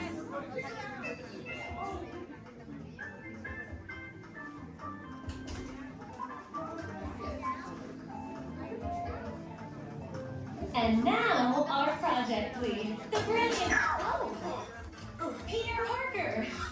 Hey, what's up? I'm Peter Parker.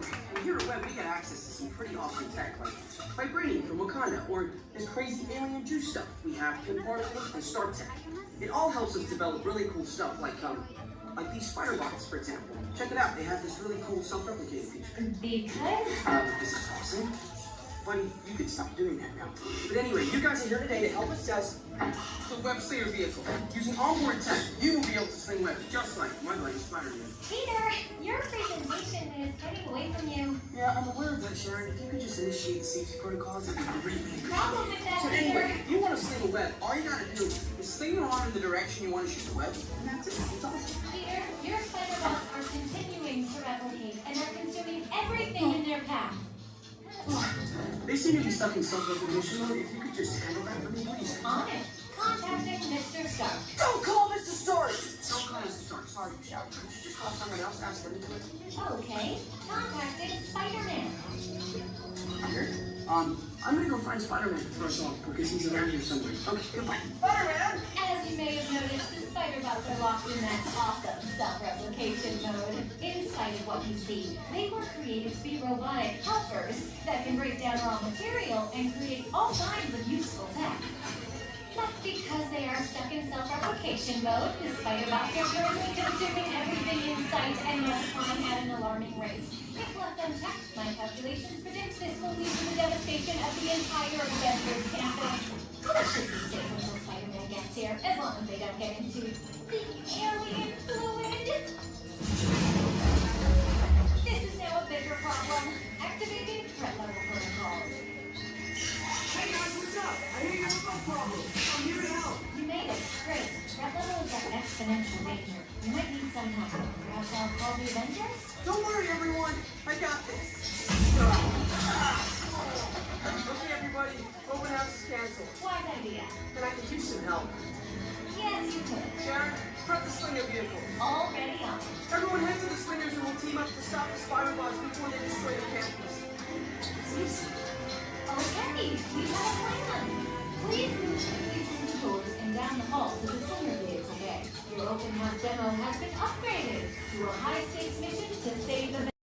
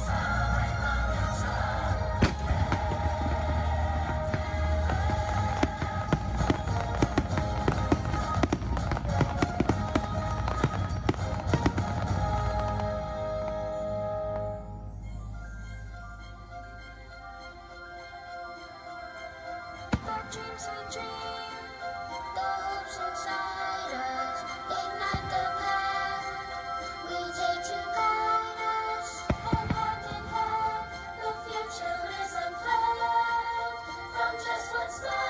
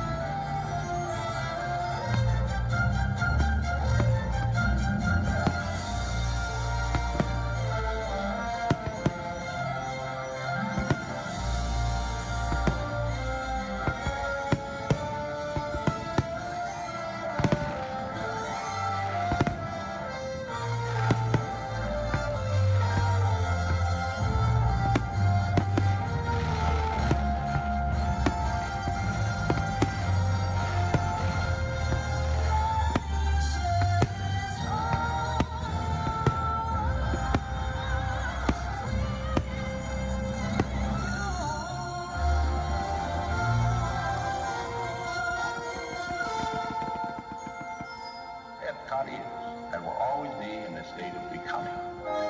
It will never cease to be a living blueprint of the future.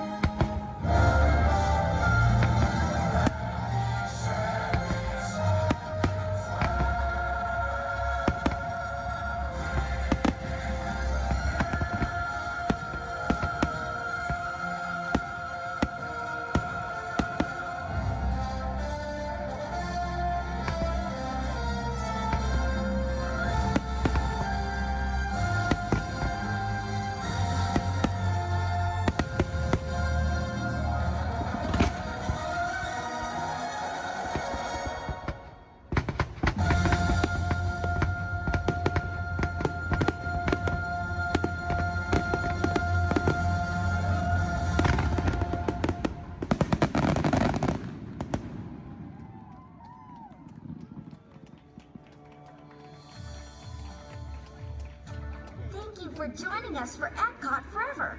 As you take your next steps into the future, we hope you'll continue exploring, creating, and discovering wherever you go. Remember, it only takes one little spark of inspiration to unlock the possibilities of tomorrow. From all of us here at Epcot, we wish you a wonderful evening and a safe journey home. Thank you and good night.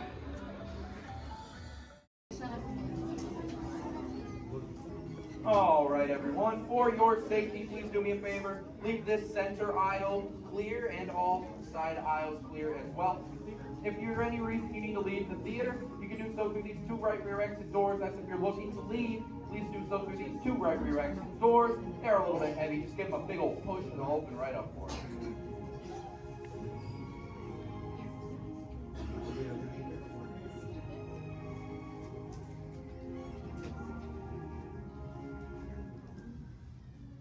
Welcome to Turtle Talk. My name's Andrew. Before we get started, there are a few things that I would like to go over with everyone. Now, here at Seabase, there is absolutely no eating, no drinking, no smoking or vaping, and no flash photography. Thanks, guys. Now, this piece of equipment here is known as a hydrophone. It allows us to hear sounds from beneath the sea, and it's also going to allow us to hear from our very special guest today. Does everybody know who our special guest is? Please shout it out.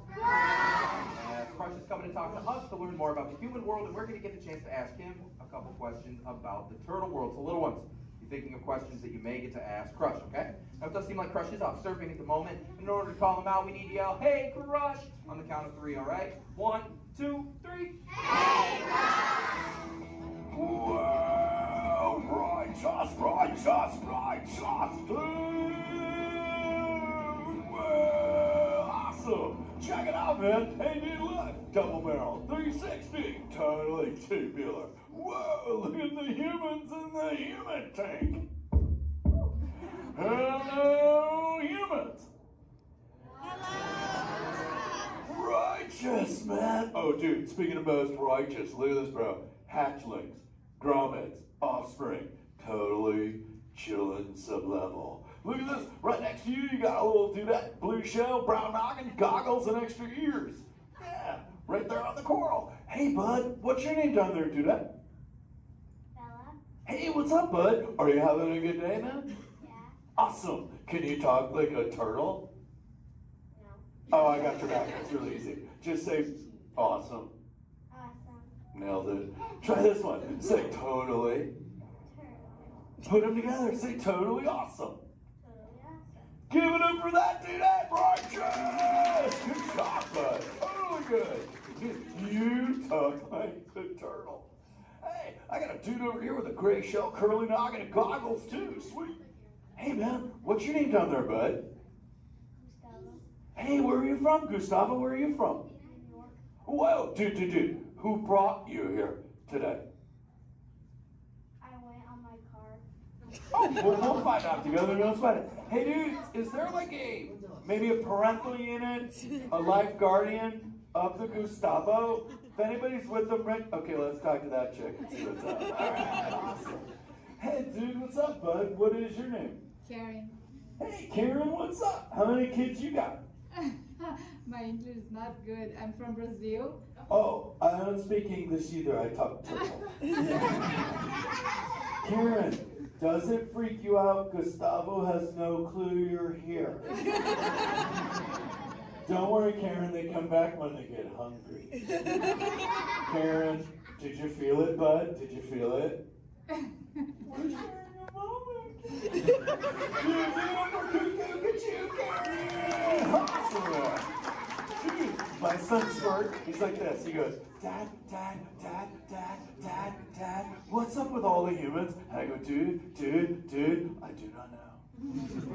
Human dudes, I need human help. Can all of you help out and answer Squirt's questions? If you want to help, say, Shaw! Righteous! You so totally rock, dude! Oh, wait a minute. Sorry, dude, my bad. Check this out. When a turtle says, you so totally rock, everyone says, dude! Here we go. You so totally rock! Dude! You so totally rock! Dude! Now all of you totally talk turtle. So, on to Squirt's question. Numero uno. He goes, Dad, if humans go to a beach, what do they do? I said, bro, I do not know. Humans, do you go to the beach? Yeah. Awesomeness. Okay, answer it for the Squirt dude. What does a human do at a beach? Shout it out. Swim. No way. Who likes to swim? Wave some fin if you love to swim, man. Oh, man, I got wavers, like even on the bench. What's up, wavers? Nice. Dude, want to see me swim? Say go crush. Go crush. Let's rock. Everyone yell. Rip it. Rip it. Roll it. Roll it. Punch it. Punch it. Rip it.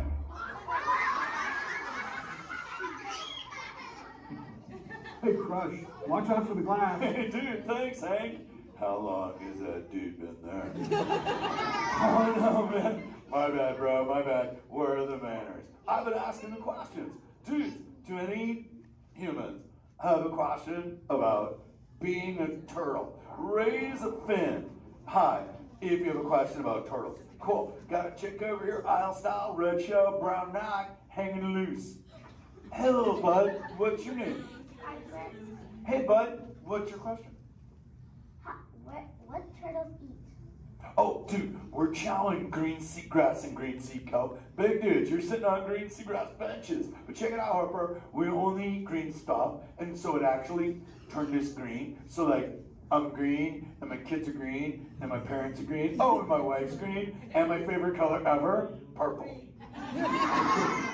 He's pulling your fin. It's green. Hey, there's a purple chick over here with like a jellyfish lid. Let's talk at this one on this side. Hey, bud, what's your name down low? Scarlet. Hey, cool name, Scarlet. What's your question? My name is not Scarlet. Oh, wait, what's your name? It's Charlotte.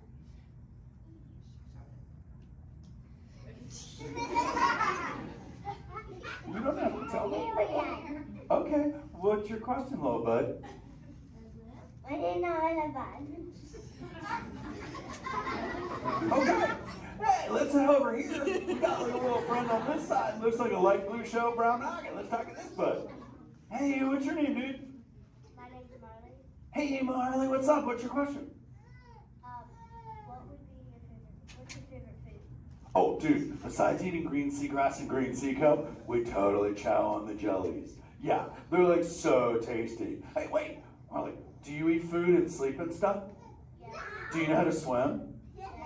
You're a turtle. Because all we do every day is eat, sleep, and surf. Hey, we got a bud by the bench. He's got a red shell curly noggin. Let's talk to that guy. Sweet. Hey, big man. What's your name, dude? Ezekiel. Hey, Ezekiel. What's your question, friend? How do turtles breathe? Okay, here's the deal. We have to go up every 15 minutes, bud, because I'm like you. I breathe oxygen. But here's the deal. We have to go up every 15. But when I sleep, Ezekiel, we can go in this little cave right there. See the green shelf sticking out over there? We got to tuck under, and we can sleep 5 hours straight and absorb oxygen out of water when we're underwater. Who else has a question? This is kind of cool. Oh, whoa, dude, check it out. We got a little friend chilling on this side by the bench. Looks like a grayish blue shell, brown rock sitting on her own flips. Dude, what's your name over there, bud? Abby, Hey, Abs, what's your question, Abby? how many babies can a turtle have? Well, mommy turtles, man, they go to a beach, but it's the same beach every time. And they drop off like 90 to 100 eggs. But here's the cool part. When the sand is really warm, Abby, everybody is a dudette. And when it's cold, they're all dudes. So we say, dudes are cool and chicks are hot. This is awesome, humans. Hey, the Jelly Man. I was talking about you, buddy. Oh, Crush. Hey, man. I'm trying to get away from a turtle pile. Marlin, turtle piles are a celebration. Everyone yell, turtle pile!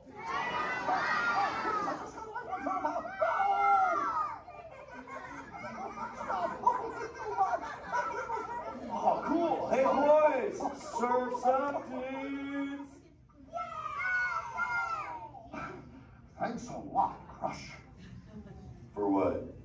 The turtle pile? Shout it out, humans! That dude has serious thrill issues. Humans, you rocked it! You so totally rock! Okay, like 4 kids remembered. The rest of you dudes pulled a hard dory. Dudes, don't space out! Remember, Turtle says you so totally rock. Everyone screams! You so totally rock! There you go, you're back again. Oh, bummer. Hey, bro, the frequency thing is not working. Whoa, it's Bailey. Call him back with your fins. Put your both fins up. Yeah, put your both fins up. Go.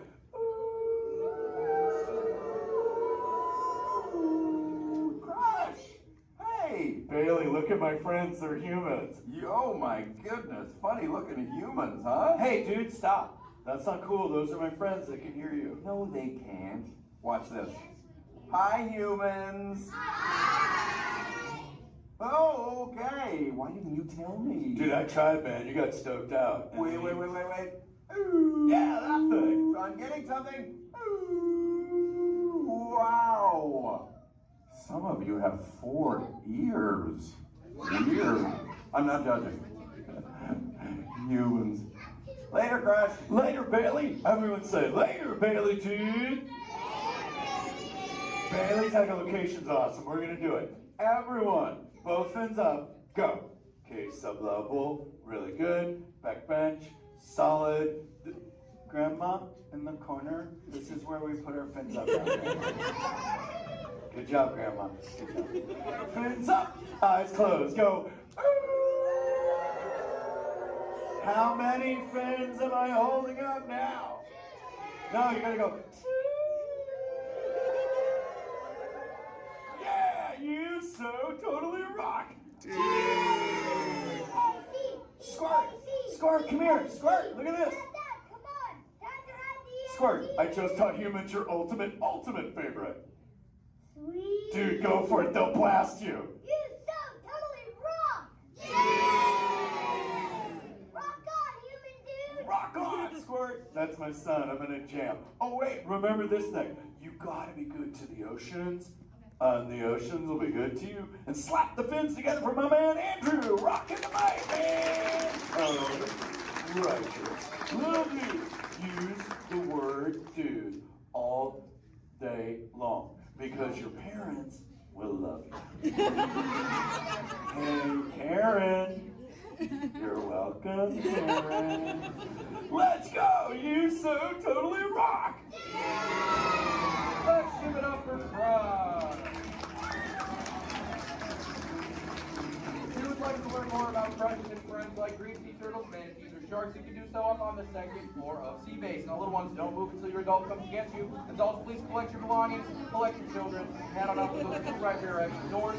Or if you're taking, please don't stand up. In the life cycle, there are winners and there are losers. Who are you?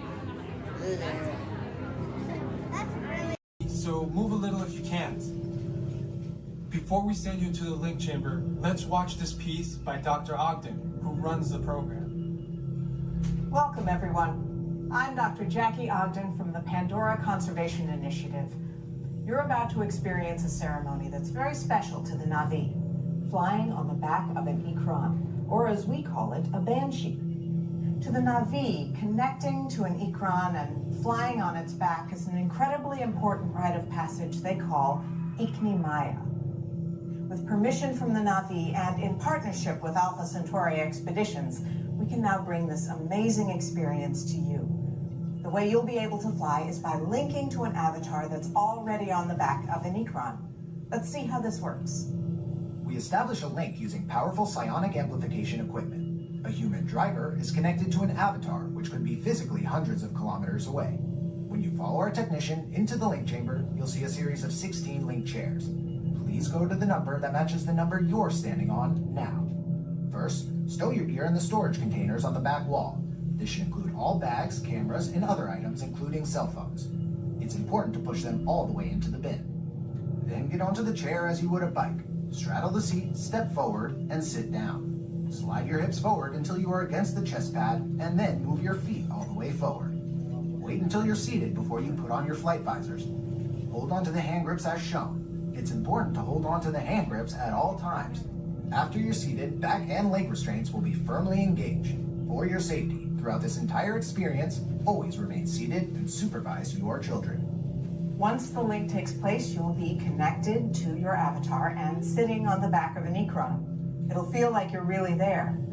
Moments later, you'll begin your flight. A Na'vi guide will lead you out. You'll experience the breathtaking beauty of Pandora, but you might also face some of its greatest challenges.